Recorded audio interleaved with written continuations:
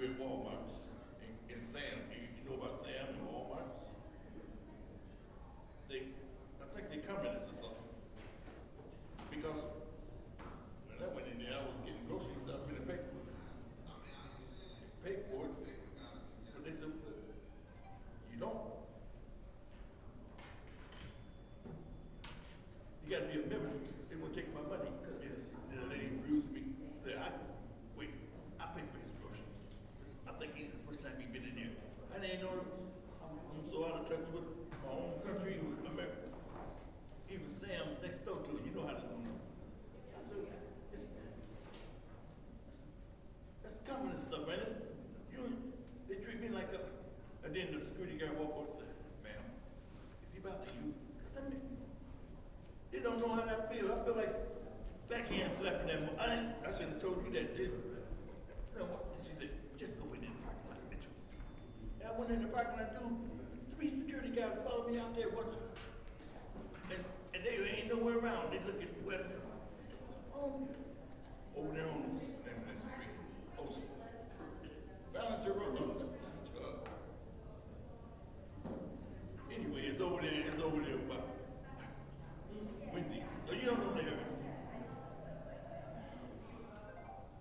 That's just what these council meetings get in mind and making rules as they go. Like the president of the United States. That's where it all started from. Donald Trump. He came in here, he said he was scared of darkies in here in Flint. I ain't scared of darkies. Some of them people in Flint, they looked to me.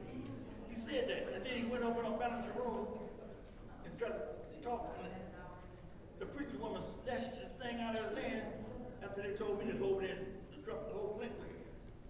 And he was coming out the door when I was getting there, and then all this goons, all those black, well, I don't know, they unbuckled their guns. And he was going to that point, I mean, looking like bulls on the clown, with his hair flying in the wind. The big old that.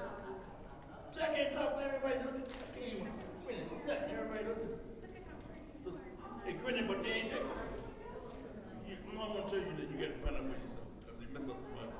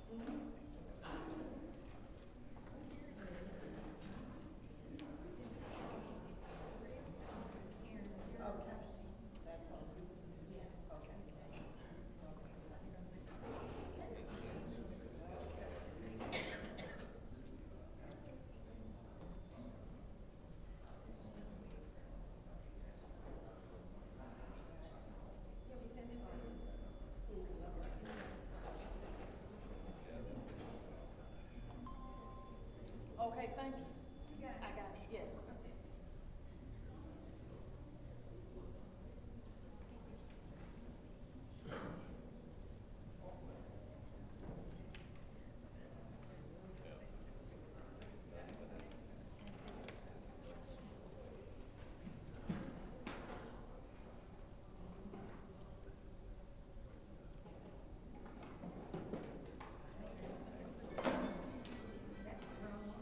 That's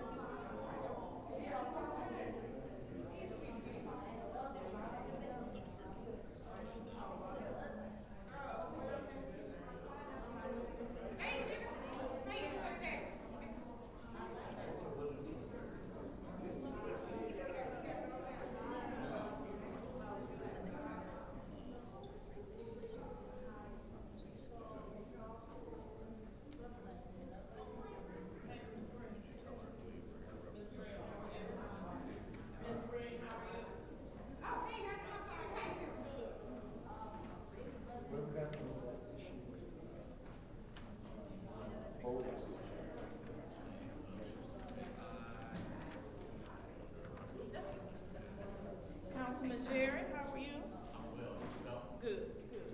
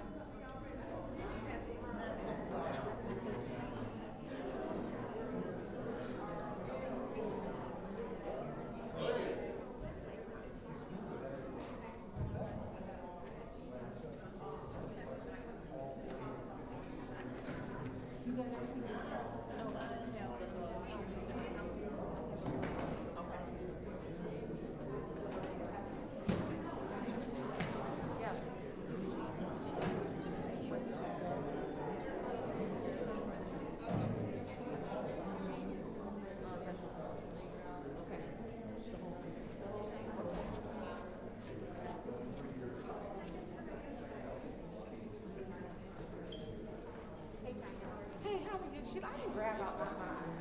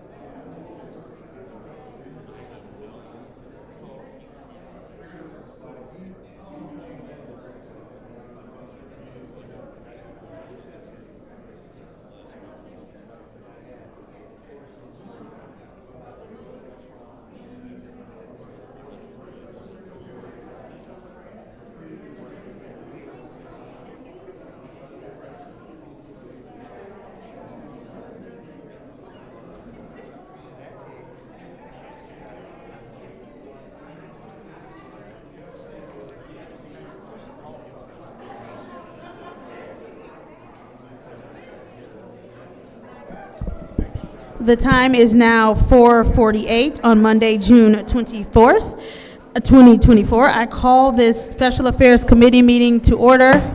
Roll call, Madam Clerk.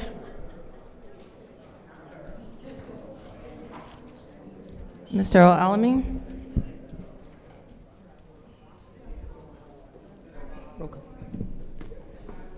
Present.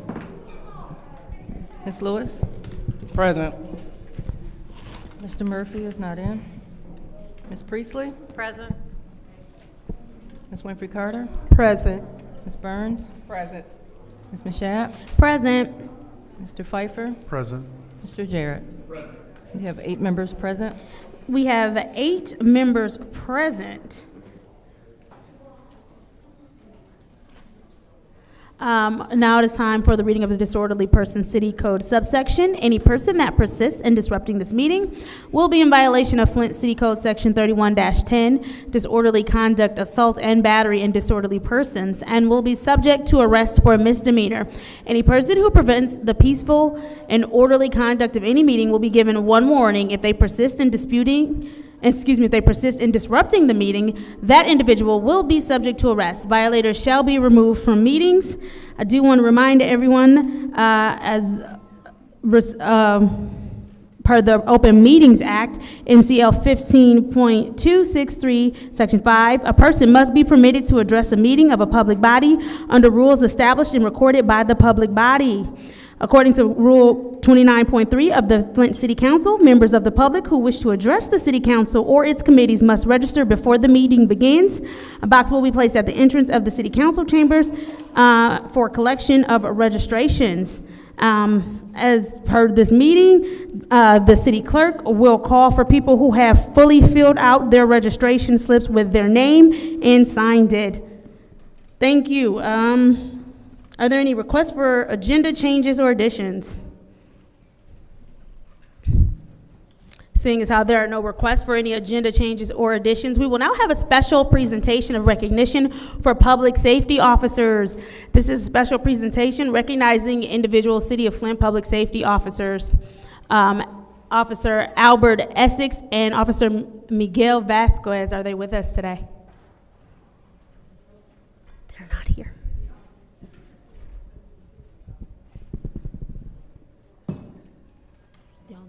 The officers to the meeting. Madam Chair, can we, Mr. Pfeiffer. Can we table that until after appointments or after ordinances to see if they show up?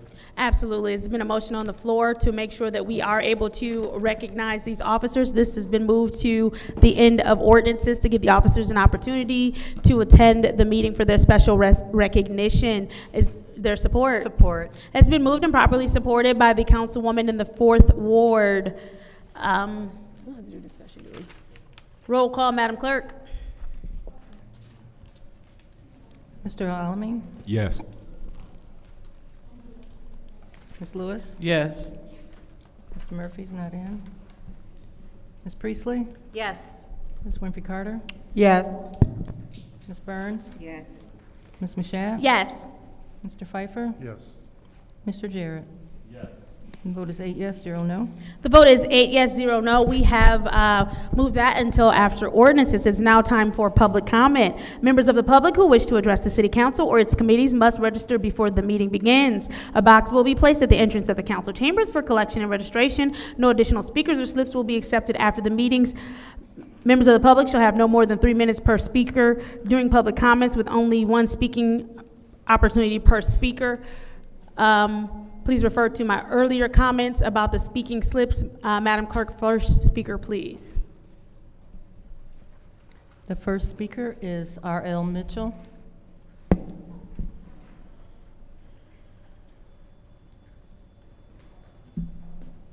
Hello, City Council's members. My name is R.L. Mitchell, and I want to speak on, for the record, I want to challenge all of the council peoples up there since it's Juneteenth. I want to challenge you people, to give me my father's record. He's been in the ground for 3 years already, and he got a military burial over there at Graceline Cemetery where black people aren't supposed to be buried there. He buried there, and before he got buried, he told me to park the car, and then he didn't give me no reason why he told me to park the car. That's why I say I want y'all to give you a challenge to go get my daddy record and give it to me. I'm sure he got in there what the construction to do next, and give me. And this dude, he know exactly where the address at, because this new guy that we got rid of the school teacher and put it 1505 Tacoma Street. Look into that, sir, for me, before I can know what to do. Because he got a real, just like as they can figure it out with that Agent Orange that invented in 1947, and they had a specific time to use it, just when I was supposed to be in Vietnam, and my father fought them Germans and just like they doing out there right in the city of Flint, all this construction they building, digging up Brown City Hall and making Flint River look like the boardwalk over in New Jersey. Right now, as I speak, in Ernst & Young, for 3 years, the dude ain't must give us, and they ain't tell us nothing about what he doing to the darky money. You know, just because if I can figure this out, I can, you know, like Agent Orange is bringing for the light-skinned peoples over in the rice paddies to get rid of too many darkies on this earth, and peoples like Ebeline always trying to make, she going back there to mess with the popo right now, the Mexican dude. I mean, all right, Rudio, head for the border, the wall ain't built yet. Take that, America. How about stay tuned and see how we deal with Ernst & Young. And don't bring out the Robert Rules of Order, because we're gonna see what Ninth Ward made out of tonight.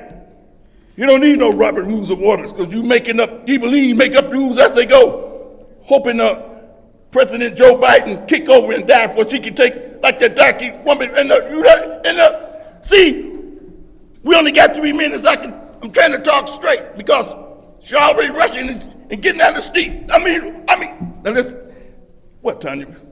Yes, Tanya, she can talk to me without saying a word. Yes, dear. All right, over and out, America. Thank you. Next public speaker, Madam Clerk. The next speaker is Jermaine Turner.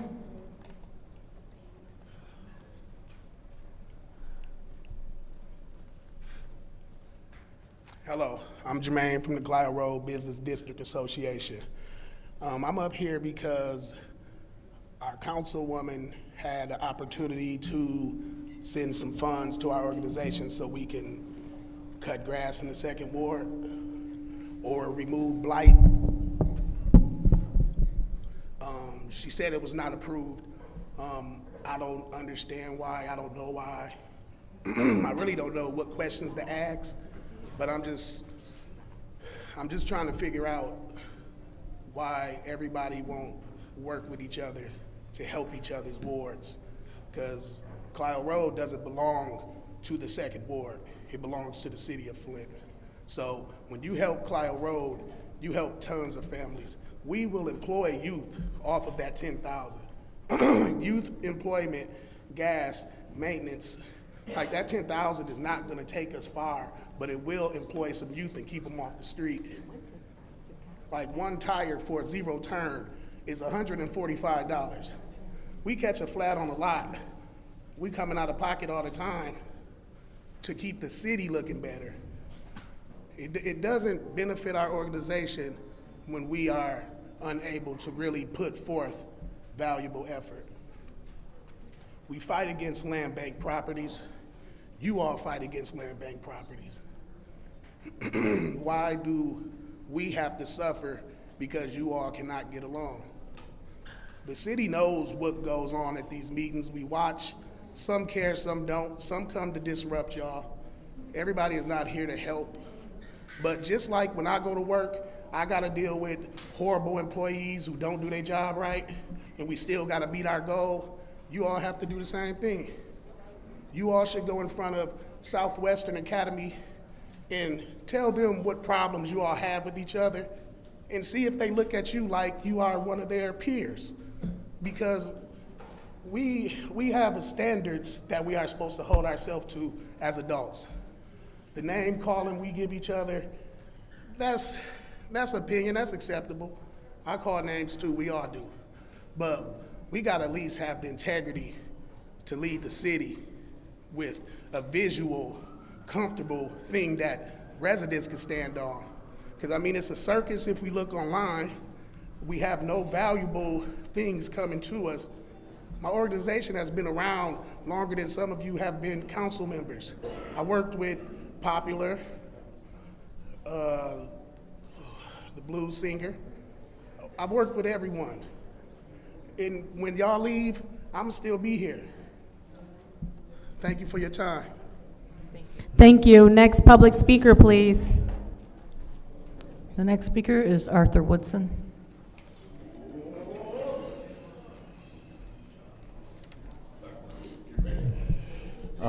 Good evening, Council. I didn't have a chance or opportunity to speak about this ordinance 240191, and I'm glad Councilman Murphy made it in. So the two main people that I want to address about this ordinance is Councilman Leon Elamine and Councilman Murphy. You two, I know for sure, was out there all the time protesting and going against those elected officials at that time. And this ordinance is to try to silence people's rights. Thank you.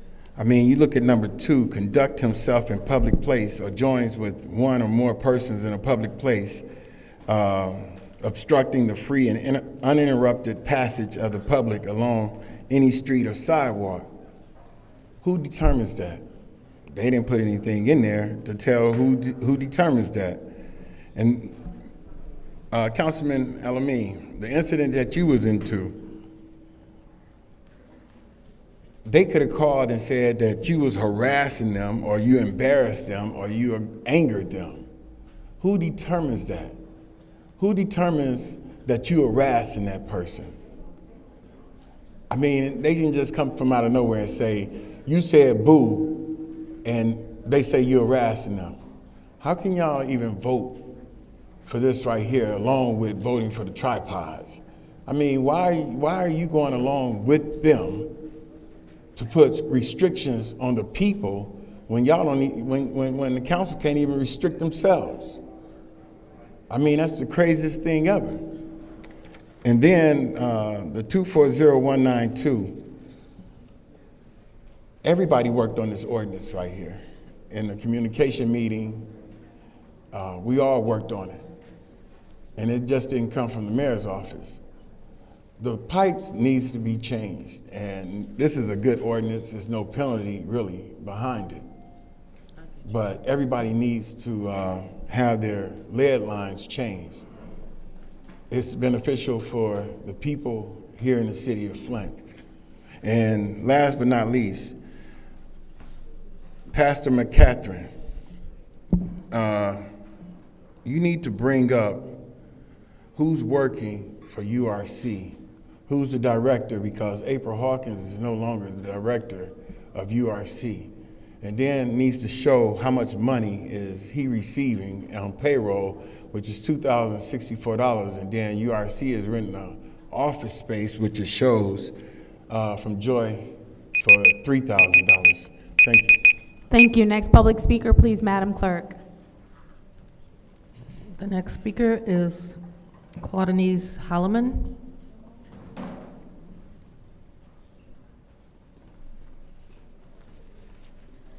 Good afternoon. Thank you so much for allowing me to speak. My name is Claudenise Holloman, and I'm here on behalf of Voices for Children. We were not notified to be here last time, and we do have a resolution up, and I wanted to take the public comment time to tell you a little bit about Voices for Children, and then during the resolution time, I'll share with you what our proposal for ARPA is. Voices for Children is the only agency in this community providing services to children who are abused, neglected, and human trafficked. More than half of our cases come from the city of Flint. The City of Flint Police Department, we work regularly with them as well as all of the court systems to ensure that children who have undergone any kind of trauma have a special place to come to receive services. Not only are we providing the services so that the children do not have to go to the police department or child protective services to tell what has happened, we also are going to court with the children, ensuring that they know what door to go in, to making sure that they're not scared to go into the court system, making sure that the families are not interacting with the people that have caused harm to the children. And then we provide therapy services, medical exams, and advocacy and support for all of those kids. Every single year, we see at least 600 new cases that come across our desk. That's 600 new kids that are coming into our center. Not only do we see those 600 kids, we are still providing services to kids from 2018, 2019, 2020, because when the court is backlogged, we're still providing services to those kids. So not only are they in therapy, not only are they receiving support services, they have the opportunity to participate in our Pantry of Love, receive holiday gifts, receive birthday gifts, because we want to ensure that those children that have been impacted by abuse and neglect and human trafficking, as well as any kind of trauma, are able to heal properly and have the restorative services that they need to have. We fully believe that through healing, through therapy, that we will be able to restore the kids back to their childhood. Every child deserves to have a childhood, and while part of their childhood was taken away by the traumatic acts that have happened to them, we work to bring them back to a place of healing. And so I just want you to know that what our particular program does, so that when I speak about the mental health services, you'll understand why it's so critical for the children in the city of Flint. Thank you so much.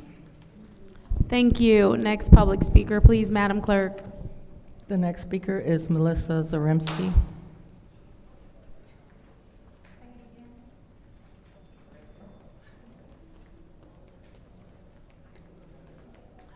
Hello, I'm Melissa Zaremski. I live in First Ward. I always speak about my son. Apparently, I always get reminded how I just have had black dick in me. So, but my reasons here is, y'all didn't do nothing about Dougie saying the N-word. I don't get that. That man said it, 3 times? The way that he even talks to Tanya and nothing gets done about this man? Are you serious? And then Liddell Lewis. You want to be on Linda Pendleton's page about my fake tooth, huh? Well, guess what, honey? I got some fake boobs, too, from my fucking breast surgery. You want to make fun of those, too? Shit. I have no fucking nipples because of that. Why don't you try it, hon, having stage 3A breast cancer?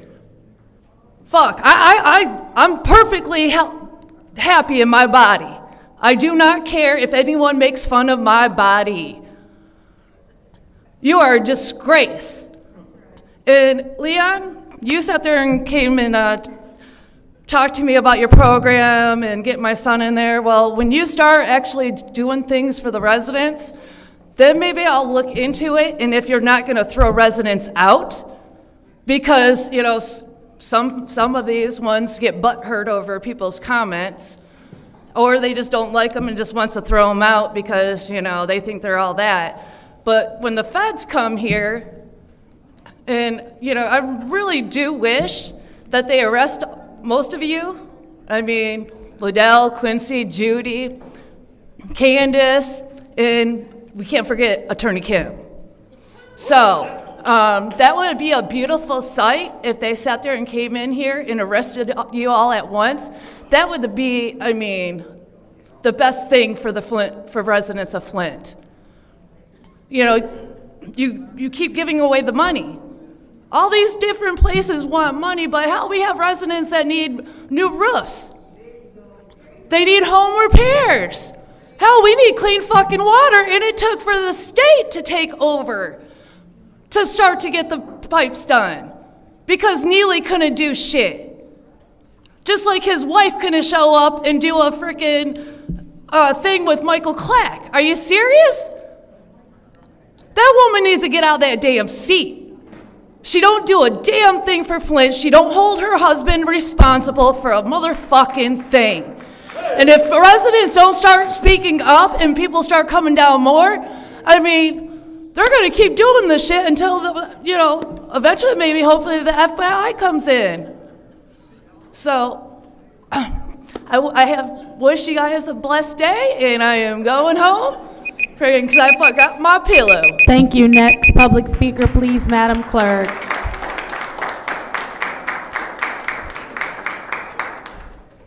The next speaker is Miss E. Taylor.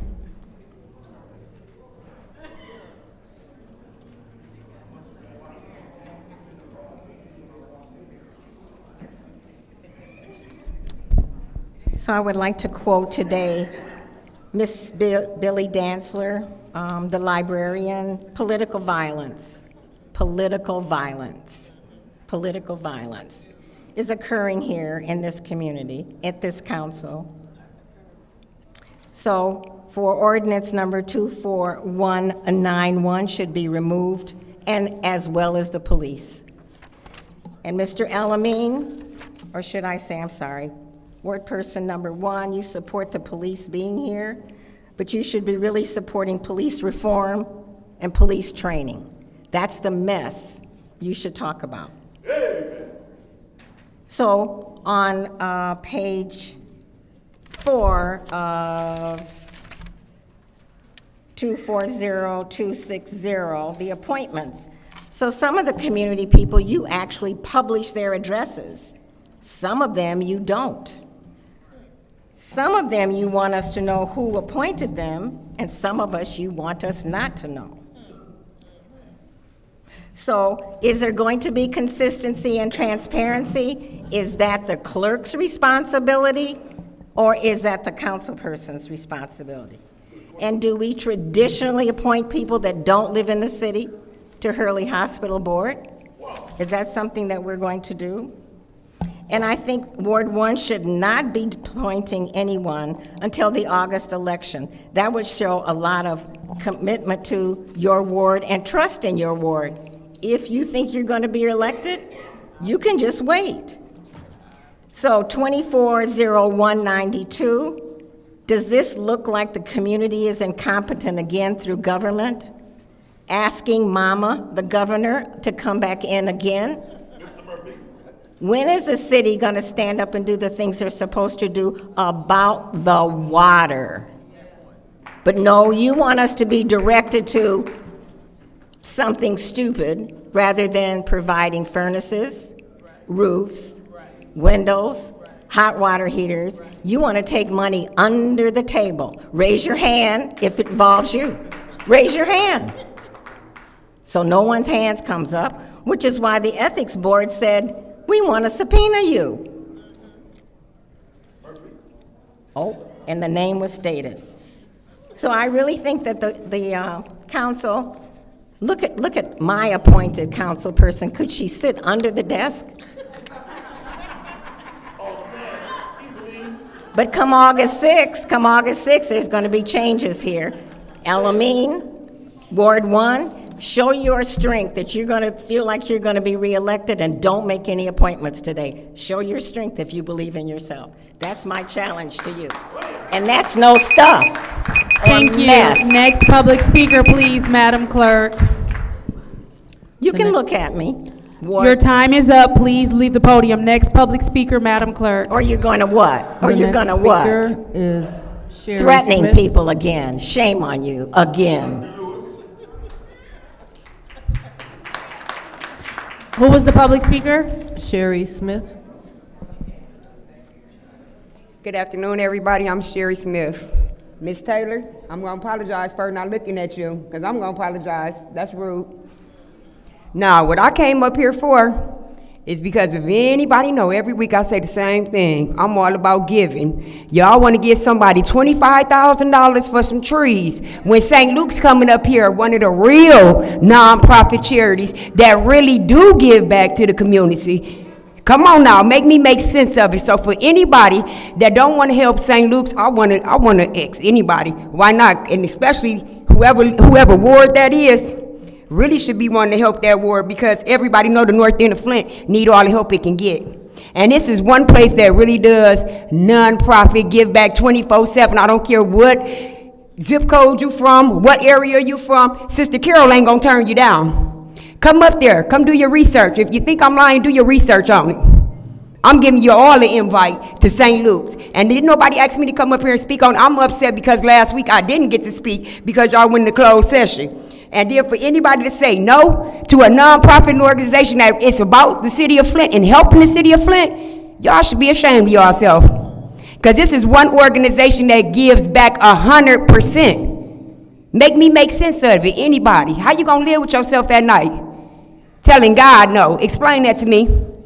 But you want to give somebody $25,000 for some trees, or $25,000 for this, or $25,000 for that, or this or that, this or that. But you don't want to help a real organization that literally give back to your community every single day. And that don't matter what ward you in, because we give to anybody. Anybody that comes up there for help can get help. Make me make sense of it. Please think about your stuff when you're doing it, or please do your research when you want to really find out something. Because I don't believe there's no organization that's a nonprofit in Flint that's a Catholic that helps more than St. Luke's. I do not believe that. So when you get to saying no, remember there's other people out here besides you that's really looking at you, paying attention that you did not want to say yes. I wasn't even here and I got phone calls that said that certain people didn't say yes. Come on now. And this is your ward. Make me make sense of it. Come on, Ladell, now just make me make sense of it. For real, we need to help that community. Me and you come from there. We Merle Hood bound all our life. Make me make sense of it, honey.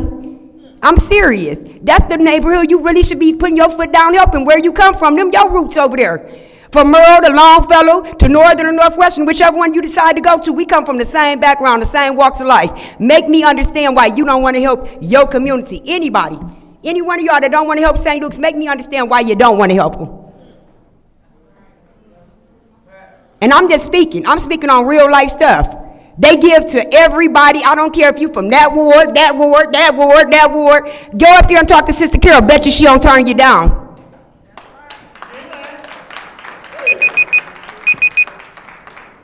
Thank you. Next public speaker, Madam Clerk. The next speaker is John McFadden.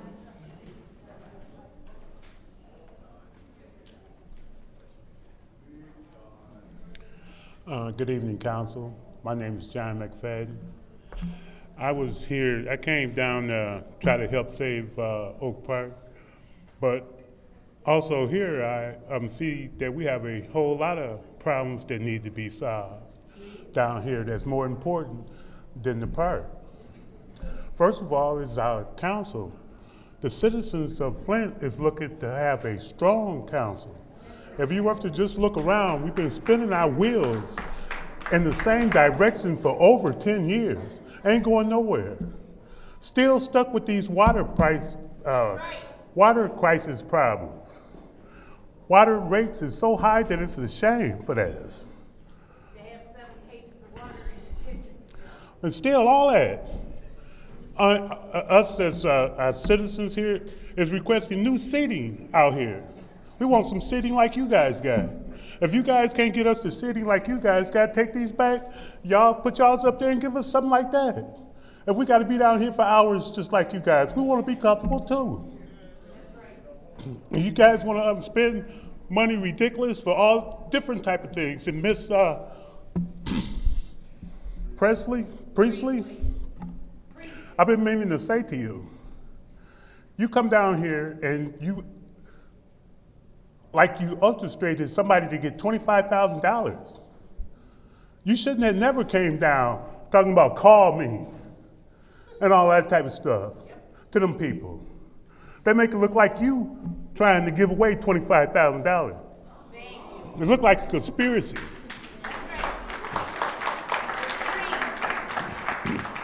And see, we don't need council here like that. We need council members to be thinking about the city of Flint, not their own pockets. Please not pause their the time. Pockets. None of that. Sir, I'm sorry to interrupt you. Please stop yelling out, Gladys. Thank you. I just need you to let him talk. Thank you. He's talking about them women. Oh, I need you to I know, we can hear him. Stop yelling out. Okay, just so you know. Stop yelling out. Please start the time, Madam Clerk. Thank you.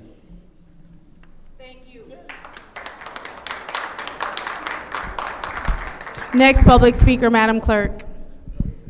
The next speaker is A.C. Dumas.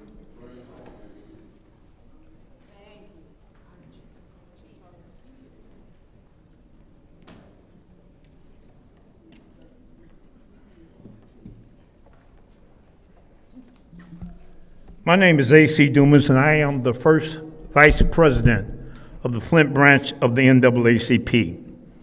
And I'm here on behalf of our President, Mrs. Frances L. Gilchrist, and our Executive Committee and the local branch of the NAACP.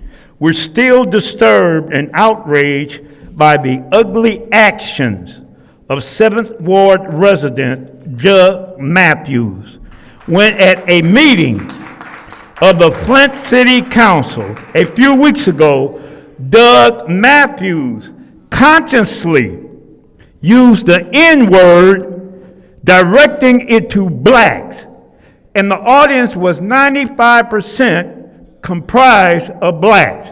And after our thorough investigation, we called witnesses, we interviewed witnesses, and we found that his actions were true.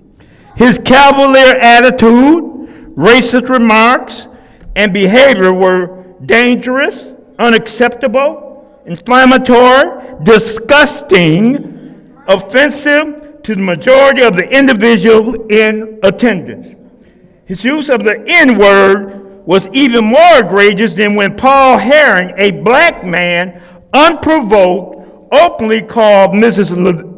Elizabeth Taylor, an 80-year-old black woman, a B during a Flint City Council meeting. Everyone should be upset, should be outraged. This is not 1960s. This is not the 50s. When you come up and without any conscience call blacks the N-word. I got a lot, but I ain't got but a few minutes, so when we get to new council, they're gonna fix that too. We commend the quick actions and leadership of the Flint Police Department Sergeant Villarreal, who brought civility, calmness to a very chaotic situation by ordering Doug Matthews to vacate the premises that otherwise would have caused a riot. So thank you, Sergeant. And we're asking the Flint City Council, especially Councilwoman Candace Michette, demand that her 7th Ward activist, Doug Matthews, apologize to his entire community for his actions he displayed at that Flint City Council meeting. Respectfully, the Flint branch of the NAACP, Mrs. Frances L. Gilchrist, President. Thank you. Next public speaker, Madam Clerk. The next speaker is Wilbert Jarrett.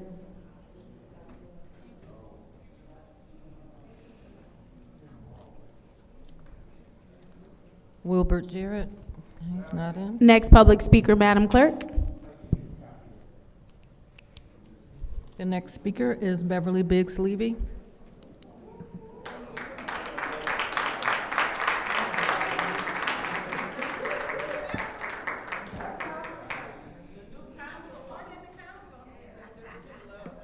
My name is Beverly Biggs Levy.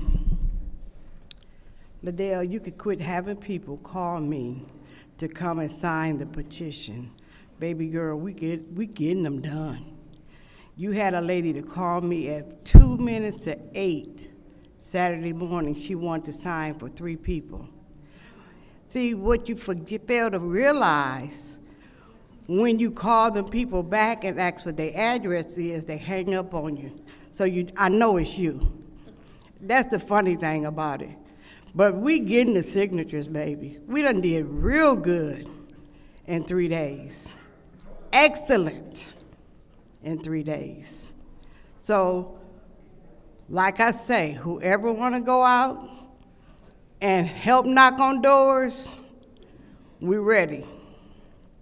We starting every day for the next 2 months, 60 days. So We're not gonna stop. You might think you slick, but you ain't slicker than us. That's the part you ain't slick about. You guys, I'm like them talking about Doug. Candace, I'm shaming you, but I've been shaming you ever since you got in the seat, so that ain't nothing new. Ain't nothing new. You will not bring Doug up here and apologize to nobody, because you ain't got that much common sense. See, it's a difference in having sense and having common sense. You guys are ridiculous. First Ward, I really don't know what to say about you, because you tell people you're gonna do one thing and you lie to them, and then to get out on the podcast that you done chose somebody else for the A&E board. But that's your game. I ain't mad at you. You gotta do what you gotta do. But we gonna sit around here and we gonna get these signatures and we gonna get this foolish bunch out of this council seat where we can have a peace of mind of what people are doing with the funds that's supposed to go to the resident and not the 501c3. Thank you. It's more than 501c3. You got roofs, you got doors, you got people that their roof have caved in so bad that they can't even get help because there ain't no help out here because you said ain't no money. Now, what's happening to the money? Don't know. But I like you, Jared, because you know, you say dollars plus dollars make sense. They don't have sense. They just giving it away and don't care about nothing else. Y'all have a good day. Next public speaker, Madam Clerk. The next speaker is Claire McClinton.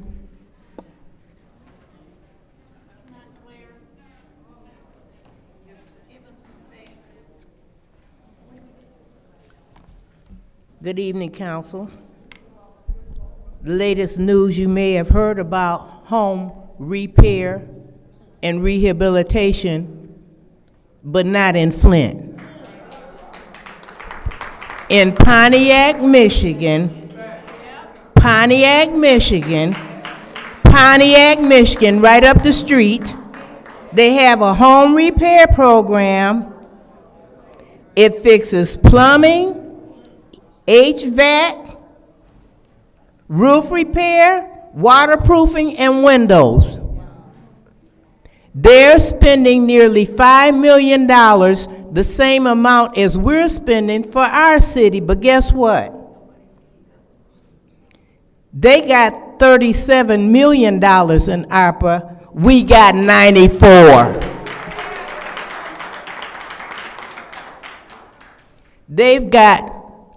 We've got nearly 3 times as much ARPA money, but we can't get past $5 million for home repair and rehabilitation. And the reason we got as much money as we did is because of the economic condition of our people. So, from the people to the people. And we are not going to give up on you allocating that because you've got till December 31st, and some of y'all ain't going to be there in December. So we still got time to fix this problem. It takes a little guts. It takes a little vision. You have not exercised vision and guts as it relates to the needs of the people. You gave $300 for water fund relief. You spent $8 million of ARPA, and then here a few months later, 9,000 liens. What kind of vision is that? That's a waste of money. You could have been implementing a program like they got in Detroit called Lifeline, but you wouldn't even go down there and investigate and call the people up here and see how they did it. The lowest rates down there is $17 a month for Lifeline residents. Why can't we do that here? Other cities are doing things to helping their people. But again, some of y'all won't be here. We got till December to turn this dinosaur around, and we're gonna do just that. Thank you. Next public speaker, Madam Clerk. The next speaker is Tammy Smith.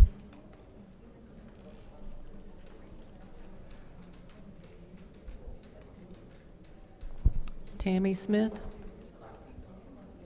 Next public speaker, Madam Clerk. The next speaker is Rich Jones.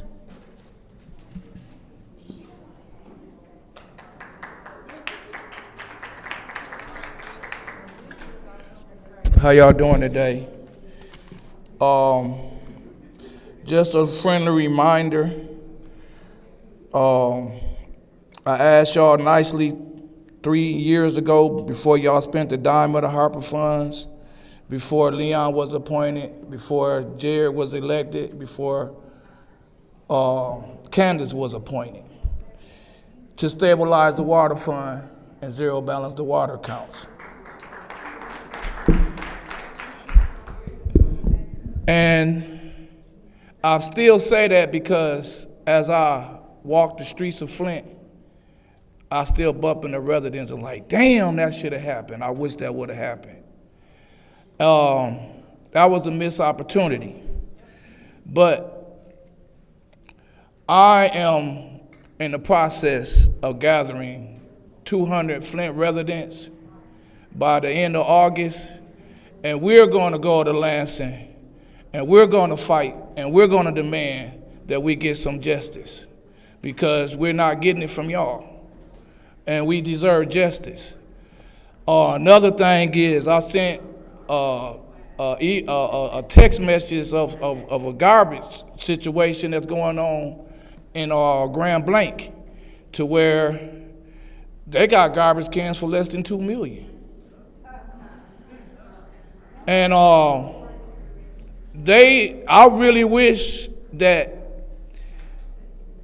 we had the energy that Davidson had, because Davidson bum rushed the county commissioners, and we don't even go over to the county commission. We just lay on y'all. Grand Blanc stood up, and they got good garbage cans, which we don't even want. We're fine with what we're doing now as putting our garbage out. And I'm going to stop. And for the rest of my seconds, anybody in the audience that got something to say, y'all can speak up, and please don't stop them. That's not how this works, so continue your time or relinquish the floor. So what I'm trying to say is, y'all be dogging us out, Candace. That's basically what I'm trying to say, and y'all really should treat us better. Y'all really should treat us better.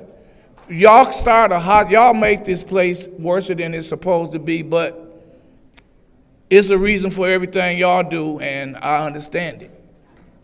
I understand it. But the citizens of Flint need to stop being distracted and pay attention to the real items on the agenda, and not get caught up and taken advantage of and used to hide it, because there's a lot of crooked stuff going on. Thank you. Thank you very much. Next public speaker, please, Madam Clerk. The next speaker is Robert McCathern.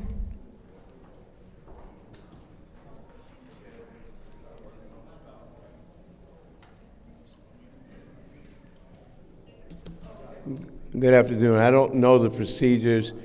I am listed on 24243 on the agenda, and I don't know if I was supposed to sign to speak, but the Urban Renaissance Center's name came up about the executive director, and at the time we had appointed April Hawkins, because I went into the hospital to have my second stem cell for cancer, and we appointed her.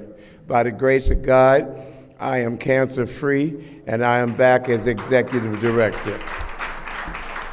In regards to funding for the URC, all of our operational costs is paid for through the Ruth Mott Foundation. So in speaking to someone who spoke on us, I just speak for reference sake for that.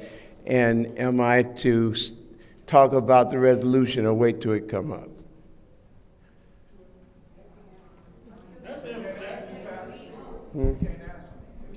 Oh, see, I don't know. Okay. Well, that's all I have to say. Thank you.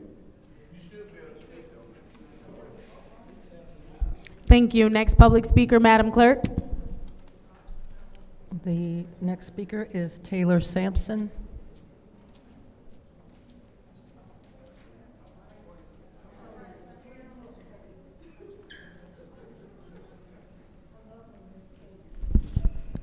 All right, my name is Taylor Sampson, and I am a resident of the 8th Ward.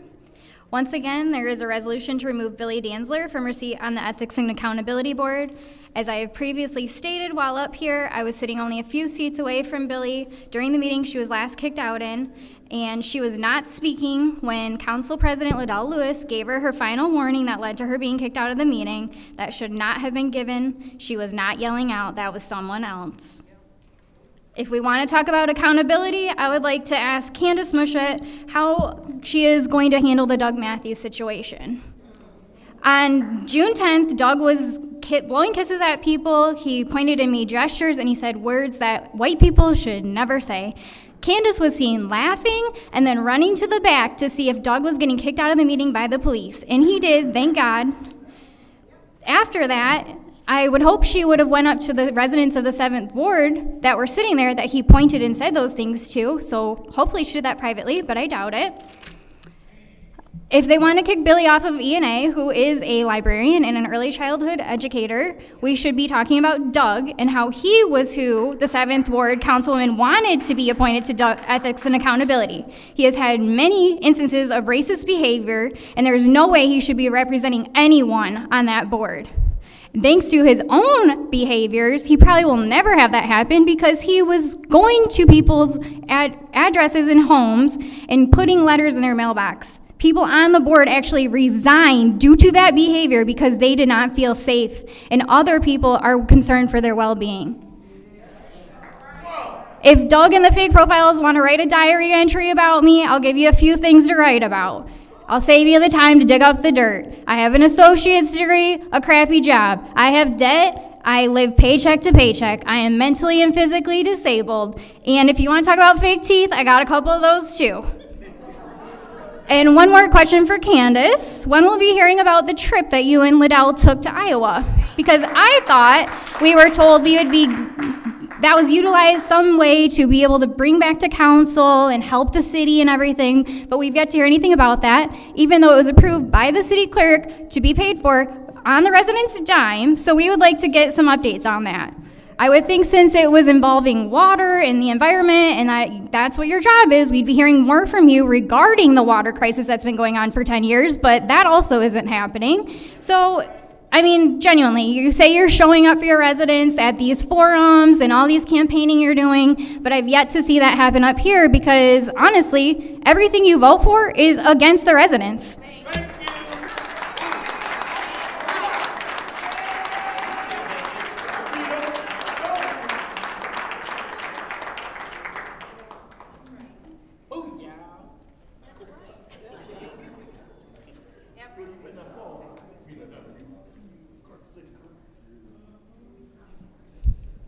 Madam Chair, that was the last speaker. All right, thank you. Seeing as how that we are done with public speaking, it is now time for council response.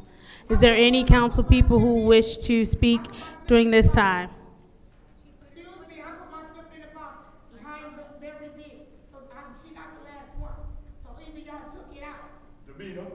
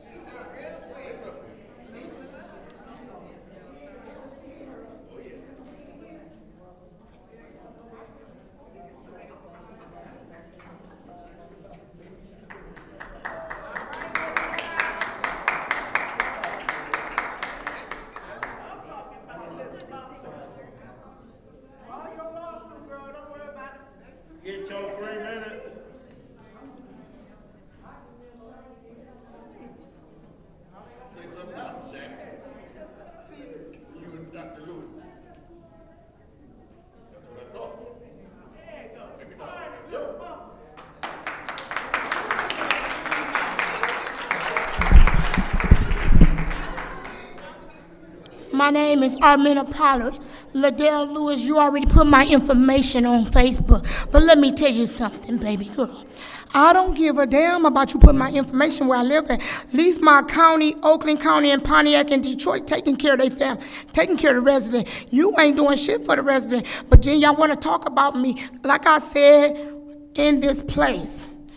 We can handle that outside, but I'm here to stand for the resident and the kid. I don't give a damn about what y'all do on Facebook. You can't hurt me. They talked about Jesus, baby, worse than me.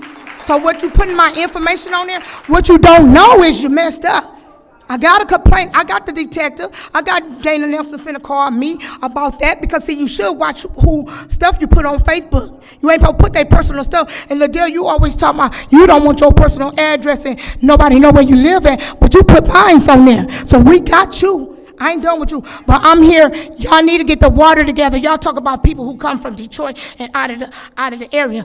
Clio, the group out of Clio, Michigan, came and cleaned up your service park. Liddell Lewis, I'm part of them that you didn't know. They helped clean up your service park for you can have that little thing over there.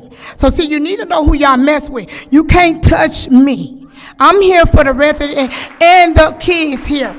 My job is to keep standing. I said I wasn't gonna come no more, but I got so many calls from out of town and out of Flint, told me keep standing strong. I'm not worried about none of y'all. You can bash me all damn day, cause that don't mean shit to me.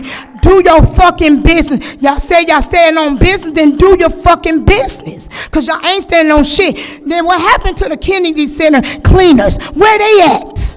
Where they at? The Kennedy Center, where y'all had Miss Beverly Bills kicked out to get that money on the side. Where that Kennedy Center cleaners at? Y'all ain't asking. And then y'all talking about priority garbage can. They fucking y'all over because down there in Oakland, where I live at, in Detroit, baby, they got new trucks and they telling y'all a fucking ass like, I ride past them every day in my county and Oakland County. Baby, they brand new. They got the kind of pick up the garbage can. They don't need no money. They screwing y'all up. And they put some of their money towards the Red Wings. So get your facts before you go to fucking with me. At the period of time. Y'all can't talk about me. I don't care. They talk about Jesus Christ. I don't give a damn what y'all say about me. Call me ugly. Oh, it's her name, baby. Now she want to be a baby. Give her a bottle and a pacifier. Oh, yeah, I got all that, Liddell Lewis. Because your name popped up when we typed in Linda Pillington first. Your face popped up and your name popped up. Then it disappeared. Then you had the nerve to put my picture. Because when the camera, y'all taking the pictures of me from the chamber. Ain't from no Facebook or no screenshot. Keep doing it, baby, because I'm going to keep coming. I'm going to keep coming. Know this. You got to pay for it. Karma is a bitch. Thank you. Seeing as how that was the last public speaker, it is now time for council response. Is there any council member that wishes to address the public? Can you repeat yourself?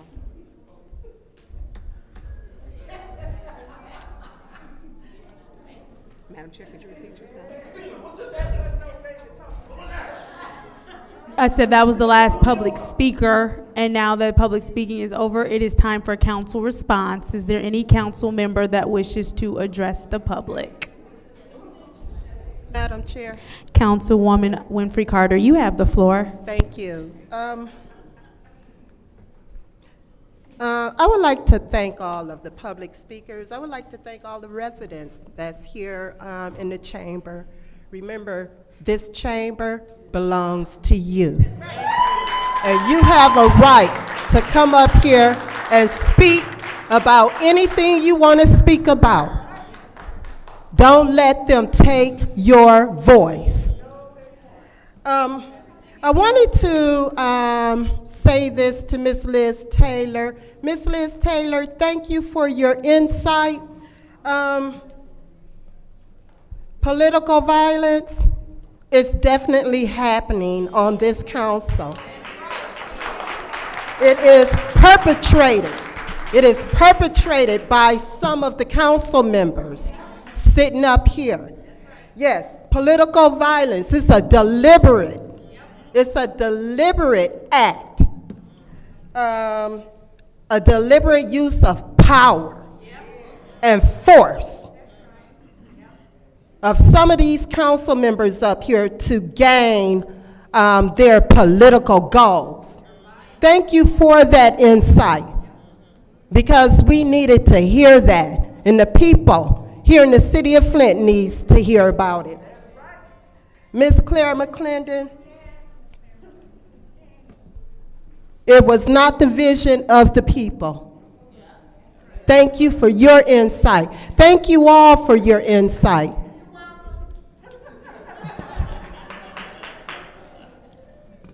I'm done, Madam Chair. Thank you. Is there anyone else who wishes to respond at this time? Madam Chair. Councilwoman in the 6th Ward, you have the floor. Thank you. And to everyone that is here, it gets a little, I don't know, I get how you feel. I get it. And I think everyone in here has been thrown out at least once. Most people have, or warned, and you're disrespected. And I think that when you have people in here who are hearing what the residents are saying, sometimes you're getting back the hate that you give, and the residents are giving it back. And they don't see that. To the gentleman with the Clio Road cleaners, I wish he had been here during the time that was passed. So Liddell Lewis did not tell him the truth that we did not. She didn't tell him a whole lot of truth. And it was not true. It did pass, but we did have questions. And one thing when you're dealing with your council members, respect. It's not given. In respect to Deacon Dumas, Vice President of NAACP, it is not 1824, it is not 1924, it is 2024.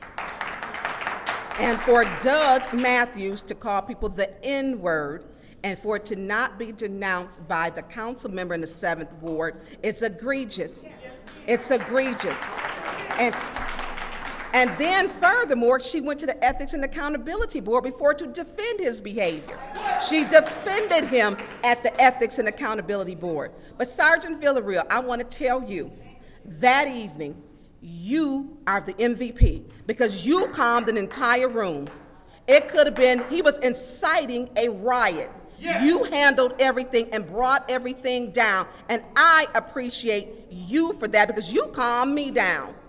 I appreciate you for your calmness and for you de-escalating that horrible racist situation from a bigot.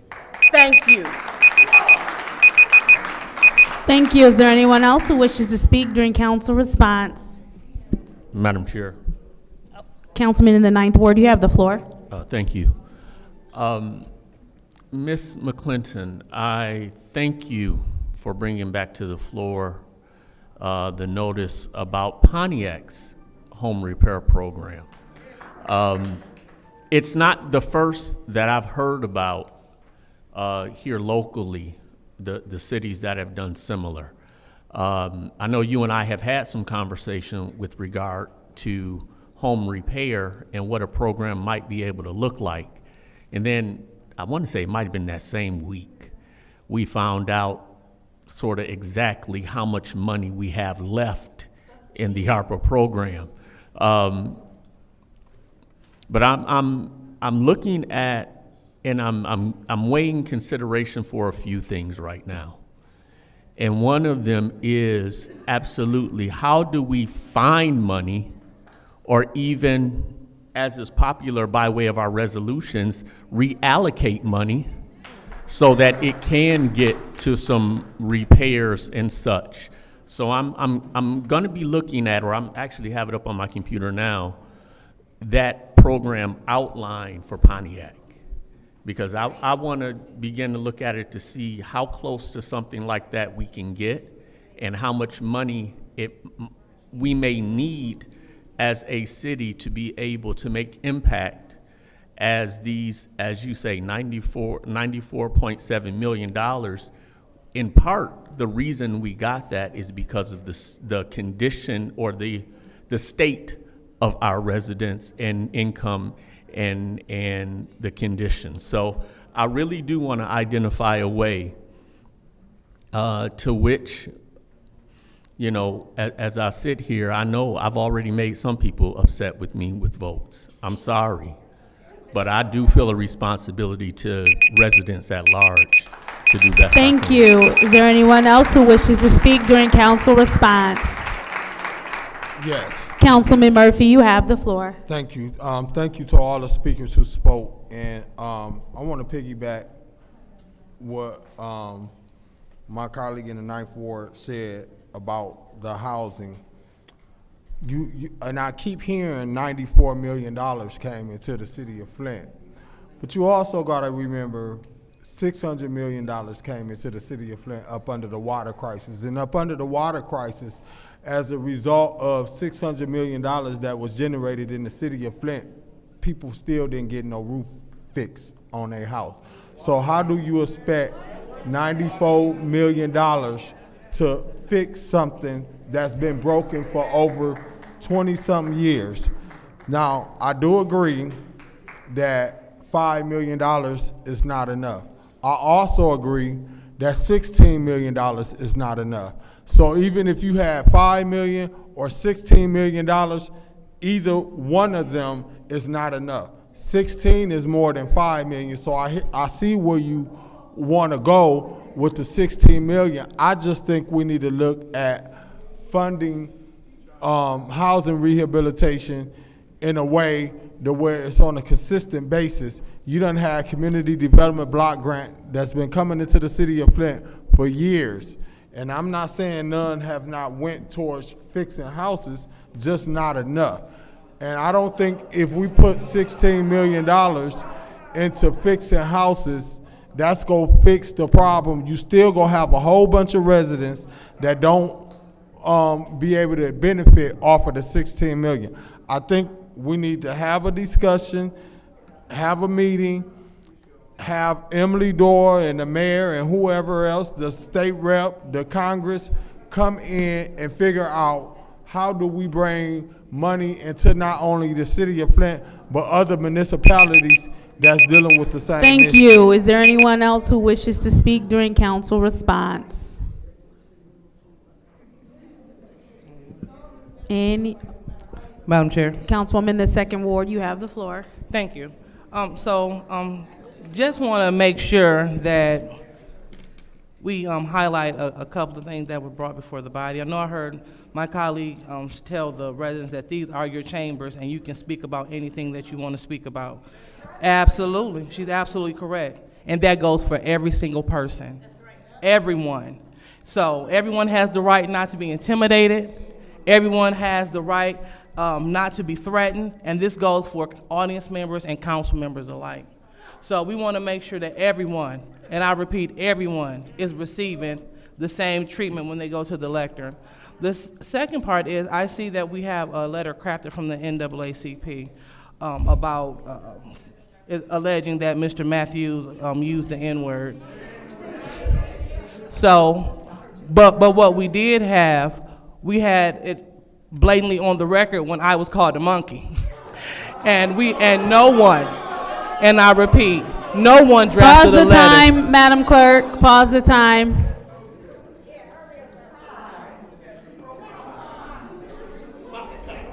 We'll wait. Okay.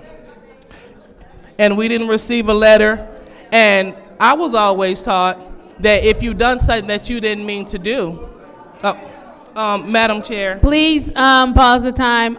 The chambers needs to be quiet. The audience has had their opportunity to speak. It is now time for council response.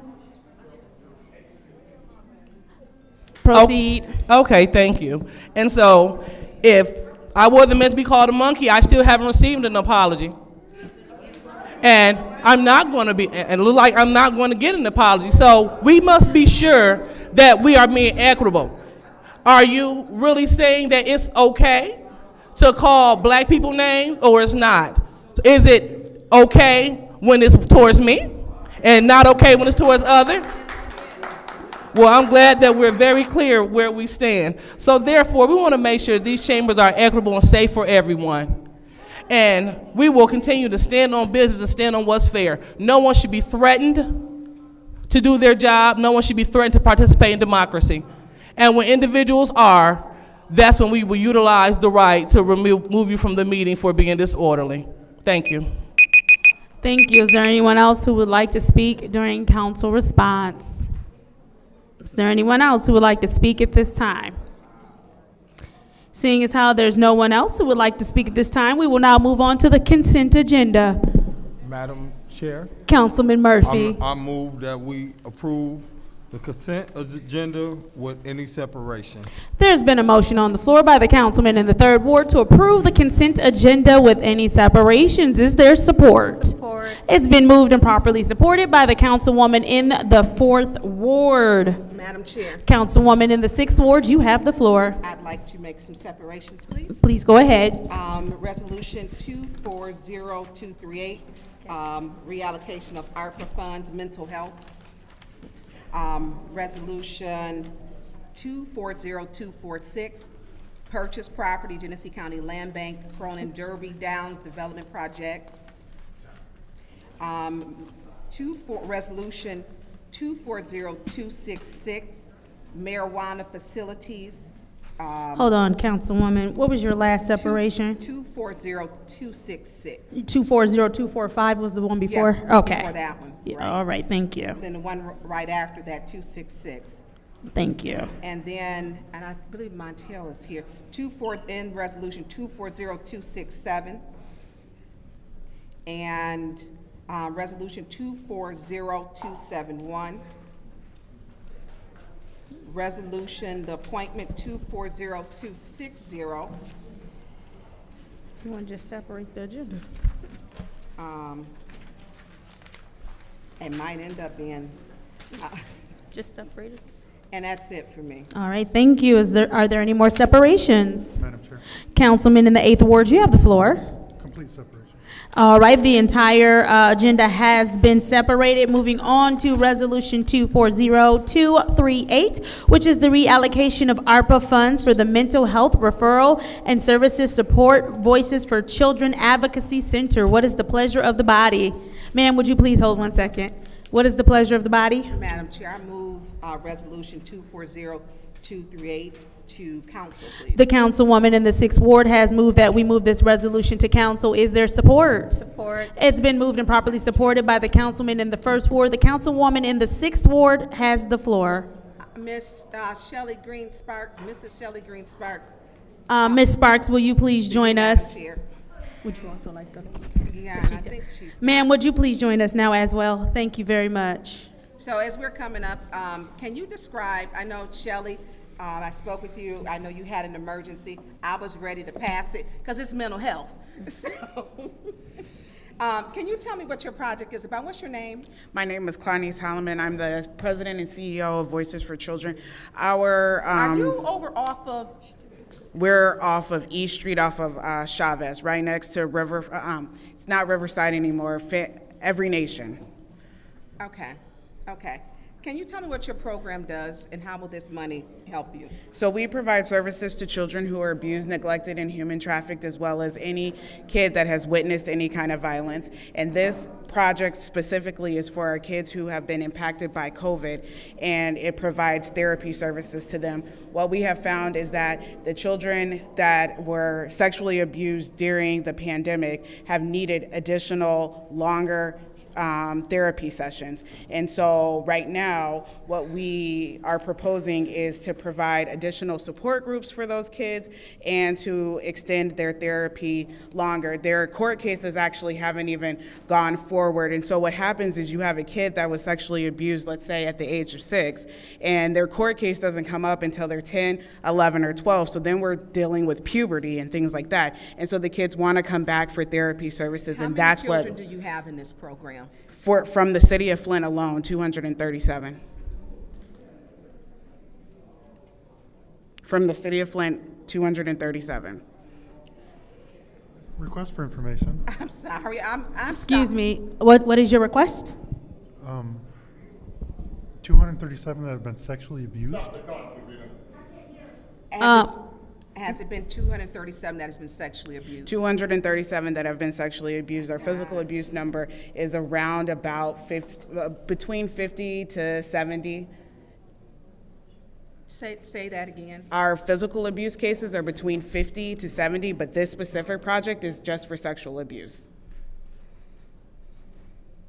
So this is much needed. I didn't know that it was, thank you for being here, first of all. Thank you. Because Thank you we for need allowing me to come back. Yeah, to have the agencies here, because these are issues that we need to talk about. I will not, I was supporting it then. Thank you. But I believe in therapy. Yes. And I believe in making sure we fix things. I believe in holding those accountable, making sure that children, whatever, because it'll be a new normal. Their life Correct. is impacted and changed forever. So how will these dollars be used then? So they will be used to continue their therapy services, to ensure that they have support groups. We have art therapy. We take the kids to a farm where the kids are able to have animal-assisted therapy. And then we also work with the kids as they get ready to go to court. So a lot of times they have to testify in front of their perpetrator, and that causes a lot of fear for them. And so we take them in and we prepare them. Sometimes what we do is we have the kids create undershirts where they put words on there, or they put like they want to be Batman or Superman, and so they put those words, or they're brave. And so we prepare them to go to court. We sit in court and we sit in court with them, and then we provide the therapy afterwards. We do a burn ceremony of their testimony and things like that as well. And so how long have you been doing this? Our center has been doing this for over 25 years. So you've been in existence, so you have results. Yes. I'm sorry, I was not prepared for your number. I was not. And so was the cause because children were being left with people? I mean, is it any specific? So what we have found is that there were situations in which you had parents who were working in, let's say, the food industry, and all of a sudden that parent was not able to work in the food industry. One specific situation was a mom. She was a server, and she decided that she was going to try and offer herself up. And instead, when the person got there, saw that she had a child there and offered her even more for the child. And then went and told his friends that the child was available for purchase. And so that child was then assaulted every single day thereafter. And he described being hogtied and different things happening to that particular child. So, I mean, how do you talk to a kid, like a child who was going to school every day, never experiencing this, and now every day somebody's coming and doing that to them? You can't say, hey, we're gonna do therapy in 6 to 8 weeks. This is like egregious things that have happened to this child. And so what we have proposed is that we're going to continue. My time. Yeah. We only get 5 minutes. Thank you, Councilman in the 8th Ward. You have the floor. Please continue. So what we propose is that we are able to continue to provide the therapy to those children. So now you have kids that are going on 2 years, and we want to be able to continue providing the therapy to them, especially when they have to go to court to testify against their perpetrator. They need additional therapy in that instance. And if a person is released or still on bond, they still want additional therapy as well. I'm not gonna lie, I was taken aback by the number 2. And this is why I think that going in categories or whatever else is asinine, because why weren't you in front of us a year ago?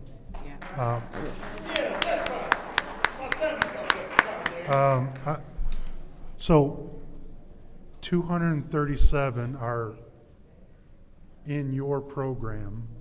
What's that number overall? I'm sorry, 237 for this project. That's not the number that's in our program. Our number in our program is over 2,000. So 237 sexual abuse cases, right? For the city of Flint. For That the doesn't city of include Flint. the rest of the county. What do we think the real number is that maybe not participating in your program? We're done. I didn't say that you were paying for the rest of the county. The number, what we have seen is in the city of Flint, 1 in 4 children will be likely sexually abused. And the fact remains is— Where are we getting that data from? We get the data from looking at the trajectory of the history that we've done. So we paid a data analysis to do this for us. And so from the number that they provided us, of the number of kids that are coming to us. There's a number nationally, they say that 1 in 10 children are typically abused by their 18th birthday. Of those 1 in 10 children, 1 in 6 children will tell somebody that something is going on. With the numbers that we have in the city of Flint, based on that correlation, the data person said it's 1 in 4 for the high number of cases that we get out of the city of Flint. And we're blanketing all types of abuses in that 1 in 4? Sexual abuse. Physical abuse, the reason that it's sexual abuse is because physical abuse you can typically see. It's a broken arm, cigarette burns. There's somehow somebody can tell. With sexual abuse, what typically happens is if somebody doesn't pay attention to the fact that the child has a change in disposition, that something is going on, it is this silent epidemic that happens where a kid just continues to keep the secret because somebody is either threatening them, they feel like they're gonna end up going to jail, they're gonna lose their parent, something like that. So unless somebody recognizes something's happening or there's some safe adult that the child feels comfortable to disclose to, we will not know what's going on with that particular kid. So we're doing a lot of prevention education in the community. This is a separate thing, but we do a lot of prevention education now in the schools to educate kids in kindergarten through 3rd grade about body autonomy and body safety. And we started getting kids disclosing to us that things were happening to their body from that prevention education program. And so we're trying to do as much as we can to reach the kids that we're not able to reach right now.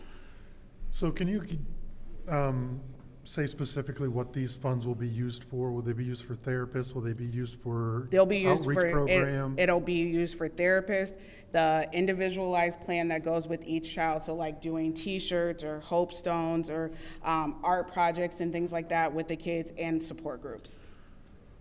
How will we be able to track results from these dollars? Like what kind of metrics are we looking at that we can say that this is a successful program? So we track every single case that we have that goes through therapy, and each kid, we have an individualized plan for every kid, and then we also have them do a survey afterwards, and then we are able to provide the data from that.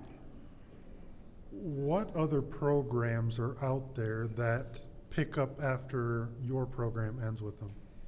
Typically, we will keep the child until they are at a place of restoration.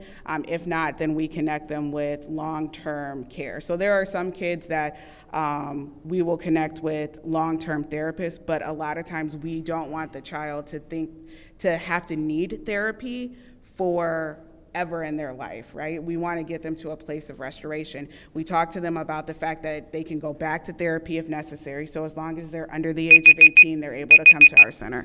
Thank you. Is there anyone else who would like to speak in the first round of discussion? Yes. Councilman in the 3rd Ward. Let me just applaud you for having your stuff together, coming before us. I'm very hurt and disappointed of the numbers of the 237 kids. I never knew it was that many kids out here in the city of Flint just for the sexual abuse, and it's very devastating. And you talked about parents working and having to leave their kids at home or whatever, but you also have parents that is not doing what parents supposed to do. Getting high and all of that stuff in front of their kids and just drinking and, I mean, because it's a whole bunch of, and not just working, you know, Right. and working, you got to because you got to pay the bills. Correct. But there are a lot of other parents out here that ain't really being parents and ain't raising and allowing a whole bunch of other stuff to go on and expose their kids to stuff that don't need to be exposed to. When I was raised, I wasn't raised with my mama was smoking weed and all of that stuff and drinking and all of that in the house. But some people don't, the other kids don't have no other choice because that's just what they see, and it become learned behavior, and then ain't no telling what else is going on. And from just looking at society, and we got a lot of work to do. That's why I take people like the Sylvester Broom Training Technology Center, the Flint Development Center, and all these other centers to be able to provide a safe haven for these kids that want to get away. Do you partner with any organizations that help with kids and with their time to give them a safe space to go and enjoy themselves? Because sometimes maybe if the kids can leave the home and go somewhere in a positive environment, that might help them. We 100% partner with we 100% partner with other agencies, not only to provide training. Y'all do? We work with Involved Dads, we work with Motherly Intercession, all of the out-of-school programs. You mentioned Sylvester Broom. We work with Big Brothers, Big Sisters. We work with any program that really works with kids. We're working with those programs, not only to educate part them. of this funding go help support any of those organizations that's providing services, or is going directly to you guys? This is just for mental health. The prevention education that we do, and we work with parents regularly in a different part of our programming to educate parents on how to ensure that their children are not abused and neglected, to educate them on how to raise their children. It's called the protective factors. And so we share with them all of the other programs that we have available in our community. But this funding is just for the mental health that happens behind children being sexually abused. That's all it's for. All right, thank you. That's all I have. Thank you. Is there anyone else who wishes to speak in the first round of discussion? Madam Chair. Councilwoman in the 4th Ward, you have the floor. Thank you.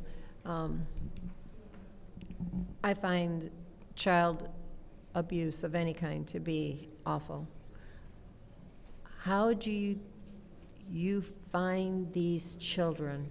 Because in regards to Mr. Murphy, I have family members who all girls in that family were abused by an uncle, whether it was a step or a real uncle. They were all abused, and the father knew it and let it continue. And they're in their late 40s and 50s now. Yeah. So how do these children find you? Definitely.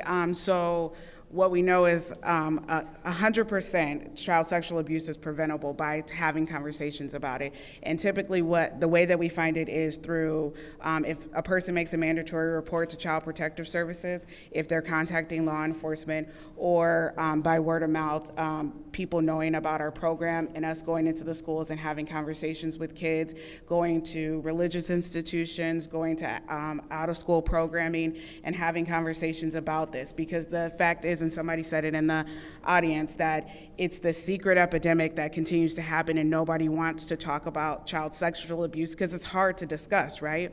But the more we talk about it, the more we raise awareness about it, the more people gather the skills to know that something is going on, to know the signs to look for, to say, if you have that little feeling inside and you know something might be happening. Or we also educate people to be that safe adult for children. And so once you let a child know that you are that safe adult, then sometimes kids will come and disclose to you. A lot of times we get calls from neighbors that think that something's happening, especially with our human trafficking cases. And so that's how we're able to find these kids. We also have done some awareness on social media as well to reach children, especially the teenagers, and that's been very helpful to say, hey, we're here, you have a voice, if there's something going on, just reach out, and that's the way we've been able to connect with them as well. Okay, thank you. My, like I said, it was a long time ago, and it was in California. It wasn't anywhere near me, because I've lived here, but I think even the mother knew. I'm not sure. I can't say that. One of the mothers knew, because one was a stepmother, and the mother of some of these children. And I find it very difficult to see her, and I'm glad she's in California and not local. Yeah. No, we have a lot of cases where a lot of people knew in the family, and sometimes it just takes one brave kid to tell a teacher, to tell somebody who's a mandatory reporter, and then we will not only work with that particular child, but every child that's in the household, and that's how we're able to find out what's going on. We had one kid who ended up befriending a school resource officer and ended up telling the school resource officer that she was being sexually abused by a cousin, and it turned out that 14 other kids in the family were also being abused by that same person. Well, I appreciate what you're doing, because I wish this help had been there for my family. Yeah. And because it wasn't just sexual abuse on the boys, it was also it was verbal and mental abuse. Typically, we see I applaud you for this, because this has been something that's been affected my family. Yeah. Thank you. Thank you. Thank you. Before we continue, I do want to remind everyone to turn their cell phones off or put them on silent, vibrate. And then also, my colleagues, can we please remember to speak into the mics, because it's hard to hear us when we're not speaking into our mics. Is there anyone else who would like to speak in the first round of discussion? Yes, Madam Chair. Councilwoman Winfrey Carter, you have the floor. Thank you. Thank you for all that you do for the children, all that you guys do to support children. I have a question, because this is what you're doing with the 200,000 is needed, and I'm listening to what you're saying and everything. Wow, the numbers, it's a lot. But how do you guys plan to sustain the mental health services that you're going to render with these funds? Oh, definitely. Our long-term sustainability plan is that we will continue to seek funding. This is actually going to act as a cash match for other funds that we have that we were able to leverage at the state level, and so we will be able to maintain it through fundraising and through obtaining other grants thereafter. Okay, because, I mean, like you said, it's important. We got to keep this going. We got to have these services for the children. Yes. Again, thank you guys. Thank you for what you do over at, your organization. I think a couple of years ago, you all had a program where you awarded different people. The Children's Champion Breakfast, yes. That's yes, done, yes. We're going into our 30th year next year. And the Literacy Center over at St. Luke, we did get one of the awards. Yes. Yeah. So thank you. Thank you. Councilman in the ninth, I'm sorry, were you done, Councilwoman in the 5th Ward? Yes. Councilman in the 9th Ward, you have the floor. Thank you. Thank you. Appreciate the work that is being done by your organization. I too have some questions around the financial side of the request. Now, I just heard you say that you all receive or have received and applied for state funding? Yes. Okay. So in that, I'm making some assumptions, and you correct me if I am wrong. Okay. You then have, with those grants, provided project budgets. I'm assuming you've provided performance indicators of some sort. Absolutely. And even something of a budget narrative, right? Absolutely. And is that something that would be difficult for you to put together for us? No. Because we did not receive that with our packet. I have a copy. I can give you. Wonderful. Yes. That's going to make a difference for me, because I'm at a stage now where we received a communication from the administration here recently that indicated that we should be submitting, and especially when we submit our request, things like the project budget, things like the narrative, and things like the performance indicator.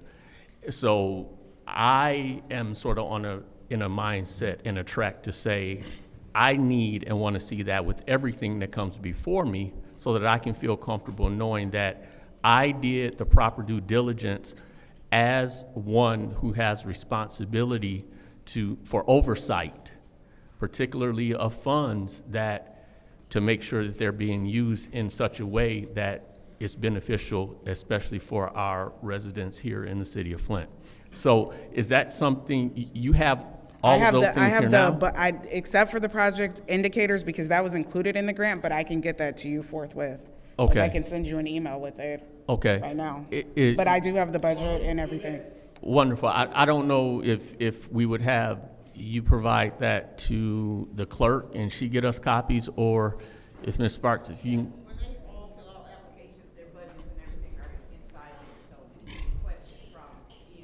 Yeah, we never get that. Because they did ask for budget narratives. Okay. Okay, I'm gonna need to see those personally. They come with every project that's submitted application. Oh, okay, good. Then if I could. But I do have them if you need them.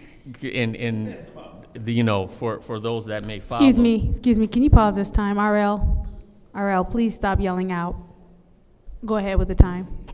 And for those requests and resolutions that follow, I'm gonna be best I can consistent, making sure that I'm asking for such going forward, especially that we receive something from administration to say that's what we should be reviewing. Okay. And submitting. So that said, thank you. I'm done. All right, thank you. So far, 6, 8, 3, 4, 5, and 9 have all taken their opportunities to speak in the first round. 1 and Chair. 2, if you would like an opportunity to speak, please let me know. Madam Chair, Councilman in the first ward, you have the floor. through you to the speaker, thank you for sharing this information about the important. Thank you for sharing this information about the important work that your organization does. I'm very familiar with it. My only question, do your program or organization? Can we please pause the time? I'm going to ask my colleagues to please make sure you're speaking into your mics because it is difficult for everyone to hear. You can move your mic closer to you if you need to. Does your program also work with the parents of the children that you guys are providing the services to because sometimes some of the parents also have been abused, and it's important to kind of work with the whole family structure. Does your program do that? We work with everyone in the family except for the offender. So if one of the parents is an offender, we don't allow offenders on our campus at all, but we will work with any non-offending family member. So that includes the siblings, because there are times where you have a brother who's upset that his sister was sexually abused and was not able to provide protection. And so we will provide therapy services to the brother. We'll provide it to the mother. We do family therapy, all of that. But if you have a father, a grandfather, a mother who's a perpetrator, we just don't provide services to them for the safety of the children. Okay, that's awesome. Thank you for sharing that. I yield my time. Thank you. Thank you. Is there anyone else who wishes to speak during the first round of discussion? Seeing as how there's no one else in the first round, is there anyone who would like to speak in the second round of discussion? Councilwoman in the 6th Ward, you have the floor. Thank you. Can I get your information? Yes. And I'll give you mine so that if you can send the email, it's tburns@cityofflint.com. Got it. So that I can have it. It's so much you hear of this, and parenting is not the way it used to be. It's changed. It has changed. And even then we had problems, and I know for the black family, we never talked about it. We knew who the perpetrator was, and we didn't talk about it. And we have to start taking that ugliness off of it, to where allowing children a safe space and place to tell what has happened. And what you're doing is so important that it changes, they grow up to be adults. And if they don't deal with these issues, they can go into drugs. They'll end up in the prison system. It will add to if they have mental health issues, or it creates mental health, self-esteem, problems in school, and learning disabilities. It affects them.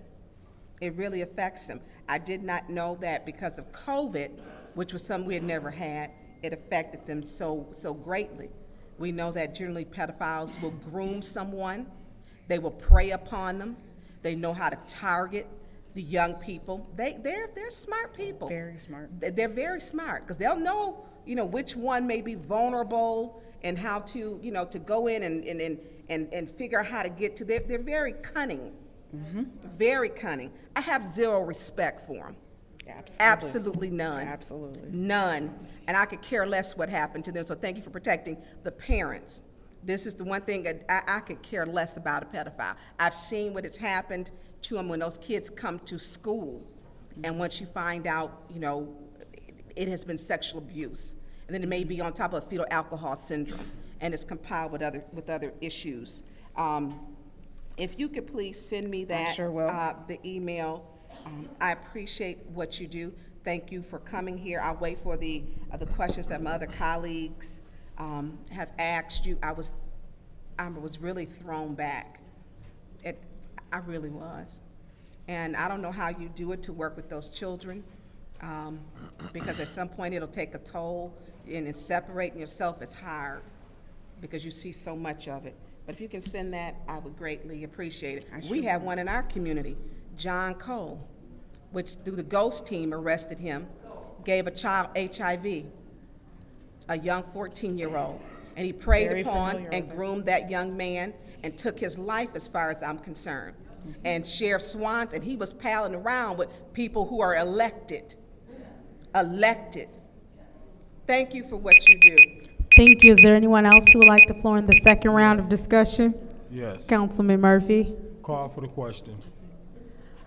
There is a motion on the floor to call for the question. Is there support? Support. It's been moved and properly supported. Roll call, Madam Clerk.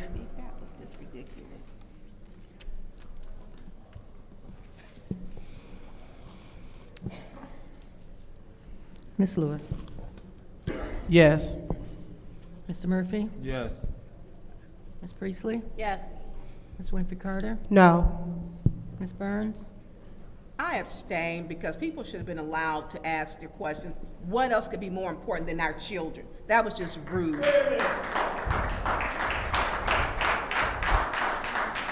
Ms. Mashat. Yes. Mr. Pfeiffer. No. Mr. Jarrett. I too will abstain. I'm not going to support call for the question and take the opportunity to speak away from my peers. Mr. Alamin. Yes. The vote is 5 yes, 2 no, 2 abstentions. The vote is 5 yes, 2 no, 2 abstentions. We will now call for the question, Madam Clerk. Roll call, please. And this is to send Resolution 240238, which is the reallocation of Arpa funds for mental health referrals and services support Voices for Children Advocacy Center to Council. Mr. Murphy. Yes. Ms. Priestley. Yes. Ms. Winfrey Carter. Yes. Excuse me, Ms. Burns.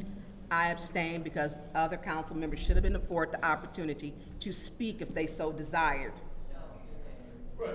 Ms. Mashat. Yes. Mr. Pfeiffer. I abstain because in order to have voices for children, council people should have voices. Mr. Jarrett. Yes. Mr. Alamin. Yes. Ms. Lewis. Yes. The vote is 7 yes, 0 no, 2 abstentions. The vote is 7 yes, 0 no, 2 abstentions. That resolution, 240238, reallocation of ARPA funds for mental health, referrals and services support Voices for Children Advocacy Center, has been sent to council. Moving on to resolution 240245, purchase of property, Genesee County Land Bank Authority, Cronin Derby Downs Development Project. What is the pleasure of the body? Madam Chair. Councilwoman in the 4th Ward. I make a motion to send 240245 to council. There's been a motion to send 240245 to council by the councilwoman in the 4th Ward. Is there support? Support. It's been properly supported by the councilman in the 1st Ward. The councilwoman in the 6th Ward has the floor. Thank you. I do want to share with, I've spoken with Alexandria of the Land Bank. They are not going to be here today, but the question was, could we have gotten this parcel for cheaper? And that was the consensus that some of the colleagues had asked. And the response is no, because the price, it was a It was not a tax foreclosure by the city of Flint, is what I was told. It was a tax foreclosed property, is how they ended up with it. But their board had to approve this amount, and her board already approved this, which took it the amount of time that it did. And so the price is not negotiable. It is what it is, so we cannot have that price reduced. And I know that was a question. Why weren't we giving this maybe $1 or $100 for the sale of this property? And as she stated, you know, we're at the phase in the project now that their board has approved it. They're not going to take it back, and they said it was already a reduced amount. I don't know if Tyler stands for you, Madam Chair, if Tyler can speak to this. Tyler, would you please join us at the lectern? Tyler, am I correct? Alexandria called me and I stepped away. How are you today? I'm doing well. How are you? Good. So am I correct? That's what she sent me a text to, and she called me, and so I did step away. And so basically it's non-negotiable. It's already at a discounted price. City of Flint never owned it. We need this to move forward. It's now dealing with time, and we need to vote on it today, get it done, put it behind us. Did I leave out anything? Nothing. Thank you. I didn't even need to be here. Thank you. So I just wanted to share that with my colleagues because it was extended to have the land bank here, and she's not available to come today. And so that's where it's at with the Derby Downs. We spent a lot of time on it the last meeting, so now it's vote or vote up, vote it down. But this is their price, and it's not changing. And so I think it's at what, $9,625 is their discounted price for sale to the city of Flint. Correct. Okay, I'm good. Thank you. Thank you. Is there anyone else who wishes to speak in the first round of discussion? Well, I'm shocked. Anybody else in the first round of discussion? Anybody in the second round of discussion? Roll call, Madam Clerk. This is the vote to send Resolution 240245, which is the purchase of property, Genesee County Land Bank Authority, Cronin Derby Downs Development Project, to council. Ms. Priestley? Yes. Ms. Winfrey Carter? Yes. Ms. Burns? Yes. Ms. Mushat? Yes. Mr. Pfeiffer? Yes. Mr. Jarrett?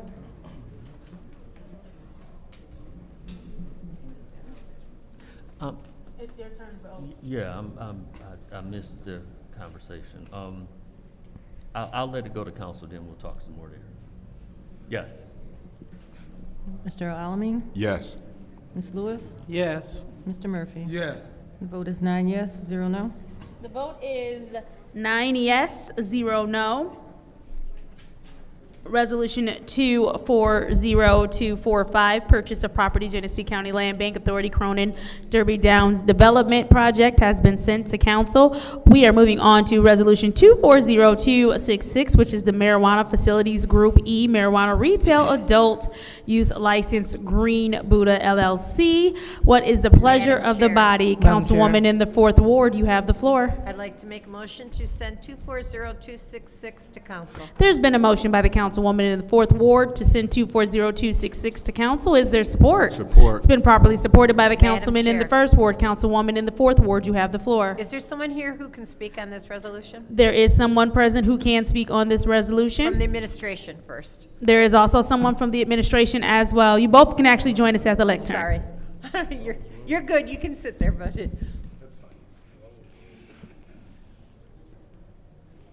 Request for information. Is this your word? What is your request? Is this your word? yes. Okay. Yes. Is, yeah. Was there a marijuana shop there before? It was. Okay. Once it's Request for closed for information. 30. Please pause the time. What is your request? Madam Chair, can they identify themselves? Absolutely. Would you please identify yourselves? Thank you. For me, Both of you, please. I'm Montel Menifee. I work. I'm the. Please don't yell out. Would you both please make sure you speak into the mic? Yeah, I'm Montel Menifee. I'm the marijuana facilities coordinator. And my name is Steve Cusis. I am the attorney for the applicant, and I'm also a member. Attorney for the applicant, okay. Okay, this is in my ward, and I live right around the corner from this, so I knew that there had been a marijuana. 2015.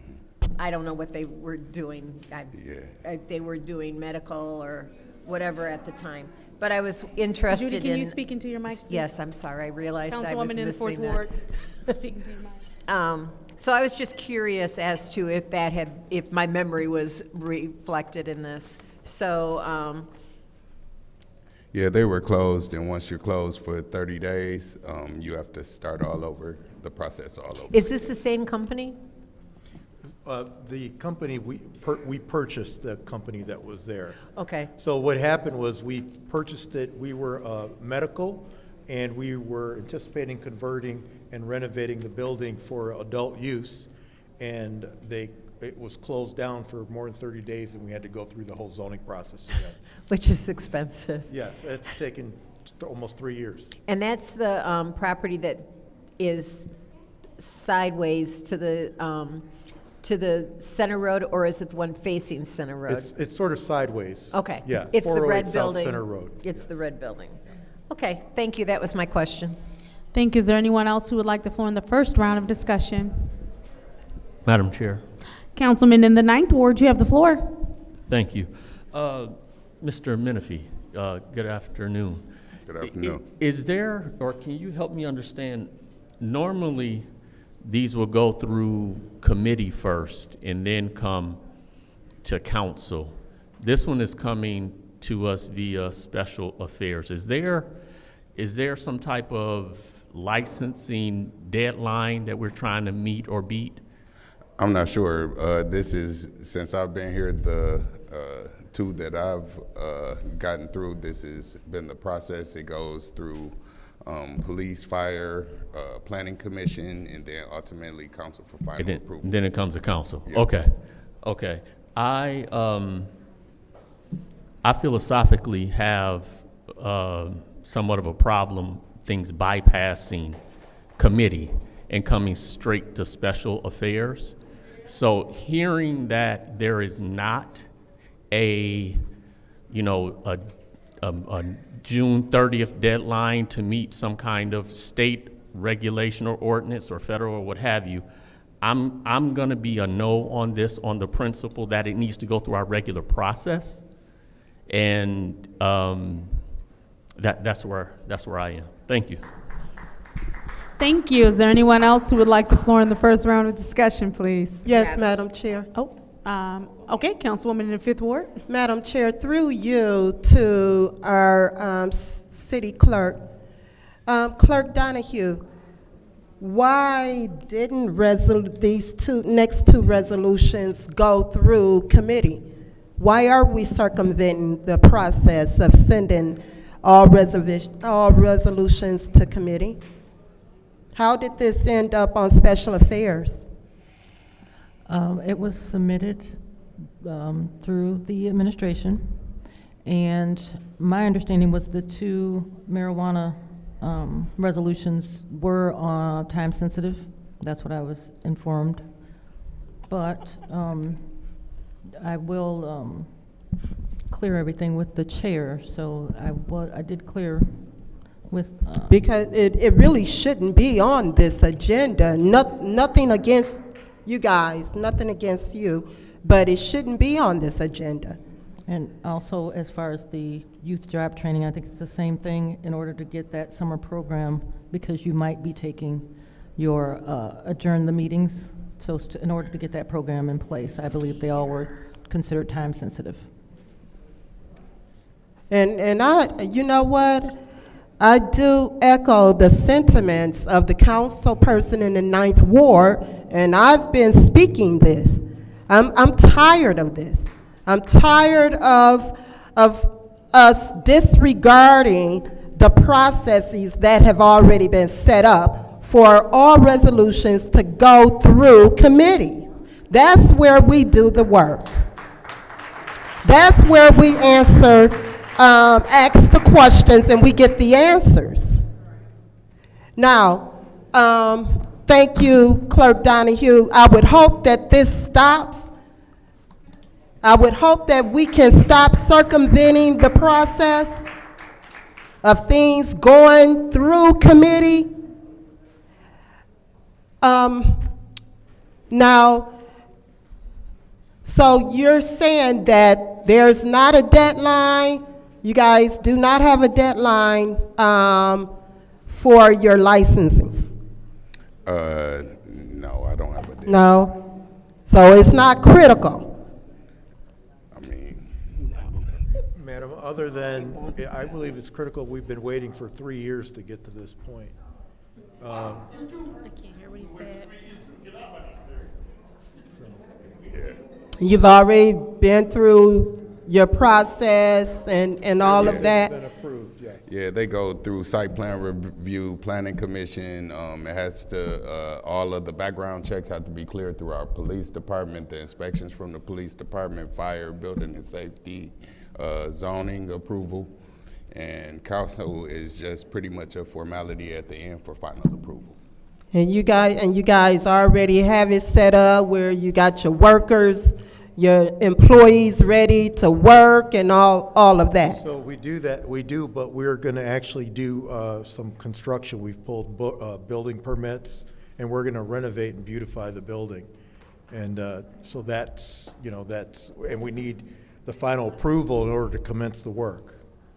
Oh, okay. And how long will that take after you get approval from council? How long will that project take? We're gonna move very fast. We're hoping within 3 months to have everything done. Okay. Yeah, but we've been waiting, like we said, since 2021 to get to this point in order to start doing the work. Okay. Okay. Madam Chair, that's all of my questions. Councilwoman in the 6th Ward, you have the floor. Thank you. I know I see you the disappointment on your face. Oh, it's all good. And it's not because I believe, marijuana should be passed out at some meetings sometimes, so things could be calmer. But I believe in I'm just saying, I do believe in the process, and I get that you've been waiting a long time. I just don't believe in jumping the line. And that is my issue. Not against your facility, but there's others who are waiting too. And our normal process is through committee first. It did not go through committee to be vetted at all. We have not had a discussion. Special affairs is technically for a small little cleanup to fix it. We should be in and out of special affairs in 1 hour, technically, in and out. And this is not the place to present, and it's becoming to where they're throwing everything in special affairs, and we're in special affairs for 6 hours sometimes, 4 hours. And it should not be that. I wish it had been on our schedule, which it should have been in our last committee, and then we could have taken the time to vet it. I'm not against marijuana, not at all, not at all. I think that it's a natural product that people use, and some people need it. So, and it's a recreational or it's holistic, however people choose to use it. It's legal now in Michigan. My issue is just jumping the line, and the place that it needs to be is not in special affairs so that we can be timely to be in and out. This meeting should last 1 hour. So I don't know if you may have 5 votes, you may. My reason is just because it needs to be in committee, and it was not. And we have to stop putting everything on special affairs. So, thank you, Madam Chair. I yield the floor. Thank you. Is there anyone else who would like to, Yes. Councilman in the 3rd Ward? Thank you. So,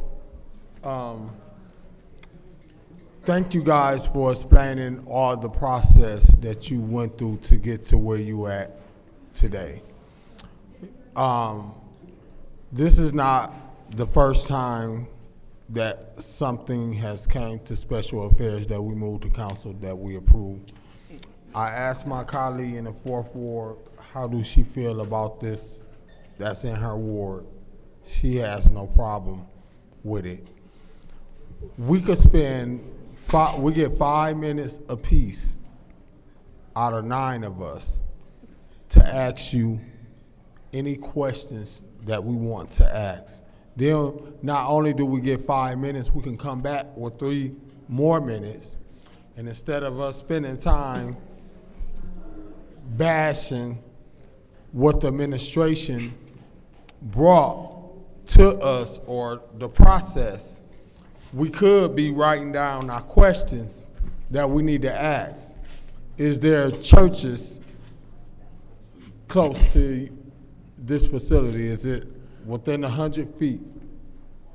No, in order to get past, in order to even get a pre-approval, you cannot be 500 feet away from a church, 1,000 feet away from a school, or a substance abuse center, and 300 feet within a residential zone. So there's no questions that I can ask you now that even if I move this to committee, I'm still can go ask you some questions. So what I could have been doing was writing my questions down right now and getting them in. And I understand my colleague wanting to go through committee. We here. And we also sent out 300 letters to residents and local businesses. If anybody wants to oppose it, they can write a letter to the Planning Commission or come to the Planning Commission in opposition. Let me ask you this. Are you guys planning on doing any kind of community benefits agreement with the residents? Yeah, so we've outlined in our plan that we definitely do community benefits. We're going to hire from our community. 50 to 75% of the people will be hired from our community. We are contributing to the Boys and Girls Club in the area there. We're also encouraging a charity plan where we have a volunteer plan where we will promote different organizations. I think there's there's 2 homeowner associations near us, but not part where our property is. And I think it's the Potter Longway Association and Evergreen Estates, and we're going to contribute to both of those. Any blight programs, we'll encourage our employees to donate, volunteer, and we're going to match anything they donate up to $1,000. So other than that, we'll engage in the community and other programs. So yes, definitely. And we're going to hire, use the Michigan Works and any job boards on Flint job boards in order to put the people in the community to work.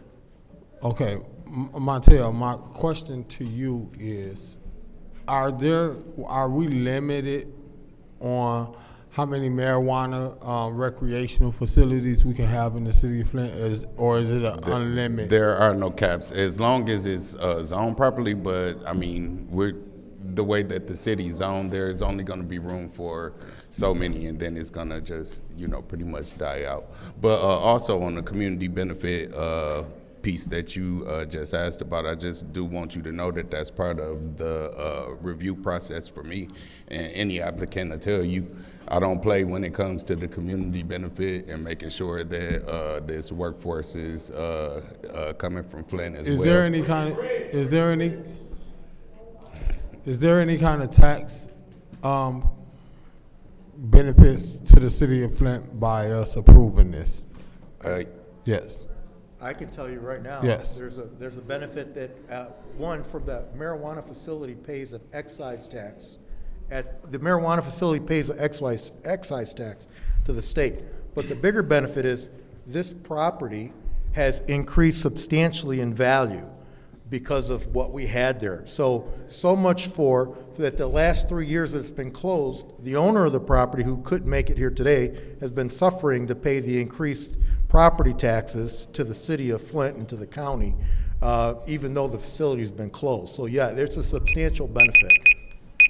Thank you. Is there anyone? Oh, I'm sorry, Councilman in the 8th Ward, you have the floor. So, here's where I'm at with it. I don't care that it's in special affairs. My issue is, I think we have an incomplete packet, because usually we get something in our packet that outlines what you're going to do, the amount that you're going to invest. We get meeting minutes from the Planning Commission to see whether or not, there was certain people that opposed to it. We get usually all of that with the marijuana that's come before us. So this doesn't have anything. I think that the last marijuana that came before us did a presentation and showed what they were going to do to the facility and how much they're going to invest and so on and so forth. But Mr. Menifee, are you familiar with like what we've got in the past or no? No, the only one that I brought forward was the one that was actually in your ward for South Flint Dispo, and we didn't have a presentation for that. So he came in and did a presentation because we got all kinds of pictures and a couple of them. So I'm not familiar with you saying that he didn't come in and do a presentation. Okay. But I think we also got the meeting minutes and what was discussed at the Planning Commission. And this doesn't have anything like that. So, like, I don't mind doing the work here today, but we don't have the things to do the work. I know Mr. Murphy asked about the community benefits agreement, but I would like to see the verbiage on that to see that there's teeth in that. Because we can talk about, you know, oh, we're going to hire 50 to 70%, but what happens if you don't? Then I won't renew their license, and I make that very clear to them. But you, by law, you don't have that ability to just. Anything that's in the that they sign up for in the application, they have to hold true to that. Or that's you know, that's my measure to renew a license. But no offense to you, Mr. Menifee, but we cycle through people in the administration all the time. So what if it's not in writing and it's not in the ordinance, through you, Madam Chair, to the city attorney? Is there any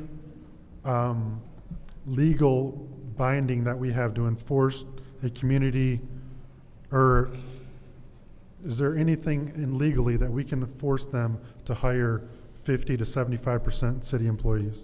Again, like Mr. Menifee says, marijuana licenses have to be renewed every year. So as part of that renewal, as he says, him or his staff would be reviewing not just to make sure that all the documentation is there, but also that that the licensee has basically lived up to its commitments and its agreements. So there's language in the ordinance that would be grounds for denial if they've demonstrated that they're unreliable or. Can you send me the language that says that they have the ability to deny? Because it's community benefit agreements, I don't think is even in the ordinance. Yeah, it is. I'll get with Mr. Menifee and we'll get that to you. Okay, perfect. Yeah. It's in there. What, Mr. Menifee, was this what was the vote at the Planning Commission? Oh, unanimous. I'm sorry? Unanimous. It was unanimous, and that was what was the date of the meeting? You remember that was like a couple months ago. It was a couple months ago.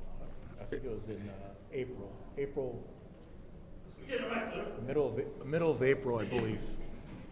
RL, stop yelling out. Madam Clerk, can you send me?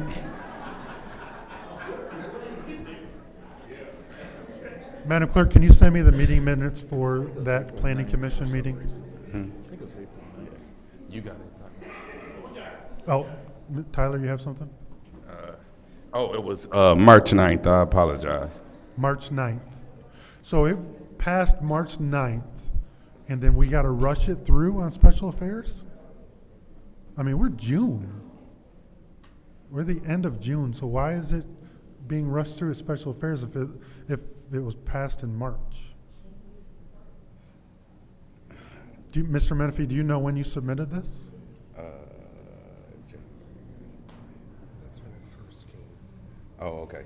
And it first came in January 2019 to Planning. All right, thank you. Is there anyone else who wishes to speak in the first round of discussion? Madam Chair, I'm sorry. Was that Councilman in the first Alameen? ward. You in have the first floor. ward. So my question to the speakers is, can you say how many jobs you guys will be creating again? Yeah, we anticipate it would be approximately 10 jobs. 10. 5 to 10. Just depends on how it's going to work once we get open there. What about on the construction side? Construction side, we're anticipating it's going to be about a couple $100,000 in renovation, and we're going to look for local contractors, of course. So it will be local contractors working on it? I'm sorry? Did you say local contractors will be working on it? Yeah, that's what we're going to look for, local contractors to help us. Okay. And my second question is, have your facility ever been shut down or fined in your previous? I don't know. This facility, no, there was never shut down or fined. All right, thank you. Yep. I yield. Thank you. Is there anyone else who wishes to speak in the first round of discussion? Madam Chair. Councilwoman in the second ward. Thank you. Thank you for choosing Flint. And thank you for bringing business to the 4th Ward. We oftentimes talk about the disinvestment in the 4th Ward, and this is the business that we like to see. So again, you could have been anywhere in America, anywhere in the state of Michigan, anywhere in Flint. So thanks for choosing Flint and the 4th Ward. Absolutely. So with that being said, Madam Chair, I'd like to call the question. There's a motion on the floor to call the question. Is there support? Support. It's been moved and properly supported by the councilman in the 3rd Ward. Roll call, Madam Clerk, and this is to send Resolution 240266, Marijuana Facilities, Group E Marijuana Retail Adult Use License, Green Buddha LLC, to council. Roll call, Madam Clerk. I'm sorry, this is to call the question for that resolution. Let me correct that. I thought about it after I said it. This is to call the question for Resolution 240266. Roll call, Madam Clerk. Ms. Winfrey Carter? No. Ms. Burns? No. Ms. Mashat? Yes. Mr. Fife? I abstain because when we start asking difficult questions on things that we're supposed to have, they want to shut the talk down.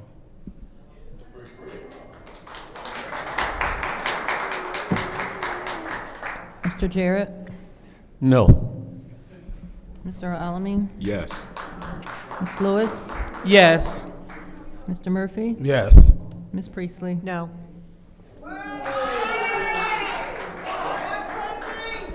The vote is 4 yes. The vote is 4 yes, 4 no, 1 abstention. The vote is 4 yes, 4 no, 1 abstention. We will now move into our second round of discussion. Is there anyone who would like the floor in the second round of discussion? Madam Chair? We're going to go with the councilman in the 8th Ward and then you. See, thank you, Judy, because I'm going to support this, but I wouldn't have if you would have called the question, because I'm assuming you are for this, or you're going to support this. So if you support marijuana in your ward, who am I to say no? So I would have supported this, but not when we want to play games and shut down talk. We want to, to me, I'm just asking the questions of where the information is, of what I feel we normally get. So that was my only hiccup. If Judy wants this in her ward, I will absolutely support it. So I don't know what the big deal is. Thank you.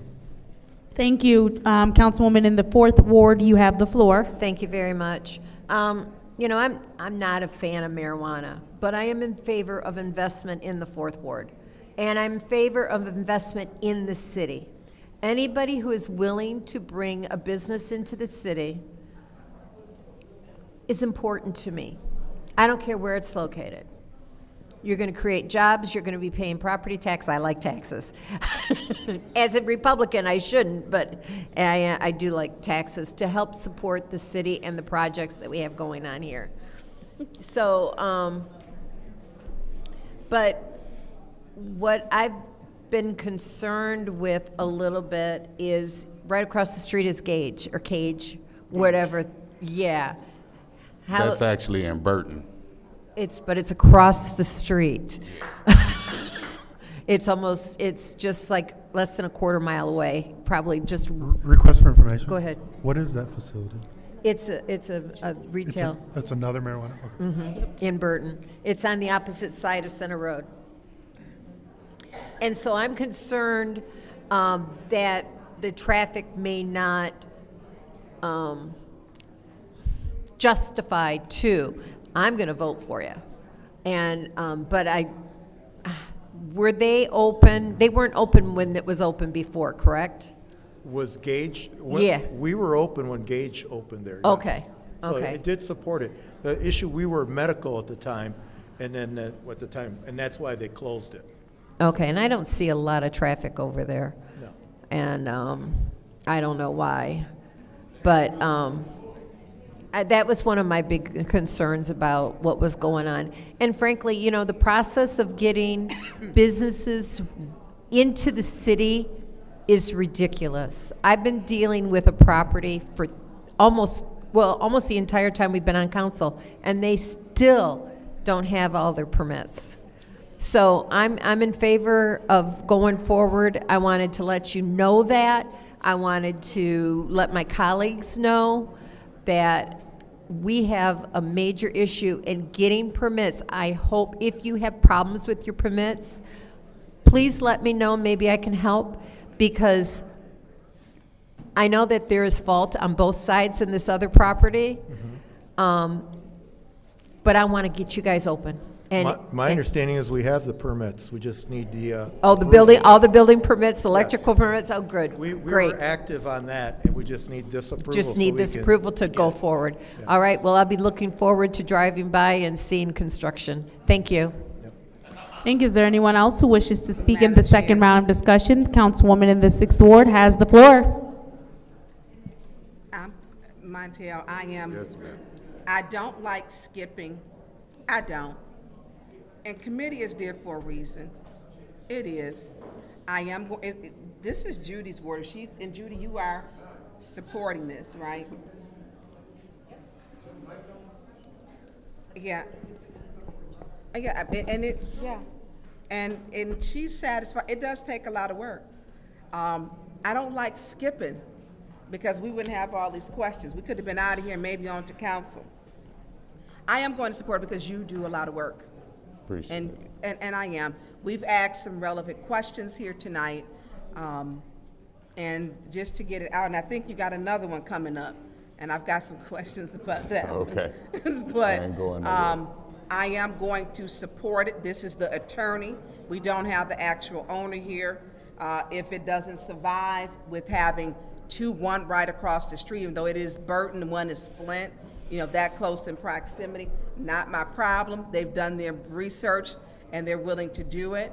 The council member in that ward is supporting it, and I'm gonna support it, and I know you've done it, and I know the process is tedious, and it's slow, very slow. So I will be supporting this.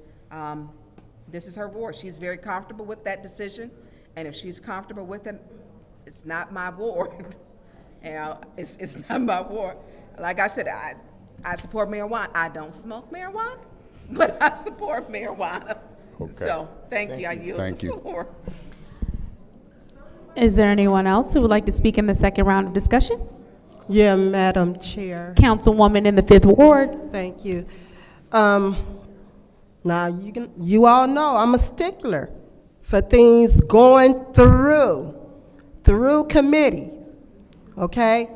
But I know, I do realize, Montel, that you've done a lot of work, and I'm not gonna hold this up tonight. I'm gonna go ahead and pass it to council and go through council and support it, because we do need the businesses. Thank you.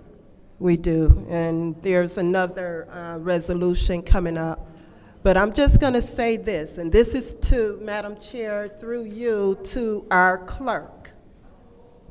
We have a process. The process is for every resolution to go through committee. We should not be putting things on special affairs that we have not discussed in committee. And I'm gonna stand by that. I don't like it. To me, it feels like it's a slick way to get us to hurry up and vote on something that we haven't even vetted. And I don't like that. But I'm gonna go ahead and I'm gonna vote for these two resolutions tonight to move on to council. Even though they did not go through the proper process of going through committees, I'm going to vote on it. Thank you, Madam Chair. Thank you. Is there anyone else who wishes to speak in the second round of discussion? Madam Chair. Councilman in the 9th Ward, you have the floor. Thank you. I'm about to do something I'm going to do my best to refrain from doing. And that is speaking to both my decisions and really speaking to the way that I'm going to be assertive in how I conduct myself here. When protocol, orderliness, respectability. Those 3 words are synonymous with decorum. All right? So we hear that word a lot here, decorum. There is a way that we have to do things in order to be respected and to have decorum followed. So in that, I am going to demand in the way that I can control that our process be respected, that as I sit here, I be respected, as well as the respect that I give to others and the process. So that said, I still, in hearing what I'm hearing, it sounds like this is going to council. And I'm not opposed to it going, I just can't do it. So my vote to move it to council is gonna be no. Just like with the next one, and going forward, anything else that comes to special affairs that does not go through the process, especially unless there's a timeline outside of, because we've been working on it for a while. And that's not to disrespect in any way the work either of you are doing. Mr. Menifee, I appreciate, and I've not dealt with you before, I appreciate the work that you do. And I'm sorry that you were put in a position where you got to hear from me that the thing that you're working on, I can't support here now in the way that it's being presented. That said, if we are gonna be respected as a council, we have to demand it. And we cannot allow ourselves to be backed into a corner for reasons outside of this. Thank you. Is there anyone else who wishes to speak in the second round? Yes. Councilman in the 3rd Ward, you have the floor. So, I've been coming to city council for years. And to my colleague in the 9th Ward, and to my colleague in the 5th Ward, I hear what you're saying as far as stuff going to committee. But this is not abnormal for agenda to come, and then we just have to weigh our pros and cons. Just like you said, you want to vote support it tonight, but you don't really want to because of the process. I hear and respect what you're saying, but historically, there has been other mayors and administrations that have came to city, that have been the mayor of the city and have brought agenda to special affairs without going through committee, and they supported it. I wasn't on council then. So it kind of make me feel like it all depends on who the mayor and administration is, far as when it comes down to what can come on special affairs and what's a problem versus another problem. Because the same former mayor or somebody else could bring something on special affairs and it could get approved without the, it didn't go through committee. But now, this mayor and administration bringing something to special affairs, and you guys have worked hard on this. And then I heard about decorum and respect and character, but we can sit here and we can allow the residents to come and shout out and hit the podium and call us all kind of names, but then my colleague will sit there and not say nothing and almost applaud them in the way that they come and treat some of us. But this is a problem because y'all run this to special affairs, so we want to talk about decorum and character and what it looks like. But you can't have it both ways. You can't, on one end, tell the mayor and administration that y'all can't bring nothing on special affairs, then let the public come and call us out our name and disrespect us, and you don't say nothing, but then you talking about decorum. I'm gonna support this tonight because I think you guys have worked hard to do whatever y'all can. All right, is there anyone else who wishes to speak in the second round of discussion? I'm going to ask the audience to stop yelling out. I've asked several times now. It is noted on the record that I have asked several times. Roll call, Madam Clerk. This is to send Resolution 240266, Marijuana Facilities Group E Marijuana Retail Adult License Green Buddha LLC, to council. Ms. Burns. I did not hear. I mean, did she call me? Ms. Burns. Yes. Ms. Mashat? Yes. Mr. Pfeiffer? Yes.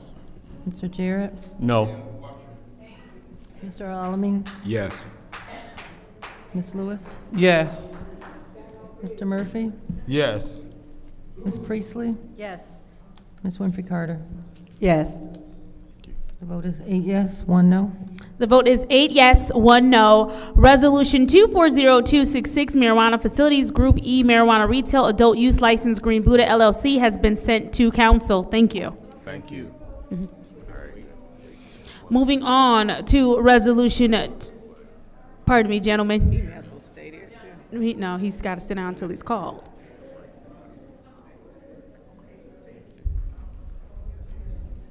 You have a seat. You gotta have a seat. Resolution 240267, which is Marijuana Facilities Group F Class C Grow and Processing License, the Lane Family Group. What is the pleasure of the body? Madam Chair. Heard both y'all at the same time. Councilwoman in the second ward. I would like to move this to council. There's been a motion to move this resolution to council by the councilwoman in the second ward. Is there support? Support. It's been moved and properly supported by the councilwoman in the fourth ward. The councilwoman in the sixth ward has the floor. Thank you, Madam Chair, through you too, Montel. Mr. Menifee, please join us at the lectern. Hi again. Hello. So is this the old credit union? No, this is,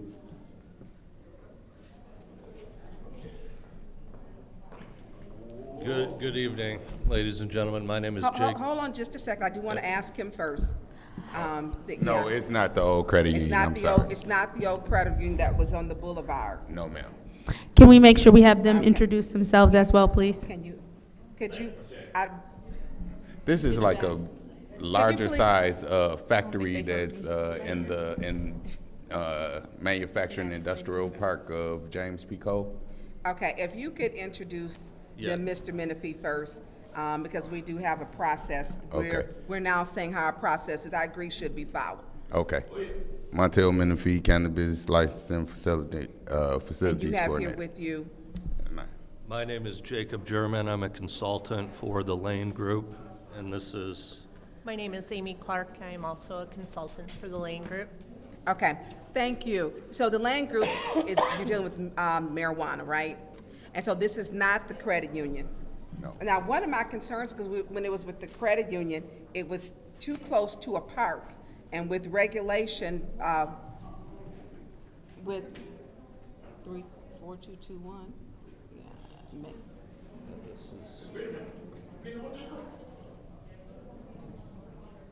Are you sure this is the credit union? We're pulling it up? 4221? 422? Yeah, 4221. No, this is an old warehouse. And they got the wrong picture in here. Yeah, then it's the wrong picture, and I will pull up. So my concern is, we had the issue with it being too close to St. John's Park as it deals with the proximity. Do we not have this issue too? No, this one had no zoning discrepancies. Okay, there were no zoning and because the park, and there's the new trail there. Mm-hmm. And so with the trail, I believe it's the Iron Trail. Mm-hmm. And what is the distance requirement? From a park is 500 feet. So you have to be, and see, is there a map in here? I'm not sure if they sent that up or not. I don't even see, I don't see any of that in here. So I know that was the issue with, I believe, Dado, who was trying to get and they sunk all that money in there. And then the proximity, because the Iron Trail runs there. Mm-hmm. It runs along there. Yeah, they're on the opposite side of Stewart, by like where all of the trucking companies and. Okay, so are you in the warehousing, like there's 475, and then before the bridge? I think. Because the picture we just put is not the same picture. The building is actually right next to the bridge. Next to the bridge, yeah. So we are in the cul-de-sac with priority waste. Okay, so it is a warehouse. And I don't know what the trail, I would like to see where the trail runs, the closeness and the proximity to it. I would like to see that. Does anybody know? The Iron Trail? I'm not sure. I have to send each one of these to GIS, and I get a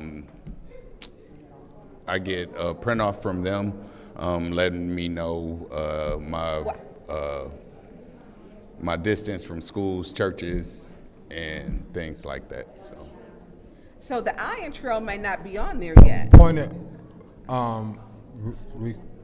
information. Please pause, sir. Time. What's your point? To you. It's to a the request for speaker, information. Request, yeah. Did you know that James P. Cole and East Boulevard are two different streets? And one is on the other side. I do know that, but the Iron Trail runs a length all the way down. Then we also have the park. It's by the river, though, the Iron Trail. So the trail runs down. It'd be nice if we had a map so that we could actually see it. So. It pulls up an industrial building for me. Yeah, Jerry just pulled up another one. Is this time of the essence for you? How long have they been in the process? Since us, Since yeah, so how long? About 3 years. Okay, and there's my time, because we have time on important things, and it's gone while everyone has had questions. That's gonna be my time. I have to wait to second round. Hopefully, my colleagues will pick up to ask more questions. Is there anyone else who would like to speak in the first round of Yes. discussion? Councilman Murphy, you have Thank the you. floor. So this is in the 3rd Ward. Thank you guys for wanting to do business over there. The corner of where this is located is on the corner of Stewart and James P. Cole. The other side of 475 is East Boulevard. James P. Cole and East Boulevard, then the trail. It's not by the park or the credit union. Do you guys have any kind of community benefits agreement that y'all are putting together? Yes, so in terms of community benefits and hiring people, once we get our license from the city, we're looking at. Can you speak into the mic? Hiring up to 25 people in long-term sustainable jobs that pay a living wage and benefits with health insurance to keep the employees long-term. It's expected that, these employees will actually move and live in the city of Flint, spend money with their local businesses, buy housing, and pay taxes. And this will further increase employment by several thousand jobs in the area. The Lane Family Group is committed to work with local nonprofits and charities, such as the Genesee County Habitat for Humanity, the Food Bank of Eastern Michigan, and the Lane Family Group will start with an annual charitable donation of $2,000 towards these local nonprofits. Please and pause the charities. time. Gladys, I've asked you several times, this is your first warning, because I've asked you several times to stop talking. Madam Chair, This is your first warning. Madam Chair. Yes, Councilwoman I Burns. appeal the ruling of the chair. That is fine. Is there support? It's been moved and properly supported. Please put Councilwoman, remember they're at 3:17. Please put Councilwoman Burns 1 minute on the clock. So first of all, it's the whole chambers talking. It literally is, and it's loud. We get certain, and I didn't hear, and Gladys's voice, she wasn't talking by herself. There are people that are talking, both sides. And so I think it would have been, it's your decision as the chair, which I know you'll come back with some power trip, but it was, the residents are conferring with each other. Can we just give each other some grace up in here? Sometimes just like we give grace to RL, just to say, hey, and it should have been like, if we could get the council members, the residents on this side to please lower your voices instead of, Gladys, I've asked you. And so when you do that, you make people upset. I'm talking and then they talking. You got council members up here talking. They need to be warned while I'm talking. They need to be Thank you. warned. Would you please give me my minute, Madam Clerk? Please start my time. So the argument that she should not be warned because you didn't hear her does not work because the chair heard her. So that is why she received a warning. I've asked several times. I even gave a warning that I asked several times. And now she's still yelling out. Roll call, Madam Clerk. Yes, overturns the ruling of the chair, or no, upholds the ruling of the chair. And this will be her first warning. Roll call, Madam Clerk. Ms. Mashat? Yes. No. Mr. Pfeiffer? Mr. Pfeiffer?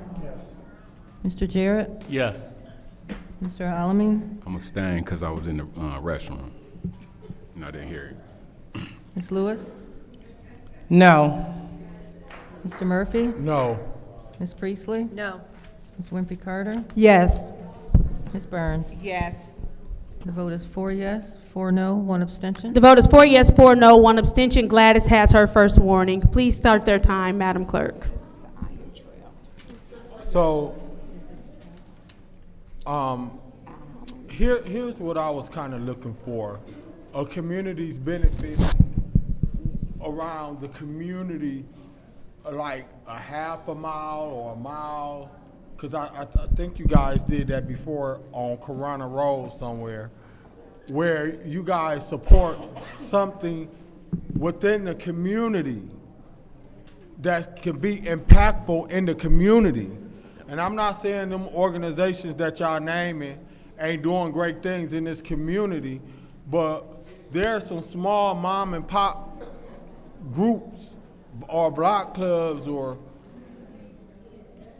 projects in the community that if y'all work and do a community benefits agreement with them, that can help them out more than y'all giving somebody that's already getting a whole bunch of money from somewhere already.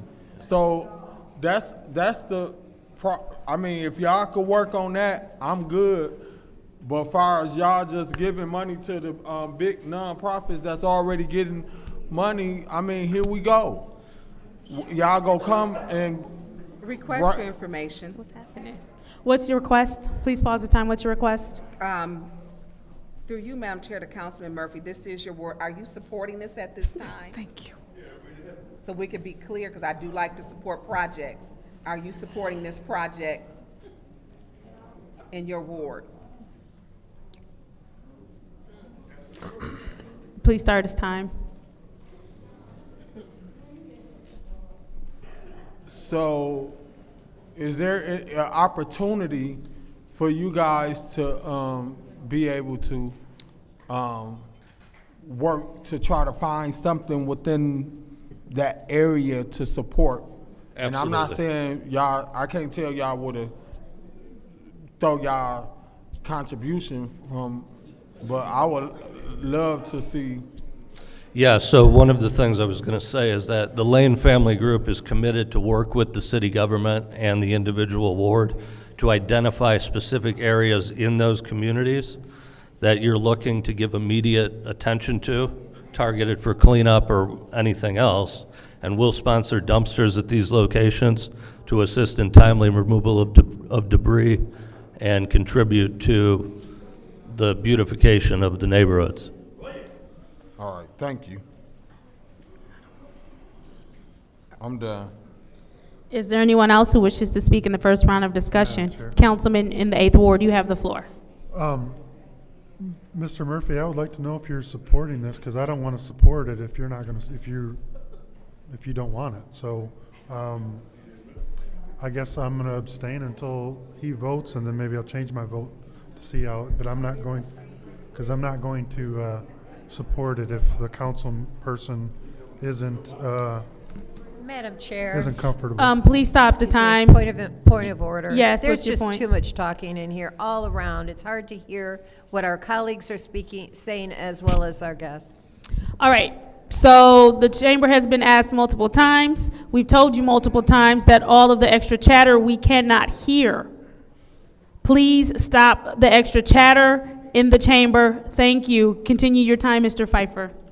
So, with that being said, I'm going to ask the same questions I did with the last group. How much are you planning on investing? What, I think you answered the questions on how many jobs. Mr. Menifee, what was the vote on the planning commission, so on and so forth?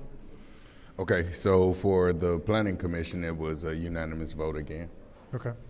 And then how much are we planning on investing in this facility? We've already spent millions, and we're looking at, once we get the license, of spending probably at least another $1 million of renovations. So, what have you already spent? Just acquiring the property you're talking about? Acquiring the property, yeah. Okay. Mr. Menifee, I hope that we get more information on the next one if we have more further, because this absolutely shows us nothing of what, typically we would like what is presented to the planning commission, just for a reference. Right. Just me personally, and that's what we've got, and I think what I've grown accustomed to, and that's why I'm kind of disappointed we don't have more information. So I'll wait to see how the 3rd Ward Council person votes, and we'll go from there. Thank you. Is there anyone else who would like the floor in the first round of discussion? Madam Chair. Councilwoman in the 4th Ward. As I said, I support all investment in this city. Any business who wants to come and do business inside this city, you've got my support 100%. I'm going to put a little caveat in there because there may be something down the road. I'm not going to say one, but I'm supporting you. Like I said, I'm not a big fan of marijuana, never have been. I've never partaked. And I've got a niece who's involved in the marijuana industry, and she and I fight over it all the time. But I am going to support your right, your legal right, to open a business in this city. Thank you. Thank you. Is there anyone else who would like the floor in the first round of discussion? Seeing as how there's no one else who would like the floor in the first round of discussion, is there anyone else who would like the floor in the second round of discussion? Madam Chair. Councilwoman in the 6th Ward. You have a project here, and the 3rd Ward Councilman Doesn't want to say he's supporting it. He does not. It was a simple question. He couldn't answer. And I don't know what his reasons were. Just rude. Just rude. Just absolutely rude. And that's just absolutely crazy. How much have you invested so far? Like 1 million, 2 million, 3 million? What is your total year-to-date investment approximate, please? Roughly around $2 million so far. And what would be your end? Around $3 million. Okay, and so if it is approved here, if it goes on, there is a lot of things which are missing. I do not support, I don't care to have it, us missing, because we can vet it in committee. And then we have the third ward councilman who doesn't, he was just silent on it. This is his project. I can tell you every project that's gonna be in my ward, I'm going to bat for it. I'm going to answer all questions. And it's not a lot, it's the business of it. It's the business. And the business doesn't have to get personal. It has nothing to do with the mayors, and I don't know what all that nonsense was. I don't know. I don't know if it's breaking bread or I don't know. So I don't know. So you put a lot into this, and I know you wanted to move forward.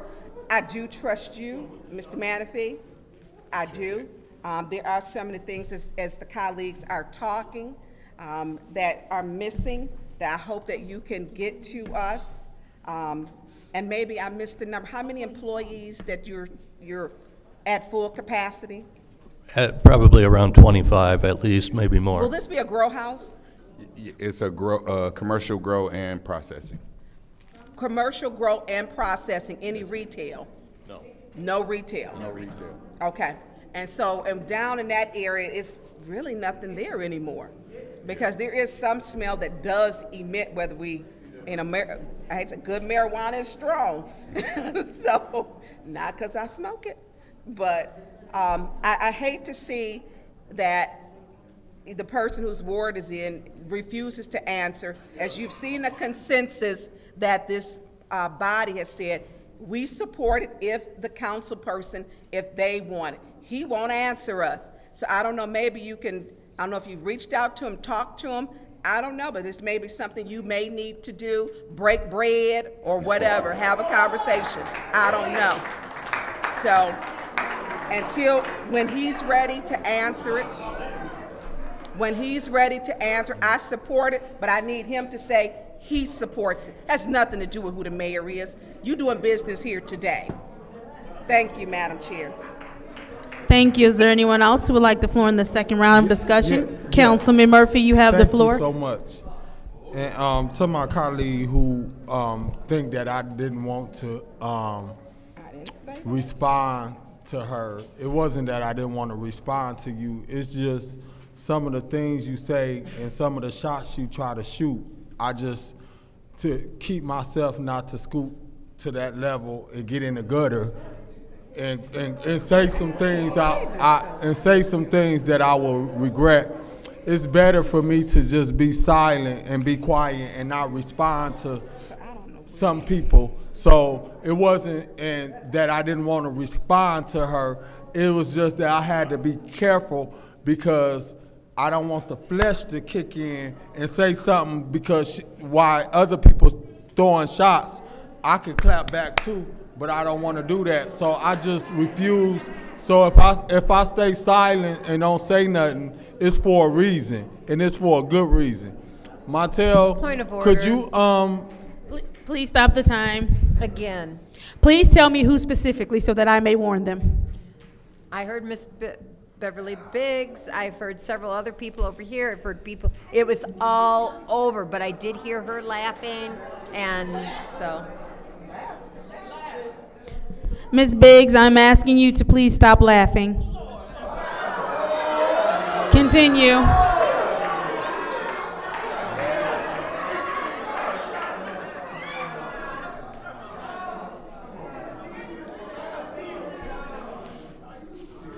Yes, Arthur Woodson, she is serious. Please stop yelling out. You're loud and you're being disorderly. I'm asking you to stop. All right, first warning. Please start the time. Thank you.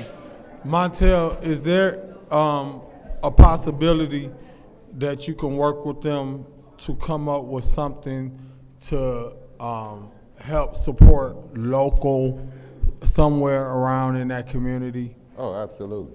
That's what I wanted to hear, not and I'm not, like I said, nothing against the other organizations, but when you saying that right there, I'm not saying that they don't support stuff in that community, but because the neighborhood is just so messed up, so bad, especially with blight and struggling small businesses, I just would like to see something around that neighborhood. You got Rolling Wood neighborhood over there. You got the Pearson little mini park on Philadelphia and Baltimore and Industrial that can use some upgrade. So I'm just thinking of some small things that could be impactful in that community that I would like to see y'all support. So if you good and you will work with them, okay, I'm good.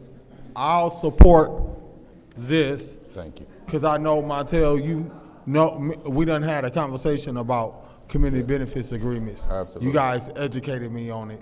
So I believe that you will do the right thing to try to come up and we can meet and talk, and I'll give you some suggestions on what I think you guys could do in that community. All right? Thank you. I'm good. Thank you. Yeah, I'm supporting this to my colleagues who want to know if I'm supporting it or not. Is there anyone else in the second round of discussion? Seeing as how there's no one else, this roll call vote is to send Resolution 240267, Marijuana Facilities Group F, Class C Grow and Processing License, the Lane Family Group, to council. Roll call, Madam Clerk. Mr. Pfeiffer? Mr. Jarrett? No. Mr. Alamin? Yes. Ms. Lewis? Yes. Mr. Murphy? Yes. Ms. Priestley? Yes. Ms. Winfrey Carter? Yes. Ms. Burns? Yes. Ms. Mashat? Yes.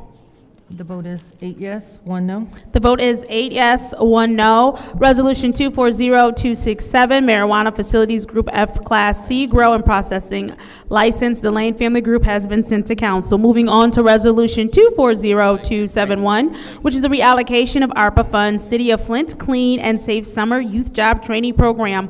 What is the pleasure of the body? Madam Chair, Councilwoman in the second ward. I would like to move that to council. It has been a motion made to move this resolution to council. Is there support? It's been moved and properly supported.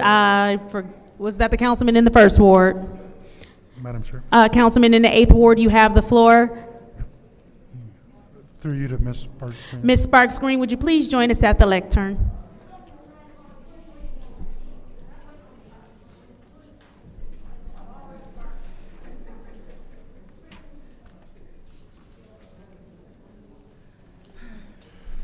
Ms. Sparks Green, how are you? I'm good. How are you? Good, good. Good. I'm confused by this resolution. Okay. Because it's for $65,000. Can you explain the dollar allotment to, which organizations will be getting this dollars? Okay, so in the first one, the reason why we asked for the additional money is because in the first grant, we had over 171 kids sign up. And so we were only looking for, I think, 70 or 80 kids to go to each organization. But we get in so many calls and so many parents and so many kids calling, like, why couldn't I get picked? And so we decided that maybe we'll ask for an additional dollars because the $65,000 could support 3 more organizations, which would be able to support. Is it the same organizations or just No, getting more money? no, it'll be different organizations. Which organizations get the $65,000? We haven't picked them yet, so we're trying to get them all in each ward. So I think so far the first 6 or 7 was in each ward. And so now we have an opportunity to pick 2 more. Absolutely. Councilman Pfeiffer would like for the chambers to please be quiet. Thank you. So you haven't picked the organizations? Not the last ones. The first ones, yes. The first 7, it's on there, the list. I mean, I would like to know the organizations that you're going to choose and what they do for the community before I allot any money. Okay, well, we haven't selected those organizations yet. We do have a list of organizations that applied. Well, so typically, though, you select the organizations and then you bring them forward, and then we select it. I don't think that we've done anything to date where we've done it blind without an organization attached to it. Well, when we did the first one, we didn't have the organization selected either. I believe the organizations are listed on the first. No. They absolutely are. They weren't. I wrote it, so I know. Well, just me personally, I don't want to allot something blind without the Right. organizations attached to them on the resolution. Right. So, and you're saying that, We just want to be able to service all the kids that applied. and you're saying that this is for 3 more organizations, but the staff review says that each organization will be awarded up to $35,000 And in administrative that was just in the fees. beginning, and then since we picked all 7, they all received 26,000. So it'll be 26,000 per organization. When we first wrote it, we said it would be up between 5 and 7 organizations. If we had to pick 5, they would have gotten up to 35. But because we went on to the whole 7, it was 26,000 apiece. 6, 7. So you've selected 7. You have 3 more that you want to. We trying to service all the kids that apply for the application. I get it. So it's 3 more additional. Yes. I don't think I supported the first one, so I'm not going to support this one. If it had the organizations on it, Okay. I think that's my only hang-up. I want to see the organizations. Okay. So, and with that, so so you're taking some of the 200,000 and allocating it to these 3 as well? No, the first money has already been issued out for the 3 Well, if organizations. this is only, if this is only for 65,000. Yes, that's So the- now we're saying that 6,000. The math is 22,000. 2150, 2175, because 3 into 65 is not 26, that's Hold on. 78,000. Let me look at my If notes my again. City of Flint I only Public write Ma- like 100 of them, so let me just see.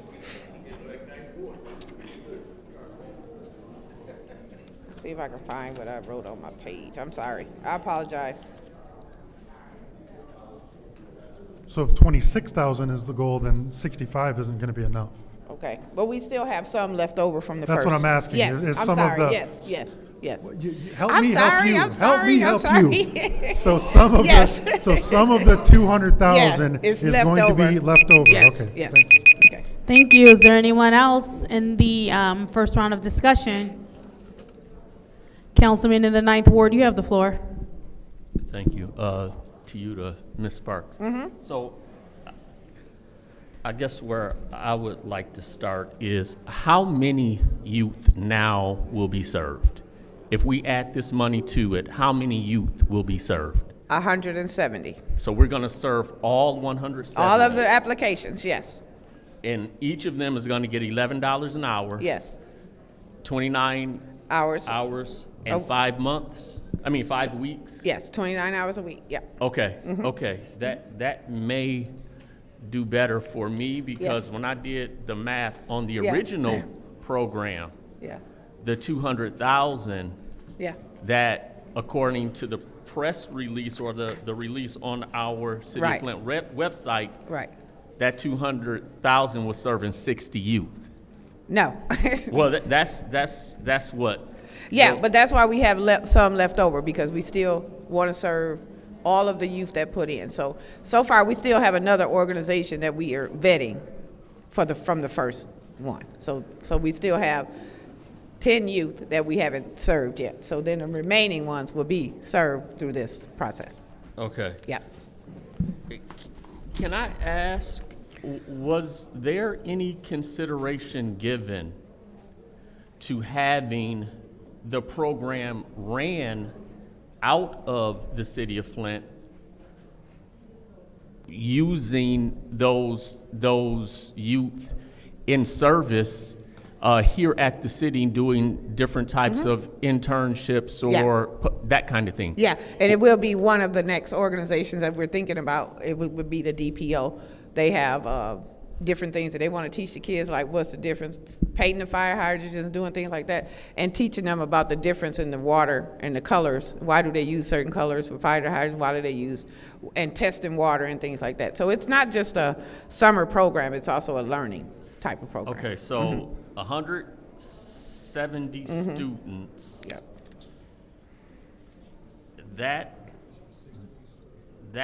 So am I hearing the improvement to this program is that all of the funds will now be received by the youth? Say that again, I'm sorry. Well, am I understand, because when I did the math before, again, $11 an hour, 29 hours, 5 weeks. Right. That math for one participant was $1,595. When I multiplied that times the 60, it was only $95,000 of that $200,000 going to youth, which would, in my mind, mean 105 was admin and administrative. Well, no, you have, each organization is getting $1,000 per week because they got to monitor the kids, they have to come up with the projects. But that's also why in my mind, I said if it was ran out of the city, we could have saved some money by not having to do. Who's going to manage it? I mean, we all got 20 jobs in one job, so it would be hard for us to manage it. I believe. Please pause the time. What is your request? Are you aware that $1,000 per week is more than a 10% allocation allowed by admin fees? That is not admin fees. That's not admin fees. That's program planning. Admin fees is 10% to take care of the financials for that organization. Right. Yes. That's where this is for them to host the organization, find the projects, manage the kids. Not calling it admin, it's staff costs. Yes. So if we do 170 youth, then we're looking at $270 or so $1,000. We're You won't have the other $5,000 for the city of Flint because we'll be hosting it. One of the projects we're thinking would be the city of Flint, so you won't have to have that hosting fee. So that's where the other $5,000 would come off at. No, I'm saying if we take, if we were to take $11 and 20 times 29 hours, that's $319 for 1 week for one student. Right. It's $15,950 for each organization a week. I mean, a pay period. Please pause the Through you time. to What the is your speaker, point? Part of the cost also is the employer's taxes. So the student is not getting $11 an hour. They are. There's no taxes taken out. This is a 1099 for the kids. So if the student is getting $11 an hour, on 29 hours, that's the $1,595. Yeah. And we multiply that times 170. That's $271,000. So there's no admin dollars in there. That's why I was congratulating you on eliminating the admin dollars. It's 29 hours a week for the kids. Right. Please. Oh, okay. Is there anyone else who wishes I don't know to what speak? math y'all doing. Is there anybody else who wishes to speak in the first round of discussion? Yes. Councilman Murphy. I would like for you to continue his question. Right. So I don't have my numbers here, but when we did the 29,000, this is how the application went. So each organization got $26,000, right? Out of the $26,000, $5,000 was for them to run the program, manage the program. Then they had the 10% because their admin had to go in and do the financials for them. Okay. Then the kids was $15,950 out of that program. So out of the $26,000, $15,950 went to kids only. Which it should be. So, Shelley, Yes.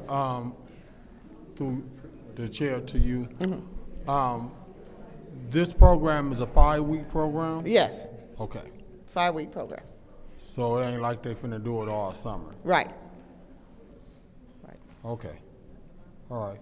I'm good. Okay. And so how we managed it the same way that we did with the rest of the ARPA dollars. We didn't just give them the whole thing, they divided it into 3 separate payments. So at the end, we have all our data and everything before they get their last payment. So it wasn't like just give the organization the whole $26,000 and let them run it. So we're still managing it the way we did all the ARPA programs. Okay. I'm Madam done. Chair. I have no more questions. Madam Chair, Councilwoman in the 4th Ward, you have the floor. through you to Ms. Sparks Green, you said that these are 1099 employees? Yes. Well, that's not, I'm not sure I like that idea, because you're Well, sitting you there. don't have kids paying taxes on dollars because it just. Excuse For me, information. excuse me, I do prepare, go ahead, sorry. Are you aware that anything? First, wait. Wow. Jeez. What's your request, Councilman? Are you aware anything over $600 you have to pay taxes in? That's what I was going to say. Now, the child. Please start her time.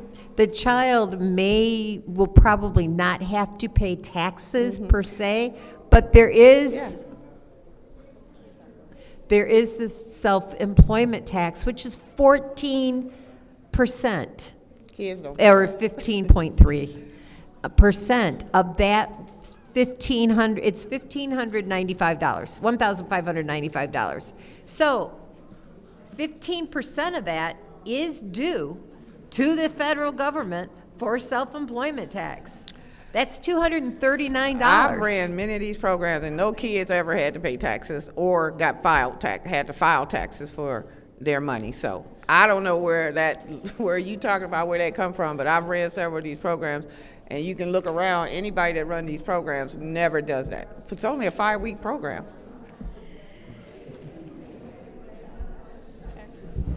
And that's where we at with it. Now we have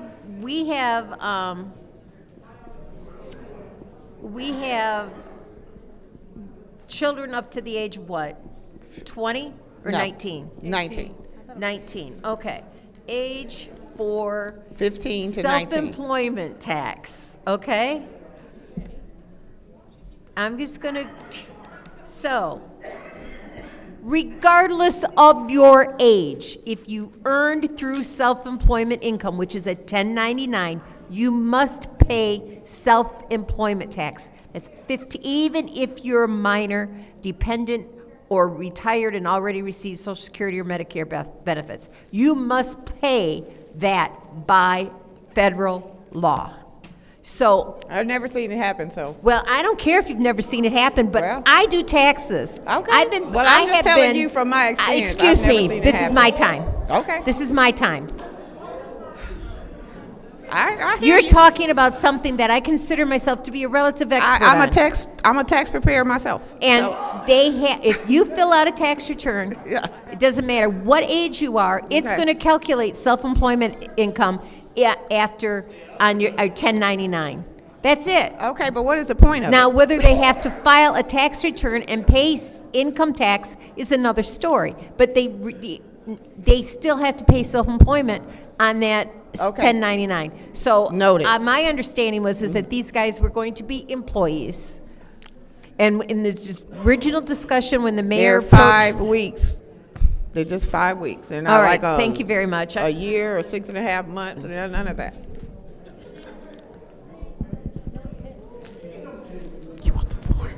Is there anyone else?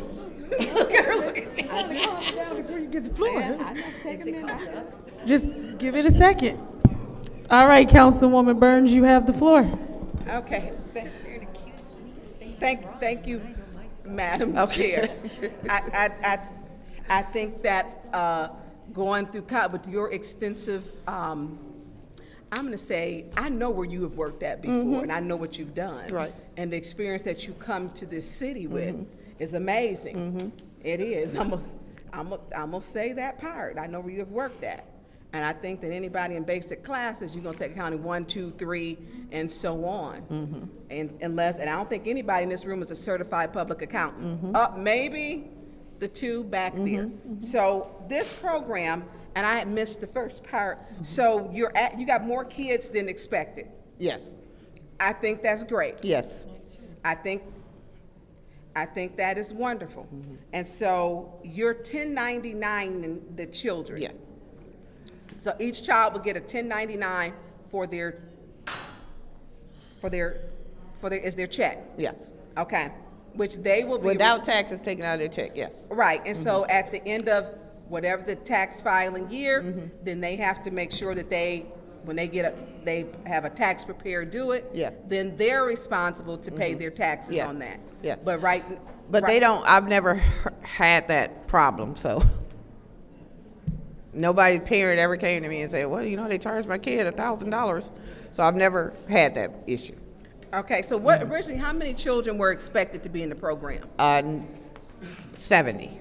And you have how many? I think 151. So some of them came So like double, after we more still than- accepted the applications. Yeah. Okay, thank you. We had a 2-day sign up for the kids to come and sign up. Oh, that was that Monday and Tuesday. And they were all vetted. They had all their identifications. They had, everything was approved right there on the spot, so. You know what? I think. Can you hear? Pardon me. I can't. I'm sorry. Excuse me, colleagues. Thank you. I still can't. Pardon me, colleague in the 3rd and colleague in the 4th ward. Please lower your voices. Thank you. So I support this program, and it has nothing to do with, I could care less who the mayor is. Exactly. And that's what I have stated. I put this on my program and told kids and put it on my page because I wanted children to take advantage of it because these kids out here in them streets. Yeah, it takes away the idle time. Yes. And that way it keeps them focused and also with PAL. Yeah. And so I'm glad to see that you had, there was an overabundance of children who responded just for those 2 days. Yeah. That is one, and probably if it was open longer, you would have had more than that. Probably so. You know, because there is a need. I had someone call me today, this morning, but I was on a Zoom, who wants to put their grandson to work. This is now closed though? It is, but I don't know how. I don't know how will they accept more or not, but it just depends on, I guess, if we get more money or if we can afford to do that. Yeah, this is one of the better uses of ARPA, along with mental health. Yes. And services for children. Yeah. I think it used to be you could be in, you could find a summer job. Now these children don't want to go work in fast food. Right. They don't want to do that. And maybe they can learn another skill by being at these different places, taking them in, and taking, these organizations, taking these children underneath their wings. And so I'm glad to see, your turnout was. It was exciting, yeah. That's good. Right. And another take on it with COVID, a lot of people lost their parents and their grandparents. So they have to work to help feed themselves in the summer. So if you out here hungry, what else you gonna do? And you got idle time on top of hungry. Idle time is I'm telling you, these 8 kids around the block. Yeah. For me, I think they're my children now. Yeah. But and I have talked to the PAL person, gave them their address, and then also for the parents to take them to this program. The more programming and dollars we spend on programming, this changes a child's future. It does. I think everybody can remember their first job, whether it was good or bad. You can remember it. Or programs that were offered during the summer, sewing, cooking. You could be in, sports for the summer. This is great, and it gives them money so that they don't have to be looking how to make some money. They'll have their own. It gives them. I don't know what to call it. It makes them feel better. Right. That, hey, I got my own money. Yeah. And that's a good feeling for young people to have. And it's legal. Yeah, legal money. It's legal. It's legal. Okay. Yeah. Thank you. Thank you. I get one more paper cut. Thank you. Is there anyone else who wishes to speak in the first round of discussion? So far, 8, 9, 3, 4, and 6 have all spoken. Madam Chair. Councilwoman in the 5th Ward, you have the floor. Thank you. Thank you, Ms. Sparks Green, for standing here in front of us and giving us an overview of this program. Now, you know, I support youth 100%. However, I think I'm going to have to recuse myself from this vote because I see McCree Theater listed as one of the organizations, and I just don't like to, get into that. You know, some would say, my father is the executive director, some would say that has nothing to do with me. However, I think it does, and I think it would be a conflict of interest for me to vote on this. But I want the residents to know, I want to put it on record, I support youth jobs, summer youth jobs 100%. And McCree Theater does a great job with that. The kids learn a lot, so yeah. Thank you. Thank you, Madam Chair. Thank you. Is there anyone else who wishes to speak in the first round of discussion? Madam Chair. Councilwoman in the 2nd Ward, you have the floor. Thank you. I'm looking through this. I know that you just said that we're going to award this money to separate organizations, right? All right, so is this money right here being allocated towards McCree? This money right here? Yes, no, the money before this was. The money before this was. Okay, so if the money before this is not, then that my was colleague in the 5th 200,000 Ward before, can I'm vote. sorry, that was the 200,000 before this. Right. That's the 7 groups that was picked, Okay, so this money, we haven't picked organizations. Okay, so I just want to make sure that I'm clear. Yes. So you're saying that this money right here that we're looking to pass has nothing to do with McCree? The past picks, no. Oh, okay, all right, only the new people going forward? Yes. Okay, great. So I just wanted to Madam make sure. Chair, request for information. Please pause the time. What's your request? Request for information to the speaker. Do you realize this is the whole program? Okay, I did what I needed to do. All right. Please continue. All right, so as she used a privileged motion invalidly, I would like to get back to the lectern and finish listening to what Ms. Shelley Sparks Green just said, that the old money has nothing to do with this vote. So you can vote if you want to. You're just choosing not to. And so what we're going to do, it's okay, she don't have to, but as long as it's clear to the residents, to the people watching, that this vote has nothing to do with McCree, and she does not have to opt out or abstain. I just want to make sure that that's clear, because this is serious.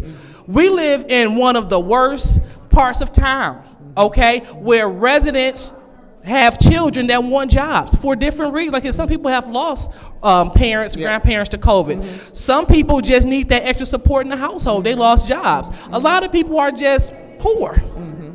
And some kids, excuse me, I'm trying to speak and I can't, my colleague. Okay, pardon me, they're whispering now. Colleagues in the 5th and 6th Ward, please keep your voice down. Please continue. Thank you. And we have some youth that just want to jump into the job market. We have some youth that want to obtain skills. Why would we stand in the way of that? No need to abstain, no need to vote no. When you have different kind of issues like we have on the north side, because unfortunately, it's kind of split like it looks. Over here, we have the poor wards. We do. Over there, not as poor as we are. So when I say no, I'm telling no to the lady that, to the people and the ladies that responded to my text, letting people know about youth jobs, sent it up to over 300 residents. And they sent some of their children and grandchildren. We had people reaching out on Facebook Messenger asking, is the deadline over because my son really needs this job? So if I vote no, or we don't support this tonight, we're closing the door in those people's face of kids that want to work. We talk about having a clean and safe summer, keeping the kids off the street. This keeps kids off the street. And when we talk about kids getting involved in mischief, people get involved in mischief when you don't have anything to do and when you don't have any money. This will eliminate those two things. So I'll be remiss not to support this. We'll be remiss not to support this. We'll be remiss to abstain our vote when we don't have to, because this is the work. This is just as needed as mental health. This is very important. Please pause the time. What is your point of order? First of all, she should not be speaking to the motives of another council member voting. Rule 43.21. She should know that is the president of the Flint City Council. It is not her concern how the fifth ward person is going to vote. She stop this nonsense. Please continue. Okay, thank you. And so I'm looking forward to passing this to council. I'm looking forward to passing this resolution, because not voting for it is a big slap in the face to those 170 youth that showed up for the orientation. Okay, and that Please pause the time. The lady at the ponytail. Ma'am in the blue jean jacket, that is your first warning. Awesome, first warning. Continue. Just to get the work done and just to do good for the residents. Yep. We will continue to do so. And the second ward has clearly have a lot of students that would like summer job. Some people did not make the cut. They got there too late. I mean, we advertised it, and so hopefully provisions can be made for additional youth that may want to join. But for the people that already have came, committed, found a way, I'm looking forward to this money getting to them so we can change some lives and assist some families. Thank you, Ms. Sparks-Green. Thank you. Thank you. Is there anyone else who wishes to speak? Madam Chair. Councilman in the first ward. Through you to the speaker, Ms. Shelley, this is definitely a great program. Does the program also offer like other wraparound services that the kids may need, such as like when you begin to work with students, especially from the community, clothing, food, and other things once you guys start engaging with them, besides just working? Not offered through the city, but the program or the programs that they are going to be a part of does have those different services. Okay, so they will be able to receive Yeah, that? yeah. That's awesome. I definitely will be supporting this. Thank you. All right, now it's time for the second round. Anyone would like to speak in the second round? Madam Chair. Go ahead, Ms. Priestley. Mrs. Sparks-Green, I want to apologize for my outburst. I try not to do that. I know. I apologize too. I do support this program, but I am concerned. Ultimately, we will be getting a report on how the money is spent. Yeah. And although I do believe that these children are employees and should be receiving, whether they have taxes taken out, except for Social Security and FICA and Medicare, or whatever the taxes are. Anyways, that doesn't matter. In the end, it is employing these children. Yes. And maybe they will look at not any job is too menial in order to earn a living. Yes. You know, because I have family members of that generation who say, I'm not working fast food. And my sister says to her grandkids, that put food and clothing on your parents' back. So, I'm supported this program. It's just, I'm concerned. I know what I appreciate it though. You're Thank just a you. numbers lady. Thank you. Thank you. Councilman Pfeiffer, you have the floor. So there's a few things with this program. I'm already a no. So because here's why I'm a no, and I already told you before, because it doesn't have the organization. the institutions that we're allocating for. Yes. So to me, this is a backdoor way to sidestep for any conflicts that may be up there, right? Because apparently my colleague in the Fifth Ward has a conflict with McCree that she's just now learning that there was dollars. So I'm not sure if she voted this before. The water lab is employed Seventh Ward, so there was a conflict there. But now the water lab is not accepted. But now we're going to add the organizations after we pass it. That is. Well, it's kind of. That's. I'm gonna say that's below board. That's below board because now you know, who knows who's gonna have a conflict now? Because when are we ever gonna learn when there's more money to be allocated? We're gonna learn of the 3 that you're gonna pick before? That wasn't the intention. The intention I know was it that's- just happened so hopefully fast. that's not the intention, And or we the had intention. lists on both sides. So, I mean, it's a catch-22. If we had picked them, you probably would have said, I don't like them. If we had not picked them, you don't like it. So, I mean, it's just a catch-22. Either way it goes, you may have had a problem with it. There's not a catch-22. It's called being transparent. I am being transparent. I'm letting you know that we have kids that apply and we have organizations that If we don't have the apply. organizations picked, why is this a? We don't have the kids picked either. Well, then why is this a detriment to get passed tonight? It's a detriment Request for because it's a information. 5-week program that's going to end at the end of August. And just the whole math isn't mathing. Okay. Because if we're going to allocate 35,000 for admin fees, then that's $5,000 a week, or We didn't say $1,000 30. a week for I guess there's going to be 10 now. Yeah. 10 times 5, that's 50 grand of this 265. So now we're going to have 215,000 allocated to salaries. So the math ain't mathing at all. You got more money going to the kids than you got going to anything. Well, You have more. You got just said- 15,000. But you just said that there's $1,000 a week per organization for the But I 5 also weeks. said there's $15,950 out of that $26,000 that goes to the kids' payment. So you do the math there.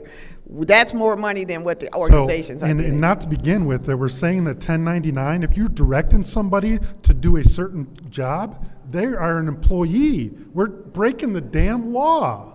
Okay, that's opinion. That's not an opinion. Like, how are we exempt from 1%? If they make any dollars, they should be paying the city tax.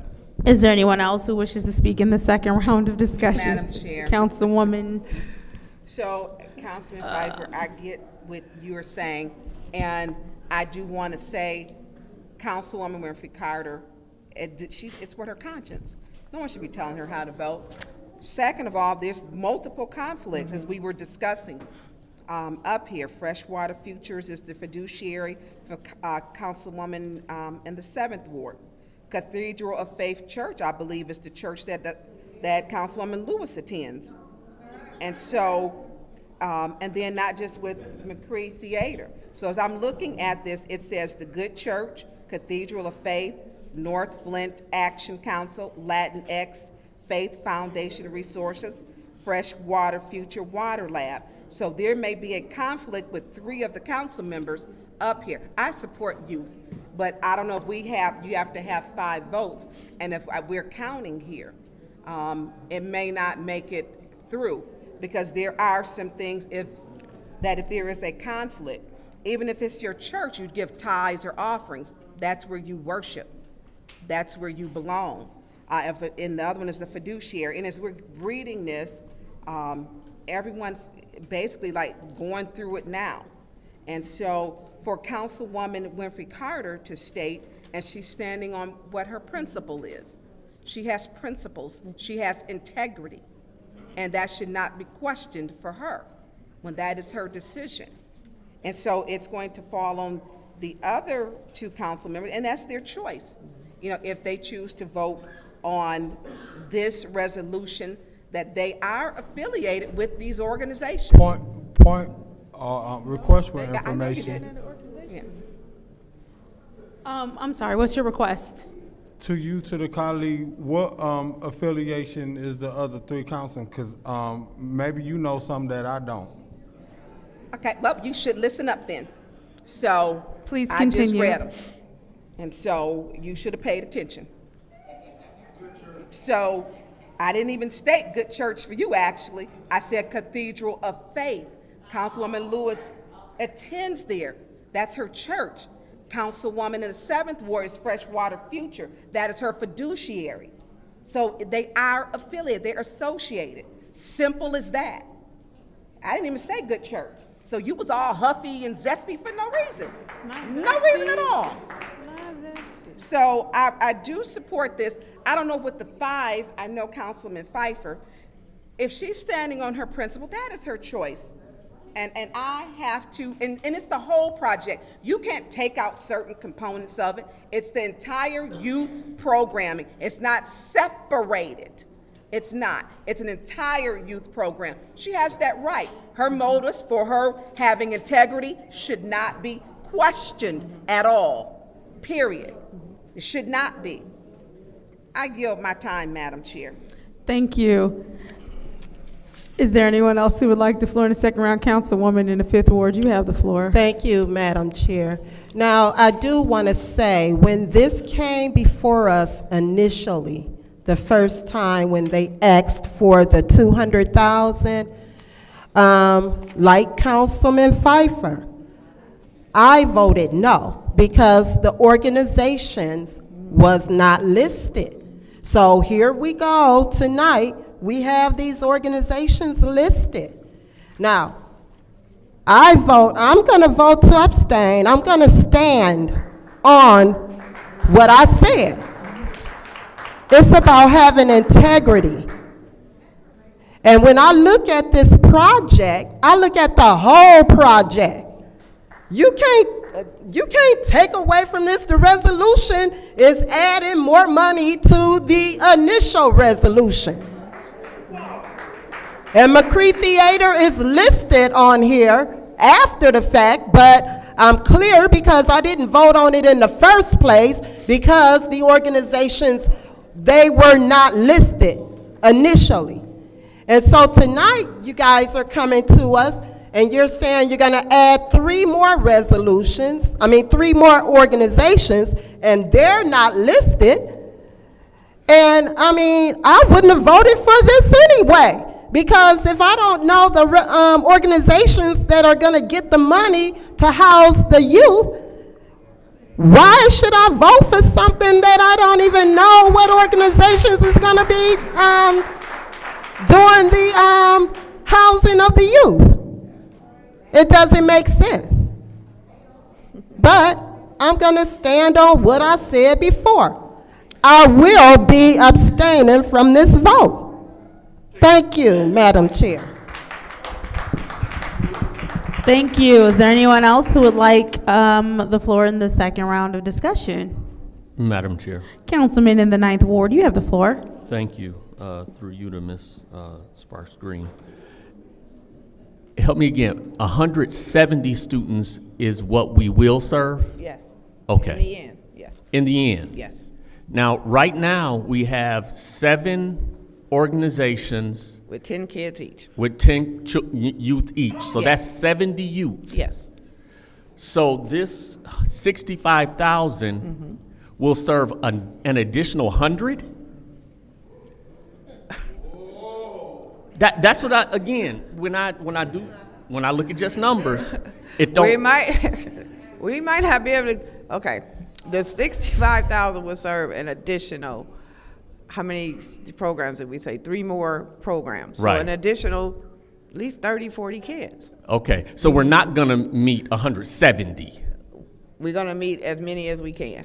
But that's what I wanna make sure I'm clear on, because I'm just telling you the number that applied. Some of them may not even have not been really, maybe they're not meeting all the qualifications. This is just, okay. At the beginning, we had 110, okay? Right. Then after the process, when they got done ordering up everybody, they wind up with 170. 170. So when I wrote the resolution, I wrote it as if we had 110, and then I had to change it because of the number of count that we had. How many students or how many youth are currently employed? 70. 7 are, and they're at work today? Yes. Okay, so 70. Yes. And those 70 are being serviced by 7 organizations, and those are the organizations that are listed here on the resolution. Yes. So we're gonna add 3 more. Yes. And if I understood you correctly, we're gonna add them in the wards that are not currently here. Yes. And then 1 for the city, is that what I understand? Exactly. So the 100 youth will wind up getting 159,000 of this 260. So there's still $100,000. I don't know what, out of the 26,000, when I wrote this, out of the 26,000, you do the $11 times the 29, For 7 organizations, each organization is going to spend $15,950 on the program for their spot. And then each Out of organization is also going to 26,000. have an additional $10,000 to their coffers. No. They have $5,000 to do the planning, the picking the program, the training the kids, the watching the kids, and then their their financial, which is the 10% that they get for their admin piece. Somebody's got to do their financials.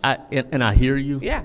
But however they split it up, it's going to be over $10,000 per organization. They can call it this, they can call it that. But let me just ask you this. Would each you do it organization for getting free? $10,000 for 5 weeks. Yeah. That's why They get $5,000 to That's do why the we're- planning and the programming. Then they got to do their own fiduciary work. I don't know if anybody have a nonprofit here, but we don't do our own financials. Yes. Right. Okay. Thank you. Is there anybody else who wishes to speak in the second round of discussion?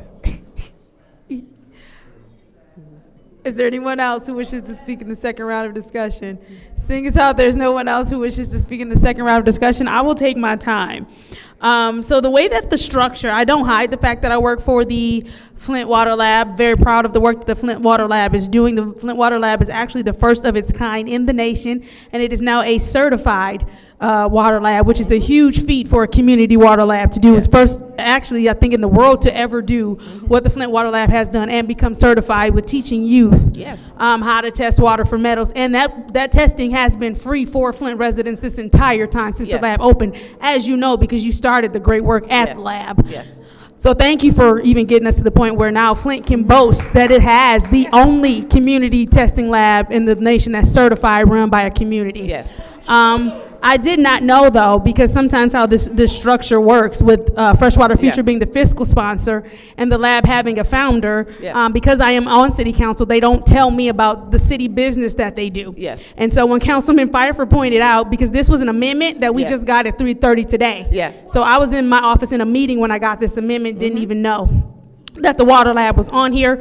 And so when Councilman Pfeiffer pointed out that the water lab was on here, I said, no, we're not. And Councilwoman in the 6th Ward pointed out that the lab is on there. I had no idea. I'm obviously going to abstain from this vote, but I wasn't made aware of the fact that the water lab was in there. You don't have to explain it to me. Because of our organizational structure, like I said, it was probably just the fiscal sponsors and the founder who made the decision.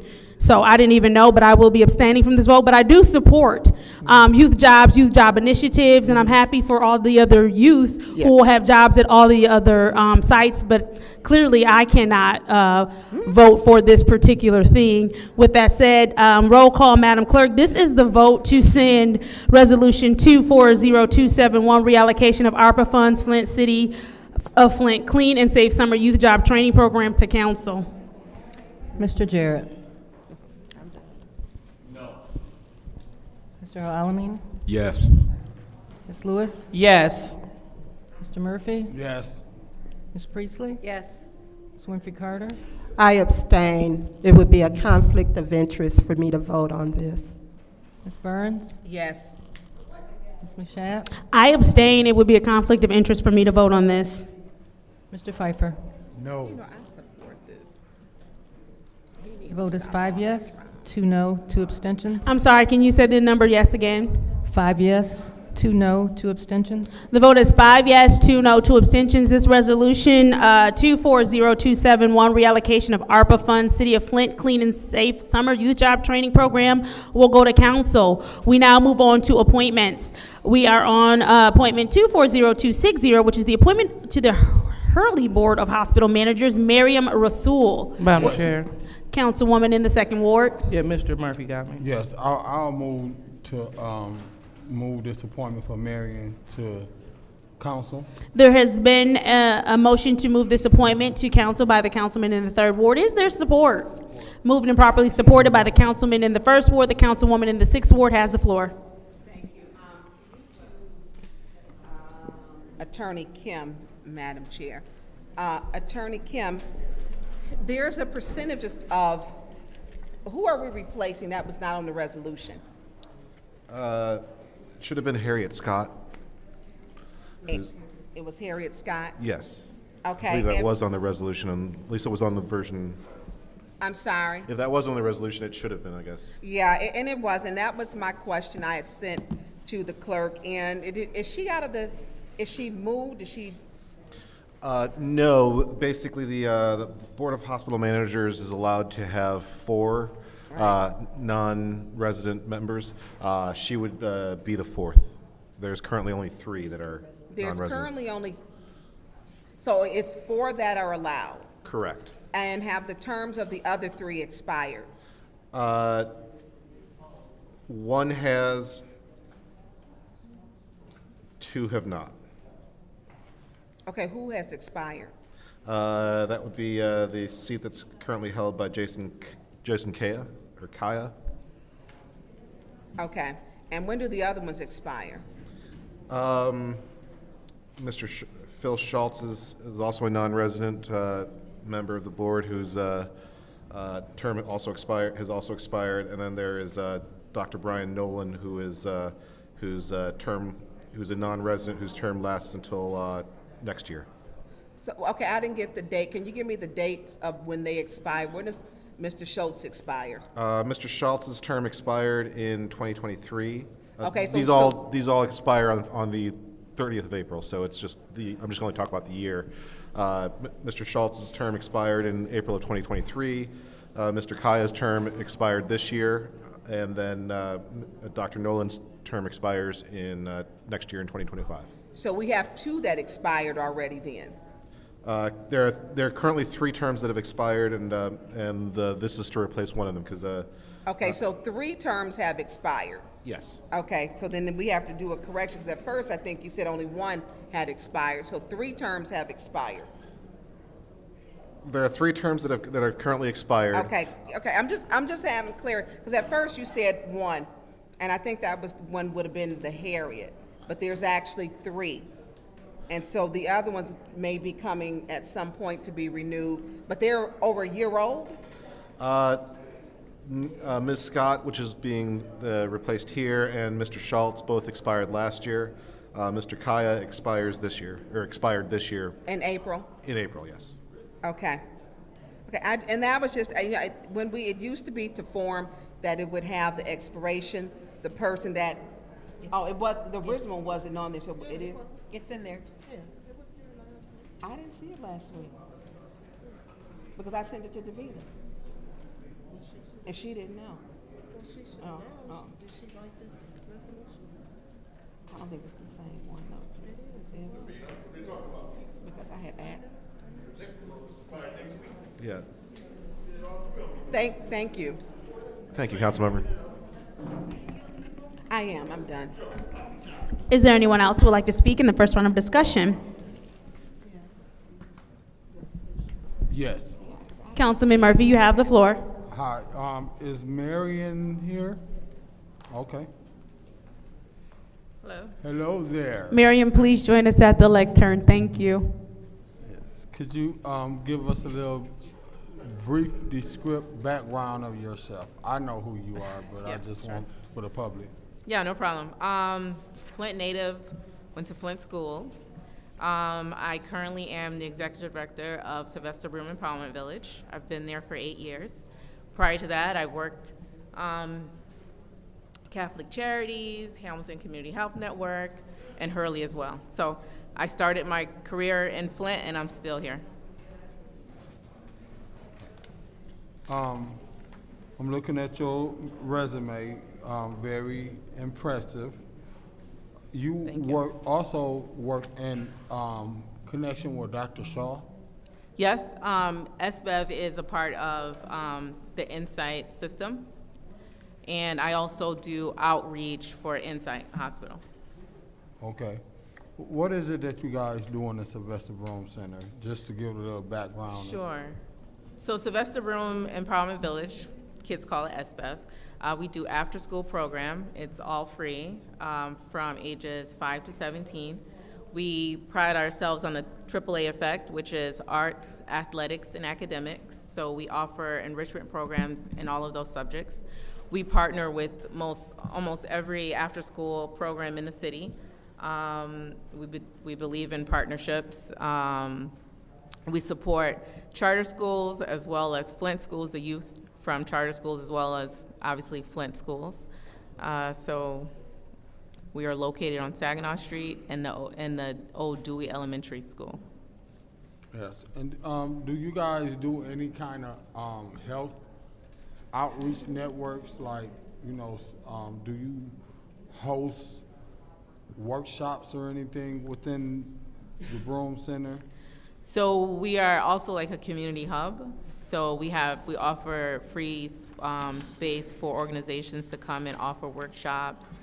We partner with organizations like Michigan State University, NAC, Neighborhood Engagement Council, for them to come and also like have, it's not just for the youth, but we have like adult classes that we offer to via those organizations. You know, I'm not sure if you're familiar, but Hurley Hospital, you know, the last couple of years, they've been going to Hurley Hospital board meetings, speaking out against some of the things. Are you familiar with any of the issues that the community activists and residents been coming to Hurley board to speak on? What I'm familiar with is I know that I hear a lot of complaints from the community that they don't feel like Hurley represents them race-wise, as far as like the leadership at Hurley is not as diverse as the community would like to see it. I know that's one of the challenges. But I believe that Hurley has a lot of potential and they do a lot of great things for the community. Obviously, no organization is going to be perfect, but that's why it's important for us to, you know, offer our services and volunteer and see how we can support and help to make an organization a great. Because one thing is important to me, that we appoint people on the board that's going to be the voice for those who can't speak for themselves. And I know there have been a lot of issues coming up consistently with the treatment of patients and the waiting room, emergency, you know, just things of that nature. And I will hope if you get this appointment that you do us well and be the voice for us, where we can come and have some kind of open door service with you, where we can reach out to you if we have some issues. But I do support you, I support the work you do, and I just wanted you to come so that you can actually tell a little background about who Marion is, because some people may not know all the hats and what you've done. I know you worked with us in the city of Flint on the project for Dewey Park, and I appreciate what you've done to move that forward. It turned out really good. Oh, thank you. Thank you for all your support.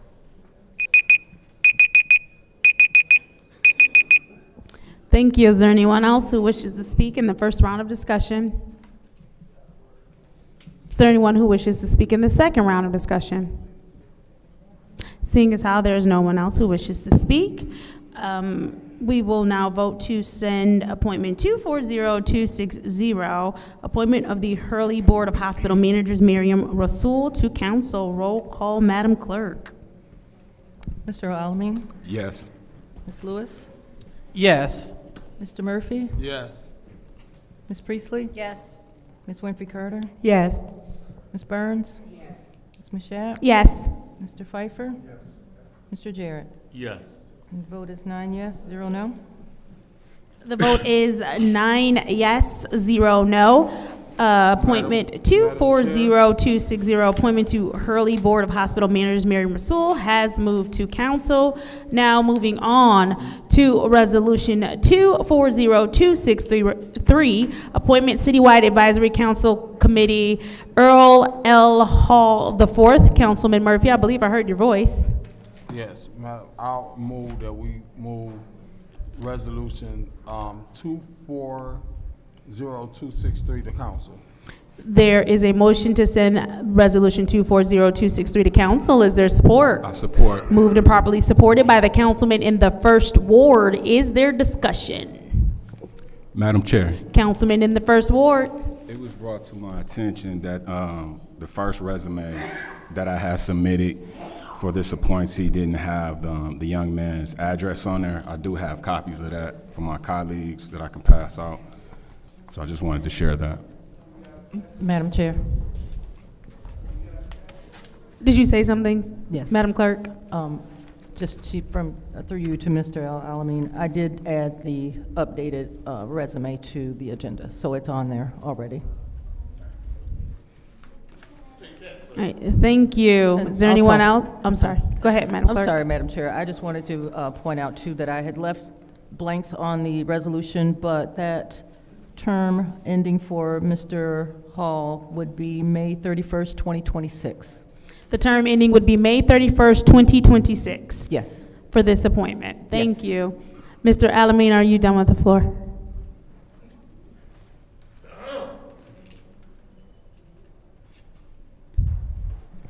I'm good.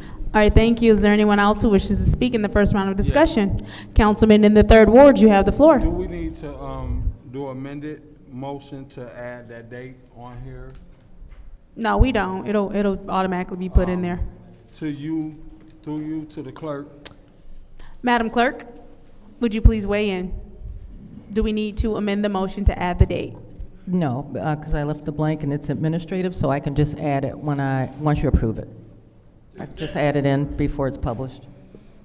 Okay. All right, that was my only question. I'm done. Thank you. Is there anyone else who wishes to have Madam discussion in Chair. the first round? Councilwoman in the 6th ward. Thank you. Through you to, is he here? Mr. Hall is here. Would you please join us at the lectern? Thank you.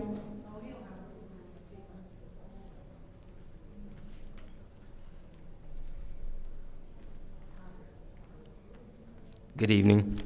Good evening. How are you? Fantastic. Good. So you do know I'm very transparent.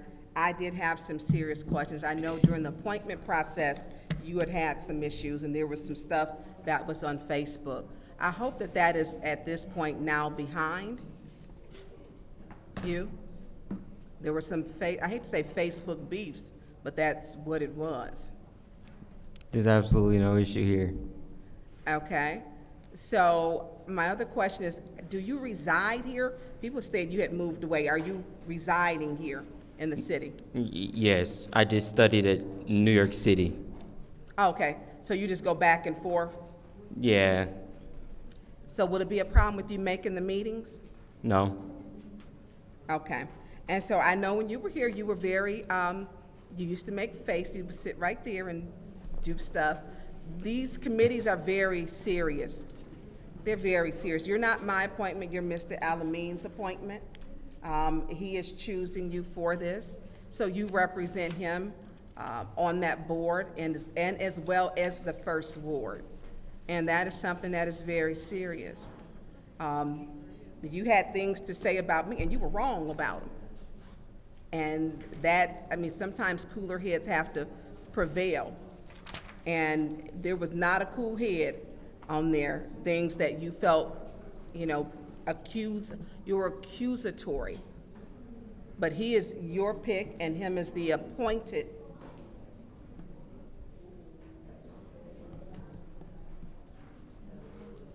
No, look, she got a problem. Serious one. Excuse, point of order. Serious one. Serious one. Pause the time. Serious one. What's your point of order? This is the lack of decorum. We're respecting her while she speaks. Now she want to No. make a negative, derogatory comment saying I have problems. I didn't say your name, so you obviously feel it applies to you. I didn't say your name. Councilwoman So- Burns, I will ask that you refrain from saying any of your colleagues have problems. Please continue with the agenda She should item. not be given the mad stare down. Please which is- continue which with is the crazy. agenda item. So because, as I was stating, you are Mr. Alamin's pick. To you to Mr. Alamin in the first ward. Mr. Alamin, I know you saw my concerns at that time. He will be representing you. You obviously feel comfortable about this. Would you like to expand on that, or? Absolutely. So I've been I'm sorry, working- please hold, please hold. You have the floor. He's already taken his time. He'll have to do it in the second round. I asked him a question. I know, but My that's time. not That proper. doesn't- That's not proper because he's the one that is speaking, so you have to do it to the speaker. He can do it his second The round. speaker can be anybody. No, that's not proper. The speaker is who you call for and who's in front of us. I got the floor, thank you. Hold on. Madam Chair. I'm the chair and I'm And chairing. these power trips. It's not a power trip. Anytime somebody doesn't give you your way, you try to label it. The bottom line is you are moving outside of the rules. I'm not even going through that. You with are moving outside of the rules. You don't know the rules. Obviously, So, I listen- do. Okay, are you done? Because I have the floor. Do you? Are you done? Do you? Are you done? Are you done? Because you need to be focused on the speaker. Listen, no, don't tell me what my focus needs to be. Okay? Actually, I No. can. I'm chairing. You cannot tell me my focus. I'm chairing. Anyways, through you, Madam Chair, this is Mr. Alamin's appointment. It's not proper. And we can- I'm ruling it improper. I'm telling you Mr. no. Earl, this process is ridiculous because it's hostile. It's very hostile. So, very hostile with the chair. With me asking the first word, which we're having good dialogue. And I'm not even saying that I'm gonna vote no on you. And I hope that you were getting that from me. If he is approving you, and the question was to the person who appointed you, this outside interference wasn't even necessary. It wasn't even Stop the clock. necessary. Point of order. It's not outside interference. I am chairing. You are currently being disrespectful to the chair. The ruling of the chair was that was not proper. Okay. So stick to what you're doing or Why are yield you the floor. yelling? Why are you yelling? I'm not yelling. The outside Stick to interference floor. could've been them Stick to clapping. what you're It could've doing. been them clapping. Deltanya, you know it's No, not. Candace? You know it's not. Candace? Don't you know it's not? Okay, So I'm stick not to even- what you're listen, doing. Listen. Stick to what you're doing. I'm gonna do what I want because this is my time. You're not Now, going to are do what you censoring want. me? Are you saying it could have been the audience? Everything does not have to be an This is argument not with you. about You were ruled out of order for that, so just do what you were ruled to do. Okay, here we go. Excuse my conversation. They clearly don't want me to have a conversation with you. And it's not even something that's out of the order. But when power gets in control, then this is, excuse me, I'm talking, I have the floor. I have the Ms. floor. Burns, you've been asked once already I to have respect the the floor. chair. You are disrespecting the chair. Listen, first of all, I have the floor. You are disrespecting the I chair. have Nobody's the floor. taking the floor from you. You're You are taking- doing everything but taking your time to do what you need to do. Listen, Mr. Earl, I forget your last name. I'm glad that you're here so that I wish I could have asked you questions without interference. That didn't happen. Because it is clearly he has appointed you. He is in support of you, which Mr. Alamin was able to at least say yes, he supports that without interference. And so the dialogue, I don't know if he's going to take the floor to explain, but that's just the normal process. And so when someone wants to shut you down, this is what I guess it does. If he supports you, you're his appointment, just like the other ones. I asked you the questions that I needed. It is time to move on. Simple as that. I wish you the best. This committee is very serious. It is without hostility that has been exhibited, we have seen before. I hope that you will do a great job as you travel back and forth as a student to and from New York. And New York's a beautiful place. I wish you the very best on this board. Thank you for being here. Is there anyone else who would like the floor in the first round of discussion? Madam Chair. Oh, he didn't ask. Go ahead. Councilwoman in the Fifth Ward, you have the floor. Oh, Madam Chair. So, Mr. Hall, Yes. you travel back and forth to New York? You go to school in New York? Yes. Are you taking online classes, or No. how do you do that? It's in person. Pardon me? It's in person. Oh, so are you taking summer courses? No. Now, I know that the citywide advisory committee, Madam Chair, through you to Ms. Doerr. Ms. Doerr, will you join us at the lectern, please?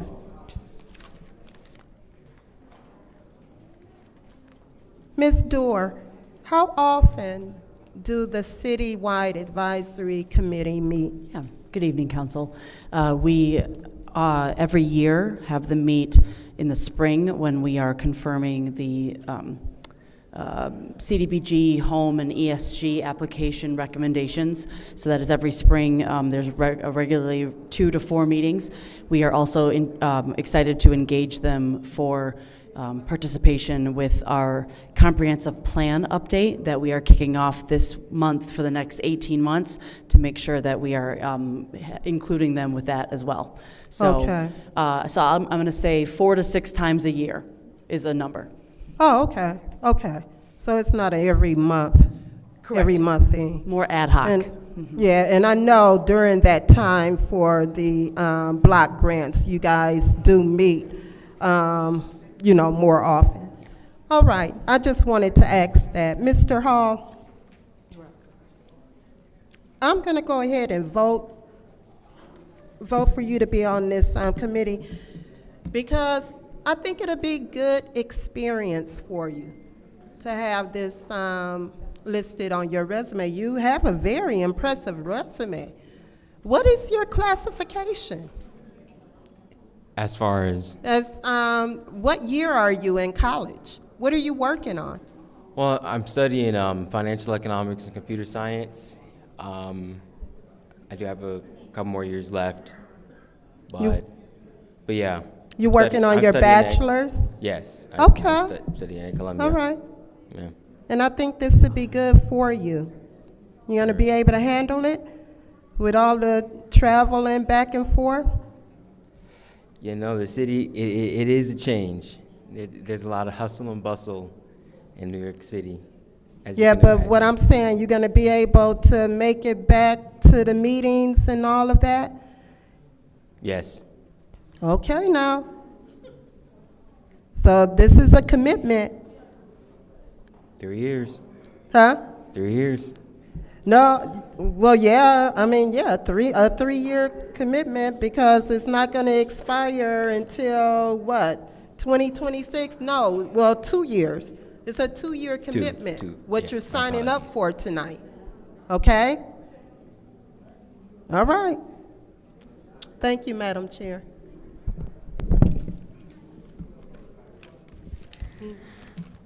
Anybody else that would like the floor in the first round? Madam Chair. Councilwoman in the second ward. Thank you. Mr. Earl, not Little Earl. I heard a colleague refer to you as Little Earl. You look grown to me. All right. Looking at your resume, it's stellar. And you are the type of people that we need to keep in Flint. I mean, wherever you travel back and forth on your personal time is your whole personal business. It's all about if you're able to satisfy the requirements of this specific board. And you said that you are. You know, in a perfect world, you wouldn't even have to go back and forth from New York because we have everything that you need right here. Your skill set is phenomenal. Your community service work is phenomenal. And, you know, contrary to what others were trying to paint of you, it looks like you have a bright future. You have a bright present and an even brighter future. So we need more people like you, more young people, more dedicated people, more people that love Flint to serve in these positions, because that's how we can do some great things. You know, we had people that were selected that threatened people, threatened to fight. You know, that's not what we need. We need more young people that's focused on moving this city forward and bringing more young people with them. So with the youth jobs that we're looking to pass, with voting for your resolution to give some more youth input so we can stop being so antiquated. We do things in a very antiquated way. You are bringing fresh ideas to this city. And without you, we don't have a city. So we support you. We support the work that you bring. We support the skill set that you have. And I look forward to having you serve and seeing more work from you and also other young people, because once you get one young person rolling, more young people start trickling in because they see what government look like. And you are showing us that you're leading the charge. So thank you so much, Mr. Earl, for your work, and we look forward to you serving. Thank you. Is there anyone else who would like the floor in the first round of discussion? Yes. You already went. Yes. You went in the first round already? Oh, I have? You did. Oh, okay. Anybody else in the first round? Nobody else in the first round? Okay, moving to the second round. Is there anybody who would like the floor in the second round of discussion? Madam Chair. Councilman in the first ward. Through you, to Mr. Earl, I just want to thank you for taking time to come and just explain to folks some of your things that you bring to the table. I've been working with you for quite some time, and I'm very impressed with the work ethic that you have, whether it's doing work on the houses in the community, talking to and helping the elders when we cutting their grasses, eliminating blight. You always showing up, and you also bring other young people with you. So I'm very thankful for you to have this opportunity to serve on this committee. So thank you. Appreciate that. Is there anybody else who wishes to speak in the second round of discussion? Yes. Councilwoman in the 5th ward and then Councilman in the 3rd ward. So, Mr. Earl, Mr. Hall, I'll call you by your last name. So I see you graduated from Beecher High School? Yes. Really? Number one. Oh, yes, it is number one. I'm a Beecher buck. Can you believe that? I graduated years ago from Beecher. What year did you come out? 21. Okay, all right. And so you went on to attend Columbia University. Yes. All right. Okay. So you must have had a really, really high GPA and scored really high on your ACT. That's what I meant by number one. Huh? That's what I meant by number one. You did what? Never mind. I think he's saying he graduated number one. Did you really? Yes. Okay. I'm impressed. So you're a Buccaneer? Yep. You proud to be a Buccaneer? Absolutely. All right. That's what I like to hear. Okay. I just noticed that on your resume. So I was just, I wanted to make note of that. Thank you, Madam Chair. Thank you, Councilwoman. Can you speak a little bit more into your mic, too, because it's a little hard to hear you. Thank you. Councilman in the 3rd ward. Yes. So, Earl, I watched you sit right here in this. I didn't know who you was, never saw you until it was time for us to appoint a council person. And you came in meeting after meeting. You sat here in the front, real nice. You had a nice outfit, suit on, and very presentable. And what I admire about you is when you heard the accusations that was being told or accused of Leon prior to us appointing him, you didn't stand there and didn't say nothing. You spoke up. And I admire you for that. And one thing I want you to always remember is sometimes you may be the one in the room that gotta speak up when everybody else is against whatever, but you keep speaking up when you see injustice and when you seeing people being mistreated. And I don't care what nobody say, what they say. When you did speak up, you had every right to speak up for this man that you was hearing people accusing and making accusations of. And I admire you for that, and you keep doing what you're doing, and you got a great future ahead of yourself. And sometimes you just ain't got you ain't got to follow the masses.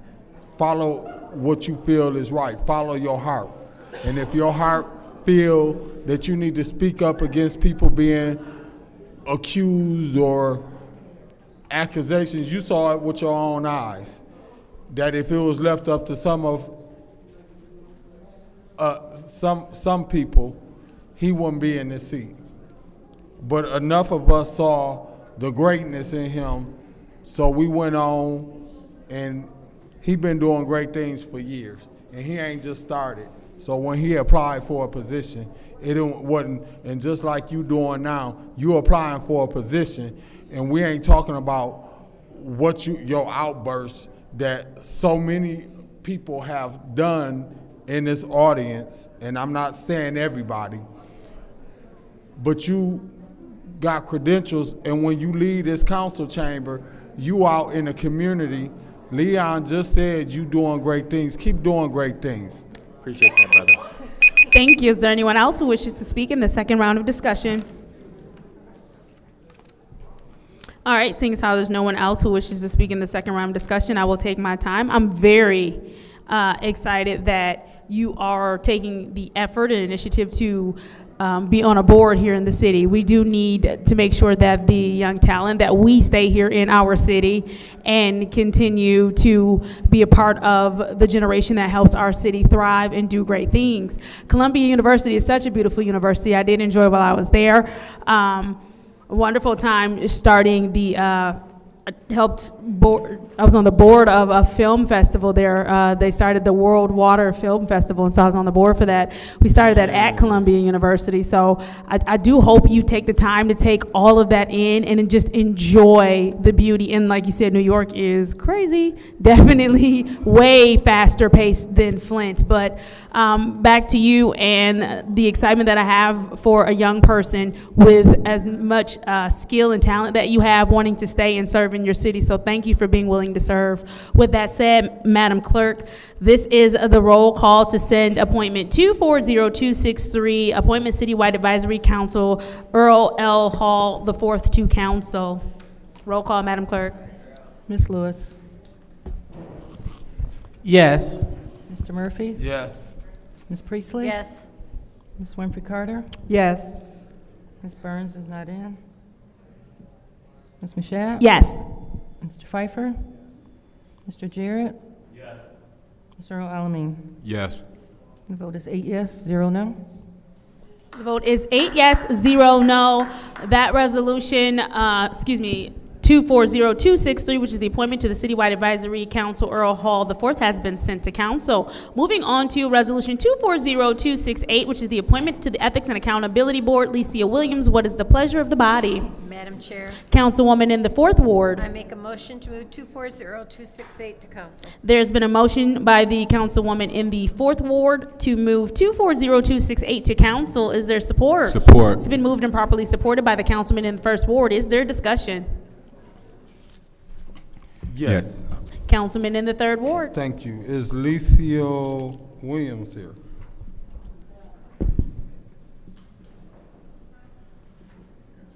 Would you please join us at the lectern? Yes, thank you for finishing that up. Hello, Council.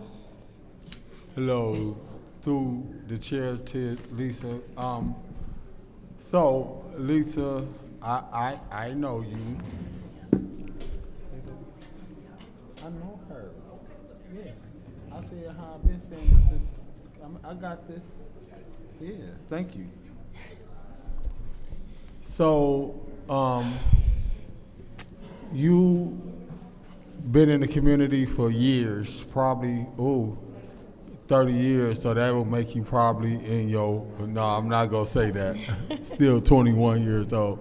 But could you tell us some of the experience that you have been doing in the community? Wow. Yeah. For those who don't know your background and your history. Yes, my name is Licia Williams. Could you pour that down so we can hear you? If you just speak closer We into the know microphone. We know you can talk louder than that, Ms. Bullhorn. Come on, stop. My name is Licia Williams, born and raised in Flint. I started back in 2004 doing voter registration, community work, Rock the Vote, did a lot of work with political campaigns, grassroots organizing in the community. My grandparents lived in the first ward for over 50 years. I've been there over 50 years now, still in the first ward that then happened to be rezoned, and now it's gonna be the third ward, which Murphy represents now. I stand before you as a resident who has been fighting for the residents of the city of Flint for a long time. I fought diligently with the water crisis. I fought diligently with the violence in our community. I fought diligently with getting our parks clean and safe. I am a park adoptee with Clara Hairbarn Park, Keep Genesee Beautiful. Been part of that program for over 5 years now, maintaining. Got new playground equipment put in. I am a single mom of 7 children, 22 grandchildren.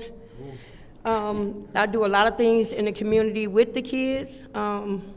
Transparency is important to me in the community as we continue to pull together and unite. I am a survivor of the Flint water crisis. I feel like during the water crisis, we have not had real representation, transparency. We are left unwhole. So the healing process for everyone, it continues on. Even as I watch my grandchildren grow up, and I'm suffering with the skin rashes and things like that, doing a lot of dental work now because of the lead in the water. So I had to step back from activism for a while and just take care of myself mentally, emotionally. Okay. But my heart has always stayed in the community. So I have 1 minute left. How familiar are you with the city charter? I have some familiarity with it, but I can always learn more, you know. I can't say it, just like I'm learning the Bible every day, you know, it's new pieces to it every time you read it, you catch something the second time. So it's a learning process. Okay, thank you, I'm done. Thank you. Is there anyone else who wishes to speak in the first round of discussion? Madam Chair. Councilman in the first ward. To you, to the speaker, I just want to thank you, Ms. Williams, for accepting this opportunity when I reached out. Been knowing you for some years through the work you've been doing in the community, and I've been very impressed. Actually, around the time when I started doing work, we actually had met, and you was doing some work for the workers at McDonald's or something like that, and that's how we was introduced to each other, because we was both, some folks seen us with our passion with the work we was doing in the community. So I just want to say thank you. I'm very for being willing to step up, and looking forward to doing great things with you. So thank you. Thank you. Thank you. Is there anyone else who wishes to speak in the first round of discussion? Councilman in the 8th ward, you have the floor. Through you to the clerk. Madam Clerk, when does this expire? This term will expire June 25th, 2030. I'm sorry, say that again? June 25th, 2030. So, Alicia, I don't know you. So the questions I'm going to ask have nothing to do with this, more procedural. And I don't oppose this appointment. My only concern is this appointment being until 2030, and with redistricting, you will be living in the 3rd ward for 4 years beyond the 1st ward transition. So that's my concern. Through you, Madam Chair, to the City Attorney. City Attorney, without being removed from this board or resign, she could hold that seat until 2030 And with the redistricting, the third ward could potentially have 2 seats. Is that a correct statement?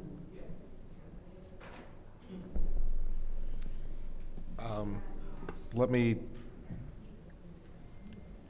go to something here real quick.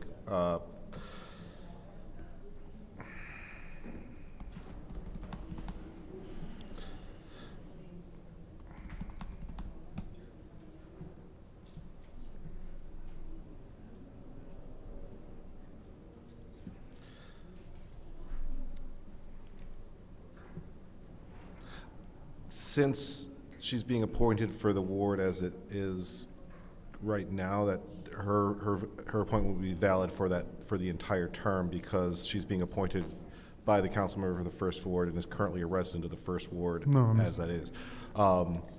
So when the wards transition at the new election, she would be in the third ward. So she would be in the third ward representing the first ward until 2030. She would remain the appointee of the first ward. I guess maybe the thing that I'm getting confused with is that the members of the EAB don't so much represent their wards as they are appointed from a ward. I don't know. No, we're not going to put your opinion into it. But so it's a true statement that the third ward factually could have 2 residents until 2030. That would be correct, yes. Okay. So Alicia, don't take this personally, but I think that would probably be an injustice to the people of the first ward after the redistricting. So I'm going to vote no, because I think it should be balanced, and we're going to rebalance on the next election. So I'm going to vote no on this, and it's not personal, it's just because of that. Is there anyone else who would like to take the floor in the first round? Could I respond to that? You, maybe if it fits into your answer for whatever the ninth ward representative is going to ask, yes. You have the floor. Madam Chair, through you to the speaker, go ahead and make your response. He said go ahead. Okay. And when does that cycle change? Is that in 2026? Okay. So with due respect, in 2026, I could buy a house in the first ward, just to let you know. That's because the first ward has always been my heart. A lot of my work has been in the first ward, and just because they did the redistricting for our voters to help win an election, it threw me off of balance, because I've been in the first ward over 50 years. All my work that I have done is in the first ward. So that's just to lay it out there. Thank you. Through you, Madam Chair, to the attorney,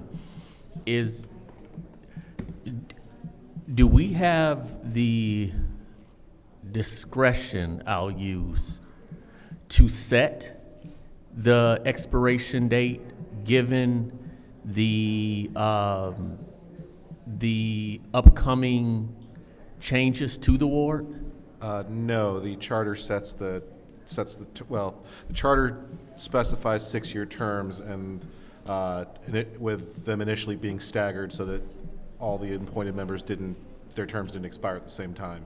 So I can't remember off the top of my head how long the initial appointment for the first ward was, but it's a 6-year cycle at this point. And that's what I was going to ask. So how long has this seat been vacant to where that, for whatever was the initial stagger, we could now be actually stacked? The seat is not currently vacant. The current seat expires in 2 days, or in 1 day. Today. And so, basically, that's why this term would start on the 26th.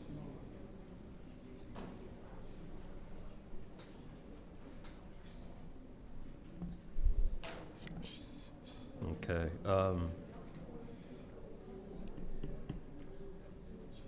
Thank you. Thank you. Yielding. Okay, is there anyone else who would like the floor in the first round of discussion? Madam Chair. Councilwoman in the 6th Ward. Thank you. So how are you tonight? I'm good. So with the ward boundaries, it has really put you in a precarious situation. Yes, ma'am. And I don't even know how you, when your term expires through, and I don't have my charter with me, through the chair to the clerk or the attorney, how long do you have to be in that seat to be able to be appointed? What is the residency requirement? The residency requirement is they have to be a resident of the ward from which they are appointed. It doesn't state for how long?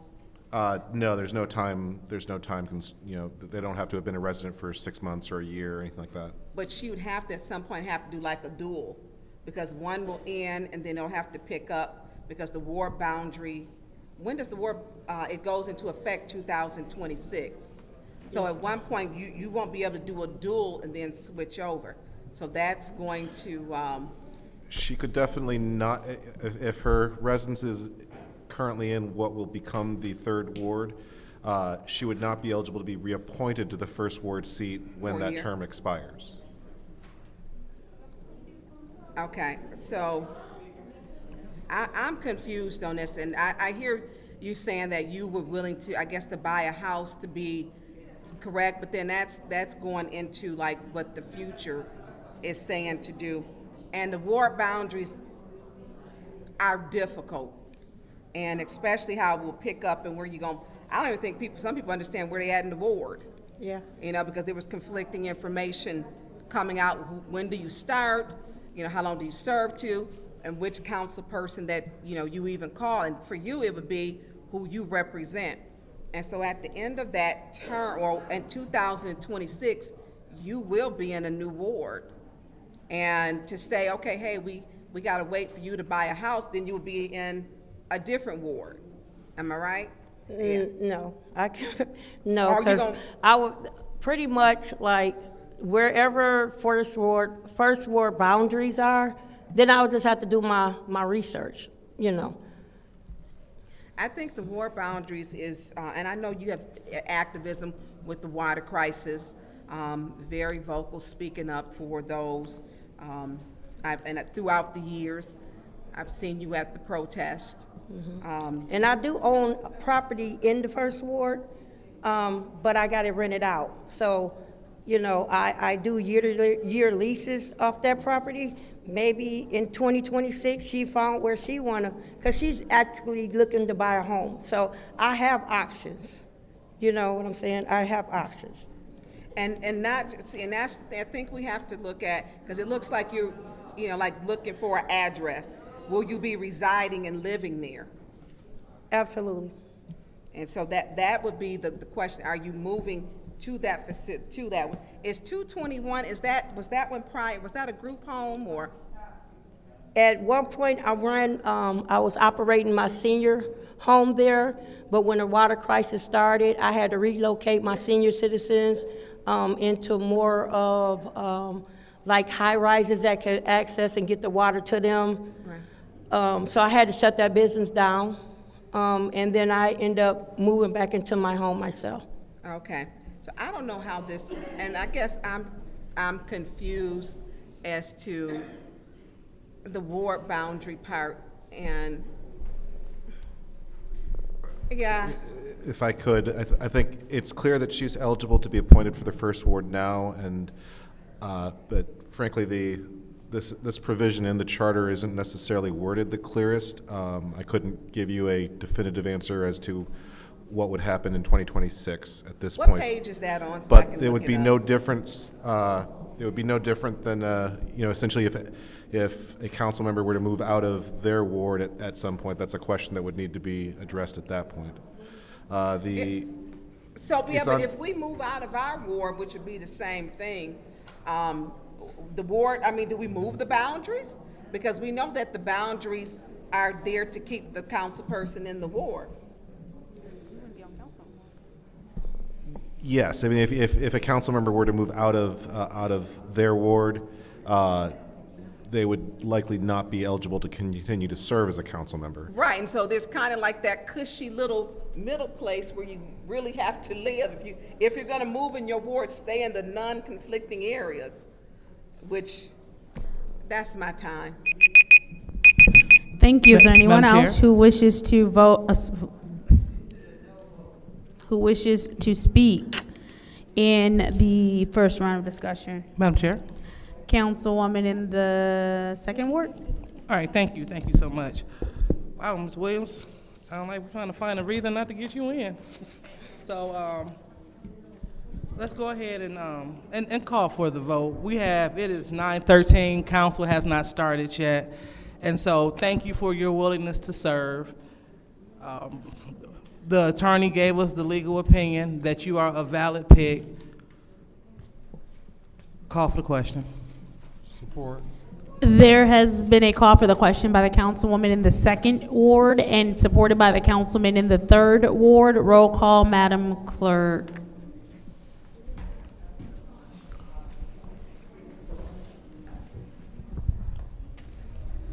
Mr. Murphy?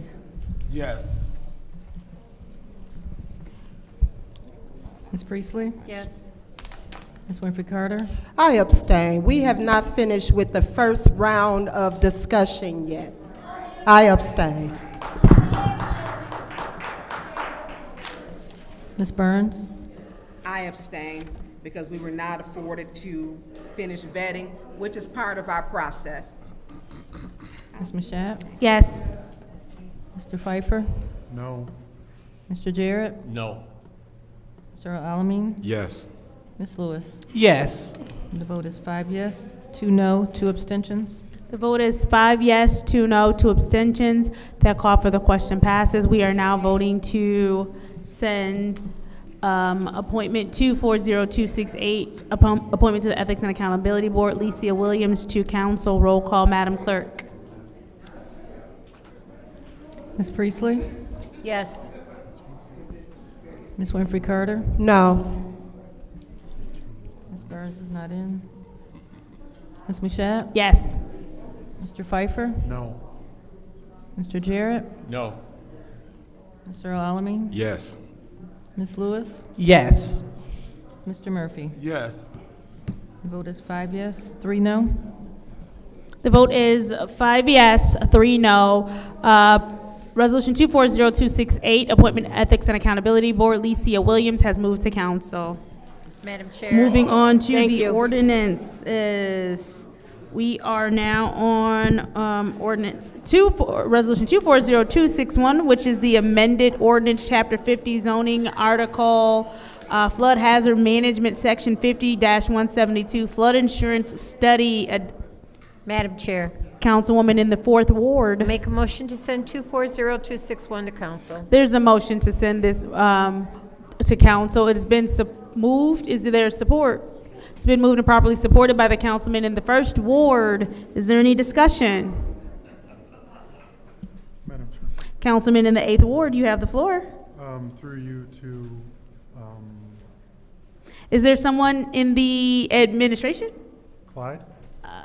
Mr. Edwards? Mr. Edwards, could you join us, please? Or that should be Emily. He just told me to call Clyde. Okay. I was gonna call,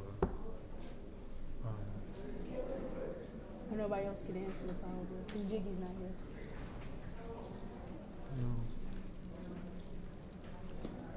no. Mr. Edwards, can you explain what this is? Yes, through the council chair to Councilman Pfeiffer. This was a result of looking at some information from FEMA that was sent by way of Mark Adis, who was a former engineer. And upon looking at this, I did some further inquiry. This had to do with the fact that we hadn't had updates in terms of our flood maps. There was a federal monitor that had come in, and she was invited. We had discussions, talked about the fact that one of the things that we needed to do was get these maps in alignment. So then I had an engineering firm, MCA engineering firm, come in, and they talked with the same person, the federal monitor, about the maps and the fact that the ordinance needed to be updated as a part of getting these maps up to date. So that's how all of these discussions generated this ordinance. Okay. Madam, through you to Mr. Kim. City Attorney.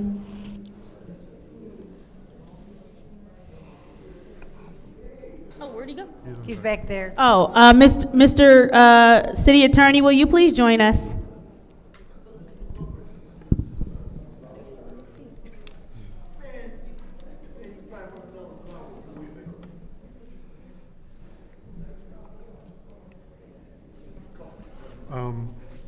Mr. Attorney, this is a lot of legal jargon. Can you put this in layman's terms of what this exactly means?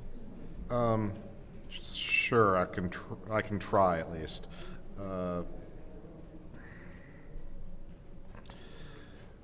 Is there a particular portion of this that you are looking to have? Yeah, section 1, section 2, section 3.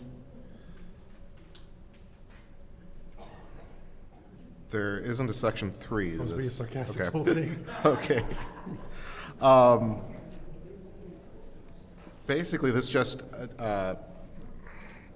this amends the zoning code to adopt the flood maps that are referred to in there for the flood insurance study. But are the flood maps available publicly on the Yes. website somewhere? They are. Okay.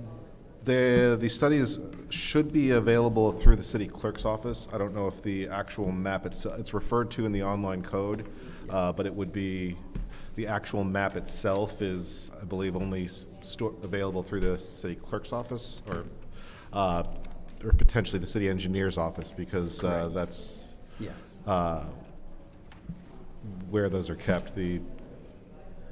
So is this a setting a public hearing or this is adopting? This is for first reading, I believe.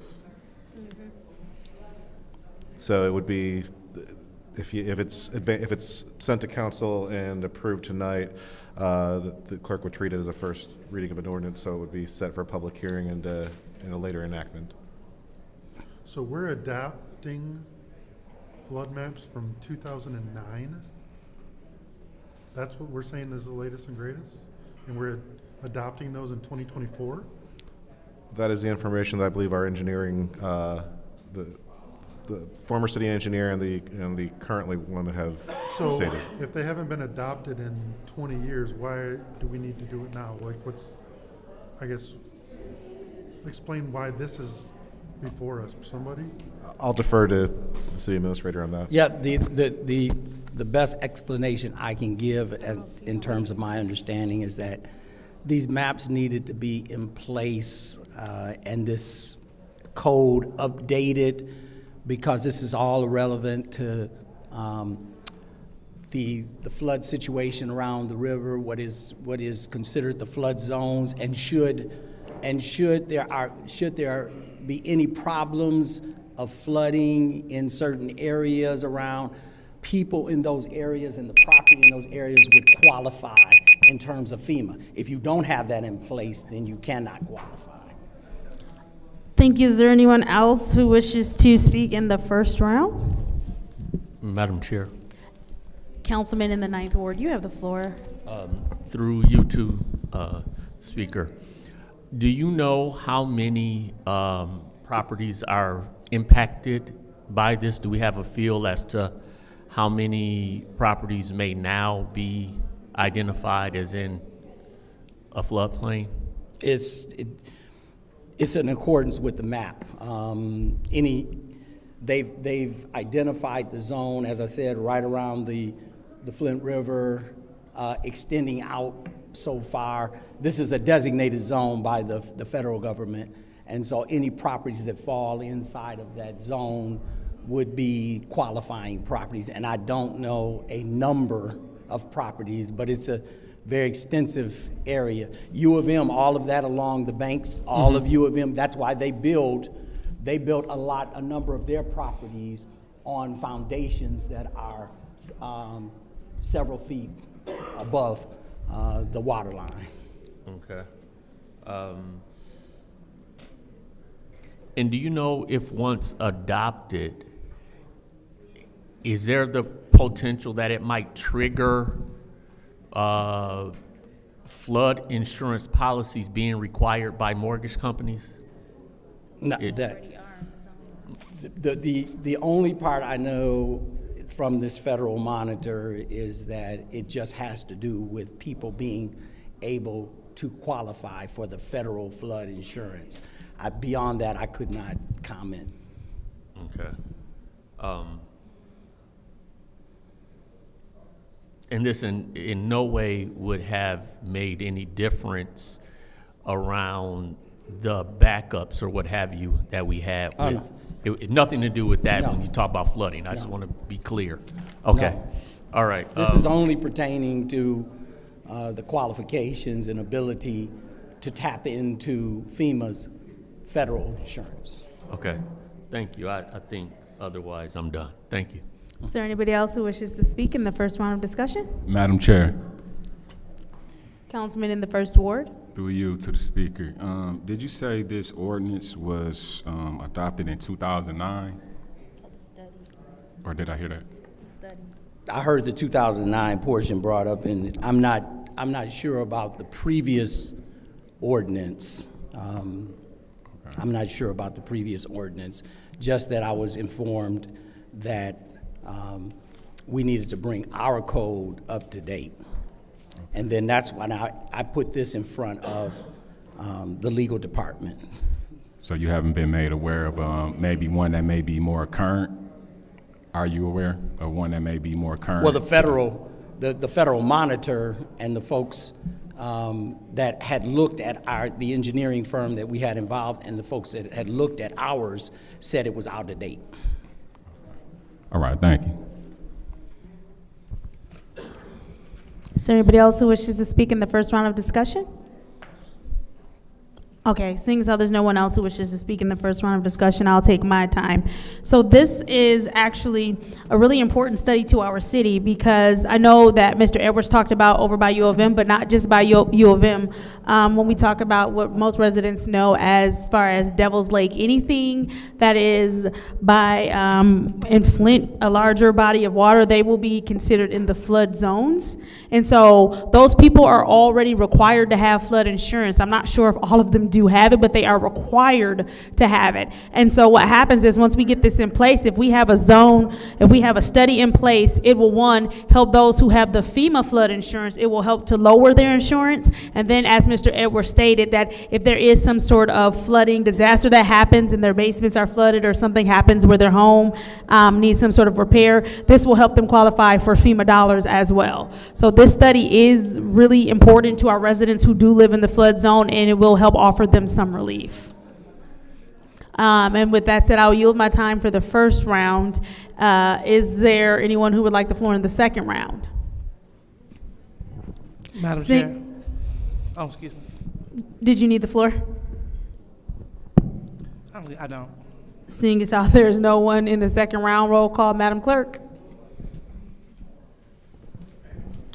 Ms. Winfrey Carter? Yes.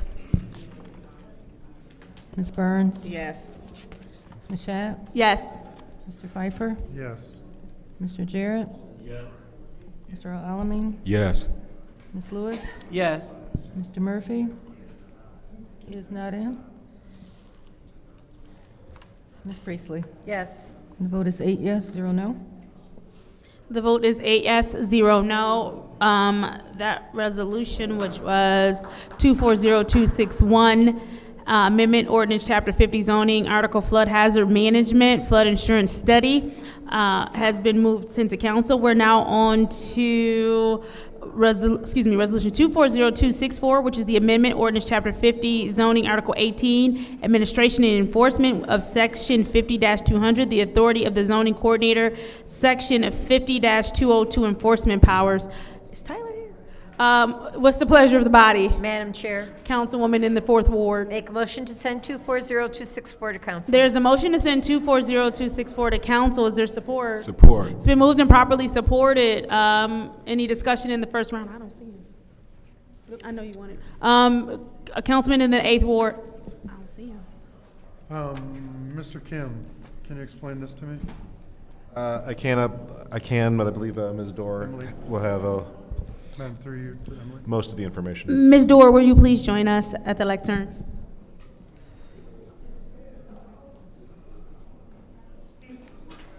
Ms. Dorr, can you explain this and why it needs to be changed from the language we just adopted? Absolutely. Good evening, council. The zoning code that was adopted in October of 2022 and then has been amended with a few different changes in the last year did not include enforcement language. So today, if a neighbor builds a fence incorrectly on your lawn, the only way that it could be enforced is through zoning, and we can't actually enforce it. So we need you all to approve this so we can start enforcing our zoning ordinance. I don't know how else to say it other than I wasn't here, so I didn't catch it before, but this is absolutely, I'm appreciative of Bill Kim's staff person who brought this up, and we instantly put it in front of the Planning Commission, and it is now in front of you. So we would love to start enforcing the zoning ordinance for fencing. For a great example, we had someone from the 5th Ward who has a body shop that they're doing in their backyard, and we can only help fix that if we can enforce the zoning ordinance. So thank you, I really appreciate this. So are we able to go back in the rears and reinforce or enforce this? We can go through concerned, documented things and go back and say, so we can go through our list that we've been aggregating of complaints and then be able to check on them to see if there's still problems once this language is adopted. So if somebody built a fence on somebody else's property last year? Correct. We will be able to go back and? Correct. That is now enforceable once this language is actually adopted. I apologize that it wasn't in there before. It should have been. So, I just opened up a million questions. I know, it's a lot. So, Mr. Kim, would we have enforcement power over a violation that was from 2 years ago or something? To kind of rephrase what Ms. Dorr said, if the violation currently exists, even if it was reported 2 years ago, as long as that violation still exists, this would allow us to take enforcement action to force them to correct that violation and remove it or whatever is required. If there was a violation 2 years ago and between now and then they've somehow corrected that or not, whatever, they pulled down the structure that was in violation or ceased whatever use was in violation of the zoning code, there's no longer a violation for us to enforce. But as long as there is a current violation, it doesn't matter when we received a complaint about it. But like a fencing material, the zoning ordinance says what type of material you can use when you build a fence in your front yard, that it would now be enforceable. But what if it was built prior to the adoption of the new language? So one of the things that we have been able to, or have not been able to. Just trying to clarify what is grandfathered and what is a violation. Unless it was basically authorized as some sort of non-conforming use or some sort of other basically active permission was granted, it was a violation then and it's still a violation now. So right now, if you come in and you apply for a fence permit, we will only grant your fence permit if it meets all the things in the zoning ordinance in terms of where you're putting it and what materials you're using. However, if a neighbor built a fence without getting a fence permit, this language would allow us to go and enforce that it actually needs to meet the language. So anybody who has come in and applied for a permit is fine because they applied for a permit, they were granted it based on correct where they were going to put the fence and what they were going to use. But if you just built the fence and you built it, and there are people around who have built 6 foot tall front yard, you can't see through them fences, that's against our zoning ordinance, and we can only enforce it if we add enforcement language. But they didn't get a permit, is what I'm saying. That kind of fencing would never have been passed by a fencing permit. Is there anyone else who would like the floor in the first round of discussion? Madam Chair. Councilwoman in the 6th Ward. You have the floor. Emily, well, you know where I'm going with this. So, with the person who has the pole barn that has no access, who built it in their yard, and it is a marijuana clearly grow, and this would help to alleviate this, which residents have been complaining, and so have I. And through building and permit, that nothing has been able to be done. And it's unfortunate because people have had to live with this in the neighborhood. And when it's, I think some call it fruiting, or when it's time to harvest, it's a lot stronger. And one of the people who lives almost adjacent to it has little children. Yep. And then they've got dogs out there who get loose and protect their investment, which is this illegal marijuana grow facility in a pole barn. Yeah, my ward. It's my ward. And so it's a problem. And it should have been, and you have to like go on the side street to really see because how their house is, you really can't see it from the street.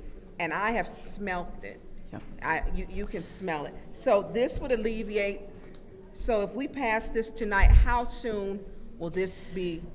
So this is only the first reading. This is an reading, ordinance, so okay. there does have to be a second reading. So as soon as the second reading is passed is when we can start doing enforcement. And to be specific about that situation, the pole barn they built, as long as it meets building code, our building inspectors would pass it if it meets building code. It's the usage, and usage is dictated under zoning. And so we can't enforce the usage being illegal unless there's enforcement language in the zoning ordinance, and that's how building inspections and zoning is different. It's the structure, which is building inspections, it's the usage, which is zoning, and this is what we need to add enforcement language for. So they never got a permit. So if they built a pole barn without a permit, that is also a problem. Yeah, they built Okay. it without a permit. Yeah, that's also a problem, so, Yeah, okay. and so that's what the neighborhood is saying. You know, we have facilities that come here who wait 3 years to go through the process legally, and then we get fly-by-Joes who plunk it down in the neighborhood and say, I'm gonna grow, and then have 5 to 8 employees come over daily in the morning to harvest underneath, it's just not right. That's not so right. So it has been reported to building and permit numerous times.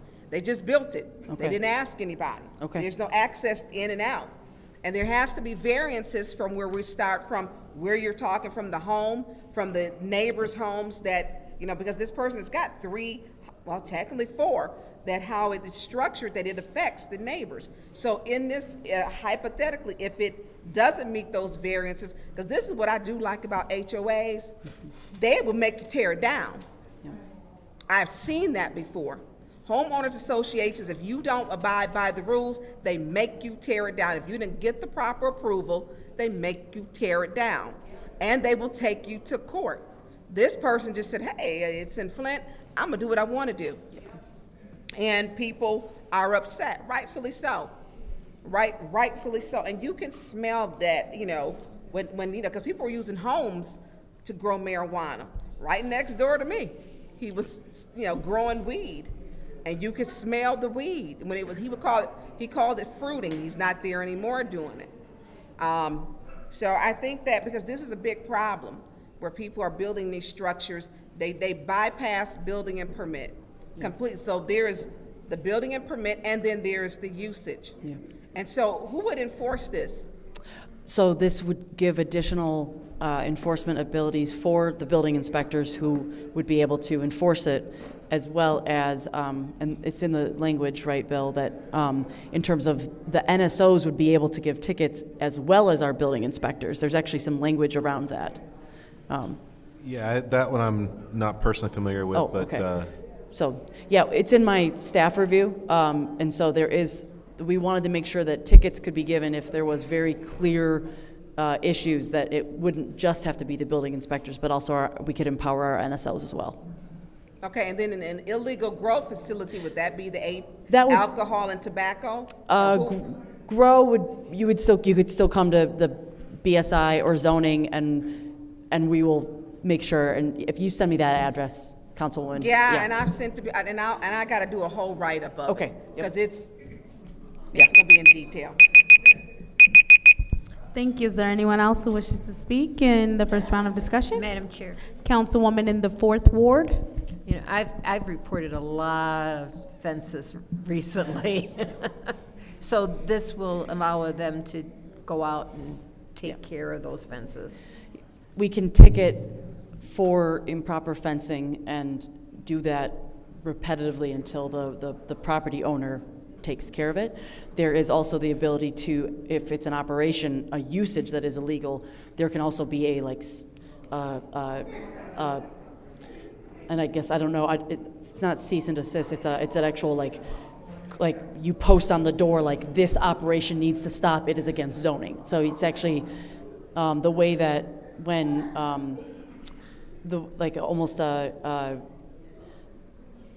it's a zoning cease and desist. Basically, like you don't have the zoning to use this structure for this use, is how they can actually shut that down. And would that also include those people who may be growing pot, too much pot in their backyard?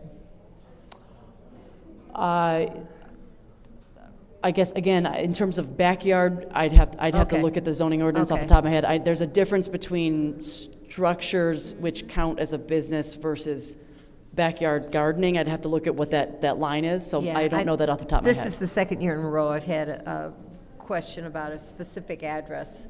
Yep. That's nobody living there, and they've got pot in their backyard. But I mean, lots of privacy fences have gone up in the 4th Ward, and not necessarily where people think that they have permits. Well, and backyard is different than front yard. I meant That's the thing, front right? yard, Like backyard. Backyard's has very different language in the zoning ordinance than front yard. Those are two very different. Back and side lots that butt up to the corner. Yeah. Okay, thank you very much. Thank you. Is there anyone else who would like to speak in the first round? Seeing as how there's no one else in the first round, is there anyone who would like to speak in the second round? Seeing as how there's no one in the second round, we will now move to the roll call vote. Madam Clerk, this is to send a resolution to 240264, Amendment Ordinance Chapter 50, Zoning, Article 18, Administration and Enforcement, Section 50-200, Authority of the Zoning Coordinator, Section 50-202, Enforcement Powers, to council. Roll call, Madam Clerk. Ms. Burns. Yes. Ms. Mashat? Yes. Mr. Pfeiffer? Yes. Mr. Jarrett? Yes. Mr. Alamin? Yes. Ms. Lewis? Is not in. Mr. Murphy? Is not in. Ms. Priestley? Yes. Ms. Winfrey Carter? Yes. The vote is 7 yes, 0 no. The vote is 7 yes, 0 no. That ordinance, Resolution 240264, Amendment Ordinance Chapter 50, Zoning, Article 18, Administration and Enforcement, Section 50-200, Authority of the Zoning Coordinator, Section 50-202, Enforcement Powers, has been sent to Madam council. We did have a special presentation, which was a recognition of public safety officers that was moved to the end of our resolutions. Madam Chair, Councilwoman in the 4th Ward. I'd like to make a motion to postpone that to our next special affairs meeting. There's been a motion on the floor to postpone this to our next special affairs meeting. Is there support? Oh, what is your point? Can we do date specific of July 22nd? Is that the, Madam 'Cause we Clerk, can you haven't give us passed the the other date? Yeah, we can do that, to July 22nd, Why do we need it July 22nd? Just- I didn't know what you said. about just the in first case. We haven't delayed the next one yet, so. Wait a minute. That Yeah, makes okay, sense. sorry, I didn't have the right date. So that would be fine, July 22nd. All right, to postpone the special presentation until July 22nd, Correct, special that's affairs. because the, neither honoree is present. Yep, got you, thank you. To postpone the special presentation to July 22nd to give the honorees an opportunity to attend their honoring. Is there a second? It's been supported by the councilman in the 8th Ward. Roll call, Madam Clerk. Ms. Mashat? Yes. Mr. Pfeiffer? Yes. Mr. Jarrett? Mr. Alamin? Yes. Ms. Lewis? Yes. Mr. Murphy is not in. Ms. Priestley? Yes. Ms. Winfrey Carter? Yes. Ms. Burns? Yes. Vote is 8 yes, 0 no. The vote is 8 yes, 0 no. That has been postponed until July 22nd. There is a motion to adjourn on the floor. It has been moved by Councilman Pfeiffer. It has been moved by the supported by the councilwoman in the 4th Ward. Roll call, Madam Clerk. Mr. Pfeiffer? Yes. Mr. Jarrett? Yes. Mr. Alamin? Ms. Lewis? Yes. Mr. Murphy is not in. Ms. Priestley? Yes. Ms. Winfrey Carter? Yes. Ms. Burns? Yes. Ms. Mashat? Yes. The vote is 8 yes, 0 no. The vote is 8 yes, 0 no. The time is now 9:43 p.m., 9:44 p.m. on Monday, June 24th. I call the Special Affairs Committee meeting to a close. It is adjourned.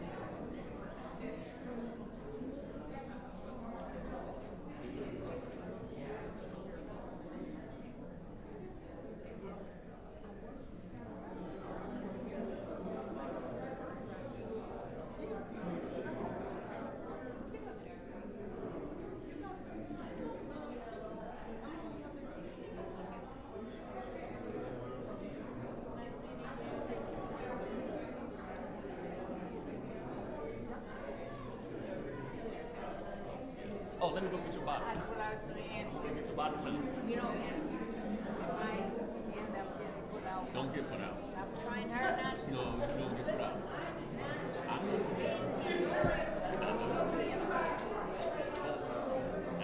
Stop. I did. I know. That's what they said. They're letting you know that you have the potential to do it. So you should have never let me see you do it. And now I know you can. That's right, but you know what? They can only take that so far. When they do the things they do, and when they disrespect Miss Burns the way they disrespect her, Mashat and Lewis and Murphy, they disrespect her. She has a name.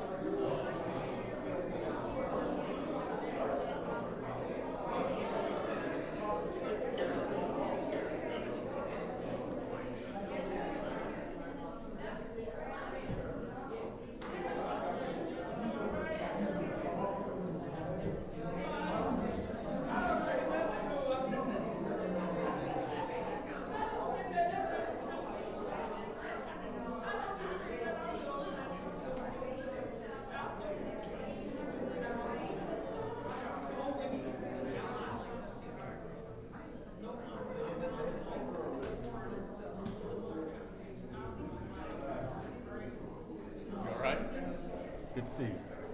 Good to see you, sir. Thanks for being here.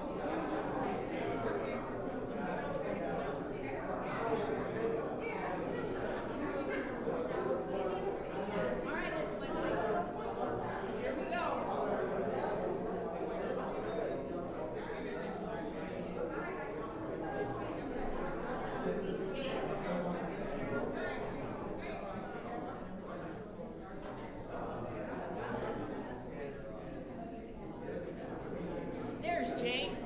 James, you look like you're sleeping, pal.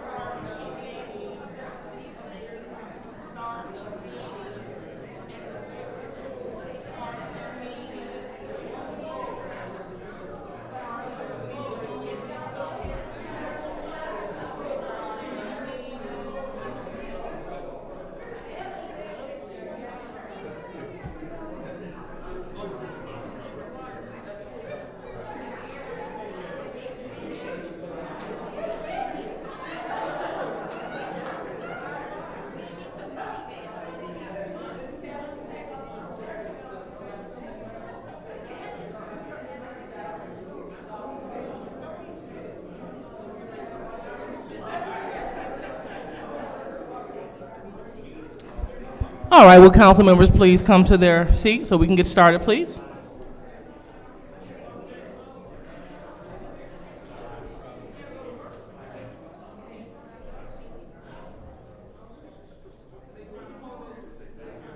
You don't, excuse me? Excuse me. That's your one, Mr. Woodson. You will not threaten colleagues. You will not threaten colleagues. You shall not. You shall not.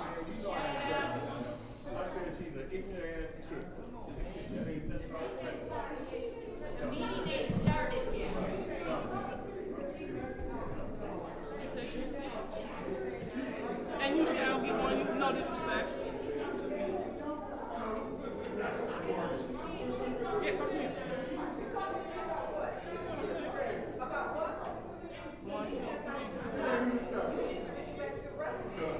Ms. Blair, you need to respect yourself. So we're about to go ahead and get started. Ms., let's not start. Well, okay. Oh, yes, ma'am. The time is now 10:14, and the Flint City Council meeting is officially coming to order. Roll call, Madam Clerk.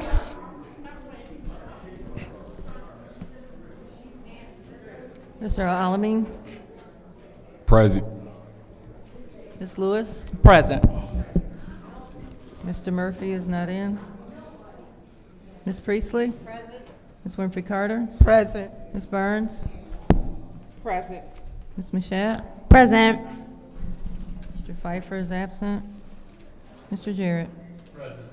You have 7 members present. We have 7 members present. So now it is time to do the Pledge of Allegiance. Ms. Priestley, could you lead us in the Pledge of Allegiance? Yeah.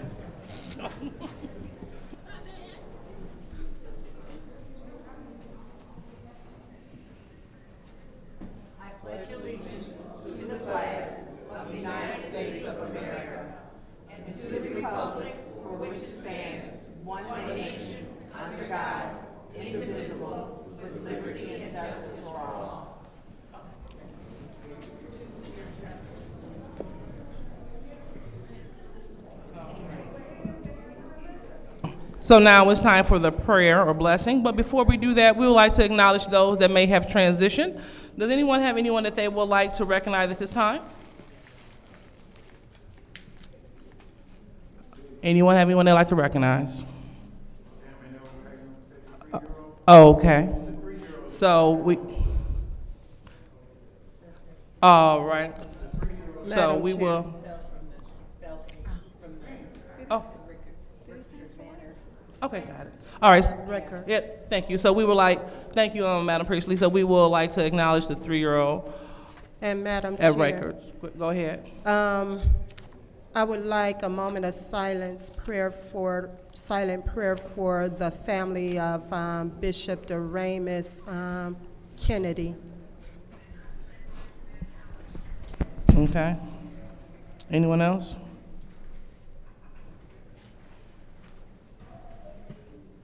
Okay. So I would like to have a moment of silence for Deacon Joe Lewis, for Yana Taylor, for Major Bogart, for David Mondo Burns, for Nashawn Hewley. A moment of silence, please. So seeing that we have no one else, okay, go ahead, Mr. Murphy. I would like to do a moment of silence for Minister Doris Kennedy and that's it right now. Okay, all right. So thank you, Mr. Murphy. So seeing that we have no more, we will go ahead and pause for a moment of silence now.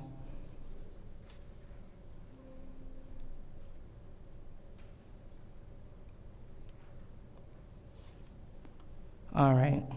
So now we will go ahead and proceed with the blessing. Ms. Mashat, would you please lead us in the blessing?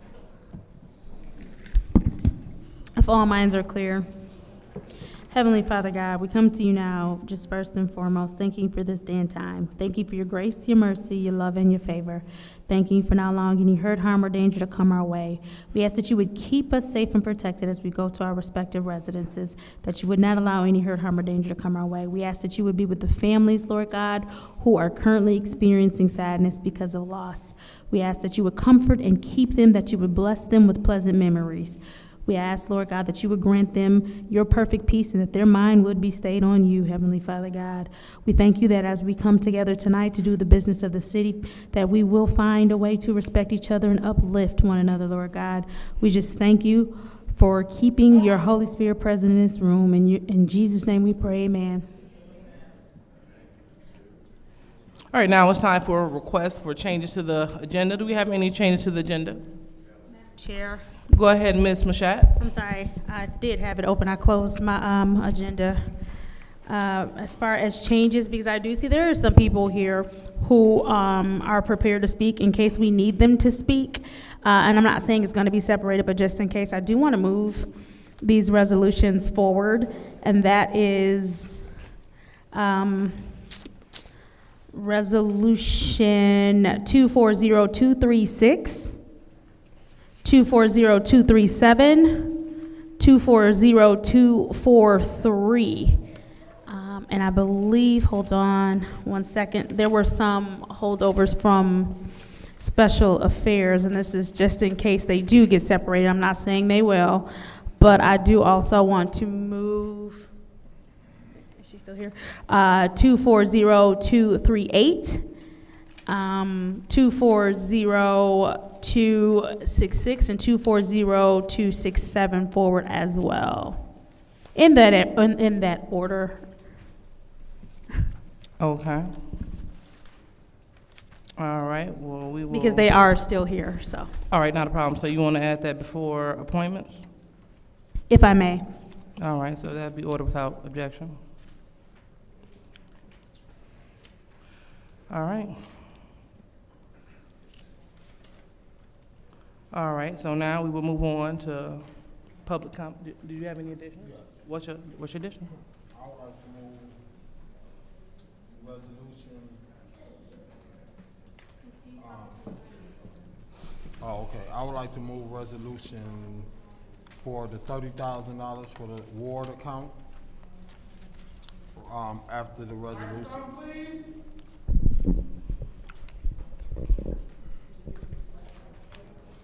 Okay, so which I would like to resolution? move the resolution for the Arpa funding, third ward account, 30,000.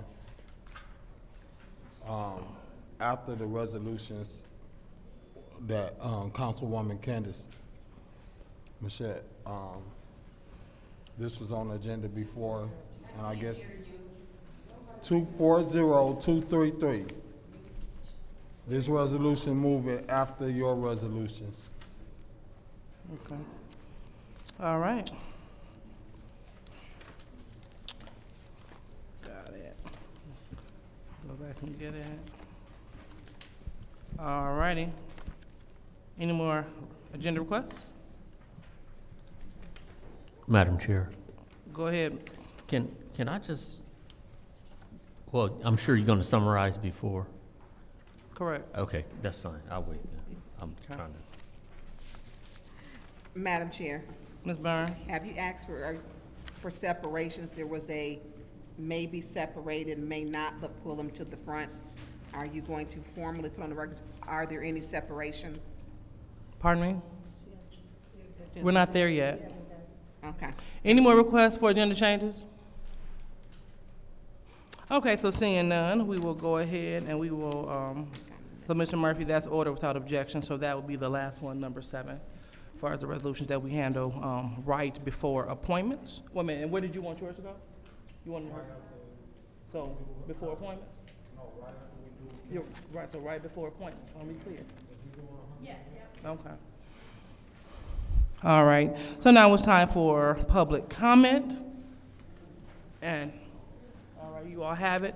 And so we want to make sure that according to MCL 15.263, Section 5, a person must be permitted. Point of order. Yes.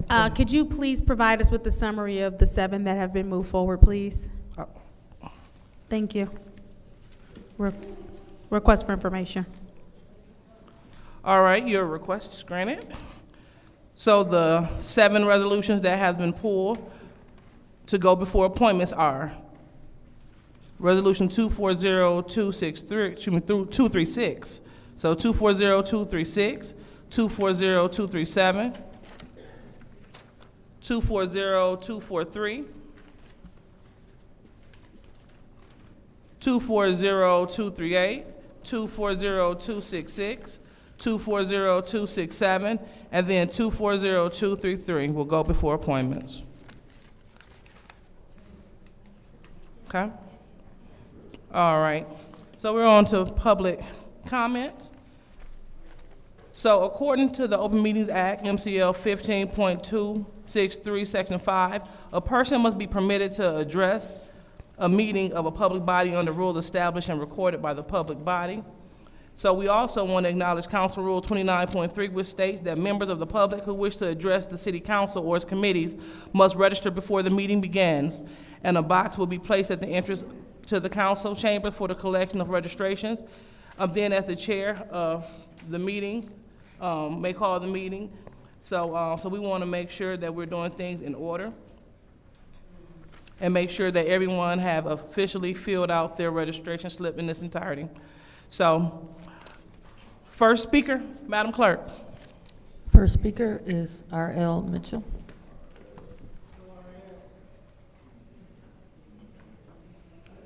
Hello, City Council peoples. I'm R.L. Mitchell. And the topic was, I heard about them jobs didn't know until today, a few minutes ago, that LaShack got this job at the water plant, and that was a good thing they did, because she can hire more people to study, put chemicals in the water. It ain't never been done in the United States before. Stay tuned, America, and keep watching LaShack handle business in Flint. That's our city council president. And another thing, my councilman, Murphy, 3rd Ward, how he dealt with the marijuana peoples over there at the credit union, this empty building they want to get. He called himself breaking bread, but he almost ran them out, but they didn't give up. He backed down, but they didn't back down. They kept offering $1 million, then he offered $2 million, then it wasn't offering some more, and Murphy talking about he swim with the sharks. And them lawyers, told me to take a bite out of you, and it, talking all that junk, talking about breaking bread, all that cocaine. Leader of the gang, he started all that junk, and the business still coming to Flint, no matter what. And Dr. Green, with them 73 kids he done hired, but they got more than she thought, 170, and she doing a good job. But then other Tarzan figured out, like Ninth Ward be figuring out stuff, and then they act like they don't want to give the money up, but the money still coming to Flint. And I'm very proud of the people, how they're dealing with our projects in Flint as we come in here and talk this stuff with Eveline Lewis, over Dr. Lewis over there. Always, I don't know where she coming from, and she looking down right now. And Murphy fumbling up in his bag and stuff, getting ready to run. We break up the forum before people at Flint get through talking about what's going on. Jasmine, you're doing a good job. Even though they jumped on the city clerk, that they're trying to act like they can tell the clerk what to do. Who you think? That's and you done a good job too, 5th Ward, talking about standards. You nobody didn't put words in your, because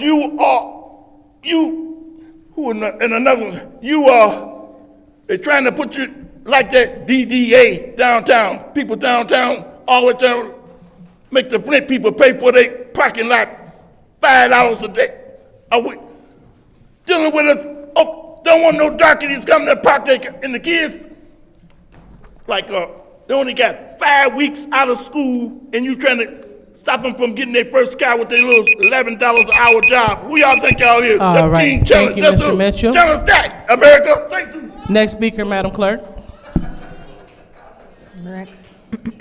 The next speaker is Jermaine Turner. Not here. Next speaker is Arthur Woodson.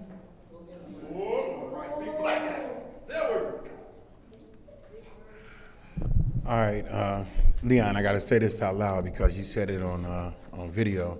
I wasn't here when you voted on that tripod thing, so I wasn't the reason why you voted for it.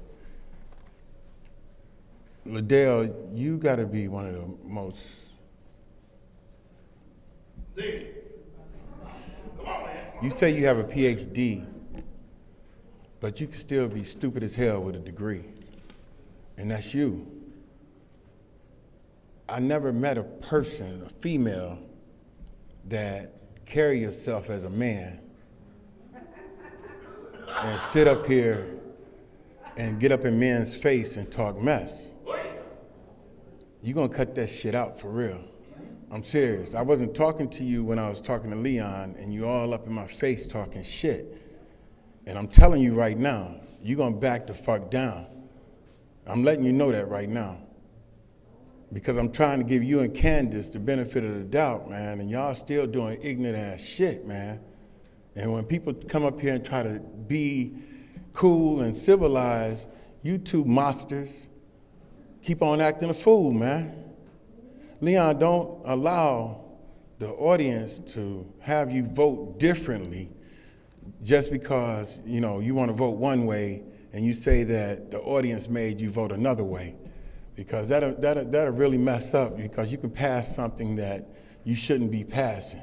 You know what I'm saying? I'm just saying, because Quincy said that one time before too. And I mean, seriously, man, you know, people come down here to really want to talk about some real issues, but we have to address that clown right there, Liddell Lewis. And we can't even speak about real stuff, man, like the ACO. Why isn't our state rep and our mayor advocating for money to pay for this ACO? Why would you put yourself in a situation to where you're gonna have to try to pass this and then they turn around and charge the residents for something that the state did?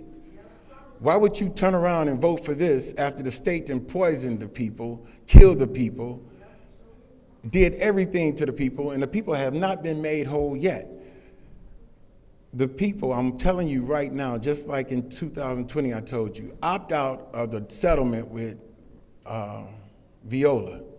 $25 million they settled for when the company has $900 million insurance.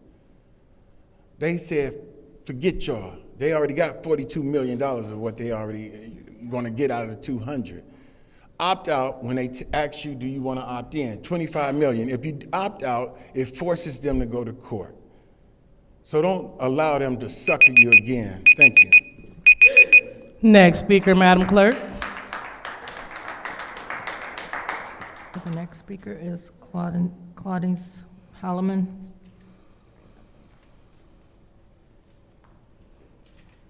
Good evening again. I won't be before you very long. I just want to share that I did provide the key performance indicators to Councilwoman Burns, and I want to thank you all for your questions about Voices for Children.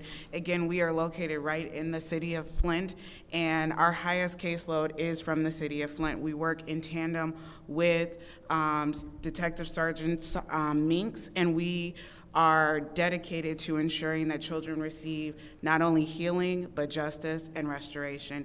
And we hope that you will continue to support the funding for our ARPA request. It comes not only from the need to have the services, but as they, at the federal level, are cutting our funding, what has happened is all of the child advocacy centers across the nation have gone to try and get ARPA dollars, because we recognize that the impact of COVID has meant that we have children and families that need additional services. And I will be here for additional questions when you get to my resolution, because I believe it is important. I have a 4-month-old. This is the first time that I have not been at home with him to do bath time, to put him to bed, because this is how important it is for me to be here for these kids in the city of Flint. They're not just a number. 237 is not just a number. Those are kids. Those are 3-year-olds, they're 4-year-olds, 5-year-olds, 6-year-olds, all the way up to the age of 17. And they deserve to have a voice. They deserve to have someone that's gonna fight and advocate for them. And that is why I am here, and I will be here until I get this resolution passed. Thank you so much. Next speaker, Madam Clerk. Next speaker is Melissa Zaremski.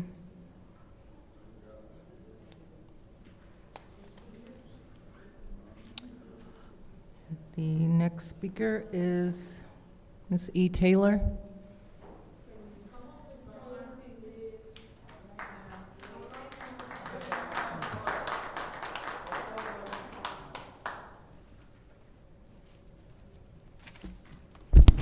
Good evening, community. I'm here to talk about political violence. Again, and it's a quote from Miss Billy Dantzler. And I think you don't spell her name correct on your documentation. It does have a T in it.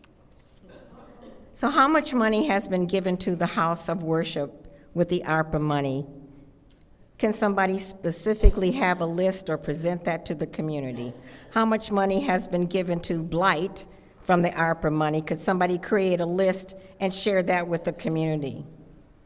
Specifically, how much money has been given to homeowners who need hot water heaters, who need windows, who need doors, who needs furnaces, who needs roof? Please make a list of those people as well. How much money has been reallocated, which looks like a shell game? Has one agency or home of worship asked for one trauma therapist? I don't think Flint has one trauma therapist. We just talk about community mental health like it's just one thing, and it's not. It's a lot of different disciplines. There's time that we spent tonight on marijuana compared to the community's needs, listening and responding to our requests. So I also want to quickly talk about what you're doing to Billy Dantzler, who I think is a credit to our community, more than I can say for many people that sit on the council. Again, I'm going to speak about political violence that you're perpetrating on Miss Billy Dantzler.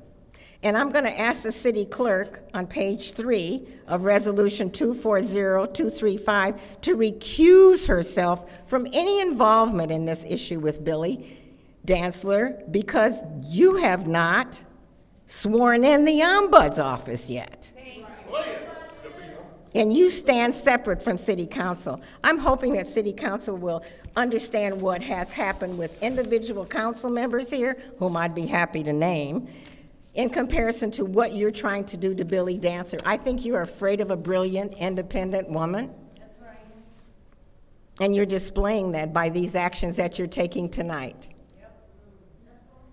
You can look at the clock, Judy, if you want to, but I really think you should think about what you're doing. You want to have a lynching, an old-fashioned Southern lynching. Yep.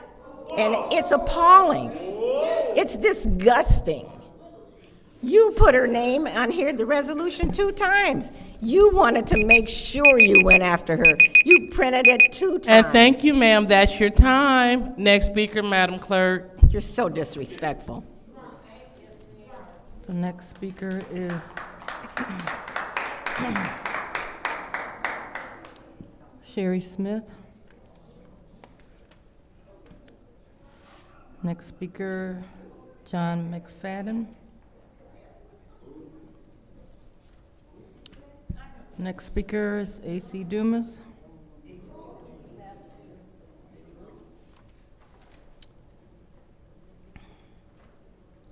Next speaker is Wilbert Jarrett. Next speaker is Beverly Biggs Levy.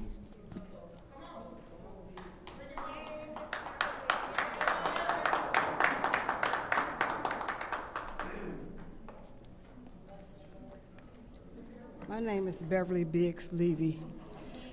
My name is Beverly Biggs Levy. It's a shame how you guys go after Billy. Like I said, Liddell raised up at 3 men's. Nobody reprimanded her. Eva went after Pfeiffer.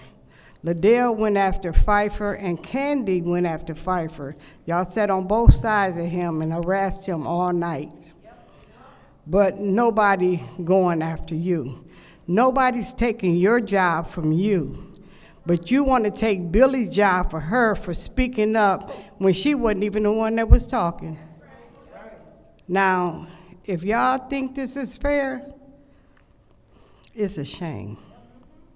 Because Liddell gave Kennedy Center $50,000 to put me out of the Arpa fund money. He got $50,000, came back and got another $25,000 just to get me out of the Kennedy Center. But if he knew like I knew, he could have said, just sit down for a minute, sister. I'm trying to get this money. I wouldn't have had no problem. You have truly blessed me since you put him out. Truly blessed me. But then you don't know the word of God, so I can understand that too. If you guys bid on Billy to be set down, all of you need to be ashamed of yourself. Ashamed. I know Quincy gonna bid on it because he's for Liddell. Judy gonna bid on it because she's Liddell's flunky too. Candy gonna bid on it because it looked like she stuck her finger in a light bulb socket and her hair all over her head, so she gonna bid on it too. She looked like a first-class girl. And it's a shame how y'all would bid to make somebody lose their job. How would you feel if somebody made you lose your job? But I ain't even worried, because you ain't gonna be in that seat long. Them seats gonna expire on a lot of y'all, and it's sad. Y'all have a good day. Next public speaker, Madam Clerk. The next speaker is Claire McClinton.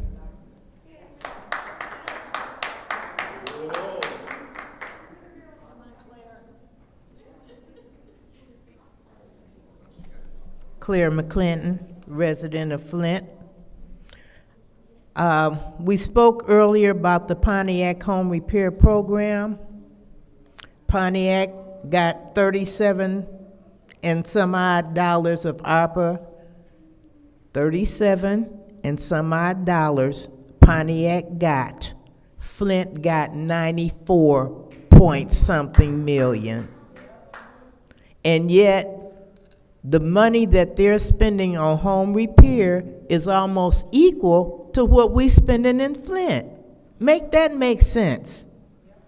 Furthermore, the money that you all allocated, the $200-something thousand to help with the water situation and the liens, the criteria used is the HUD criteria at or below poverty, whereas the ARPA criteria is 80% of the local median income. What does that mean? That means that, and as council people, I know you've heard residents say, well, I make $2 too much money to get some help. I make 10 cents over what the cutoff is to get some help. But the ARPA guidelines using the median income of the area would raise the bar so more people could get help. So the question then becomes, why did the ARPA guidelines raise the bar so more people could get help? And why aren't you using that for the $200-something thousand for the water assistance? That's the question. But no, you don't have time to dig into those naggy issues that might help residents, because you're too busy trying to get rid of political opposition like Billy Dantzler. You got 3 or 4 paragraphs here outlining the process and procedures and all this kind of stuff. Do you have time for this? No. Do you have time for this? You have showed this community that opposition is something you cannot tolerate. Or else you wouldn't be putting residents out. Now, you're trying to remove a person off the EA board, and you hadn't even did your homework on replacing the first ward E&A board person. You didn't even do your homework. You embarrassed Miss Williams and yourself. Thank you. Next speaker, Madam Clerk. The next speaker is Tammy Smith. Next speaker is Rich Jones.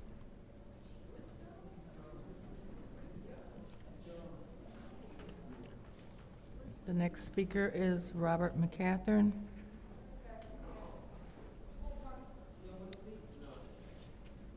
Next speaker is Taylor Sampson.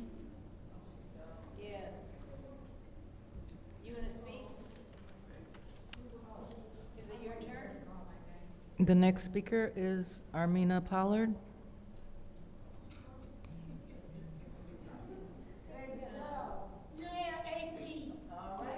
Pollard, Armina.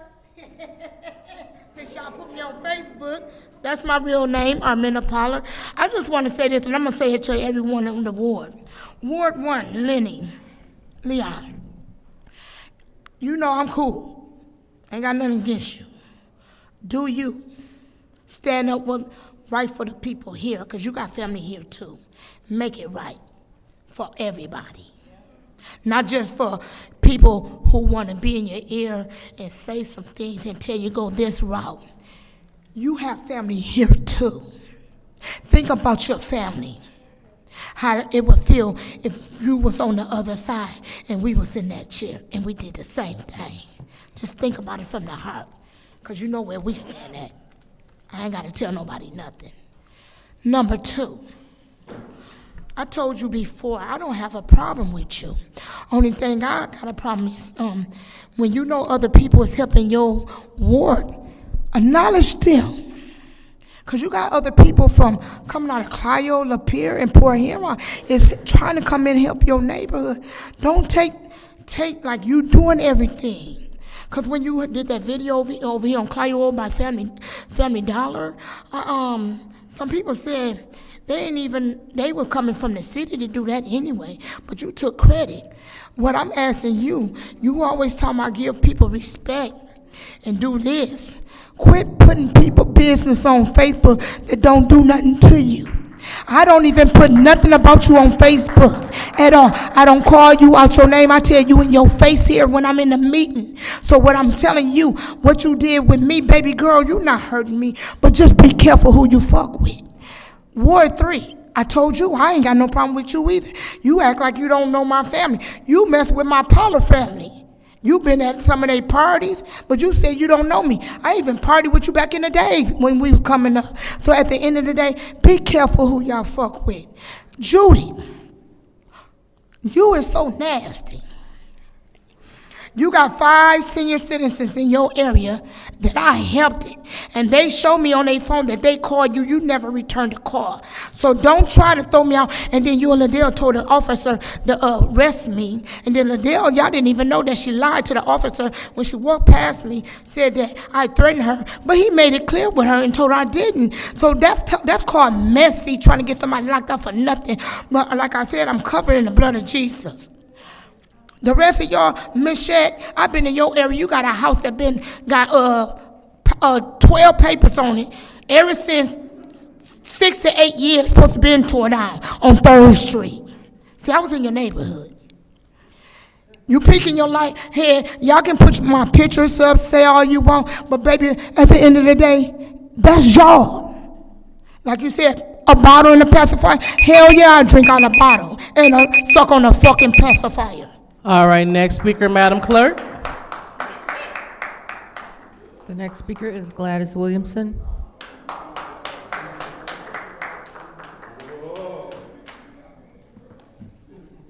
My name is Gladys Williamson. I live in the 9th Ward. I first want to talk to Lewis. And I'd appreciate you if you look me in the eyes, but you ain't got the nerve because you are a foul, contemptuous, evil person. For you to go on Facebook and speak the way you speak about your constituents. I never heard anybody say the things that you went on Facebook and said. Shame on you. You are vile. You roll your eyes. Listen, you are vile and evil and contemptuous. And Quincy, you aren't even this. I don't even know who this Quincy is. That's right. That's right, Quincy. You can move your hands, but we don't even recognize you. We do not even know who you are anymore. I mean, money must have just went to your head because you are not the Quincy that got on buses with us. You are like some other person. And Judy Priestley, you sit up and you act like you've done something for the east side of Flint when you don't do anything for the east side of Flint. This poor man came and said, oh, she cuts the grass. Listen, that's why we have the blight department that don't work for the people of Flint. Yeah. And so you can keep your eyes down too. These other four people, Miss Winfrey, Miss Burns, Mr. Pfeiffer, Mr. Jonathan, I appreciate yous. But the rest of these people, I'll be glad when you are gone. Because you do not represent the people in these chairs. You do not represent the people in your wards. You represent the corporation of Flint. That's who you represent, the corporation. Yous are nothing more than leeches on the backs of the taxpayers of Flint. That's right. And when you sit up and you talk to Miss Burns the way you do and you say she and her, listen, she has a name. Her name is Miss Burns, Quincy. And when Machette sits up and says she and her, Miss Burns has, as far as I'm concerned, yous are out of order when you speak to Miss Burns the way you do. She is a councilwoman, Miss Burns. And I appreciate you respecting Miss Burns. For you to sit up and try and take her time and confuse her with your mouth, you want to put me out. All righty, Yeah, thank you all so right. much. Next speaker, Madam Clerk. The next speaker is Anthony Hudson. Anthony left. He got sick and tired of this. Next speaker is Linda Anthony. She left. She got sick of this too.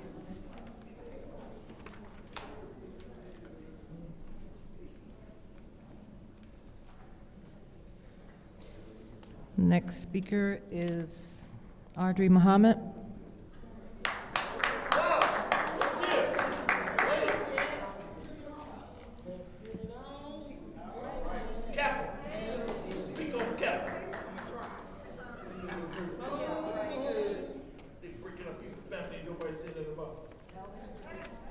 I see dead people.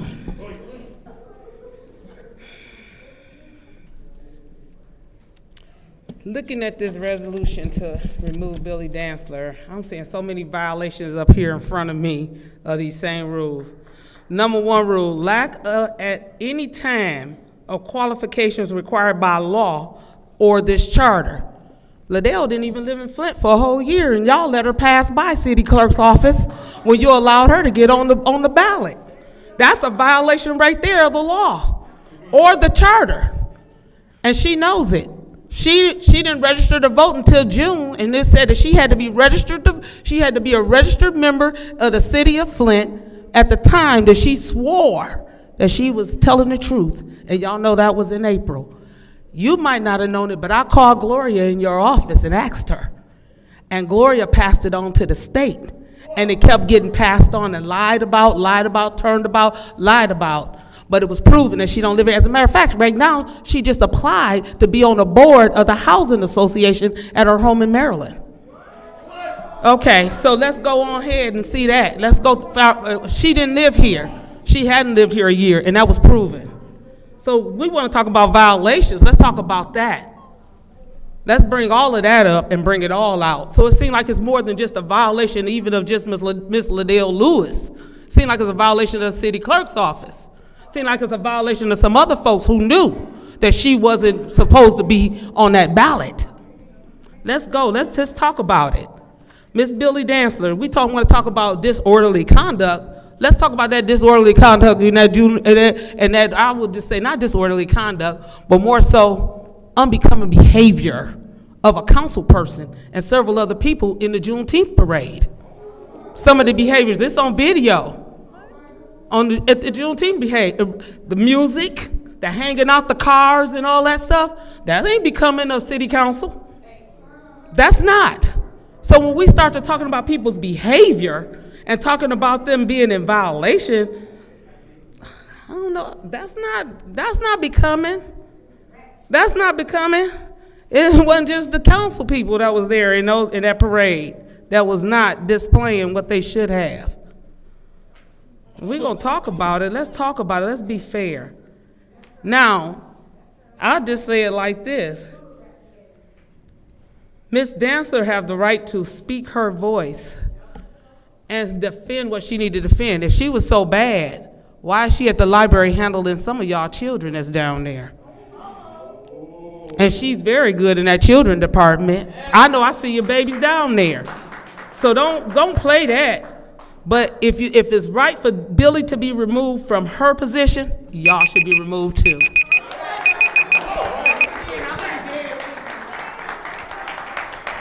Next speaker, Madam Clerk. The next speaker is Kawana Mack.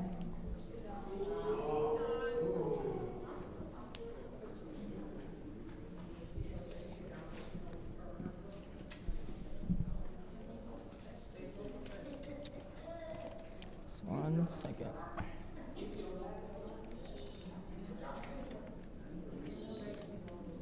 The next speaker is Lottie Durrett.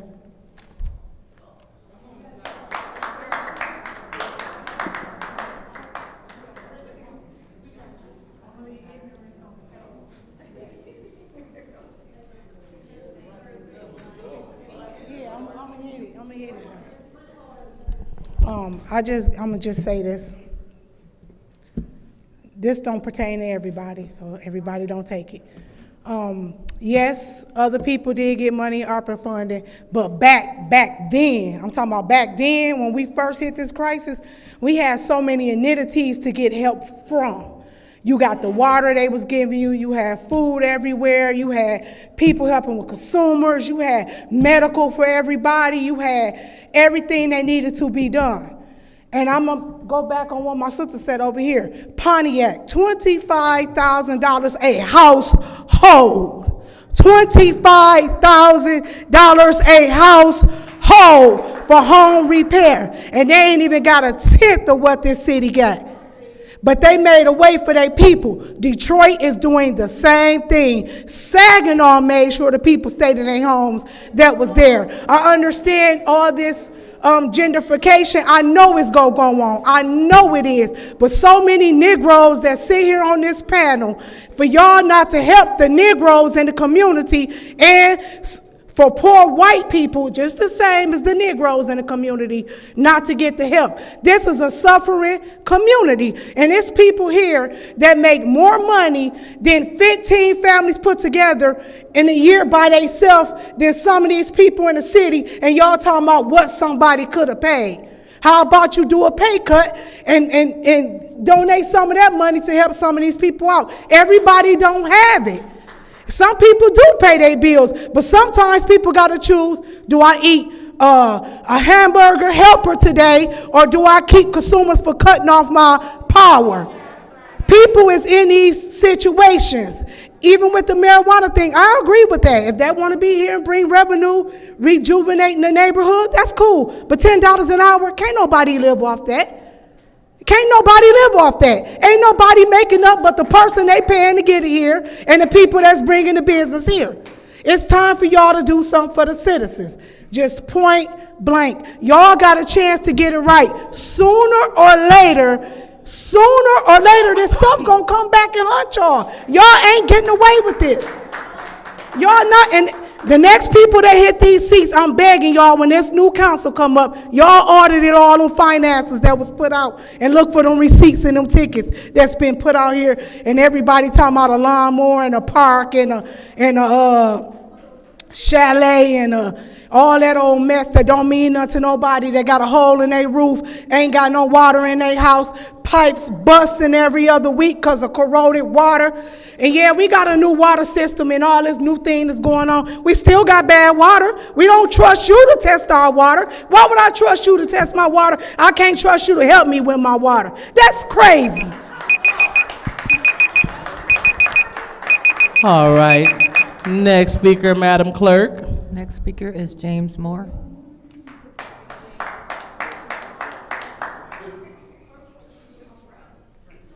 James Moore, I hope you all can hear me tonight. I try not to get into the name calling, but sometimes you just get pulled in it. And I got nothing but love for the First Ward. I believe I'm gonna be a part of it. I hope that I don't get kicked out, especially after tonight. But Leon, you was a leader before you got here. Don't start playing follow the leader. That being in that 5 club, that's a hard one to drink. It's a hard one to swallow. That's all I just ask my brother, is just hear what I say and be who you are. That's what I'm banking on. Lindell, you my neighbor, you know, and I've heard a lot of hard things through at you. I don't always agree with it. I take a whooping for it. But I'm gonna say Dr. Lindell Lewis, calling out Billy Dancer the way that you did that night was improper. I'm gonna be honest with you. She had just really got in. Hell, you seen her walk in, and she was getting warnings, and she's hollering it out. I didn't do anything. It's kind of like being pushed overboard, you know? And I'm not gonna ride you because you know your situation. You know, we have our own thing. Quincy, I heard you at some prior meetings. You said, I'm not gonna let y'all get in my head. I'm not gonna let y'all get in my head. I think what the people are saying to you, Quincy, is they just trying to get you to remember your heart. You know? I seen you out there today by yourself cutting grass. I seen you knock off like 2 blocks. You know what I'm saying? That's the Quincy that got you put in office, because you were a go-getter. You was out there making things happen. 10 years ago when I came back here, I was up there at Garfield helping you getting it cleaned up. I had my sister with me and we rode by it. She said, look, they got it all boarded it up. I said, you should have seen it then. It was gladiator school. You know, I don't know how many rubbers and how many panties we got out the mud, but at least the windows are still standing and up. Quincy, you gotta start standing for something. And then I wanna say this here to all of the rest of y'all. I really support that soapbox that's going on over there at Southwestern. I think that's a good thing.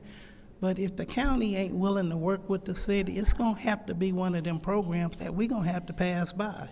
If I'm not mistaken, and I know you will correct me, but if it come down to the $9,000 per acre for 3 acres to do whatever they want to do over there, and they can't work with us, there's other programs that we need to get on to. And that's going to bring you up, Ms. Priestley.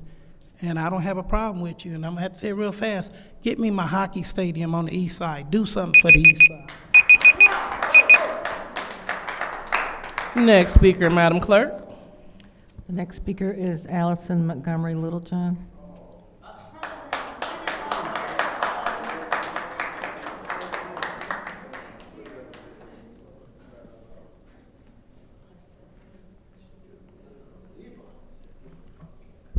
Good evening. My name is Allison Montgomery Littlejohn. I am a social worker in the city of Flint. and I am here to address the terrorism that is going on in Flint. What is terrorism? Terrorism is the unlawful use of violence and intimidation, especially against civilians in the pursuit of political aims. Flint has been under the attack of terrorism and genocide from the water crisis, as well as by not having a public safety plan and the continued denial of $16 million of the Arpa funding for new roofs, siding, and windows. Also, the dictatorship of an unlawful city government.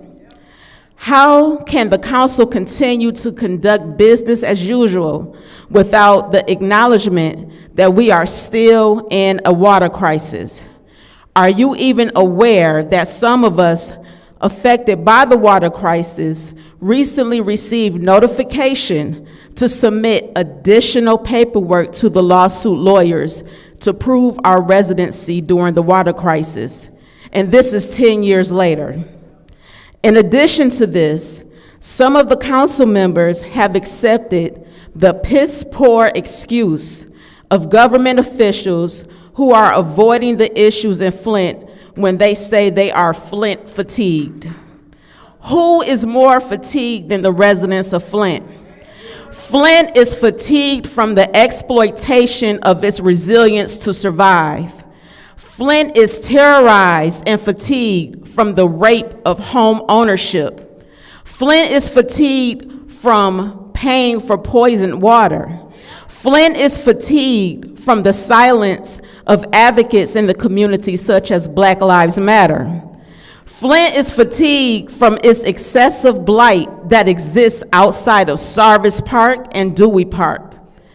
I am fatigued from the proposed resolution 240235 to remove Ms. Billy Dantzler from the Ethics and Accountability Board. Ms. Dantzler is fatigued from being terrorized and harassed on her job by Councilwoman Lewis. And this is on tape at the library. It is recorded. Flint is fatigued from being terrorized, sexually harassed, and being called niggas by white supremacist Doug Matthews, who is supported by both Councilwomen Lewis and Mouchette. Flint is fatigued from having incompetent leadership. Flint is fatigued from being ignored and disrespected.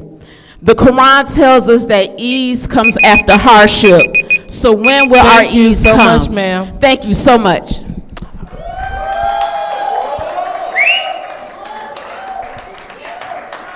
Next speaker, Madam Clerk. The next speaker is Miriam Rasul.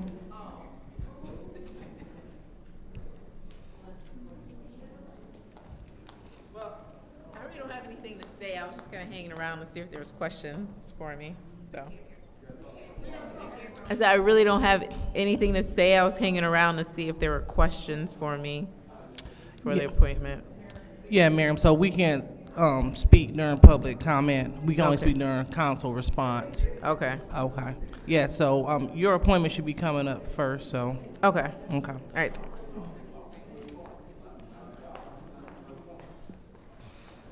And the final speaker is Cheryl Golighty.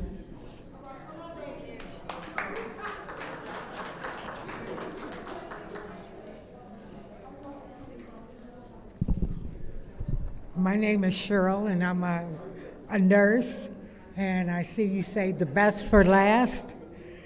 One of my duties is answering critical calls, and I had a call from a person who had SI, that's suicidal ideation.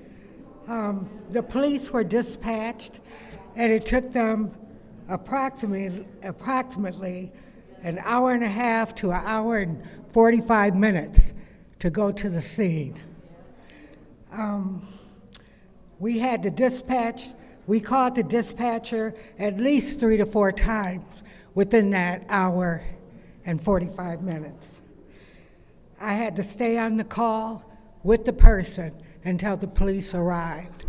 The person wanted to get off the call, from time to time, but they kept saying that they don't know what they'll do the next minute. So I'm asking if we could get more police officers.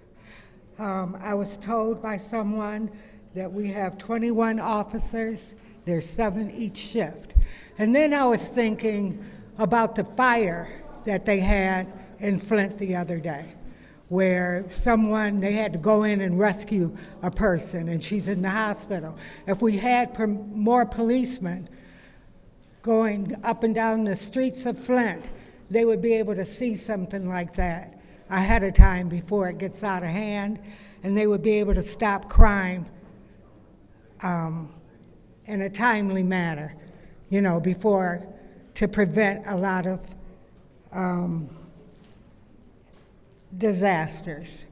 So that's all I have come to say, and I don't know if you have anything to say back to me. And they said during council response. Okay, thank you.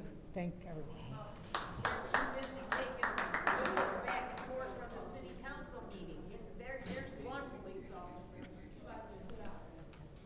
All right, so Madam Clerk, a little clarity. So that was our last speaker?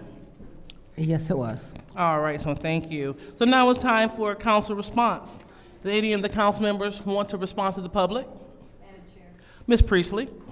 Thank you very much. To the last speaker, we all want more police officers. The problem is that qualified people do not apply. That is a major problem. And this isn't a back and forth, I'm just telling you, okay? I had a discussion at one point with the chief of police, and he said they had 27 applicants, 20 failed the mental test. So they only had 7 in that graduating class. And that's one of our issues. Like, we can't talk back and forth. Oh, I'm not trying to. Okay. I wanted to add something. You can't. I can't? You can't. Oh. No, sorry, I'm so sorry. But we all want more officers on the street. We want more officers. We have the money to pay them. They have a contract. They've all got raises recently. And trust me, we want more officers. Thank you. Anyone else for council response? Anyone else? Ms. Winfrey Carter? Thank you. Again, first I would like to thank all of the residents for staying around. Thank you for bringing us your insights, your opinions, and your different perspectives. I do have to say this about the residents of Flint, and I love this about the residents of Flint. You guys are resilient. You're determined and you're passionate, and I want you to just keep it going and continue to be engaged in the process. Ms. Liz Taylor, again, you talked about political violence, and yes, it is the intentional use of power and force to achieve political goals. And it's being done on this council. In fact, this council, some of the people here that sits on this board here, they have double standards. Yes. Double standards. Right. And as far as Miss Billy, the removal of Miss Billy Danzler from the Ethics and Accountability Board, I'm totally against it. I'm totally against it. In my opinion, it's an unjust and unfair attempt. It initiated by our council president to retaliate against a resident. And that should not be happening. It should not be happening. So, thank you, Madam Chair. All right, anyone else like to talk during council response? Madam Chair. Ms. Burns?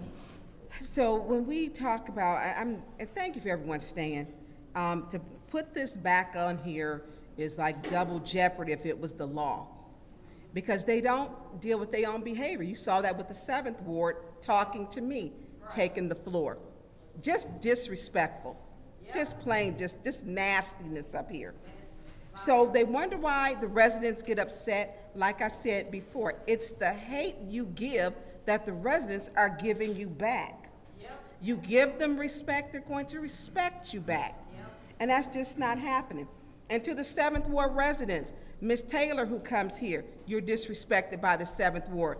Mayor Karen Weaver, disrespected by the 7th Ward. Mercedes Kenny, disrespected by the 7th Ward. Taylor Sampson, disrespected by the 7th Ward. River, disrespected by the 7th Ward. Jan Marie Arpa, disrespected by the 7th Ward. So we have a clear pattern of disrespect. I'm not going to expect her to respect me when she don't respect the people who can vote to keep her in that office. That's right. It's not going to happen.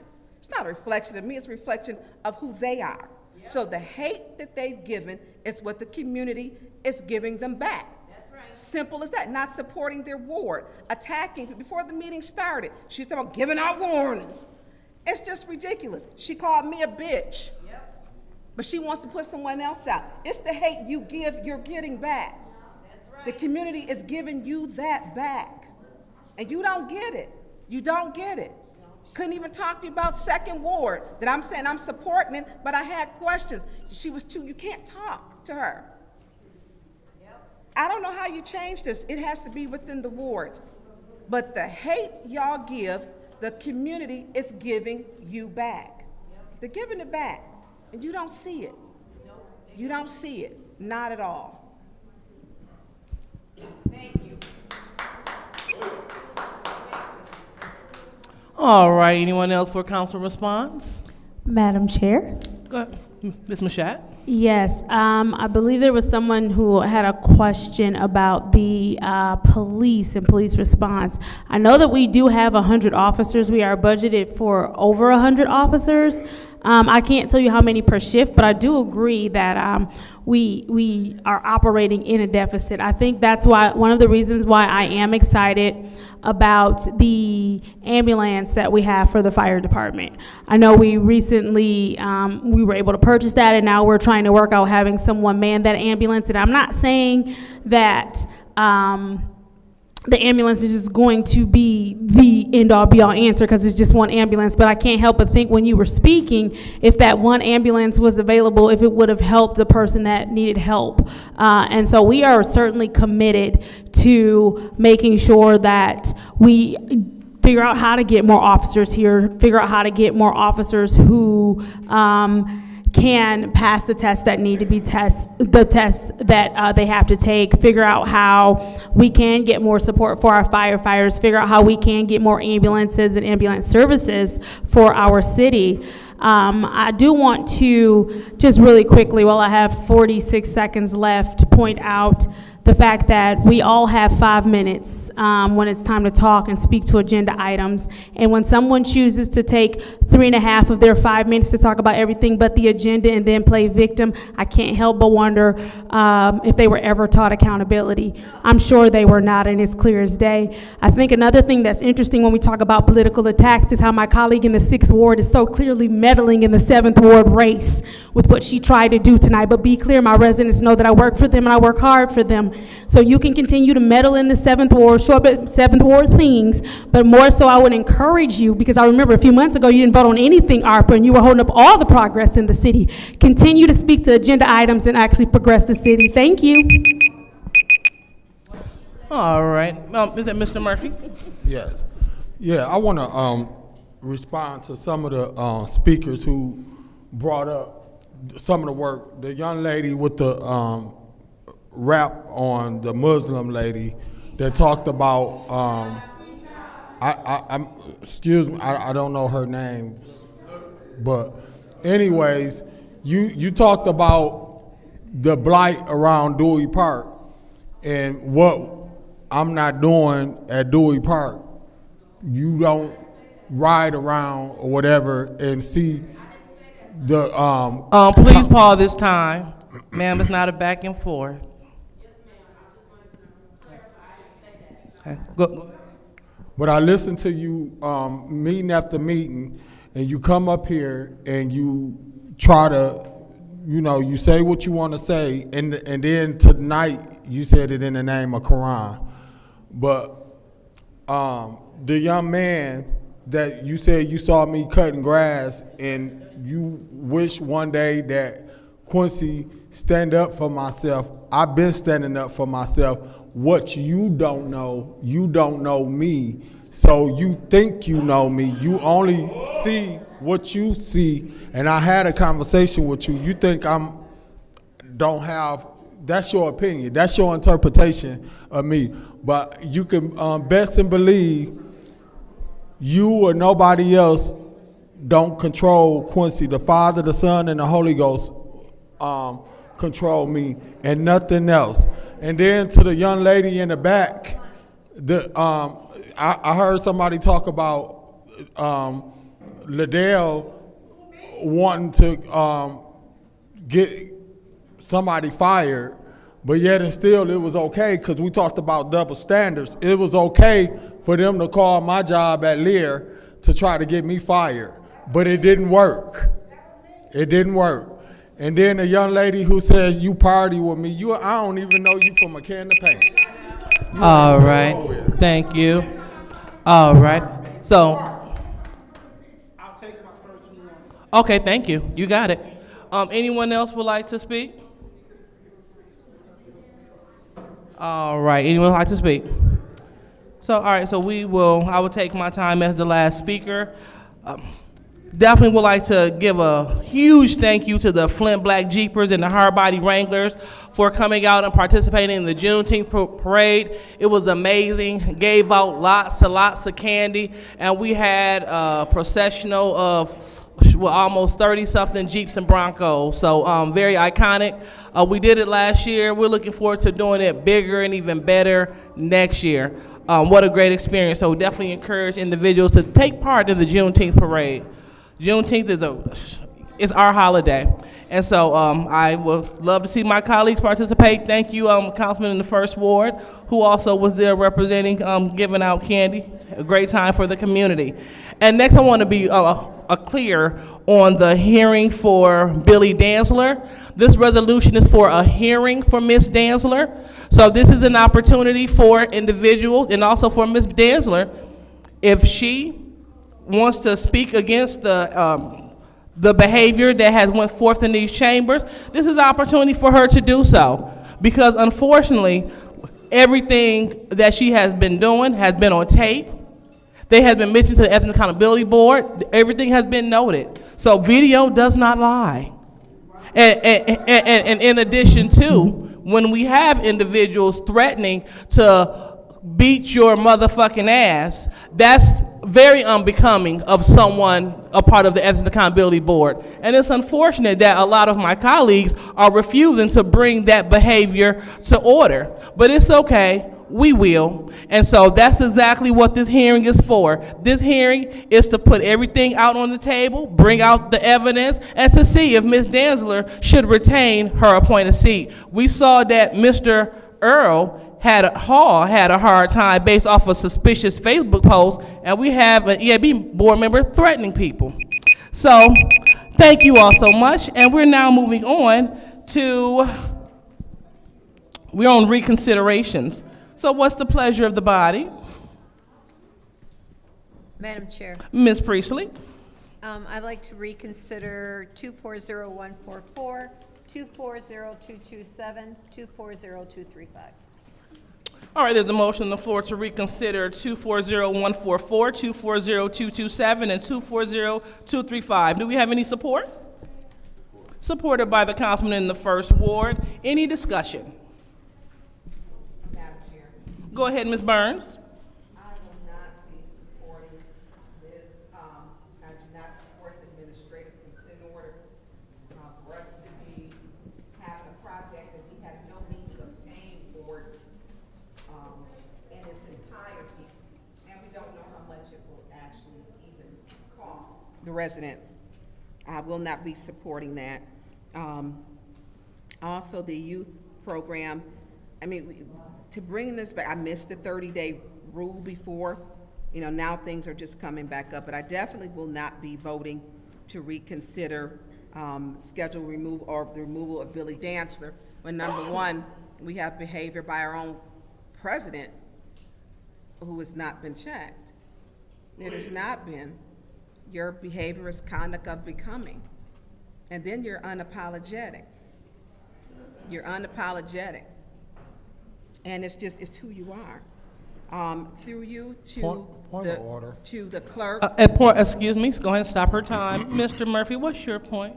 Is these reconsiderations grouped together as one, or are they Together. being separated as motions? I did one motion to read. So she. Okay, we're just doing the reconsideration. Yeah, for all. Okay. All right, go ahead, start her time. Go ahead, Ms. Burns. So through you to the clerk, who put the removal for Billy Dantzler? Who sponsored this? You mean initially? Initially. I believe President Lewis requested the resolution through. So Liddell Lewis put this on and who put it up? So initially, is there a second person to have it reconsidered? No, the rules state that anyone who voted in the affirmative can have an item put back on for reconsideration. Okay. So how do you remove someone when your behavior is terrible? Terrible. I don't know how you do that. It's very hypocritical to remove someone for your behavior, which would be worse as we played the video. We haven't addressed bad behavior on here. You're the council president.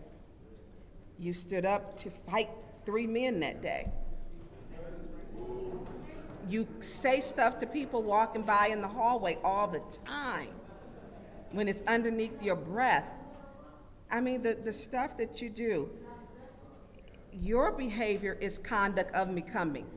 You are abusing your position and your power as the president of the Flint City Council, and you do it repeatedly with no conscience. It doesn't bother you. It doesn't register. So she was not actually talking. You were saying something to her. You cited her for something she did not do. It was on this side, which it was Mary, and it was not Billy. But you just like Rich Jones, you have put out and warned over 50 people. Over 50 people. Sometimes you need to take a look at what it is that you're doing. You don't like her, that's fine. That time she hadn't said anything. I was right there in the hallway. I went to stand right in front of her to calm her. Now we know that when people can get upset and get irate because we saw you do it over there sitting in the 9th Ward seat, completely out of control. No control over your temper, no control over your gestures. You were out of control for a lengthy time. But you want to tell her after you accused her of something she simply did not do. Simply did not do. You continue to target people. It's what you do. You use your seat to bully. Madam, excuse me, Ms. Burns, I'm bringing you to order. You can't speak to people's motives. That's not what I do. So let's not do that. For me. Thank you. Proceed. I mean, it was lied. You lied on me with a censure and put on there because I said you're not a nice person. That's actually the wording.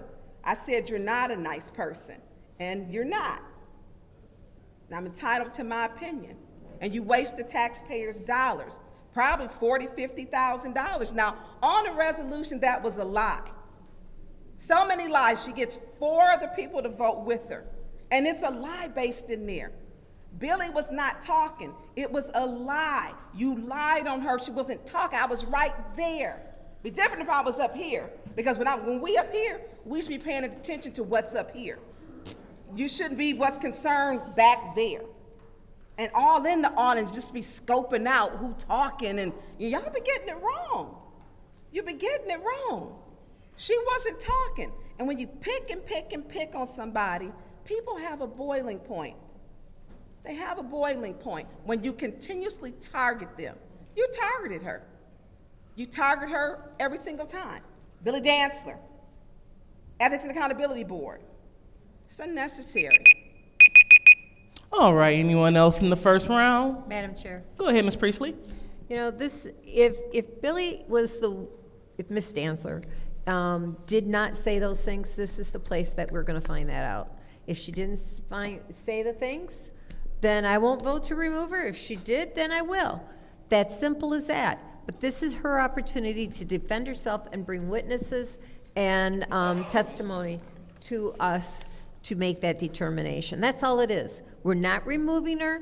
This is an opportunity to find out the truth. Thank you. Anyone else in the first round? So, Madam Chair. Go ahead, Ms. Mashat. Yeah, it's not going to take long. I know that my colleague in the 4th Ward was thrown off track by my colleague in the 6th Ward, but this motion is about reconsidering these 3 items. Yeah, so I just want to bring us back to focus. That is about reconsidering these 3 items. Thank you. All right. Anyone else would like to speak to the reconsideration of these 3 items only? Yes, Madam Chair. Go ahead, Ms. Winfrey Carter. I'll be voting no for the reconsideration of 240144, 240227, and of course, 240235, the reconsideration of Billy Dantzler. You know, it's funny that you guys bring back things for reconsideration that I guess that you feel some kind of way because they got voted down. You know, and I think you're using motions to reconsideration. I think you're not using them in the right context. And I would urge my colleagues, as well as Attorney Kim, to read Robert's Rules of Order. Guys, we're butchering Robert's Rules of Order. And by right, our council rules should coincide with Robert Rules of Order. Just like how Councilwoman in the 4th Ward made the motion to reconsider these 3 resolutions. She shouldn't have made that motion because she voted to approve the 3 resolutions. So, I mean, why is she making a motion to reconsider when she already considered the 3 resolutions in the beginning? Now, I clearly did not vote for the 3 resolutions. In fact, for the resolution. Point of information. Stop the time. What is your point? Does the speaker know that the people that vote in the affirmative are the ones who can bring the reconsideration, which is why she could bring the reconsideration? No, I don't think that's the case. Okay. Thank you so much. Restart our time, please. Thank you. In any case, I think we're using a lot of our rules that we have for our council rules. They're not you know, in correspondence with Robert Rules of Order. But as far as Resolution 240227, Faith Foundation Resources, I voted to abstain. So tonight, I'm not going to vote to reconsider the 3 resolutions. Thank you, Madam Chair. All right. Anyone else in the first round? Madam Chair. Go ahead, Mr. Jarrett. Through you to Attorney Kim. As we reconsider these 3 resolutions as it is now as a bundle, in that consideration, I see that one of the resolutions, 240235, states that the resolution resolving that the law department is requested to retain outside counsel to act as a manager. Can you share with me at what cost you anticipate that to be? At what financial cost? I haven't selected anybody, so this isn't precise, but I would expect it would be in the nature between $200 and $250 an hour. Per hour? Yes. And what do you anticipate the cost to be, the total cost? Hard to say, obviously, because I can't control how long any proceedings would go, but Is this the first time you've experienced something like this? as far as I know, this is the first time that the provisions of that portion of the charter have ever been invoked. Okay, so we're setting precedents, one. But what do you anticipate then the cost to be? Because we really should have an idea what this is going to cost us. Realistically, I don't think it would take more than 40 hours of any attorney's time. 20 would probably be more likely, even if it was a long hearing.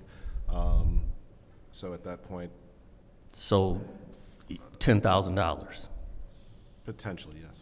to kick somebody off of a board where they get no pay.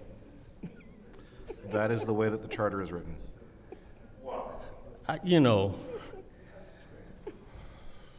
now, so again, Attorney Kim, is this the only way if there was someone who, as we say, violated or whatever, is this the way to do it? Is this the only way to do it at $10,000? The issue is I don't believe that the law department could essentially act as like a prosecutor or manager in this circumstance, given that obviously there's a conflict on this body that would ultimately would be resolved by that. But given that there's a conflict, I don't feel that the law department can act in that role. So we would have to secure an outside attorney to act as that, to essentially present the case to this body, allow Ms. Dantzler to defend or respond to any claims made against her, and for this body then to reach its own decision. All right, thank you. So I guess for me, talking out loud, sharing my thoughts with those that will hear, I question if removing someone from a board is worth $10,000 at the expense of the citizens of the city of Flint. It just, that's rough. That's rough to our budget. I mean, there are other things that we can do with that kind of money other than enact, react, whatever, however it might be classified by some, to the situation as it was. I just really think that there's a better way. If there is something that needs to be resolved, than us paying $10,000 to have someone removed. I yield. All right, anyone else in the first round? Anyone else in the first round? Okay, seeing that it is no one else, I'll go ahead and I will take my time.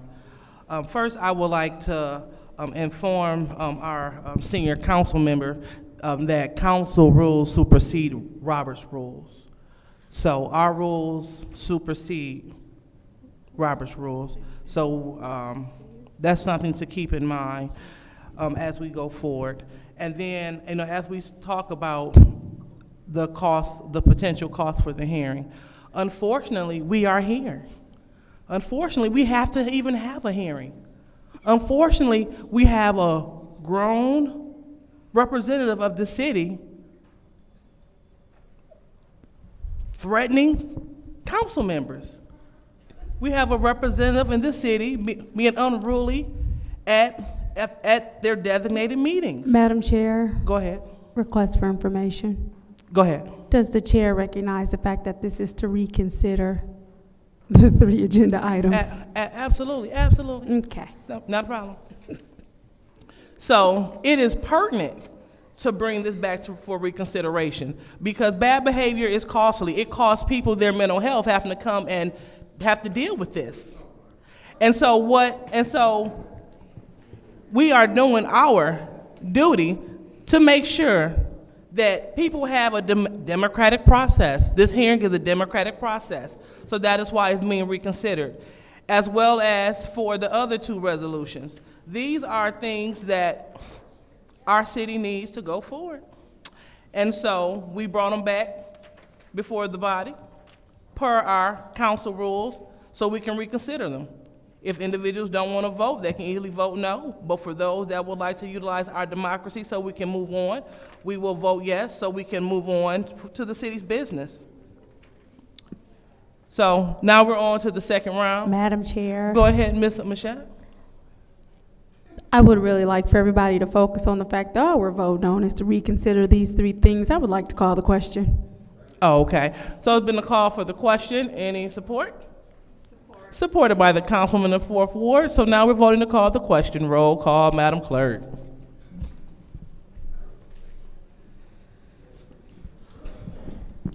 Mr. Alamin? Yes.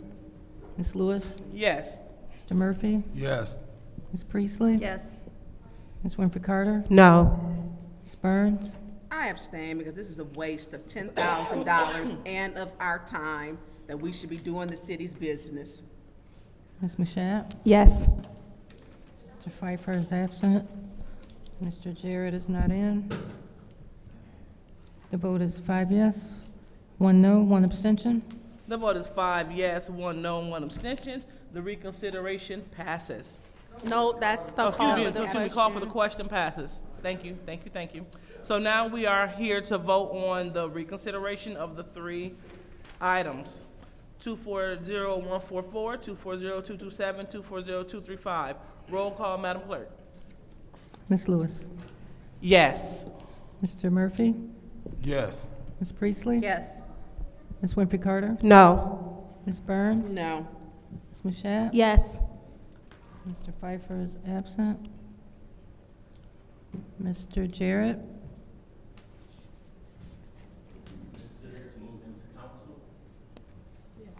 This is to reconsider them. Yeah, I'm sorry. No. Mr. Alamin? Yes. The vote is 5 yes, 3 no. The vote is 5 yes, 3 no. So those 3 items are up for reconsideration. Now we're on to the consent agenda. Madam Chair. Go ahead, Ms. Priestley. Make a motion to approve the consent agenda. Motion on the floor to approve the consent agenda with any separations. Any support? Support. All right, supported by the councilman in the 3rd Ward. Any separation? Yes. Go ahead, Ms. Burns. 240236. You said 240236? Mm-hmm. Okay. 240226.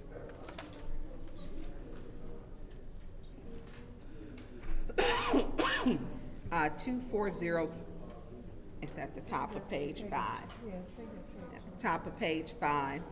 240233. I believe that was moved to the top. I don't know how that's going to work out.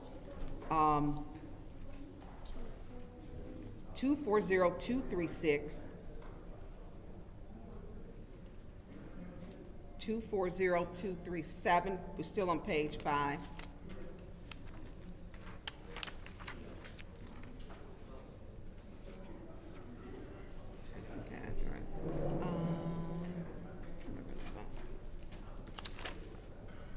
Uh, 240258, page 8, page 9, 240259,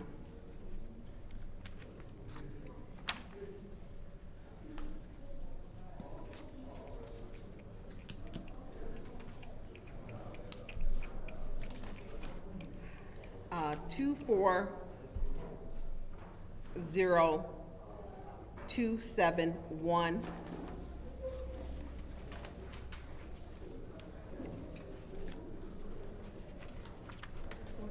That, oh, page 10 now. So that was 240-2471, page 10, 240-227. That's page 10.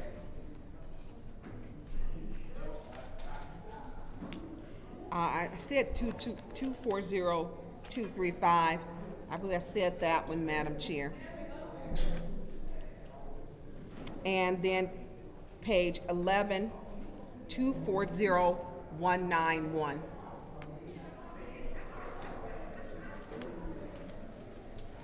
All right, any more separations? Yes, Madam Chair. Go ahead. 240192. And what page is that? That's page, the bottom of page 11. 192. Yep, 240192. All righty. And let's see.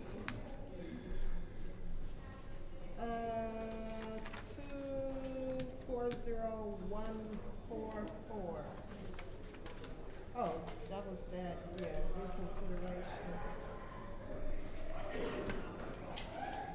And 240235. Separated. 240235? Yes. It was already separated. Okay. What about 240144? What page? Yes.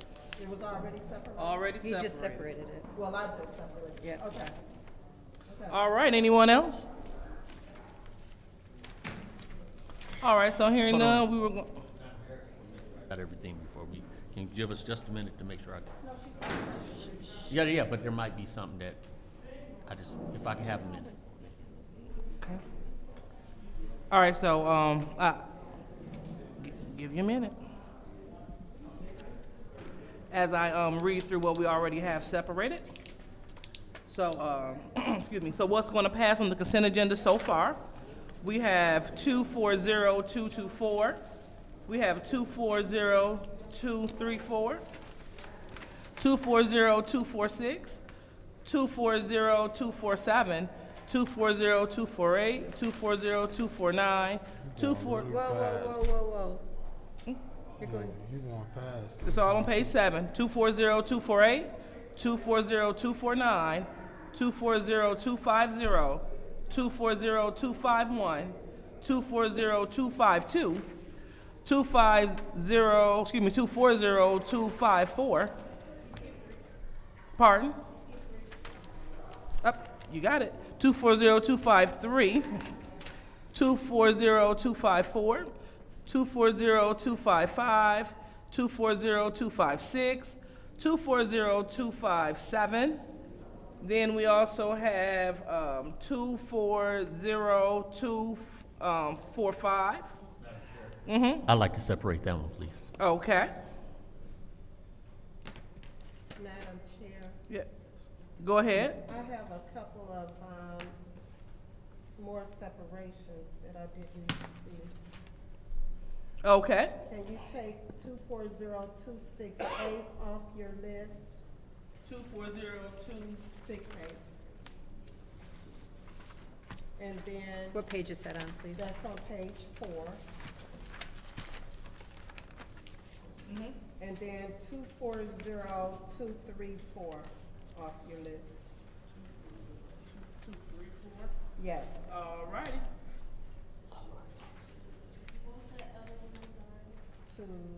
It was 240268. And then the last one was 240234.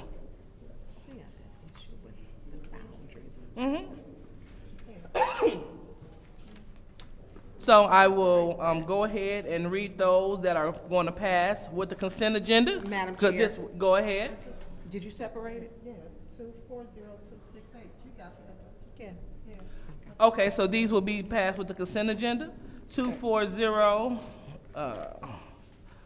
240260, 240263, 240224,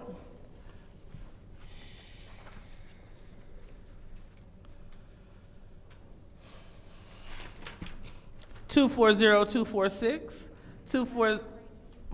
I did. 240246. I didn't hear that one. 40234. I separated two. Yeah, 243 This is have been, 246. it's been separated. Hold on. Did anybody separate? Hold on. 243? 243 has not been separated, excuse me. Yeah, that's fine. All right, so thank you, Quincy. Mr. Murphy, excuse me. 240243, 240246, 240247. Chair, Yeah. hold up. I gotta separate 246. Okay, so 246 is separated. So on to the ones that are going to pass the consent agenda. 240247, 240248, 240249, 240250, 240251, 240252, 240253, 240254, 240255, 240256, 240257, 240238, 240266, 240267. No, it wasn't. It I don't have it wasn't. It wasn't. Which Two- one? 240266 was not separated. No, I did not separate that. No. Let me see, which one? Those were the marijuana ones. Oh, And then we have 240261, 240264. And those are all of the resolutions that will be passed in our consent agenda. Madam Chair? So, is that, Madam Clerk? Yes. Go ahead.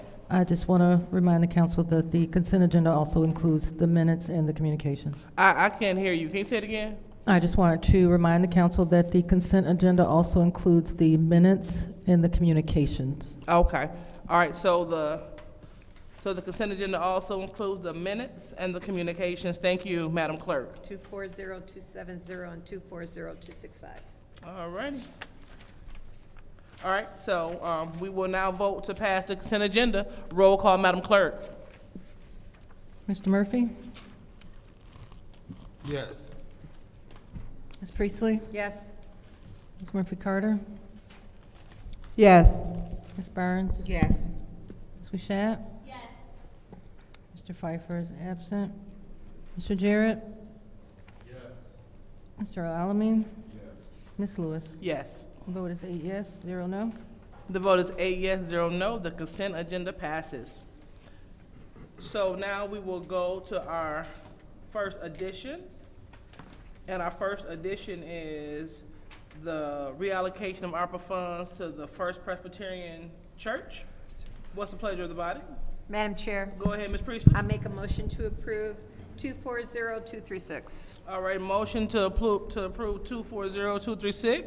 Any support? Supported by the councilman in the first ward. Madam Chair. Any discussion? Go ahead, Ms. Burns. For you to, they want to the, Representatives. the two therapists who were.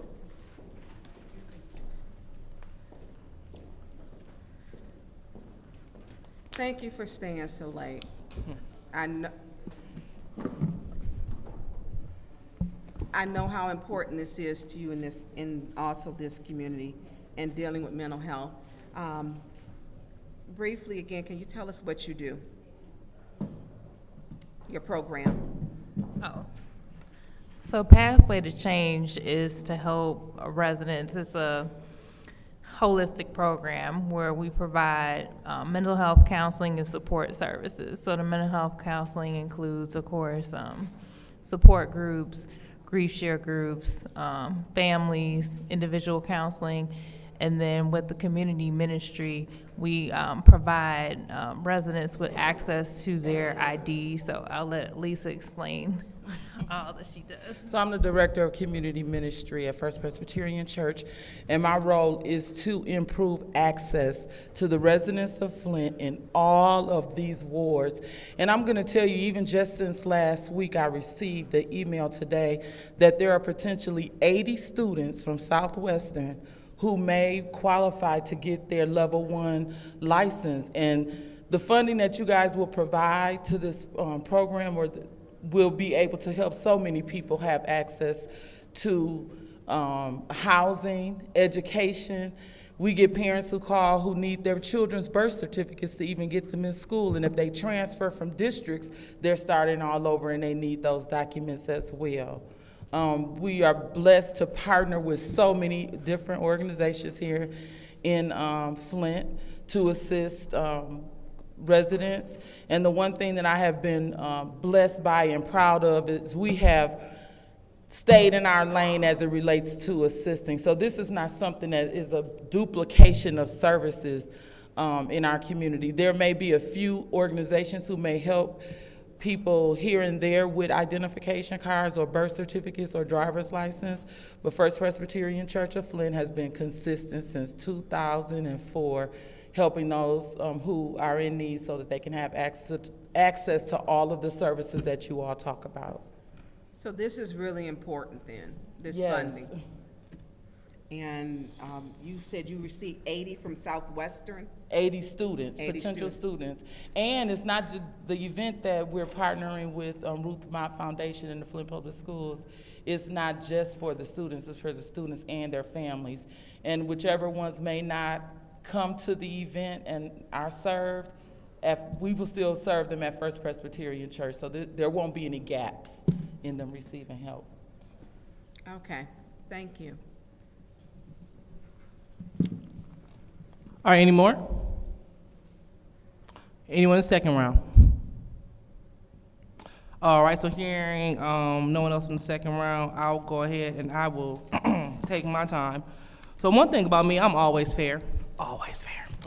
And I support good work in the community. I don't care where it's at. I love good work. But my issue was just the sequential order of things, because we have a lot of people waiting on to hear about their application, and we're going all over the place.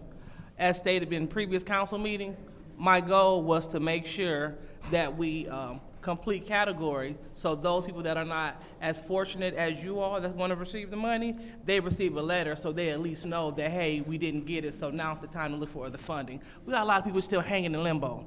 And I was trying to compel my colleagues to let's go ahead and close down these categories so it'll be fair to those that have applied, so they'll know if they got it or not, so they can seek funding for their other great ideas. You definitely have a great idea. So I utilized my weekend to go through this mental health referral application, and I read through every single one of them. Amazing proposal for the amazing work that complements the testimony that you've given. And so this is one thing that I wanted to clear up so everyone will know that, so the approval of the of the resolution that we have, all funds have been allocated and there's no money left in this category. So what have been already set forth by resolution that we received on Wednesday, there will be no other monies left in this category. So that means that the good part is that everyone that the community committee that they recommended, the administration recommended as well. And so that's how they came up with the select resolution that they brought before the body. The unfortunate part is the other individuals, and that's approximately 8 organizations, that they're not going to receive any funding, okay?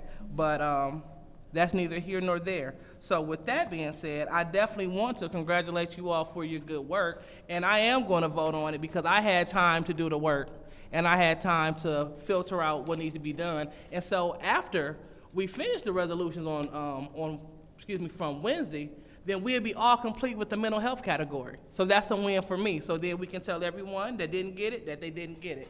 So again, I appreciate your work, your efforts. It's amazing.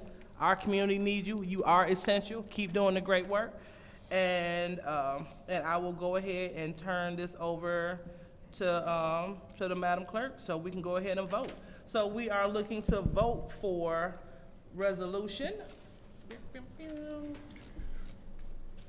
The reallocation of ARPA funds for resolution 240236, First Presbyterian Church. Roll call, Madam Clerk. Ms. Priestley? Yes. Ms. Murphy Carter? Yes. Ms. Burns? Yes. Ms. Michelle? Yes. Ms. Mr. Jarrett? Yes. Mr. Alamin? Yes. Ms. Lewis? Yes. Mr. Murphy? Yes. The vote is 8 yes, 0 no. The vote is 8 yes, 0 no. That resolution passes. Thank you so much, ladies. Can I say one more thing before I leave? Go ahead and say the thing. The way we are blessed to serve the residents of Flint, and I'm sorry for crying, being here tonight was worth it.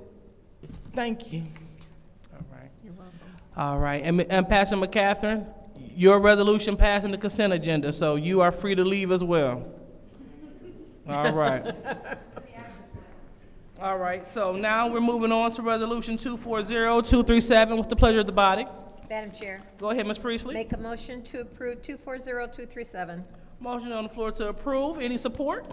Supported by the councilman in the first ward. Any Madam discussion? Chair. Go ahead, Ms. Mashat. Yes, so when we were voting on this in committee, my concern was about the position and them being able to keep this position, right, for the counselor. But then I had an opportunity over the weekend to really sit and think about, one, the amazing work that St. Luke New Life Center does in the community, the entire community, and how many people benefit. And I did not want it to come off as though I don't support them, nor do I support their efforts, because trust me when I tell you, I know how much St. Luke is needed in our community, and that it would leave a gaping hole in our community if we did not have them.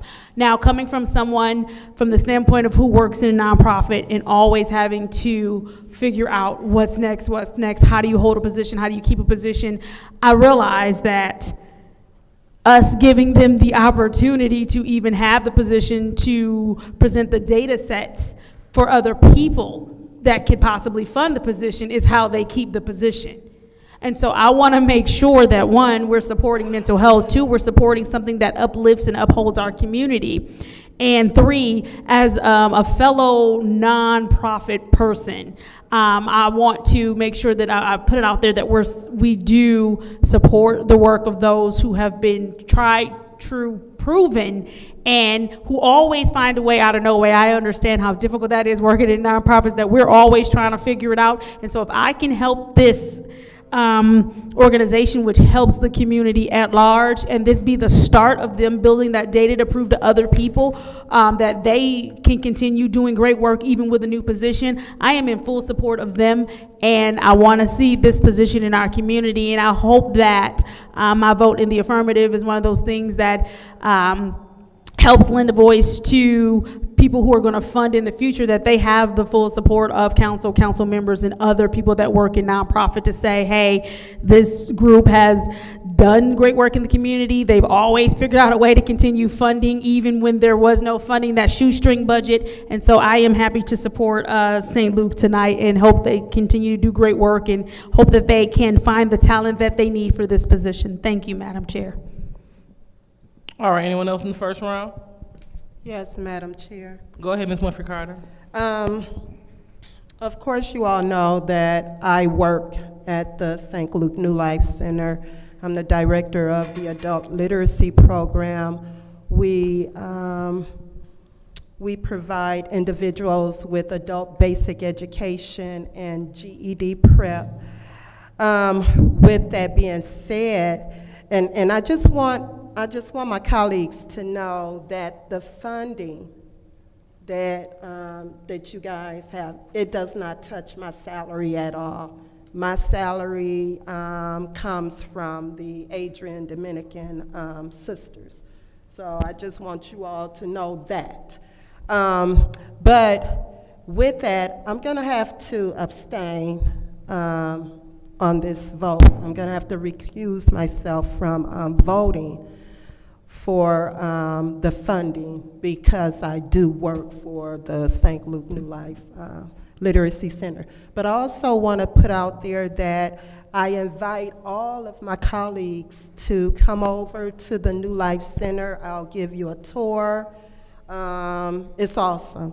It's awesome. When I tell you it's holistic, we help the people there, and we help the whole person, the whole person. Councilwoman Lewis, I think you've come over before. I think did you do something for the resilient women? Through you, Councilwoman Lewis? Yes, I did. Yeah, I heard about it. All right. Yeah, I was impressed. Yeah, so I invite you all to come over. And of course, you know, it's in your ward. On Fridays, they have a really, really large food giveaway. And the work over there is awesome. We just did a 100 women's event for the Resilient Women's Program. So I just want to put that out there. Thank you. Anyone else in the first round? Madam Chair, Ms. Burns? I appreciate Sister Carol and Bob, I believe it's his first name, coming here because they do great work, and it's needed, especially on that side of town. There's a great need, and they have a true heart to serve, and they understand the needs of this community. I don't think it's ever enough. You're talking about rebuilding a city or a part of a city, which is basically, I don't even know what you even call it. People are in survival mode, and their services at that center is needed. So I support this, and I supported it last week, and I support it this week. I know it will go to good work, to good use for the good work that they are doing in this community. I'm done. All right, anyone else in the first round? Madam Chair, Go ahead, Ms. Elamine. definitely St. Luke's has been doing some amazing work for quite some time. My organization actually partnered with them a couple years back on a workforce development project that went very well, and we was able to service a lot of people. So I'm definitely in support of this. Thank you. Anyone else in the first round? All right, anyone else in the second round?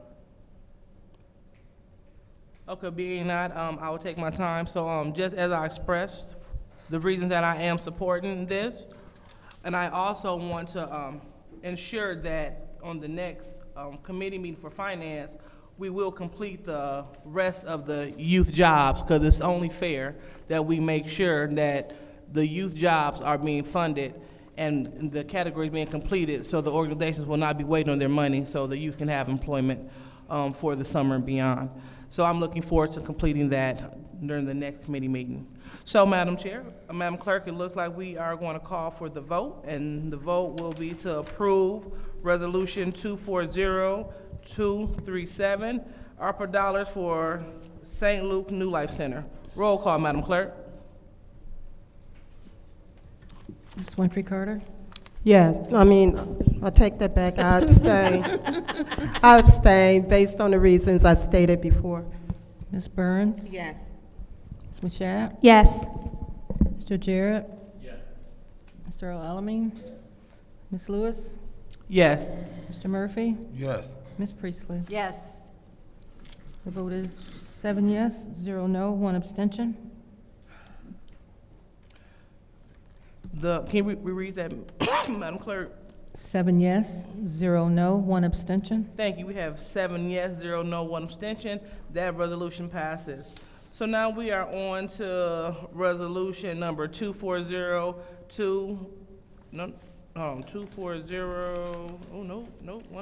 I know it gets 1 second. confusing, isn't it? Oh, yep, 240233. What's the pleasure of the body? Did we finish all the other ones? No, Madam Chair. Mm-hmm. Did you forget Resolution 240268? Yeah, Madam Chair, you missed some. Okay, so hold Yeah, on. we gotta go Oh, back. wait, no, that was part of the consent agenda, never mind. All right. Which one? All right. So we're looking at resolution 240233. What's the pleasure of the body? Wait, what? I second. Resolution 240233. Madam Chair, Go ahead, Ms. Mashat. I'd like to make a motion to pass Resolution 240233. All right, motion on the floor to pass this resolution. Any support? Support. Supported by the councilman in the first ward. Any discussion? What is 233? It's on page 5. Any discussion?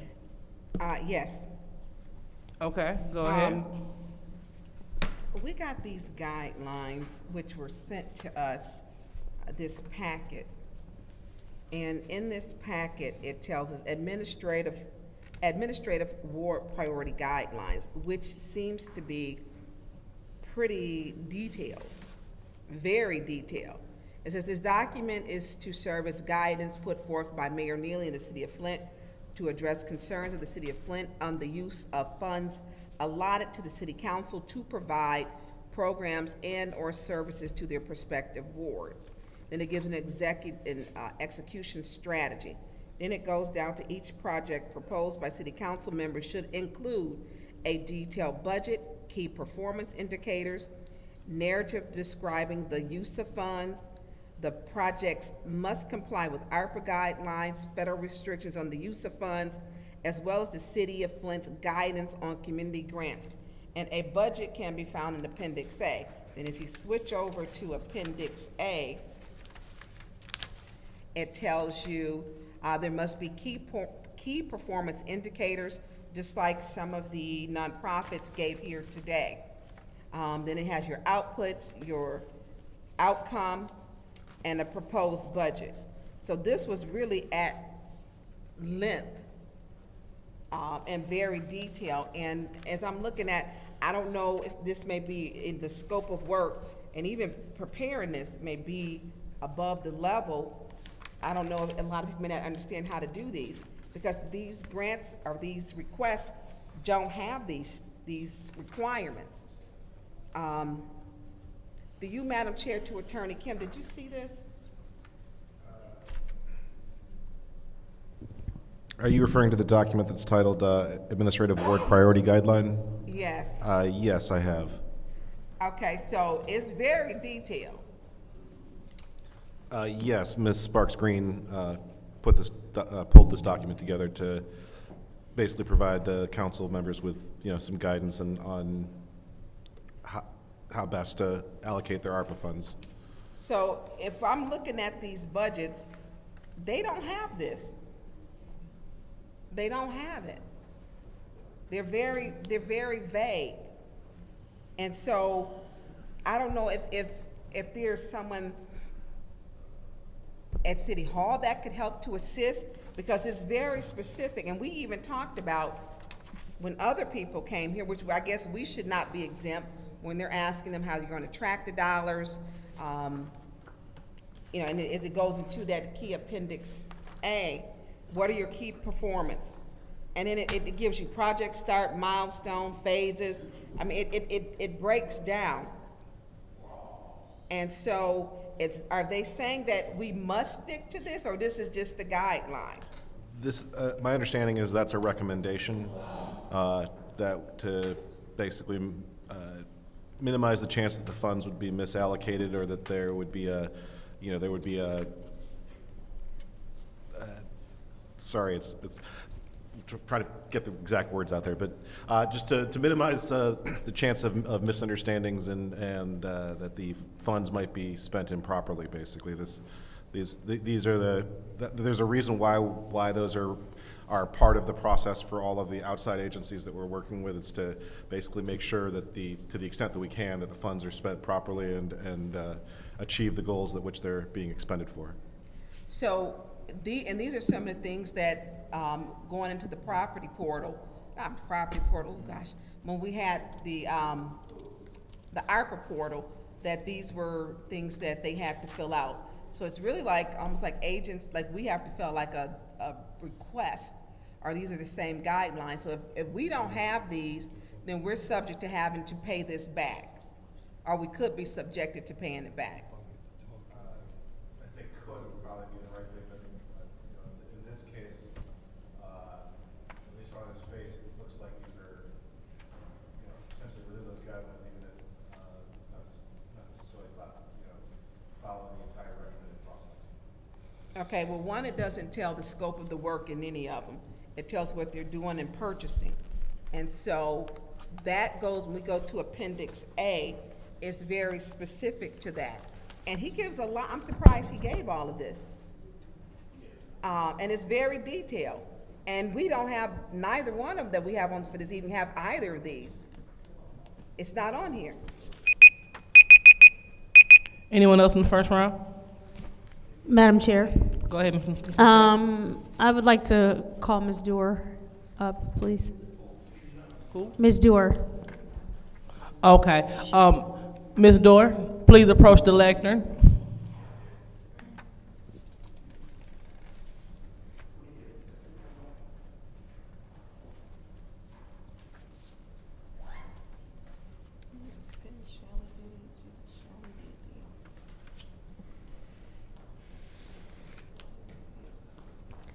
So as with all of the ARPA contracts that go through you anyway, that means the council, our budget, whatever we decide, and the people that we decide to allocate money to, those contracts will also go through your department as well, correct? Correct. We, as I always say, we don't decide who gets the money, but we make sure that's under contract properly so the city doesn't pay anything back in 3 years.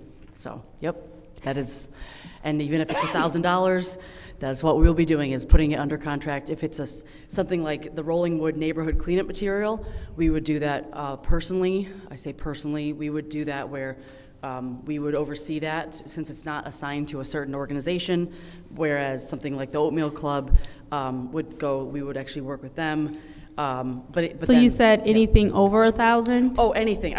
Right. I was just referencing the specific numbers in the resolution. And so, because they're going to come through you and they only get the 20% up front, and then the rest is reimbursable, that means you will keep track of all of the invoices, you will keep track of all of the proclaimed work and all of that. And like you said, at the end of this, you will have a record so that in 3 years from now, we won't owe anything else, because they will not get any money from you or anything from your department saying to finance department to go ahead and pay this invoice unless you have the proper things that you need, correct?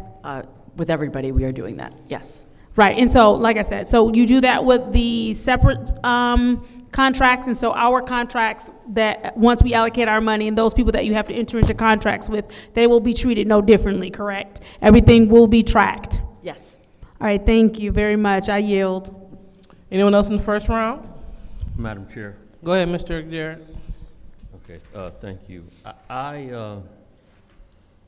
When I saw these again today, I too was reminded of the communication from the administration, and what I can say that I appreciate about both the guidelines and to measure what Councilman in the 3rd Ward presented was somewhat of a semblance closer to what the guidelines spoke to. And what I would like to see us do, both to minimize exposure by way of, you know, I'm not going to necessarily say misusing funds, but to provide some consistency amongst the 9 of us, is to adopt somewhat of a format that we use that's consistent ward to ward, so that, you know, my resolution doesn't look altogether different from any of the other 8 resolutions that might be presented. That said, you know, for me, you know, I can receive what the councilman in the 3rd Ward presented here as somewhat of a budget similar, or I can make it work for a budget similar to Appendix A. So for me, the thing that I would, you know, think that is somewhat missing, given the guidelines that the administration gave, may be, you know, some indication as to performance indicators, you know, how many people is this going to impact, that type of information, which again it's going to be and mean a little bit more work for us to give thought to how we're going to use our funds. But I think it is, when we're talking about fair, if we're going to be fair and equitable in how we provide our oversight, I would think we would do the same for ourselves and not require more of any other organization than we are willing to submit and provide in our various forms, whether we might call it transparency or just really a good operating stewardship, which is what I would think all of us would endeavor to do anytime that we are bringing something before the community for whether it be approval with our peers or just representing our constituents. So that said, like I say, I would like for, and I don't know if this needs to come by way of some kind of motion, if this is something that the ad hoc committee otherwise would do, but how do we go about being consistent in somewhat of a format to a resolution? And I guess to you, Chair, I would ask that if I can. How would we go about being consistent ward to ward in providing a framework for a resolution? Well, maybe you can work with your colleagues or take a look at, Madam President, if I could go ahead. Make a suggestion. I know at least one council member has reached out to me, and frankly, what I did was refer that council member to Ms. Sparks Green. She's kind of one of the kind of central points, and I know that she's planning to work with that council member to, basically put together a resolution that includes the usual supporting documents for that council member. I'm sure that she'd be willing to do that for, I believe that she's willing to do that for everyone else. I don't want to speak for her. Well, if even we can get the template developed, and then I don't want to create additional work for any of the staff, but if we can have and I don't know, I've not authored yet a resolution, so I don't know if I have to author it or if I tell somebody, hey, this is what I want, and I create work for somebody else. Usually that's pretty much exactly what happens. Usually it would come through, I guess, a lot of times it comes to law, so. All right, anyone else in the first round? Madam Chair. Go ahead, Ms. Priestley. Through you to the Ninth Ward council person, I totally understand what you're saying and where you're coming from, the same, in regards to this. And I agree that there is a need for more details in some cases, but I also think that since we are dealing with our little tiny wards of 8,000 people, or 9,000 people, and that we've had community meetings, we have what we want to do, and we've only got 6 months to get this money spent. And we've just got our first 2 resolutions for these. I hate holding up money, especially for mowing. The resolution for mowing, that's immediate now. The basketball things, I know that was, go ahead, Emily's up here, go ahead. Hold on, I'm the chair. Let's go ahead. You're the chair. Oh, thank you. Go ahead, Emily. Hi, good evening. Good morning. I just wanted to reassure all of you, it has to be obligated by the end of the year, which means that you pass a resolution and then we put it under contract. And things like this resolution would all be things that we could put under contract easily by the end of the year, and then it is spent, even if it is something like a basketball court that gets resurfaced, We'd put it under contract before the end of the year. It would probably happen next spring because that's when the contractor wants to be doing asphalt repaving. So I just wanted to reassure that it doesn't have to be spent by the end of the year. We just have to have you all pass resolutions, and then we put it under contract. We had our first ARPA contract coordinator. His first day was today. So we have doubled our internal ARPA staff, and I have a second person who's HR sent me their resume and application today, so we're gonna get the interview scheduled for next week. So we will get them under contract. If you pass the resolutions, we will get them under contract, and I just wanted to reassure you all, we will make it happen internally at the staff level and meet the obligation deadline of December 31st. And I just wanted to promise you all that personally. So thank you. Thank you. So that being said too, I don't know that we need to do an in-depth, we're not doing a mental health program like some of this is. We might be doing little chunks. I know in my vision, but I have to go to my ward, is I see my ward split in half with 15,000 for each part. So that's a very tiny amount of money that will be spent in each ward. So seeing how we don't really have a good estimate of how much it exactly is going to cost. Let's say, okay, I've been really pushing for Seamus's rugby field a little bit. I don't know if that's what I'm going to spend it on, but let's just say that we're going to go with fencing for the rugby field at Longway Park. I don't know how much that's going to come in at. I don't know if that's going to be 15,000. I don't know if we want to do bleachers. You know, and until we do the procurement process through purchasing, I wouldn't know that dollar amount. So in regards to how Mr. Murphy wrote his resolution, I'm okay with it. I'm okay with Dr. Lewis's at this point. If it was more money and dealing with individuals rather than an entire ward, such as a vacant lot. Okay, because none of us are, I don't think, are looking at doing a vacant lot issue, because that's a long-term sustained thing, and we might not be here beyond 2026.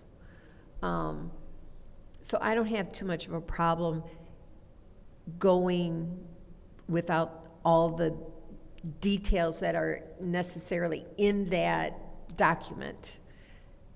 Just let's get our residents something that they want, that we're saying we listen to you and this is what you want, so this is what we're going to spend the money on, and make it happen that way. Thank you. All right, anyone else in the, was this first round? Yes, Madam Chair. Oh, excuse me. Go ahead, Ms. Winfrey Carter.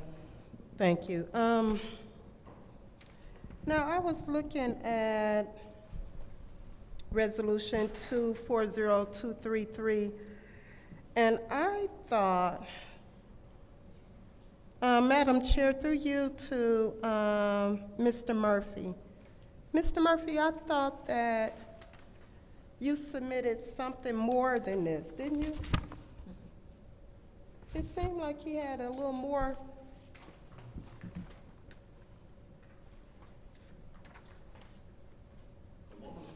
It just seems like he had something else that he presented with the actual, with this resolution. You didn't have anything more? I'm trying to see. Okay. What the resolution at on. Like Wednesday, when we looked at this on Wednesday. Is the Oatmeal Club letter in here? No, it's not. That's what I submitted. Yeah, it was something more to this. Madam Chair, through you, Madam Chair, to the clerk. Are we missing some documents here for Mr. Murphy's resolution? That's how it was presented and moved to where it is now. That's how the document was voted on. Okay, I'll have to go back and look. I gave each individual a copy of it. but it still should have came with this Yeah. attachment too. Right. And Yeah, maybe it seemed I like, don't know if I gave Davina a copy, but you gave us each a copy or something, yeah. Yeah, I knew I had something more than It this. detailed what the Oatmeal Club was planning. It did. Well, that's all I had to say. I thought that was a good piece to put in there with your resolution. Look, I don't have a problem with anybody's, whatever they want to do in their ward. You know, I for one, I didn't vote for the $30,000 for each ward because I really thought it was too much for each ward. But, and one of the things I want to look at with the $30,000 for the 5th ward, I want to make sure that our neighborhood associations are taken care of and whatever projects they want to do within the 5th ward. So I'll be reaching out to my neighborhood associations to see what it is that they would like to take care of. I know we have a couple of cleanups that we want to do in the 5th ward. So, but the other problem too is what map are we on? Are we on the old map or the new map? What map are we on? So that's an issue too. Thank you. Anyone else in the first round? Alrighty. Anyone else in the second round? Madam Chair. Go ahead, Ms. Burns. Tribute to Emily Dorr. Emily, if we're submitting this in what is this, 20 pages or more that the administration gave us? So the formatting has something, I don't care what people spend on their wards. I just want to make sure we do it properly. And it doesn't matter if it's $1, if it's Arpa, it's Arpa. No amount is minuscule. So in the form that they are in now, which clearly they gave this to us, which I thought was kind of lengthy, and these are what we are to adhere to. Whatever they want to spend their ward on, that's fine. I don't care about that part. But making sure we're in compliance, which is why we had a compliance firm. So how do you go back, because these don't have some of the things in it? And why didn't we get a format from someone? I know Shelley is not here, which would have been helpful. Yeah, just to be honest, I actually have not seen the document that you were sent because I had nothing to do with it. So I have I have no idea what you're talking about. I know it in concept, and it was created between Shelley and Ernst & Young. So this was between her and the compliance firm. That is correct. I'm sorry, Which I've means not. we have a responsibility to be in compliance. Correct. And so submitting these in the way that they are, which we need a formatting, because it's going to be for all of us. We all have a responsibility to make sure it's formatted. Or an outline, plug it in. You know, what are you doing for your, and it's not here. And this is a lot. I get it, when I understand it, but when I'm looking at these resolutions, they don't meet the requirements of this at all. And is it some help that they could get, or we could all get, because every ward, if you're gonna use your 30,000, we need to make sure we're in compliance, especially since this is what Shelley used with Ernst & Young. We have a compliance firm to make sure we were in compliance. Doesn't make a difference if it's $5, it's still ARPA. I don't care if it's $1. And so it seems there needs to be some help here. Because these right here, as in the form here with some things missing, it does not meet what they're telling us here is the compliance. It just doesn't. So how do we make it to where it can be in compliance? And even if and I know they want this one because we're going on hiatus. I mean, this is worth even a special meeting. And this is why we need a special meeting about ARPA.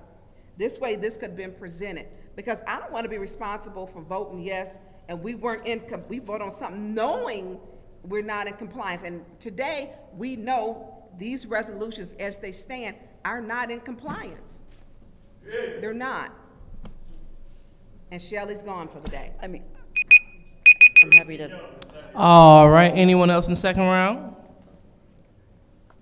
All right. Madam Chair. Go ahead, Ms. Priestley. I do know that Ernst & Young has been approached by both of these resolutions for if they were in compliance with the regulations for ARPA, and that the project was ARPA compliant, and they did approve both of those as ARPA compliant. Did you send it in writing? You got an email, right? Quincy's got an email, and I believe that Dr. Lewis has an email, but I'm not sure if she talked to him in person or, but that the lawn mowing I know is in compliance because it's for blight removal. The lawn. All right, so, Rael, I'm gonna bring you to order. Thank you. Proceed. Through you to Mr. Murphy, you have that email? Yes, I do have the email. I mean, do I need to, you want me to provide it right now? I don't. Of him, when you guys told me to reach out to him I prior did. to me I even did. bringing a resolution, that's what I did. That's what I've done emailed to him. everybody who's asked He me. emailed me back and Right. told me, because we have been using ARPA dollars to do basketball courts and park activities, it was in compliance. Yeah. So my activity that or the resolution that you guys have before y'all, ARPA dollars has already been used to utilize this thing.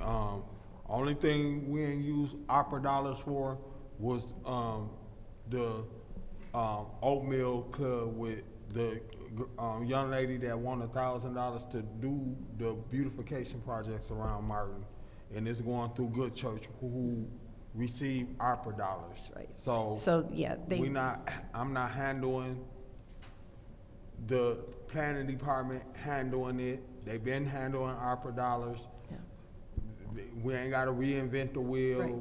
Or nothing like that. So, I mean, that is something that I've suggested to the people who've approached me, is to have Ernst & Young approve the project before they have the resolution, to make sure that it is in compliance with the ARPA regulations. Request for information. What is your request? To the speaker, so the formatting, did you know that they were going to send this afterwards? I did not know they were going to send that until we had it in our hands. Oh. That has never been discussed with us until they sent that. So I don't know why they sent that. Maybe it was to put I don't know. But we're the legislative body, and we don't have to necessarily do what the administration says. We just need to be in compliance with the regulations. Request for information. What is your request? To the speaker, this is also with the compliance firm, is what Emily Dorr stated. Is that correct? That is my understanding, that this document was written between Shelley and Ernst & Young. I have not spoke to Ernst & Young for a couple of weeks. All right, anyone else in the second round? Madam Chair. Go ahead, Mr. Jarrett.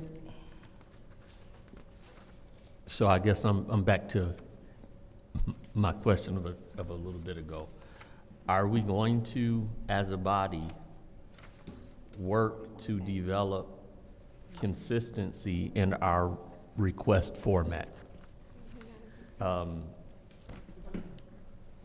I just really think that it would be not just a good exercise, but actually a good practice, such that, again, there's uniformity, there's consistency, and even again on this request for Ward 3, I even can appreciate that there's indication specifically referencing the $30,000 for the ward, to which there's in this an obligation of $29,000.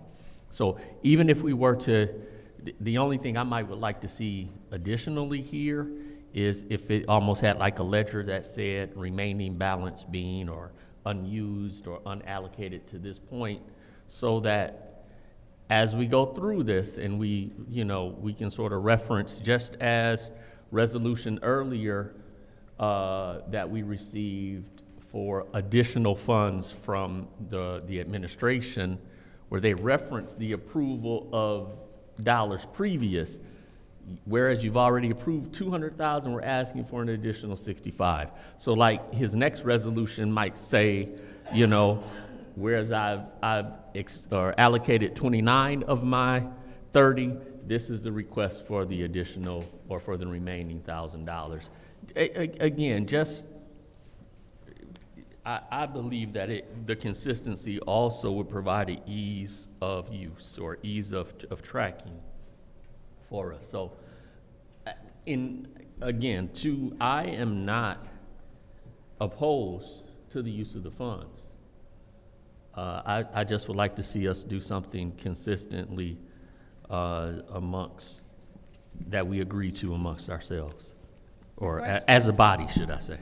Request for information What is your request? to the speaker. Did you realize this was 41 pages? Oh, I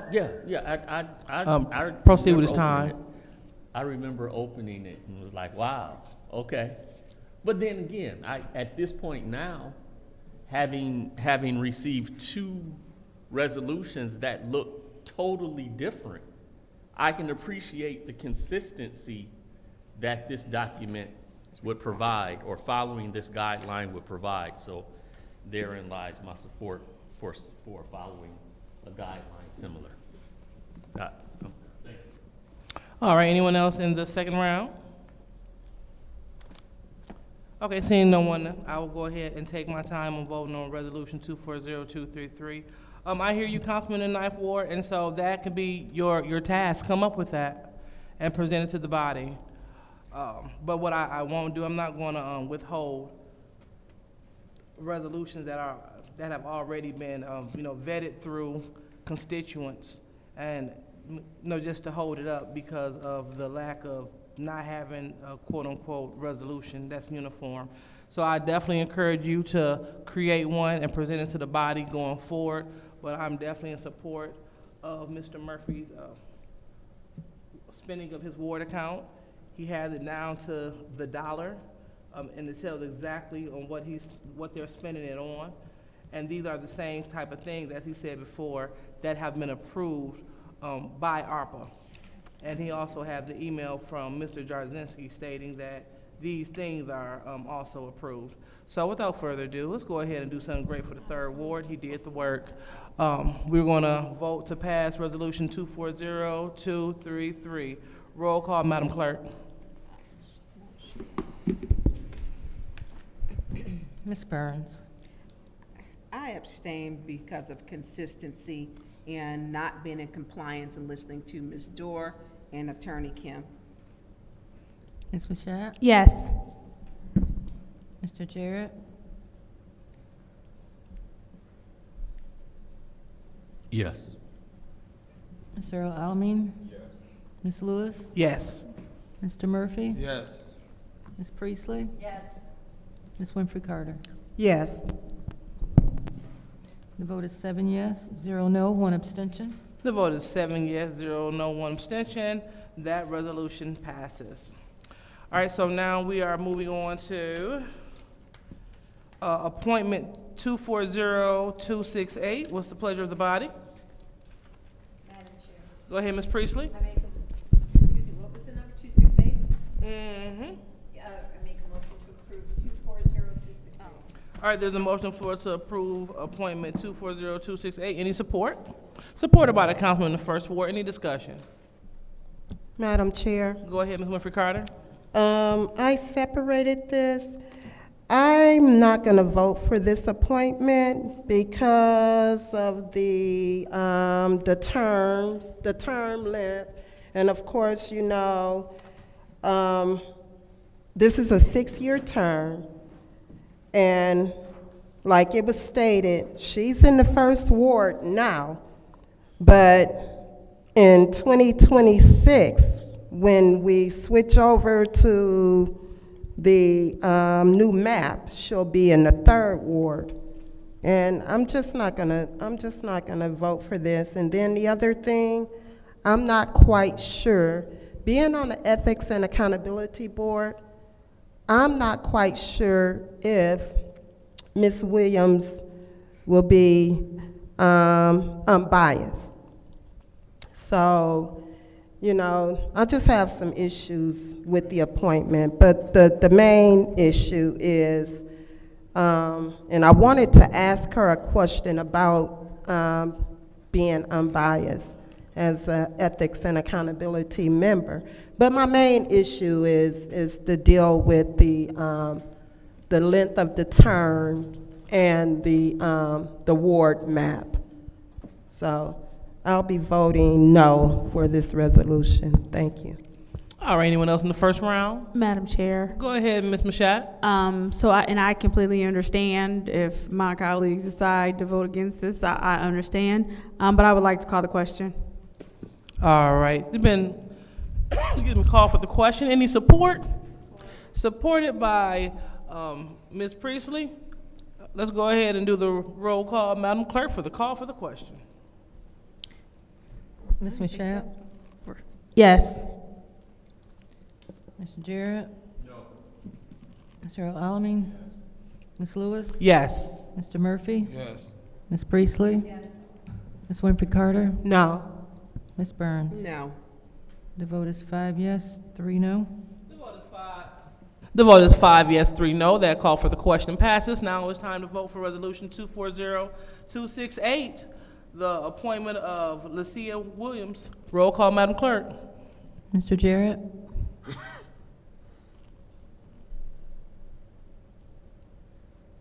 Yes.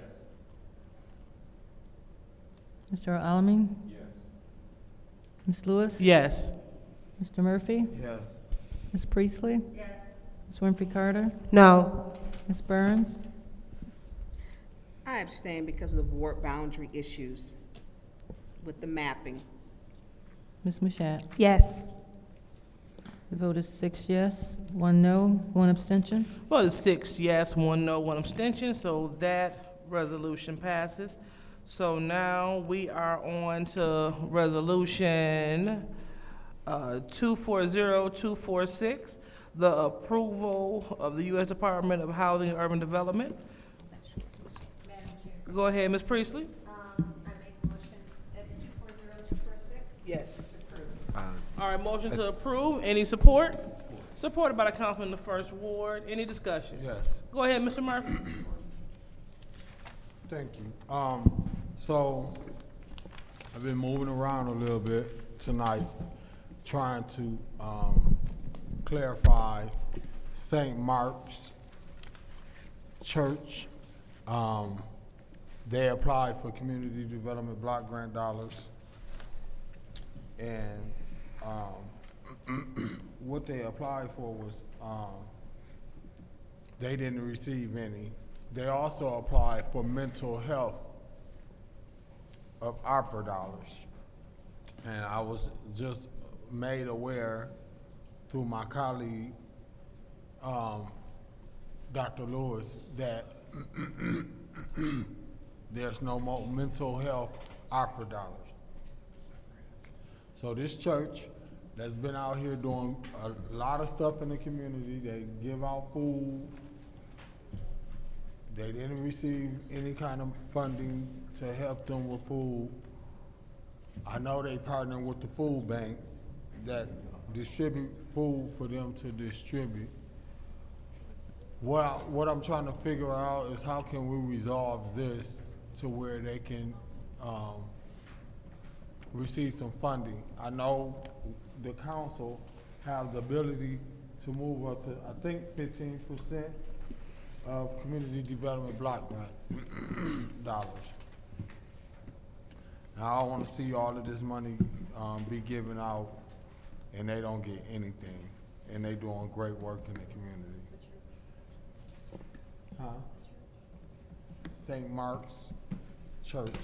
So to you, Emily, through the chair, to you. What's your thoughts on this?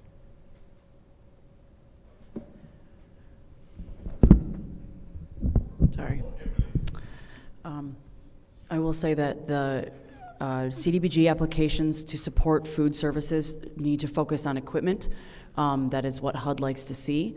So you can have, if you want to buy, if it's a van for mobile delivery, that's something that HUD will approve. If it is a cooler or other equipment for preparing, to simply directly buy food is not something that HUD normally will approve as an eligible activity. So I think that if you wanted to know why their application was not recommended for funding by the Community-Wide Advisory Council, it would be because it did not meet eligibility because it asked for funding to support actual purchase of food, and that is not something that HUD likes to fund. So in this, it's a facility improvement. So it's a infrastructure improvement, ADA compliance. It does not say food. That is eligible. You could absolutely have. So what I'm saying to you is, you saying they applied for food, but on here, when I'm looking at this spreadsheet, it's saying that they applied for infrastructure improvements, ADA compliance. It does not say food. I'm sorry. I thought that you said that they had applied for food. I had not. No, looked at the application since March. So, but when it comes to what food facilities that we did award funding to, you will see that according to the spreadsheet, we had only recommended funding for the city Brennan Senior Center, Mott Park Clubhouse, park improvements, which would be new signage, and then the funding the gap for St. John's Park. Those are the only facility improvements that we are recommending. And then there is the roof for Urban Renaissance Center and $15,000 for the FDC. So a majority of those funds are for city, but so now that I'm looking, I pulled it up, I'm seeing, yes, infrastructure improvements and ADA compliance. So that if you wanted to move funds, you can.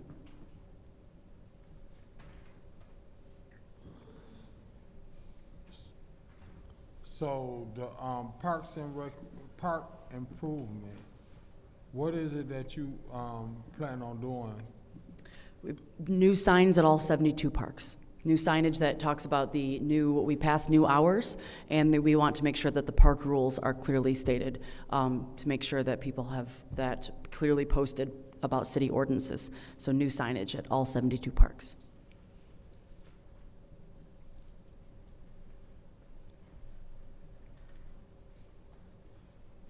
Yeah, I just, I have a problem with them not getting anything. Yeah. So I will only be able to have to move some money from one of those categories. That's my All righty. Anyone else in the first round? Yes, Madam Chair. Go ahead, Ms. Ricardo. Madam Chair, through you to Ms. Dewar. Ms. Dewar, will St. Mark's be able to apply for reprogrammed funds? So the reprogrammed CDBG CV funds that were put under contract with the food bank specifically state that a portion of those funds need to be given out as subcontracts to the entities that work with the food bank, including St. Mark's. So that was the, I know that was the discussion that we had, and Ashley, I know that she had expressed that to me to make sure that I reiterated that it was very much something that St. Mark's, as well as there's 3 or 4 other food pantries around the city that we want to see them subcontract for the $660,000 that was awarded in CDBG CV funds to the food bank. So that was reprogrammed. In terms of reprogrammed regular CDBG funds, they of course could be eligible, and I don't know that those are available right now, but in the future. Okay, and that's what I would suggest, Madam Chair, through you to Mr. Murphy, speak with Pastor Thompson about the reprogrammed funds, as well as, I don't know what it's going to be used for, but yeah. And I'm sure we usually request for information.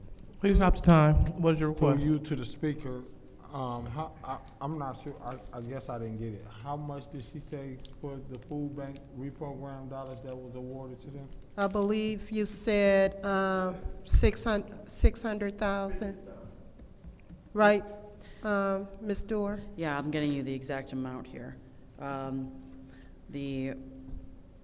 It was, the food bank for Eastern Michigan was approved, $550,000 was the final number that was settled on. $550,000 was awarded in reprogrammed CDBG, CV funds, and the language includes making sure that it applies to other pantries around the community. Okay, thank you.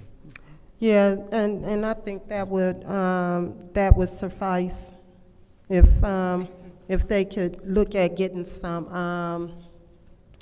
reprogrammed funds. Thank you, Madam Chair. Anyone else in the first round? Madam Chair. Go ahead, Mr. Jarrett.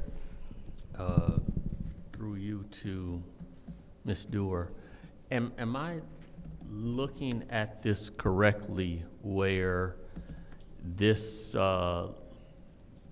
what looks to be list of organizations and entities, those are the ones receiving funds through this resolution?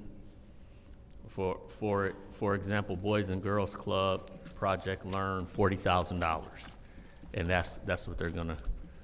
Okay, and if I was sort of hearing, but not necessarily listening, but I think I heard my colleague in the 3rd Ward have a concern about an organization that he felt should have been included in some funding here. And I don't know if said organization, which wasn't included here, if they may have been included on some other ARPA funds or no.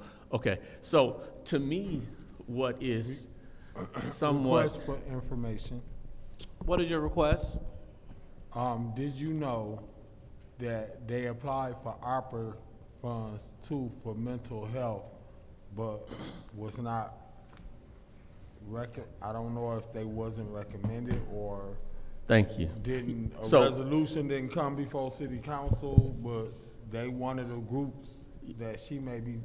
I got you. Okay. So what to me is sort of like, as I look at this list is sort of wowing me tonight, is between this resolution and a few others, how many times individual organizations were listed receiving funds?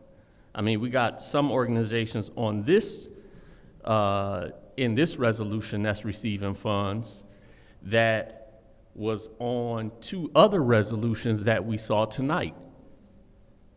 And it's like, are we, not to say that these organizations aren't doing good work, but again, when we talk about fair and equitable and categories having been expended, some of those categories we could have awarded funds to organizations who hadn't received anything versus some of these that's getting like allocations under a couple of categories and or a couple of different funding streams and sources.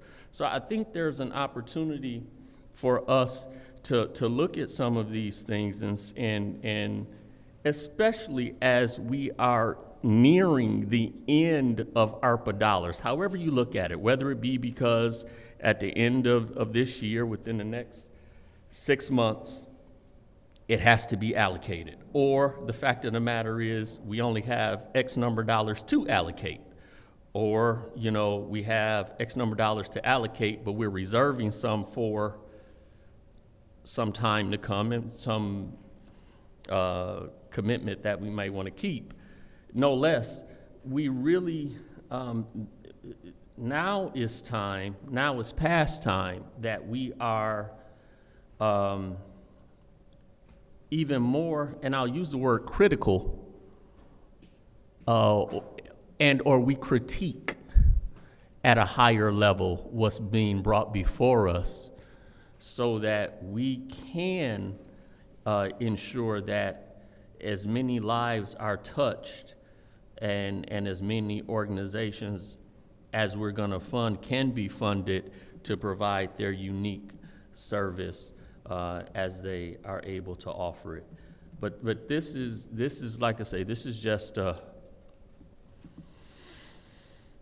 almost, you know, I'm not going to say head scratching because I've seen similar patterns. It just is something that I would like to see us be able to look at a little bit differently, and again with maybe a little bit more critical eye. Thank you. Anyone else in the first round? Madam Chair. Go ahead, Ms. Burns. St. Mark's does do a lot of great work, and I don't think they received any money last year. And so I don't know if Councilman Murphy is looking to, how much are we even looking at to give St. Mark's? And, you know, to give them. And they have been missed, and I've worked at that one. It's busy. It's busy as Greater Holy Temple and Asbury and also Bethel. And it meets it takes care of the needs of a population. And it's the outreach center. It's not, it's at the church, but it's the outreach center where they do a lot of services there that's really needed for the community. I support this, and I wish that we weren't into 1 o'clock in the morning making these decisions. This was a huge agenda. So how much, so we're talking, maybe I missed it, how much are we looking at we could even give St. Mark? The maximum movement is 15% that is allowed before we have to redo the resolution, so. So we'd have to redo the resolution? So we would have to bring the resolution What is the back to you. total for the resolution? So it's, I mean, the total CDBG is 3.6 million. So. Okay, and then I do 15% of that. Okay, so I guess it would put it off until if we don't approve this tonight, this would put off the funding until we come back in July 17th. Is that correct? If you have to redo the resolution? You can also just move funding. You could say, I'd take money from this line. You tell us what you need us to do. No, I mean, you could take money from a different line and put it there. Okay. If you want to do that, I'm here to, you know, I'll make a note, so. Okay. Yep. However you want to do this, Councilman Murphy, I support this. If you want to move it, but I am going to go find a pain pill on my back because my sciatic nerve is bothering me. So I do support this. However you want to move that, and if Councilman Jared or Judy can whip out their calculator, however much, to give some funding, community block grant. I think it's well used over there. So I have requests for information. What is your request, please? Pause this time, her time. Do this money only can be moved from this category, facility improvement, or can we take it from somewhere else? The only cap we have is that no more than 15% of the total amount can be spent on public service. So we have to be careful of not moving more funds beyond 15% of 3.6 million to increase the public service category beyond 15%. However, all the others, everything else you can move. And you can even move things within public service if you want. Just that the total public service amount can be no more than 15% of the full CDBG list. But Okay. everything else is fair game. Okay, so go ahead and start her time back. That should have been said on your time. Go ahead, Ms. Burns. So however you want to do this, Councilman Murphy, but if we do this, we're redoing everything Just, I mean, you can move, if you pick one from one line and move it somewhere else, I mean, that is, that is absolutely, I appreciate your time, so. 15% of what? The total amount, so 15% of the 3.6 million is a maximum amount that could be moved without having to redo the resolution. Because we have to submit initial drafts and the full adopted one to HUD. Yeah. And we're not talking about giving them that much, are we? Or, I mean, what are we, so what is our figure that we're looking at given that he, yeah, and he stepped out?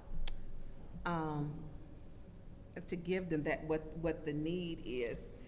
Did they apply for this? How much they apply for? I'm trying to pull that up right now. Yeah, that would help us. I will say they've never received CDBG funds before, so that was part of the CWAC concern was that it will be a learning curve, but we will work with them, so that is not a problem. Let's pull this up. So I guess we would have to see how much they did apply for. But I mean, if you wanted to just say 100 grand and you want to move 100,000 or 50,000 from some other line item to that line item, that's completely fine. So. Well, I hate to move anybody else's funding when it's these programs. Let's see. I will probably be expecting this. And my time is gonna be. Sorry, I just. No, it's 1 o'clock. It's after 1. But she's looking for the amount. Yeah. Quincy, did you find the amount, you, Madam Chair? There he is. Did you find the amount they applied for? They applied for 200,000, I heard. Anyone else would like the floor in the first round? All right. Oh, Anyone else in the second round? I'm sorry. I didn't mean to be No, you did. talking through the mic. Go ahead. It's getting late. They applied for 150,000. I don't think is what he just texted me and told me. So I'm not sure. To my colleagues, I will need y'all help to try to figure out where will we take the money from. Yes. So this is the first time through you, Madam Chair, through Quincy to Emily. Yeah, that's a lot of. So they've never received any CBDG dollars, right? That they would be a new recipient, but that's okay. We will work with them. So if they applied for 150, is that what you said, Quincy? Yeah, that's what he just. Then let's give them half. Let's give them half, 75,000. Yeah. Where will we take it from? Is the I don't question. know. I haven't even looked at it that far yet. Request You for wanted to information. take it from. Sorry. So please pause Mr. Murphy's time. Go ahead, Mr. Jarrett. Through you to the speaker, that $150,000 request, was it specific to CDBG or was Yes. that ARPA request? CDBG. Okay, thank you. The Arpa.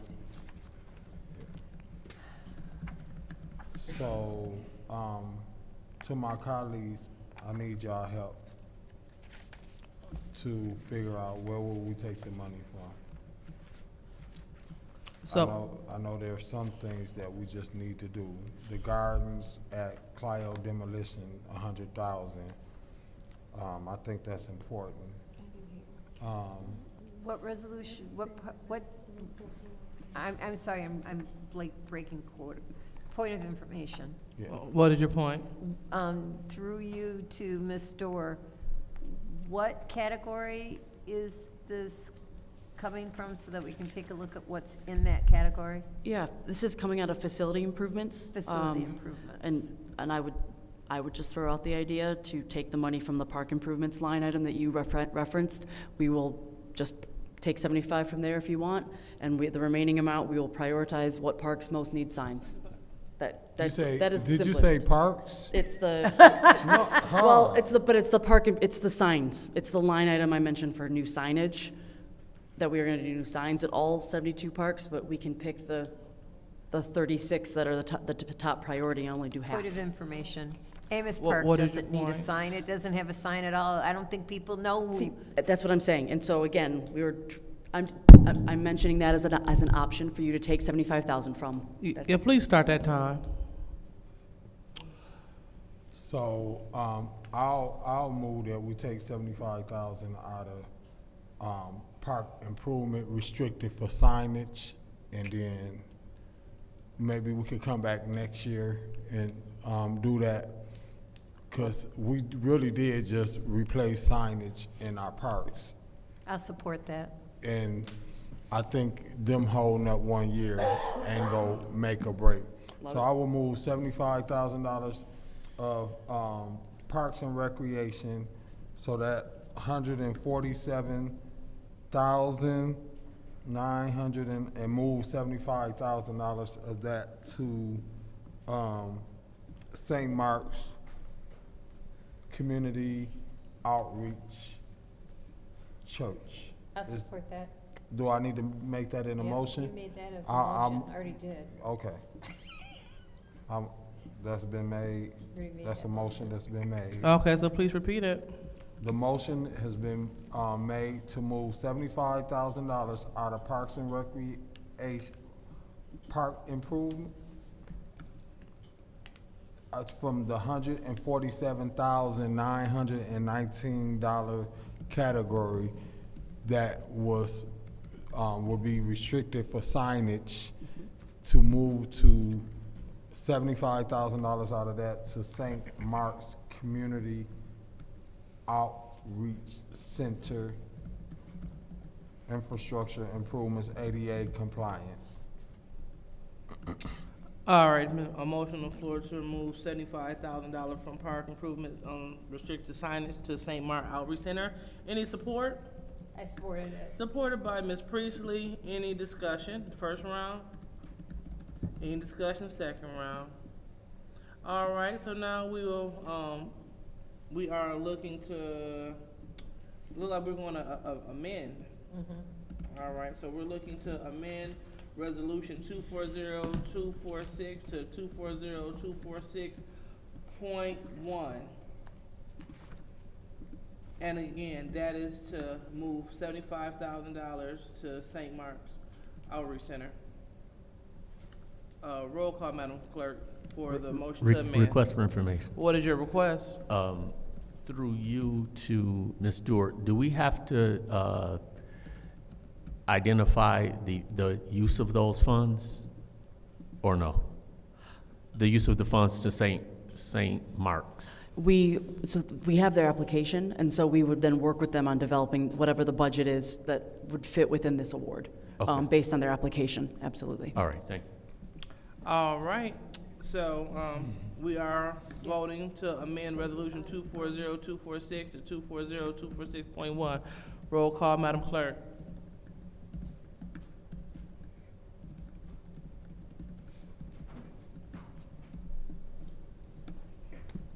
Mr. Alamin? Yes. Ms. Lewis? Yes. Mr. Murphy? Yes. Ms. Priestley? Yes. Ms. Winfrey Carter? Yes. Ms. Burns? Yes. Ms. Mashat? Mr. Jarrett? Yes. The vote is 8 yes, 0 no. The vote is 8 yes, 0 no. Resolution 240246 has been amended to 240246.1.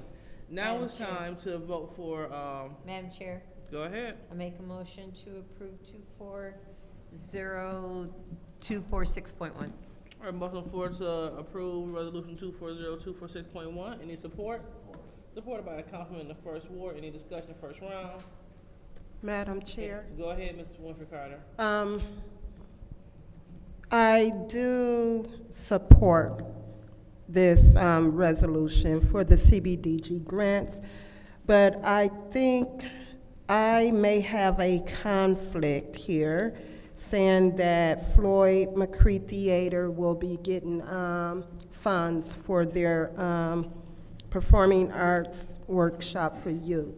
So I'm going to have to abstain my vote. Just tell your father to quit. No. Thank you. No.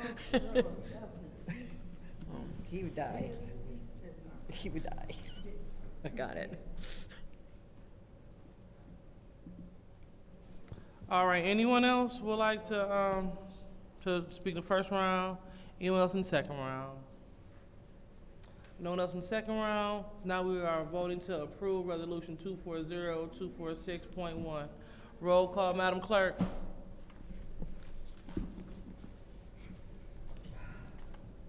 Ms. Lewis.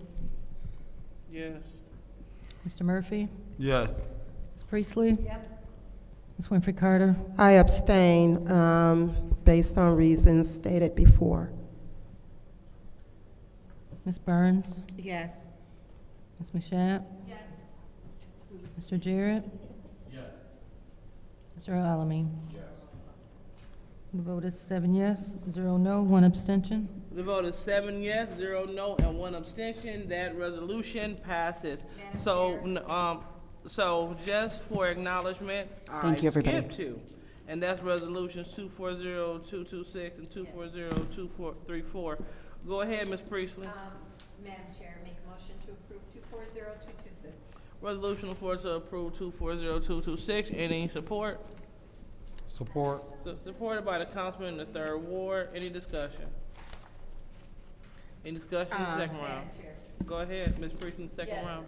this resolution is just taking the $170,000 approximately that we received from the state for our pension fund and sends it and is going across the general ledger to all the pension accounts to reduce the budget amount for 2024. Is that it? That's it. All right. Anyone else in the second round?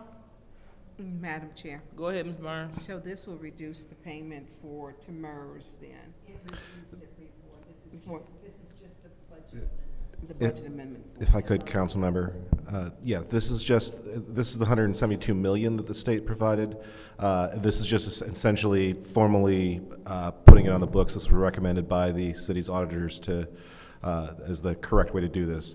None of these funds actually ever hit a city account. They were provided from the state directly to MERS, but since they're to pay obligations of the city, that's what this is for. It's basically just cleaning up the bookkeeping. Okay, thank you.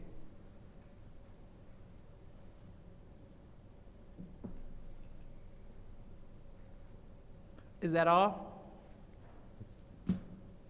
All right. Anyone else in the second round? Seeing none, we were going to move on to the vote. We are voting for Resolution 240-226. Roll call, Madam Clerk.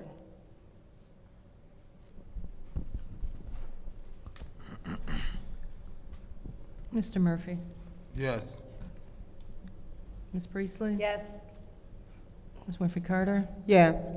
Ms. Burns. Yes. Ms. Mashat. Yes. Mr. Jarrett. Yes. Mr. Alamin. Yes. Ms. Lewis. Yes. Vote is 8 yes, 0 no. The vote is 8 yes, 0 no. That resolution passes. So now Madam we're on Chair. to Resolution 240-234. Go ahead, Ms. Priestley. Make a motion to approve 240-234. Motion to approve Resolution 240-234. Any support? Supported by the councilman in the 1st Ward. Any discussion? Madam Chair. Go ahead, Ms. Burns. So this is the adjournment meetings, which today would be our last meeting, I believe. And council would come back for Flint City Council meetings on July the 17th. And unless there is a special meeting that something comes up that we would,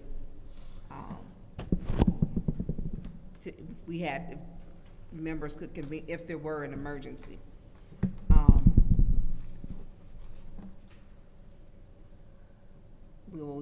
I don't even think there's much to talk about because we knew this was coming.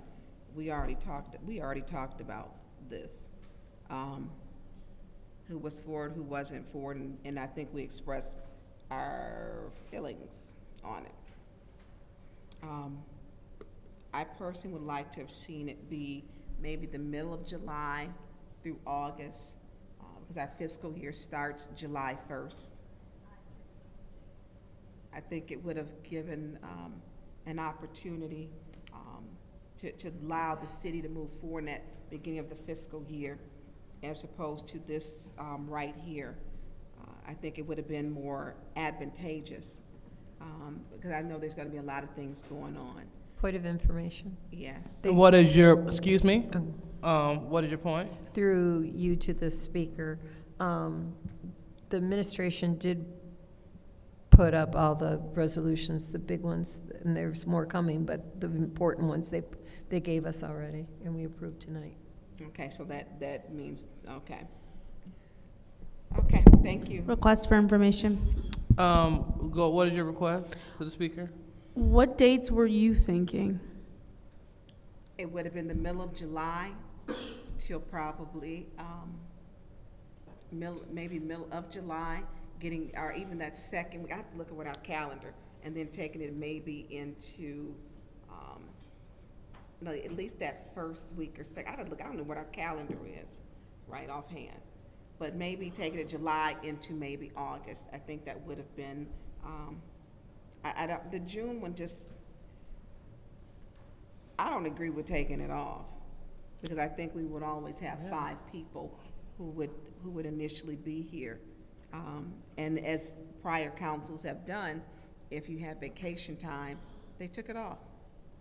And they would submit it to the clerk and let the clerk know, I'm gonna be on vacation for 2 weeks, and business of the city continue.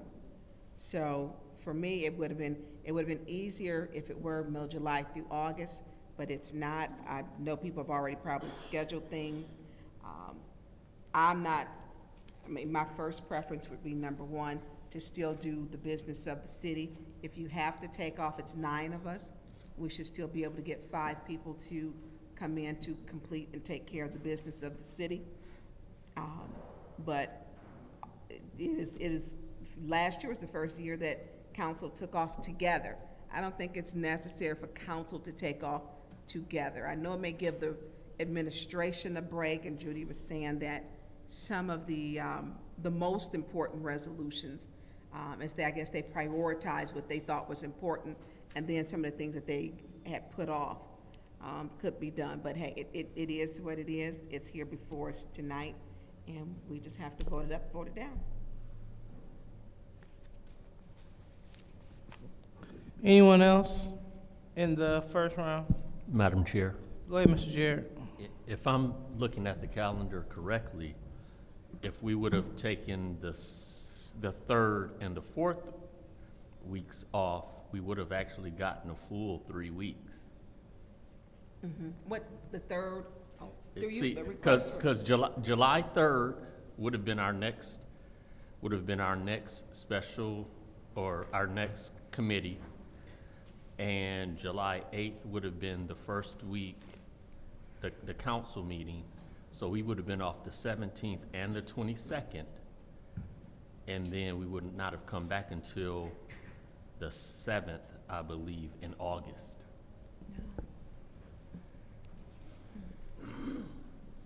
I'm done. All right, anyone else in the first round? Yes, Madam Chair. Go ahead. I'll be voting no on this resolution. And I voted no last year on this same resolution to take a vacation, because when we all got into these seats, before you even ran for your seat, you knew that we had a schedule of council meetings as well as committee meetings. So I'll be voting no. All right, anyone else in the first round? Madam Chair. Go ahead, Ms. Priestley.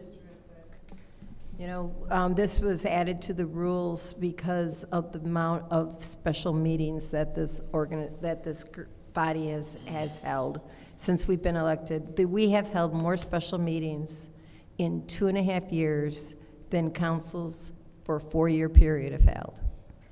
Absolutely. And that's why it was decided that we should take 2 weeks off. Mr. Jarrett, I like your idea, but it's a little pushing into it for having the 3 weeks off, because our staff needs the time. You know, our staff is busy providing all of our minutes, which we need, hint, hint. Request for information What is your request? through you to the speaker. Is it too late to maybe It not is- do this? It is for my schedule. Oh.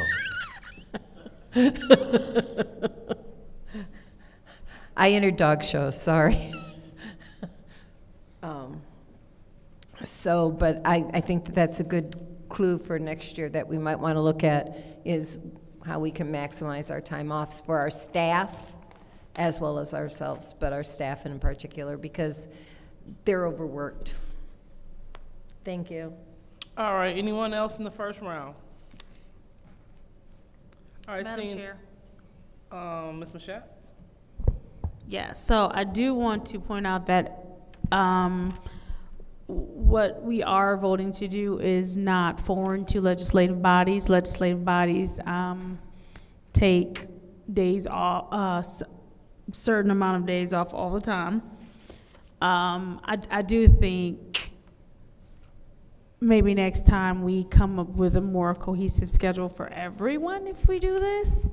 But other than that, we're not doing anything that, I think we're actually one of the few legislative bodies that do not take any time off. And so I'm going to support this, but, you know, let's look at some better dates next year. I'll yield. Anyone else in the first round? Anyone in the second round? All right, no, in the second round, I'll take my time. So these dates were reflective of the needs of administration, in addition to looking at the fact that July the 3rd is right before a holiday. A lot of people are absent for the holiday. So it made sense to go with those first 2 weeks in July. And we are definitely, leadership is definitely open to any suggestions for next year. And I am 100% for a break, because you can't be your best if you don't come back. Everybody needs a vacation. They're mandatory in several countries. And if you don't take one, shame on you. And I wish you better. All right, so let's go ahead and call for the vote. We're looking to approve resolution 240234. That's 230234. Roll call, Madam Clerk. Ms. Priestley? Yes. Ms. Murphy Carter? No. Ms. Burns? No. Ms. Mashat? Yes. Mr. Jarrett? Yes. Mr. Alamin? Yes. Ms. Lewis? Yes. Mr. Murphy? Yes. The vote is 6 yes, 2 no. The vote is 6 yes, 2 no. That resolution passes. All right, so now we are moving on to, excuse me. All right, so we are on page, not that page, not that page. It looks like page 8, resolution 240258. Go ahead, Ms. Priestley. Motion on the floor to approve resolution 240258. Any support? Support. Supported by Ms. Burns. Go ahead, Ms. Priestley.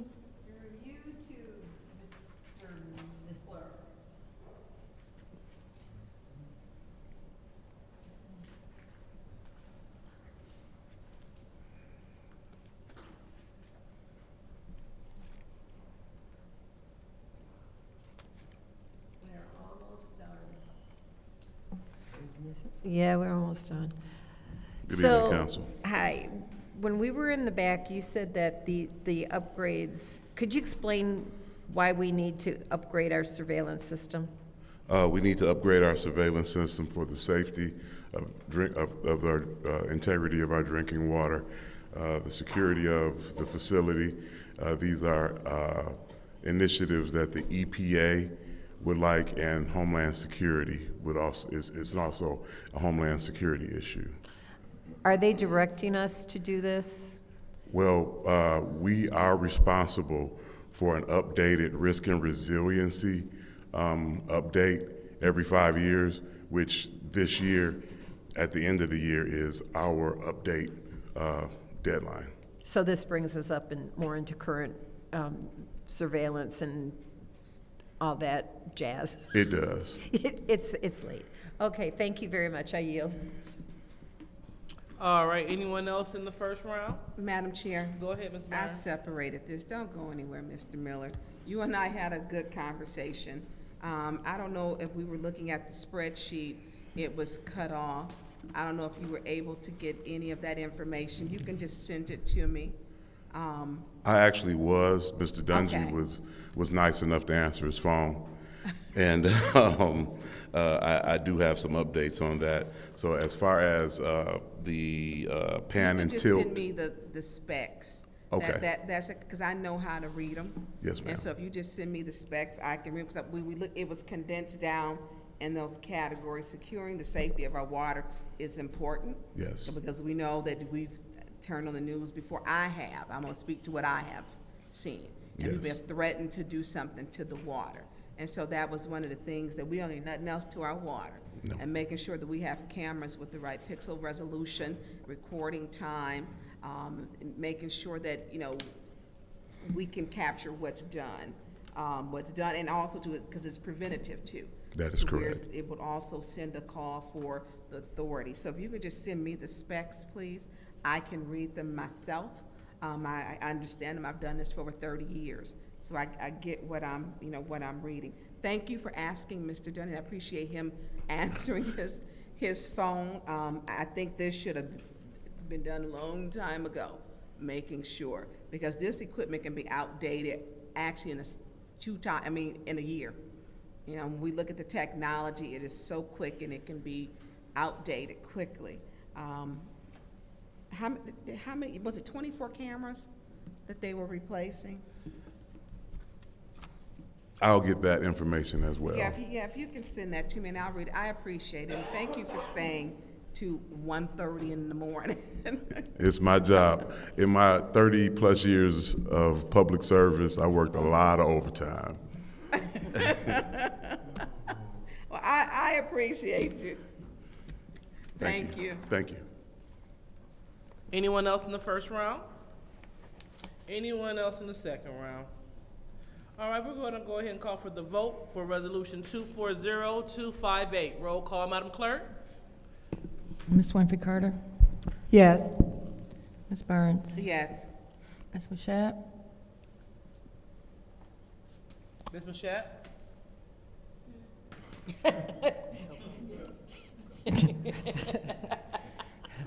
Mr. Jarrett? Mr. Alamin? Ms. Lewis? Yes. Mr. Murphy? Yes. Ms. Priestley? Yes. The vote is 8 yes, 0 no. The vote is 8 yes, 0 no, so that resolution passes. Got a ton more. So now we are on Resolution 240259. What's the pleasure of the body? Madam Chair, Go ahead, Ms. Priestley. make a motion to approve 240259. Resolution on the floor to approve, Resolution 240259. Any support? Support. All right, supported by the councilman in the 3rd Ward. Any discussion? Go ahead, Ms. Burns. It seems like the formatting of it, I guess, may not be, I don't know at this point. And Mr. Murphy, what's that I don't support your project? The formatting and then giving us a 41-page document, which was considerable. However people want to spend their money on their boards, that's fine. I would like to talk about consistency, and I wish Ms. Shelley Sparks Green was here to go over this, and anyone who hadn't seen the document.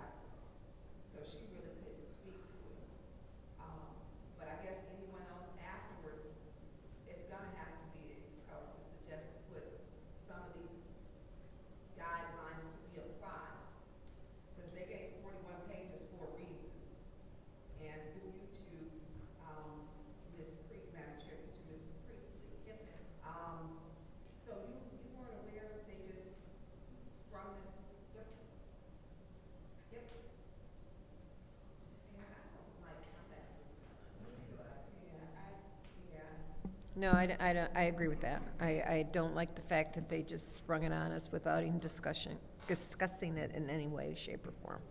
And I agree to that because it leaves everything up to interpretation, so which format is right. So I guess however anybody formats that you submitted. As long as the resolution's got the right parts of it. And according to this, some of it's missing, so I wish they were even here. I think we have to have consistency, but the administration has to have it also.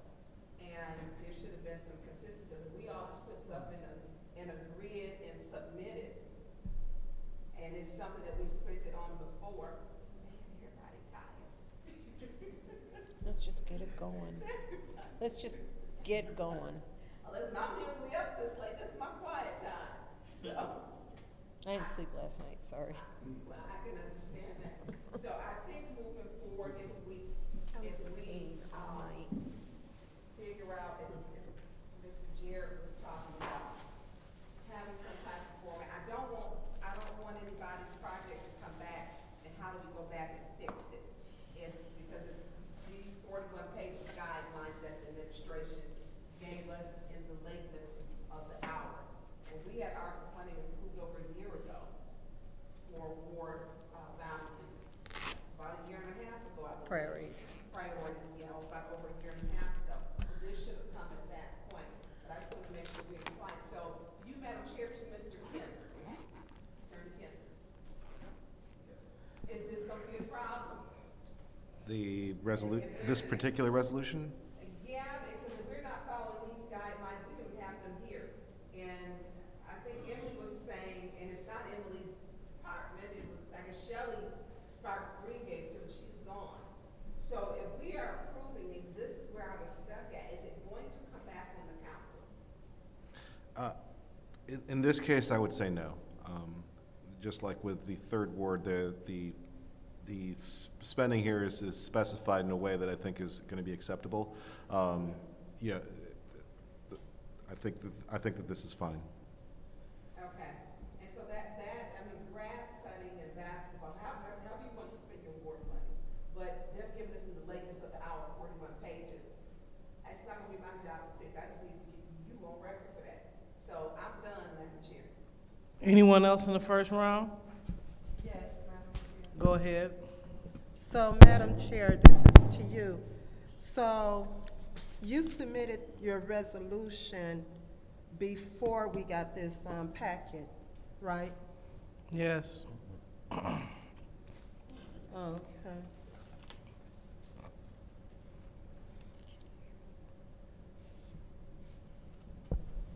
All right, I mean, I guess I could have got she could have looked at me when I asked the question. Request for information.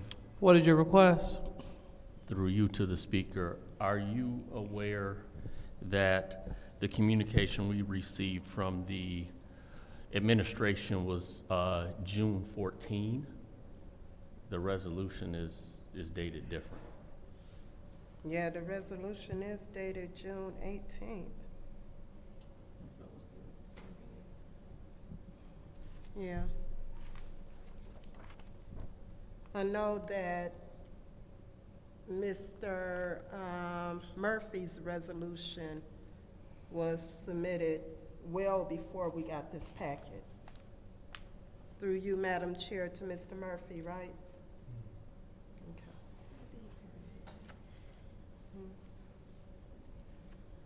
Okay. Yeah, Mr. Murphy, you've had yours on the agenda for, what, about 3 weeks now? Yeah. Thank you. All right, anyone else in the first round? Madam Chair, Go ahead, Mr. Jarrett. I just want to be clear.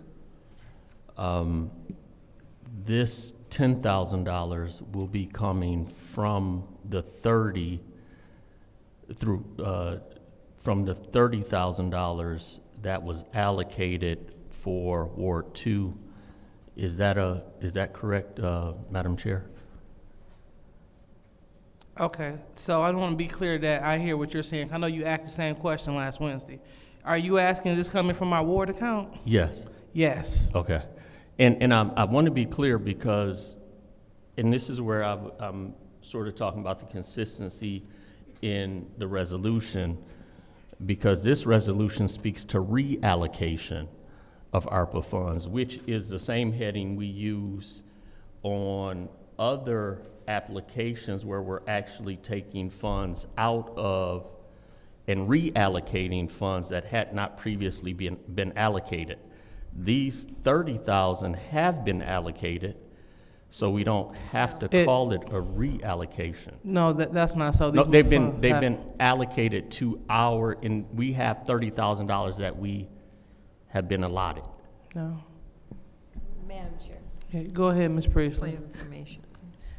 So the reason why it's called reallocation is because when we transferred the money in order to get an extra percent of revenue sharing dollars, we transferred that money to the general fund. So then we're reallocating it into the projects and the programs as per the plan that we approved. So this money was still a reallocation, but it's not necessarily needed to be as part of the resolution. It's just be it resolved that it comes from this account and that it's this much money. That's all that it matters. It's the be it resolved that is the legalese. Is that correct, Mr. Kim? Yeah, that's correct. So the wording and how it's phrased, really, it's just the be it resolved part that's the legal words that our city clerk goes by. She keeps telling me that. Okay, thank you. Proceed with time. Go ahead, Mr. Jarrett. Okay. All right. I guess I'll just say again, I hope we develop something consistently, one ward to the next, with these funds. Go for it, bring it to us. All right, anyone else in the first round? Go for it. All right. Anyone, go ahead, Ms. Mashat. Madam Chair, I'd like to call the question. All right, then voting for the call to question. Any support? Support. Supported by Ms. Priestley. Roll call, Madam Clerk, to call the question. Ms. Burns? No. Ms. Mashat? Yes. Mr. Jarrett? No. Mr. Alamin? Yes. Ms. Lewis? Yes. Mr. Murphy? Yes. Ms. Priestley? Yep. Ms. Winfrey Carter? No. The vote is 5 yes, 3 no. The vote is 5 yes, 3 no. That call for the question passes. So now it's time to vote on the passing of resolution 240259. Roll call, Madam Clerk. Ms. Mashat? Yes. Mr. Jarrett?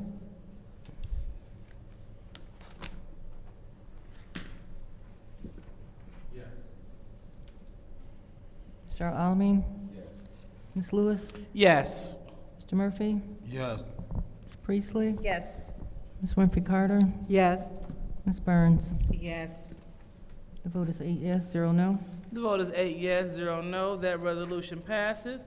So now we move on to resolution 240245. Madam Chair, Ms. Priestley? make a motion to approve 240245. Motion to approve. Any support? Support. Supported by the councilman in the first ward. Any discussion? Madam Chair, can you read the resolution on what page? Absolutely. It's resolution 240245, page 9. It's All right, anyone wants the floor? property. Yes. Go ahead, Mr. Murphy. Thank you. So this resolution is the purchase of the property of the Genesee County Land Bank Authority Crony Derby Downs Development Project. As you guys know, I do sit on the Land Bank Board. I was part of the Land Bank Board that approved the purchase or the sale of this property right here.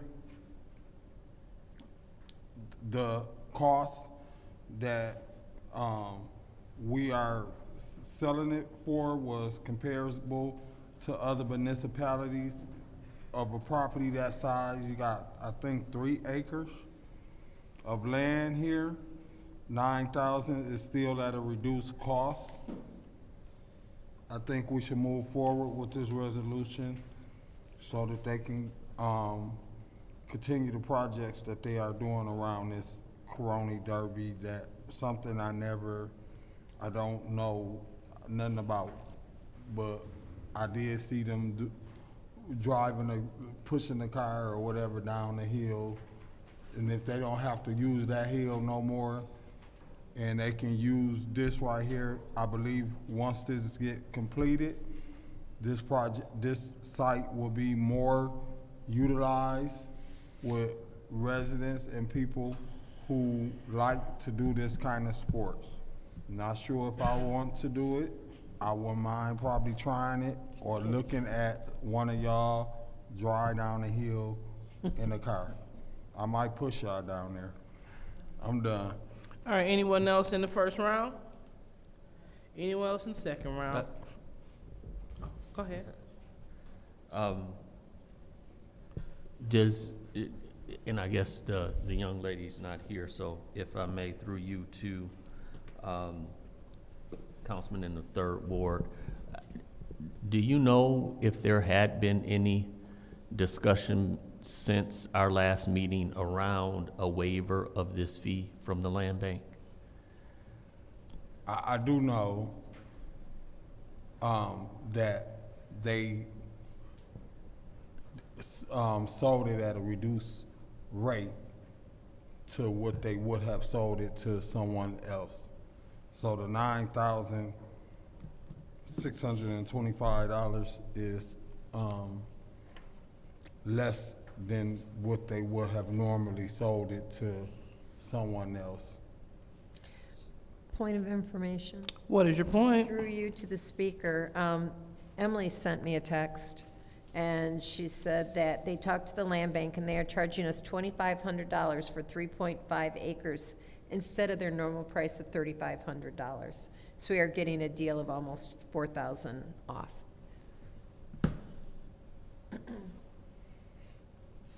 Okay. I'm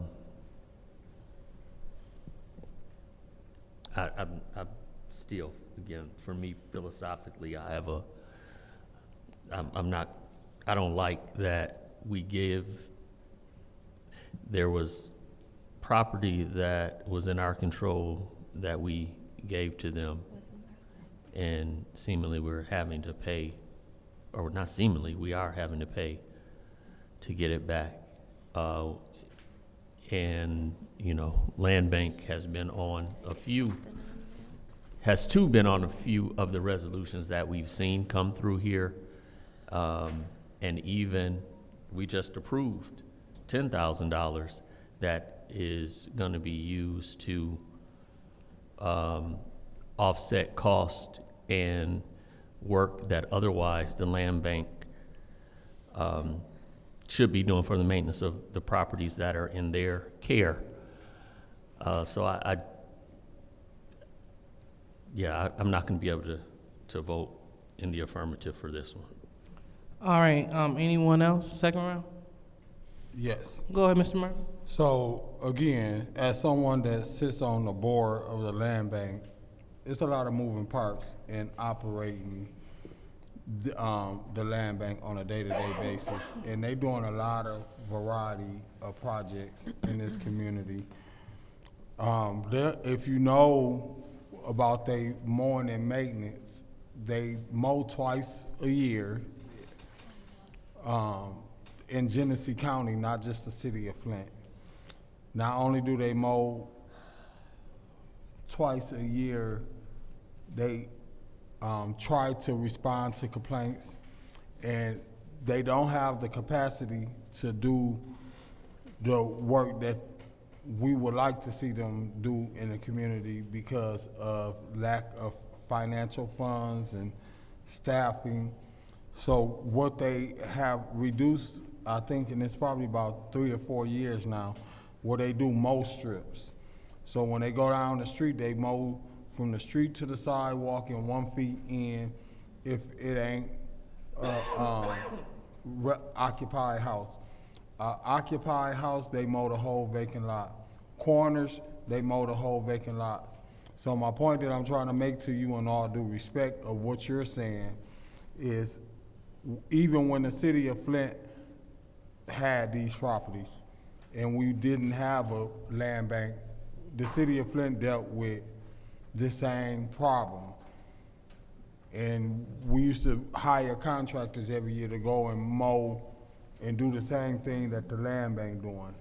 So when they selling properties, that money is going back into general funds to help them maintain mowing and maintenance and upkeep of the properties that the city of Flint didn't want, because we rejected them and gave them to the land bank, and they got thousands of vacant lots that they have to mow and maintain. If it wasn't for the Roof My Foundation Clean and Green program helping offset some of those properties, it will be even worse when it comes down to what this neighborhood would look like when it come down to mowing and May.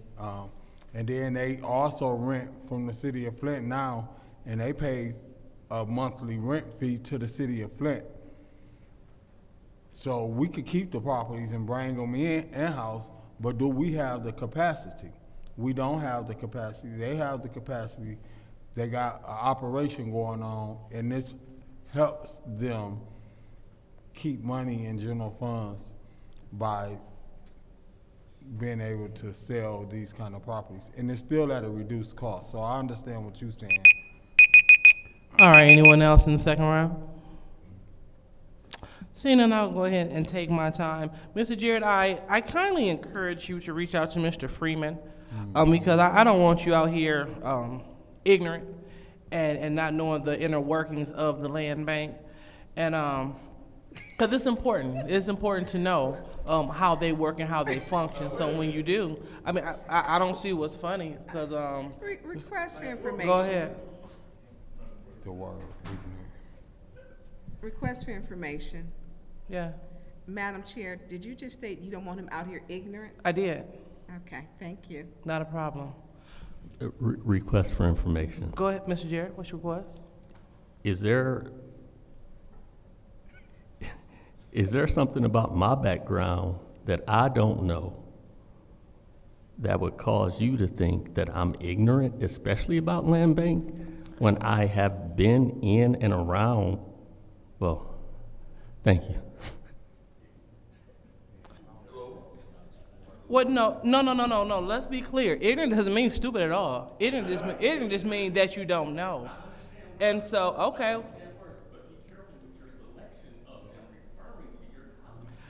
Again, I didn't say it in an offensive tone, in an offensive manner.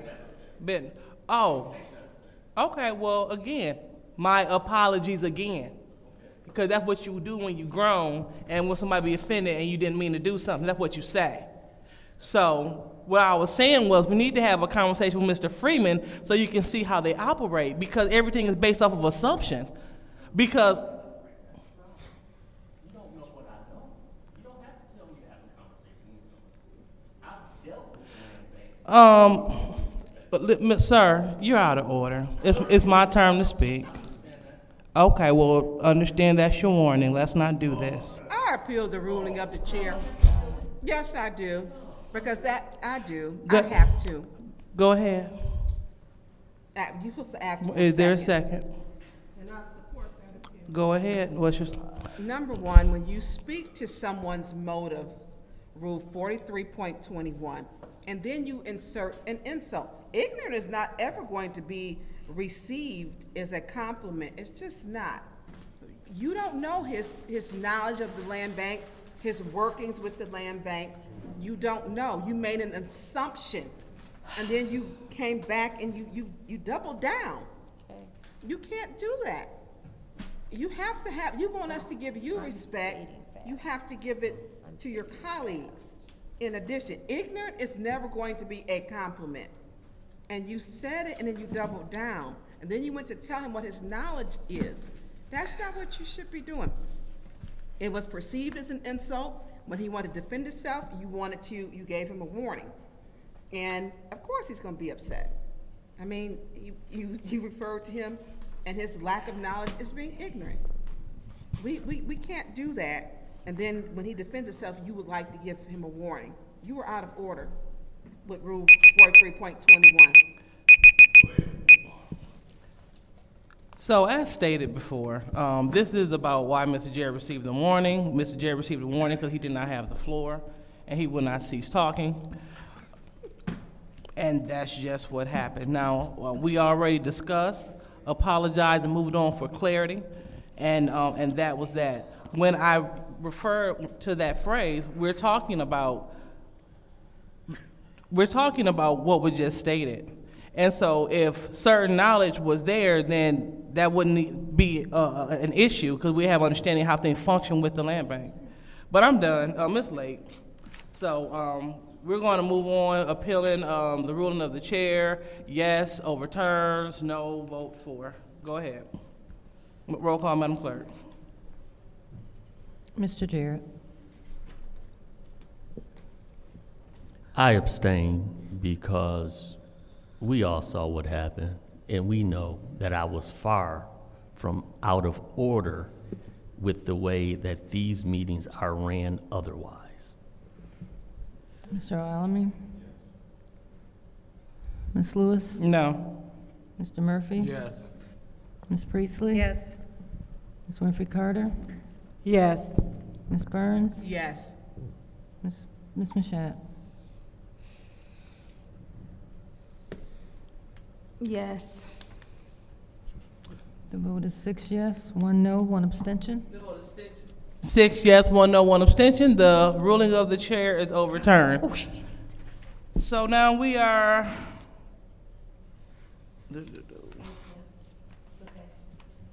All right, so now we are at resolution 240-245 for the approval. And we are about to vote, so roll call, Madam Clerk. Mr. Alamin? Ms. Lewis? Yes. Mr. Murphy? Yes. Ms. Priestley? Yes. Ms. Winfrey Carter? Yes. Ms. Burns? Yes. Ms. Mashat? Yes. Mr. Jarrett? I'm gonna abstain because there's no way in my ignorance I should be able to vote on this resolution. The vote is 7 yes, 0 no, 1 abstention. Vote is 7 yes, 0 no, 1 abstention. That resolution passes. So now we're going to proceed and go to resolution 240-271. What's the pleasure of the body? Madam Chair, Go ahead. make a motion to approve 240-271. Resolution to approve 240-271. Any support? Support. Supported by the councilman in the 3rd Ward. Any discussion? Madam Chair. Go ahead, Ms. Burns. Did we, and there's, of course, it's going on 2:00 a.m. So there were 3 organizations that were not identified, I believe, in this funding. And I guess they're waiting on that, so I don't know if this is going to be another, I don't know how you do it. How do you pay organizations that we don't have the organizations? I mean, I guess that's what it gets down to. And as I was reading this, and so that is, I'm all for the youth, but when we are missing 3 of the organizations, I'm kind of perplexed about that. And during our break, I was able to talk with Miss Shelley Sparks-Green. And so with missing the 3, I don't know. That I like that they've got an overwhelming amount, but who are we sending these children to? Who's paying them? Who are they working for? And so I don't know. I'm going to yield the floor to that.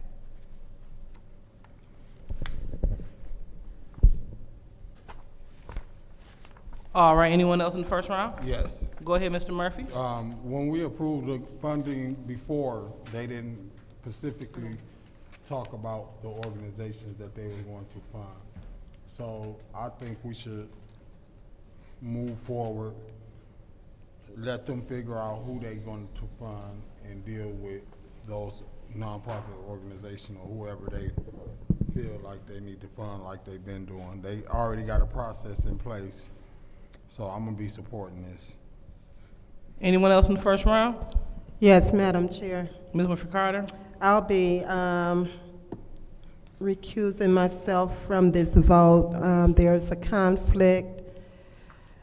McCree Theater is one of the organizations that will house youth, so I'll be abstaining my vote. Anyone else in the first round? Madam Chair. Go ahead, Mr. Jarrett.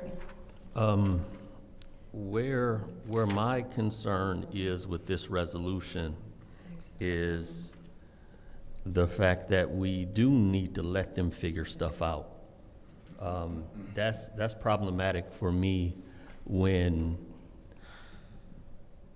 the first time this is not well thought out as far as what the next step will be, because at first, when was asked, it was 170 youth that they were going to serve.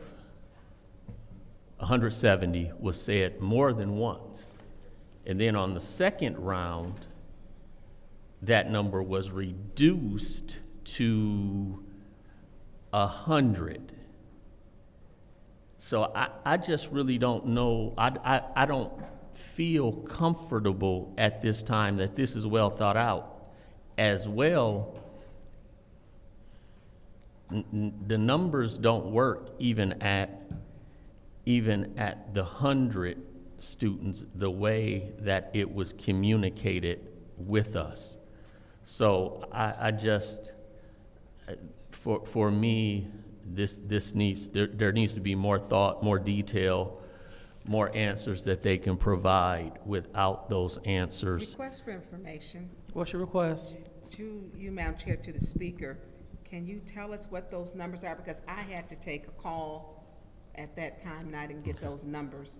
So at the 170 students, 170, the total program or the total participant cost there would have been 170 times 1,595, and that number comes to 271,150 just in salaries to those 170 participants.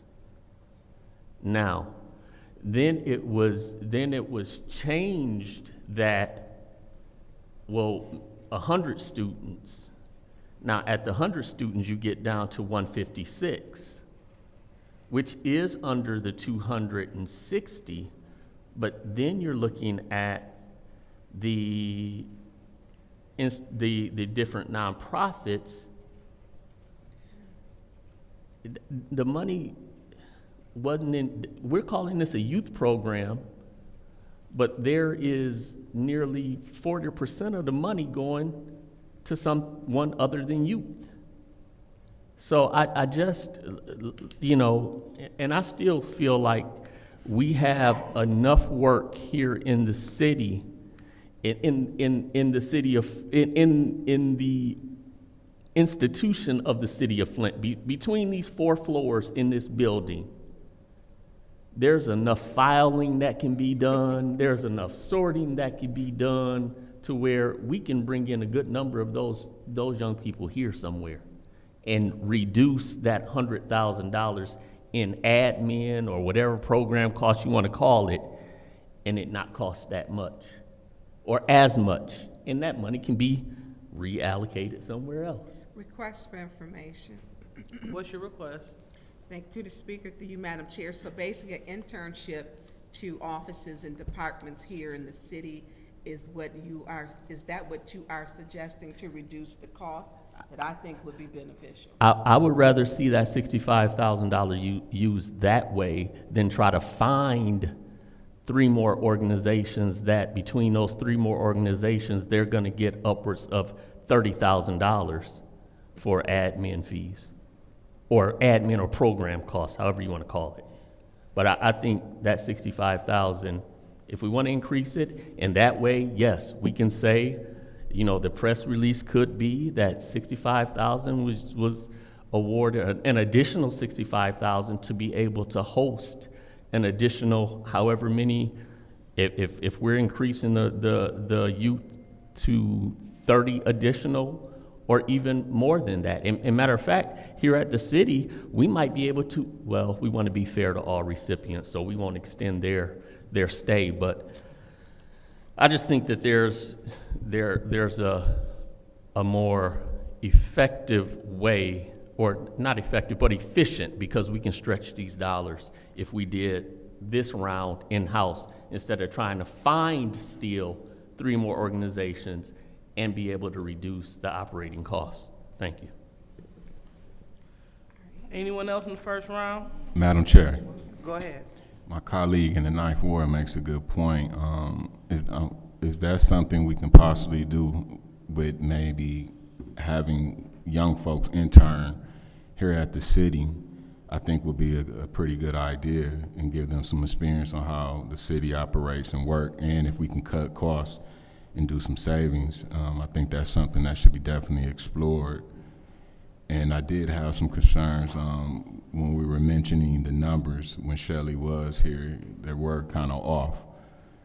So I think it's something that definitely needs to be looked at and considered when we think about potentially moving forward on this resolution. Thank you. Anyone else in the first round? All right, anyone in the second round? Go ahead, Ms. Burns. So I'm listening to my colleague in the 9th Ward and the 1st Ward, and I was not, those numbers were obviously, as they're stating, and then as he's reciting the numbers to me, and then I'm thinking the thought process too, that aren't any of them even working at City Hall? You know, because we have a shortage here. I mean, and one thing we know, even for data input, young people are good on the computer. And there could be also the professional skills that they could actually learn. I really do like that idea of saying, have them work at City Hall, because there's so many departments that they could learn out of in different, like an apprenticeship or internship that they could learn, and then how the city government functions. So the numbers were off. We don't have anybody here from the administration right now who could answer any questions. And the thought process that they did not have, and they, you know, let's put it up there, let's figure it out later, is not a good practice to engage in. And I did not realize that at the time. I'm all for children with programs. I know that Ms. Sparks Green was absent. She had an emergency before a committee meeting, and she's unable to be here tonight. And it's late, it's after 2 a.m. And so this process, I would have liked to have seen it be different, especially when we don't know what are the other organizations, and there's no one here to say, we can do this. You know, that makes a difference for me. I mean, we're here, they need to be here too. We all got to suffer through it. So that's, I'm done. I yield my time. Madam Chair. Go ahead, please. Just real quick. Yes, there needs to be jobs for youth, and we don't have a lot of time to do this with, and we're going to be taking 2 weeks off in July. As long as we obligate the youth jobs category, we're okay. I'm not going to vote for this as it stands. Thank you. Go ahead. Anyone else in the second round? All right. Madam Chair. Go ahead, Ms. Winfrey Carter. Madam Chair, through you to Councilwoman Priestley, Councilwoman Priestley, can you please restate what you just said? I said, as it stands, I'm not going to vote for it, and that we, as long as we obligate all the youth jobs money through, I don't think we'll be able to. All right, that's your time. So, anyone else in the second? Wait a minute. No, that's not. That would. Oh, it didn't get reset. Okay. Okay. Right. So, yeah, you had like what, another minute and a half? Left? She had. All right. Yeah. So Okay. put a minute and a half on the clock. Just real quick, I said that there's not enough time to get this program off the ground to get through the summer, and as it stands right now, I just cannot support this as it in this present form, as well as that we have until December to obligate it. If we want to do this, a youth jobs program next summer, we can obligate it before then. Okay, so you're saying that for the 3 organizations and this additional 65,000. And we also have our youth jobs program that we have not even been able to discuss, that we have not come before us. There's a lot of applications that came. Okay. Okay. Thank you. I yield my time. All right. Yeah. Anyone else in the second round?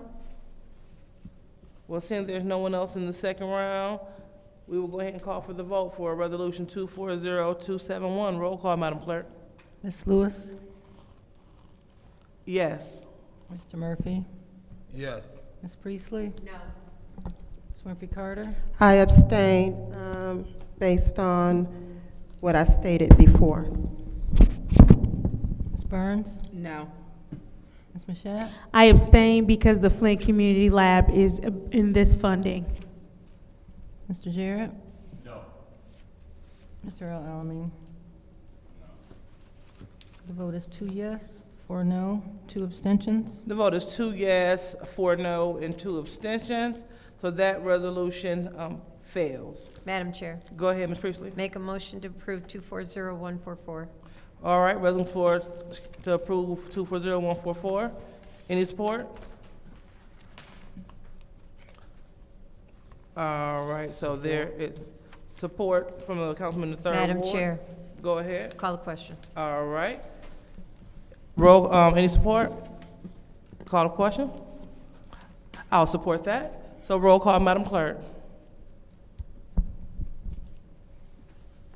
Mr. Murphy? Yes. Ms. Priestley? Yes. Ms. Winfrey Carter? No. Ms. Burns? No. Ms. Mashat? No. Mr. Jarrett? No. Mr. Alamin? No. Ms. Lewis? Yes. The vote is 3 yes, 5 no. The vote is 3 yes, 5 no. That call for the question failed. So we're on round 1 for discussion. Madam Chair. Go ahead, Ms. Burns. The administrative consent order, which is just terrible, and it involves and has it rolled in the TMF report, which is the Technical Managerial Financial. We don't have any way of even funding these projects or even how we're going to. So I am not comfortable, as I have stated throughout since the ACO was presented to council, that I'm not comfortable with doing this. But I do understand through you to Attorney Kim, Madam Chair, whether we approve this or not, it's going to go in effect. Is that correct? Not quite. If we don't approve or if this council doesn't approve the ACO, Eagle would have the authority to impose an order. It may or may not be what is in the ACO. They aren't limited to only imposing the ACO. They could impose more stringent or harsher terms than what we negotiated with them. So it could be more stringent rules? Yes, it could be. It's because it's up to them within certain limits, but it'll be their discretion to do so. So the ACO was a pretty lengthy report. It was, what, 160-something pages? At this point, I couldn't. It was long, I'll just say that. Well, it looks like we're about to lose a quorum anyways. So if we don't pass this tonight, how soon are we looking at the state maybe imposing? I can say that the latest deadline that they gave us was the end of this month. And we won't be in session? One of my staff did request an additional extension, but we've gotten no response from Eagle or EPA. When was that put in to get an extension? Last week sometime. What is the normal length of time that it would take the state to respond? I would have no basis to know what was normal or not. This is the first ACO that I've dealt with personally, so. Okay, so we have got a serious issue because the ACO is really important. I'd say that approving the ACO as it is, it may not be the perfect document, but it was one that we negotiated with, and that we expressed concerns about, the practicality of timelines and such. This meeting is officially adjourned. I object. For a lack of quorum, you'll have a good evening. So the president and the vice These are the president tricks they play. These They are the have- games they play. Now, this Look is at our really- president leaving. Look at our vice leaving, president just standing leaving. on no business. No business whatsoever. And and I want the community to understand why they leaving. They're leaving and going on vacation. City business is not done and they're going on vacation. Right. Wow. Right. We had that resolution coming up for Ms. Billy. Danzler. Wow, just a piece of work. They didn't have their 5 votes. Wow, disgraceful. Totally disgraceful.